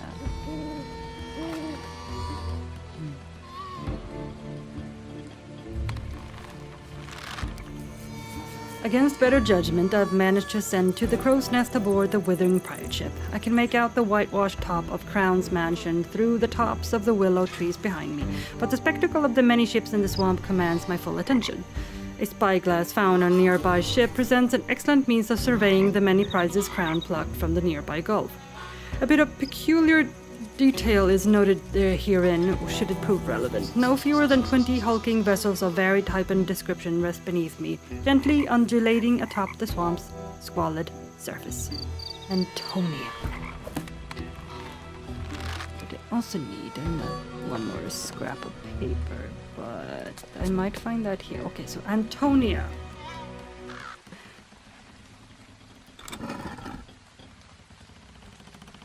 Let's write that down just so that I don't fuck it up. Okay. Then we want...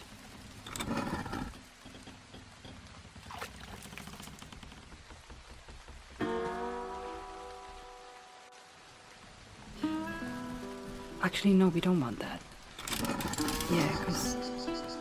we want this one first, and then we want this one, and then we want that.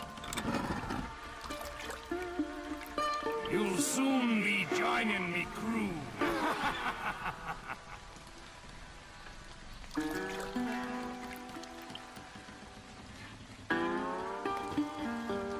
Then go, because that ends up here.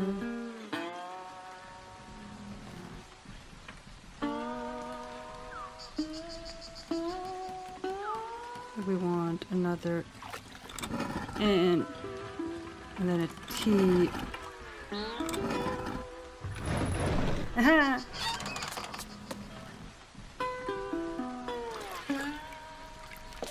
Now those puzzles I can do. Ah, there we go.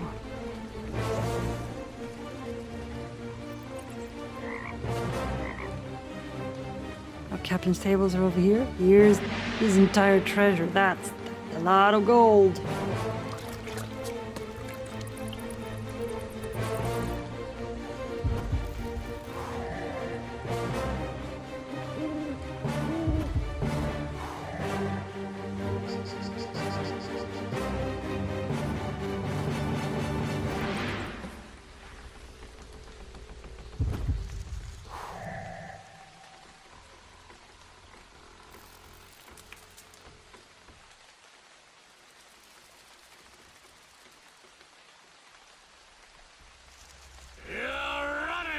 Time!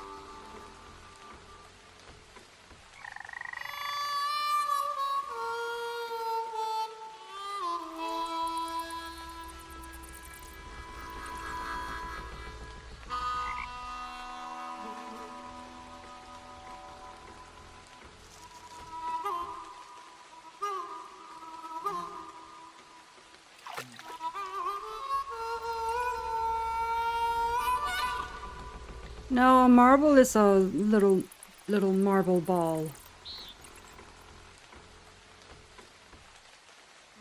Unless it's talking about the stone, but it's not doing that. It's referring to the little marble balls, pebbles.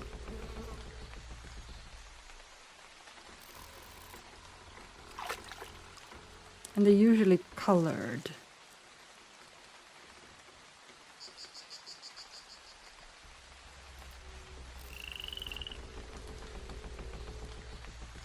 Thirteen was only the beginning.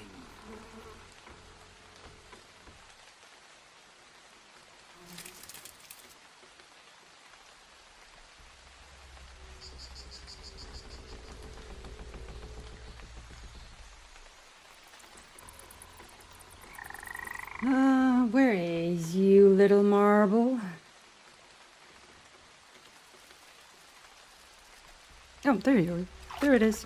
Right there. Yeah, it's that kind of marble, exactly.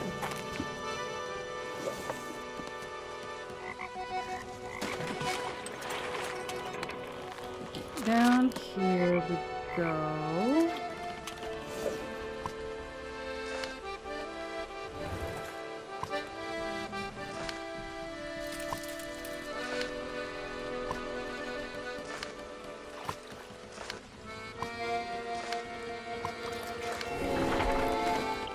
Here we go.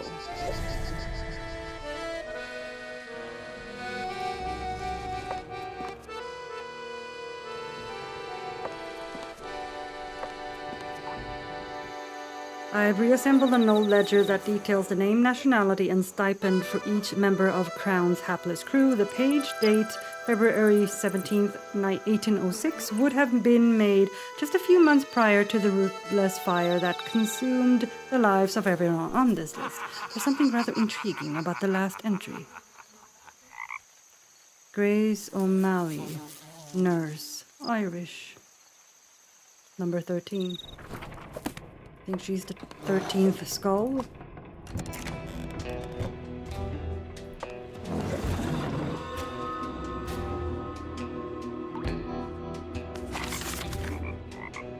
My dearest Phineas, it is with great exuberance I humbly accept your invitation. By all accounts, you've fashioned a most grand and modern dwelling in which to relish such well-deserved success.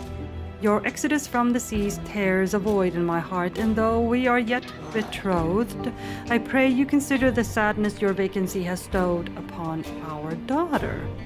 We dearly miss you and welcome an opportunity to prosper with you and your new life in Louisiana. Lovingly yours, Grace. Oh.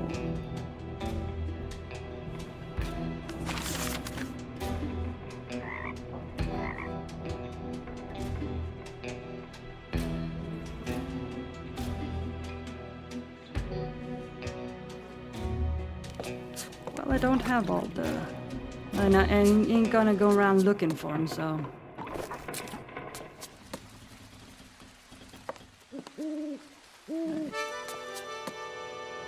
There he is.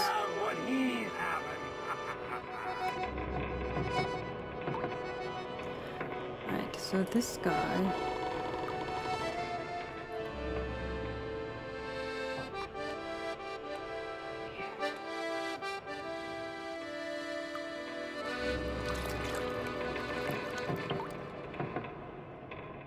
Somebody passed the salt. This one is definitely a minstrel. Some kind, right? The drunkard plus duel, double crosser, dandy, crew cook, astronomer. That would be the one next to the minstrel. So 10 is the minstrel. And how...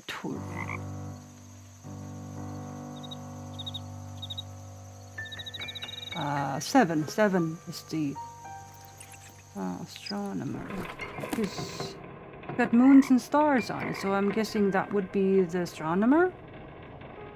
Okay.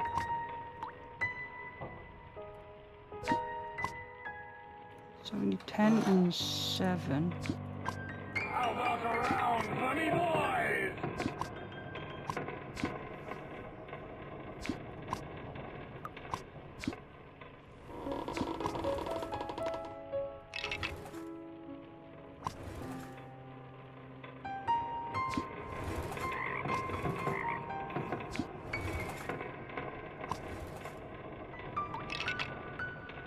Then this would that not be Grace then?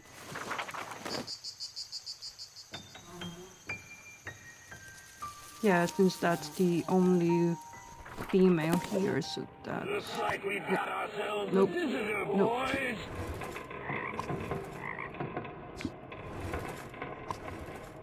12, and then 13 would be Grace over there. Alright. You have one. You are a backstabber. You have one hand. Double crosser, that's 4.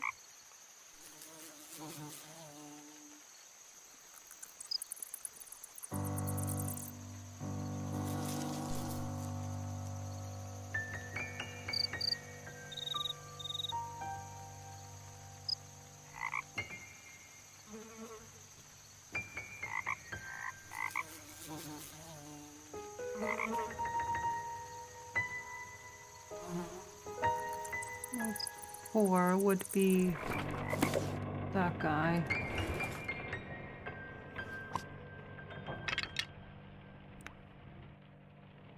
And seeing as he's holding a tankard, I'm guessing that's the drunkard? That's John Ward. Looks like we've got ourselves a visitor, boys. He has a pen, so he must be the chronicler? 11.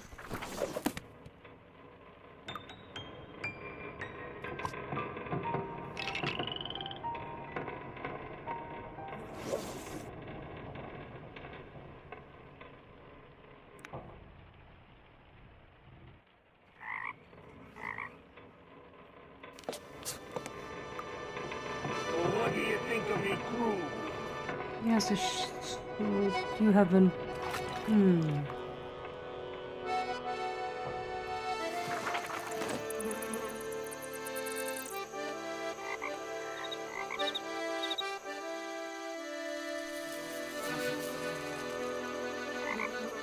Enfeebled. Wealthy veteran. Wouldn't the wealthy veteran would be this one, right?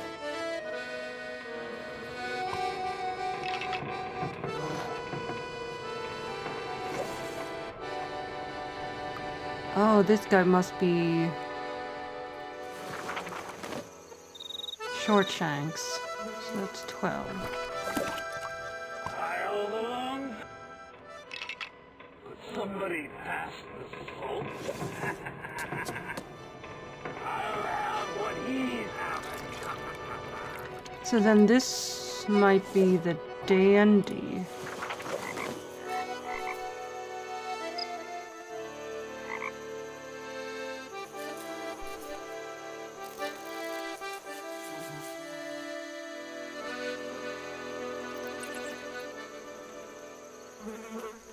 Number 5.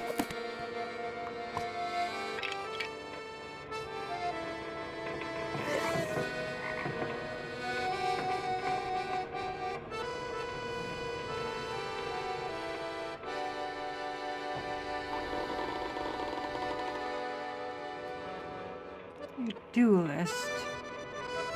Well, what do you think of... Never lost a duel.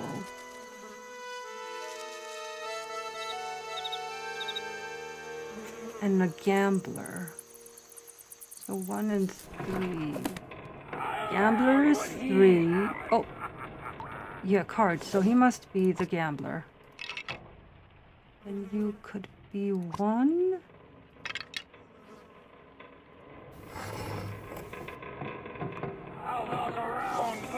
Then one of you is enfeebled.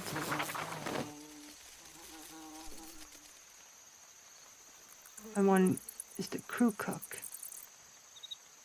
So 6 and 8. I'm guessing this could be the enfeebled. Not quite. Okay, let's see.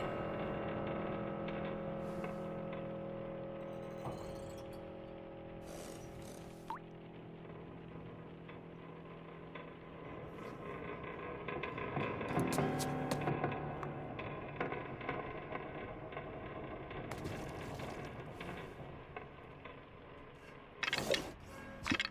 if it's the other way around?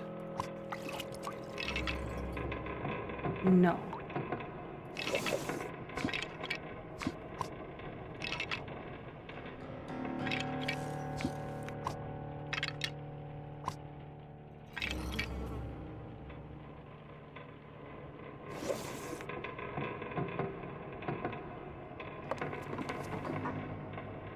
So what do you think of me crew?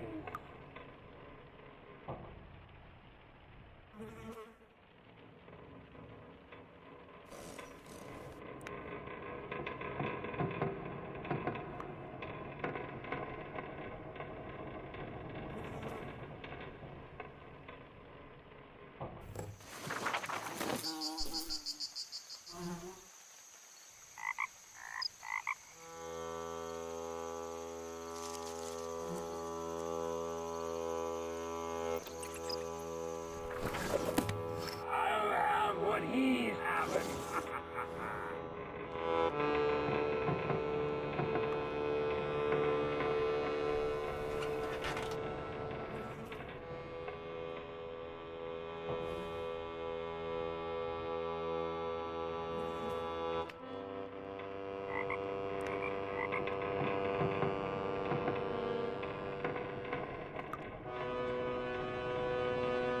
So what do you think of me crew?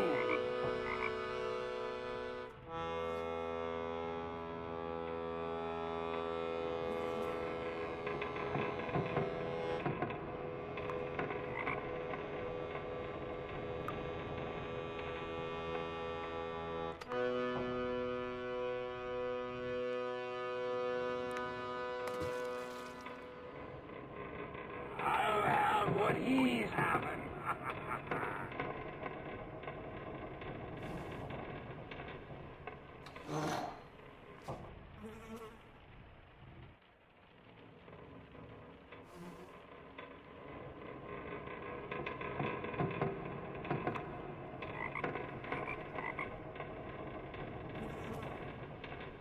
Let's take all of these back. Except for Grace. That's clearly Grace.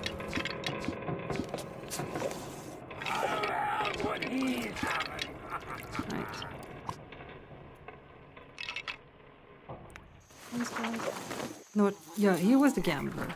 So that's definitely. Did I put that one somewhere else?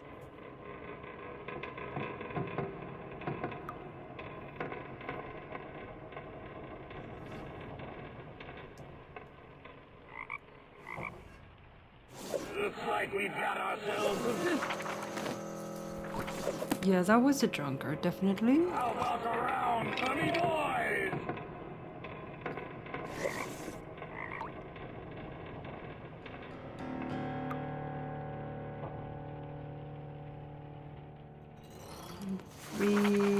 Three was never lost a duel. I mean, that would make sense if it's this one, right? That's who I put it on before. I think.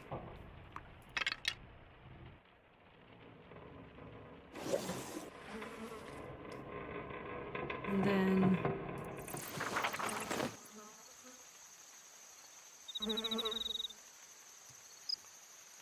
Four was double crosser and 5 was dandy. We'll say this is the dandy. What do you think of me? The only one that looks like a dandy. And that's the only one who seems like a double crosser to me.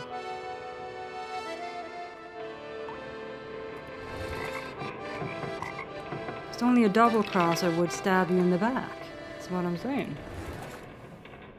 What's number 4? Looks like we've got ourselves a visitor, boy.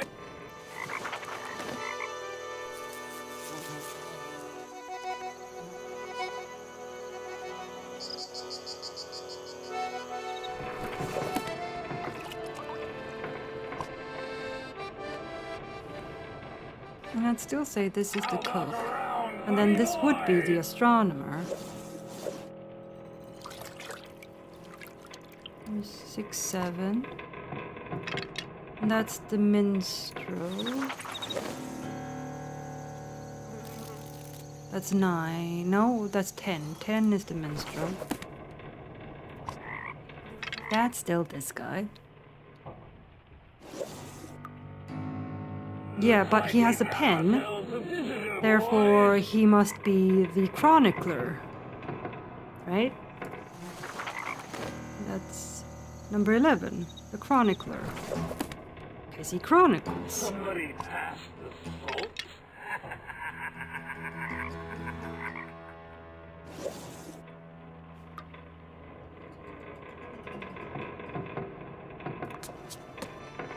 I'll have what he's having.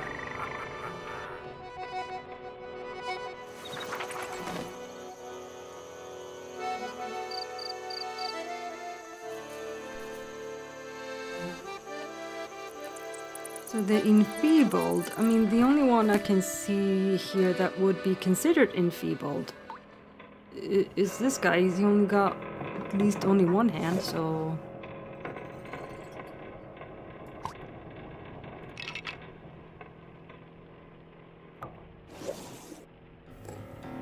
This guy is short, so I'm guessing that would be considered the dwarf. Did I accidentally put the wrong... Maybe I did. So 12. 12 is the dwarf. How about a round for me boys? And that would be the veteran. There we go. Got it. I must have accidentally put some skull on someone else.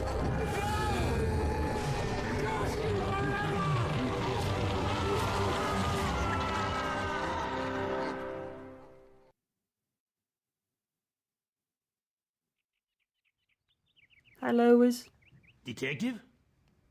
Detective, you all right? Mary! You look like you've seen a ghost.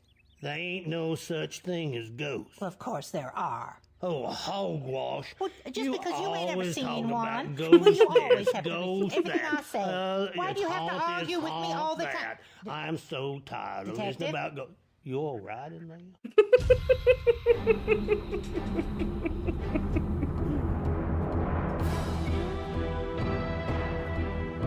Ah, sweet.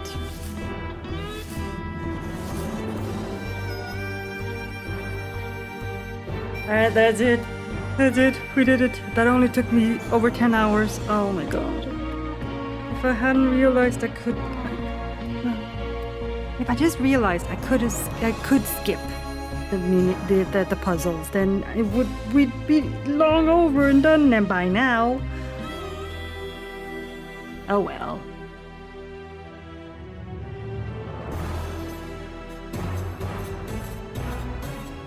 Oh well, I still had fun, and you got to help out, Kitty. So that was fun for me, having you help out too.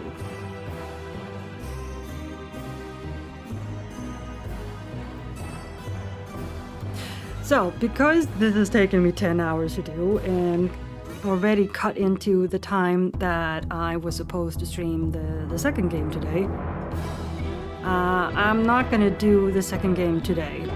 It's just gonna be this one.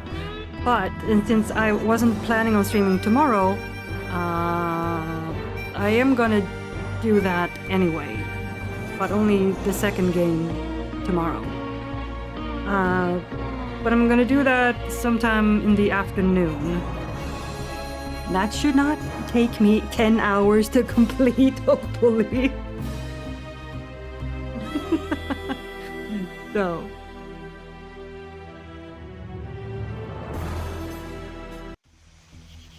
There we go. So, thank you for hanging out with me. I hope you have a wonderful rest of your day. And I will actually see you again tomorrow for more Mystery Case Files, where we will continue with... What is it? What is it? Ah, it's another Ravenhurst mystery. Escaped from Ravenhurst. And start that tomorrow afternoon. Thank you again, and sweet dreams when you do sleep. And bye.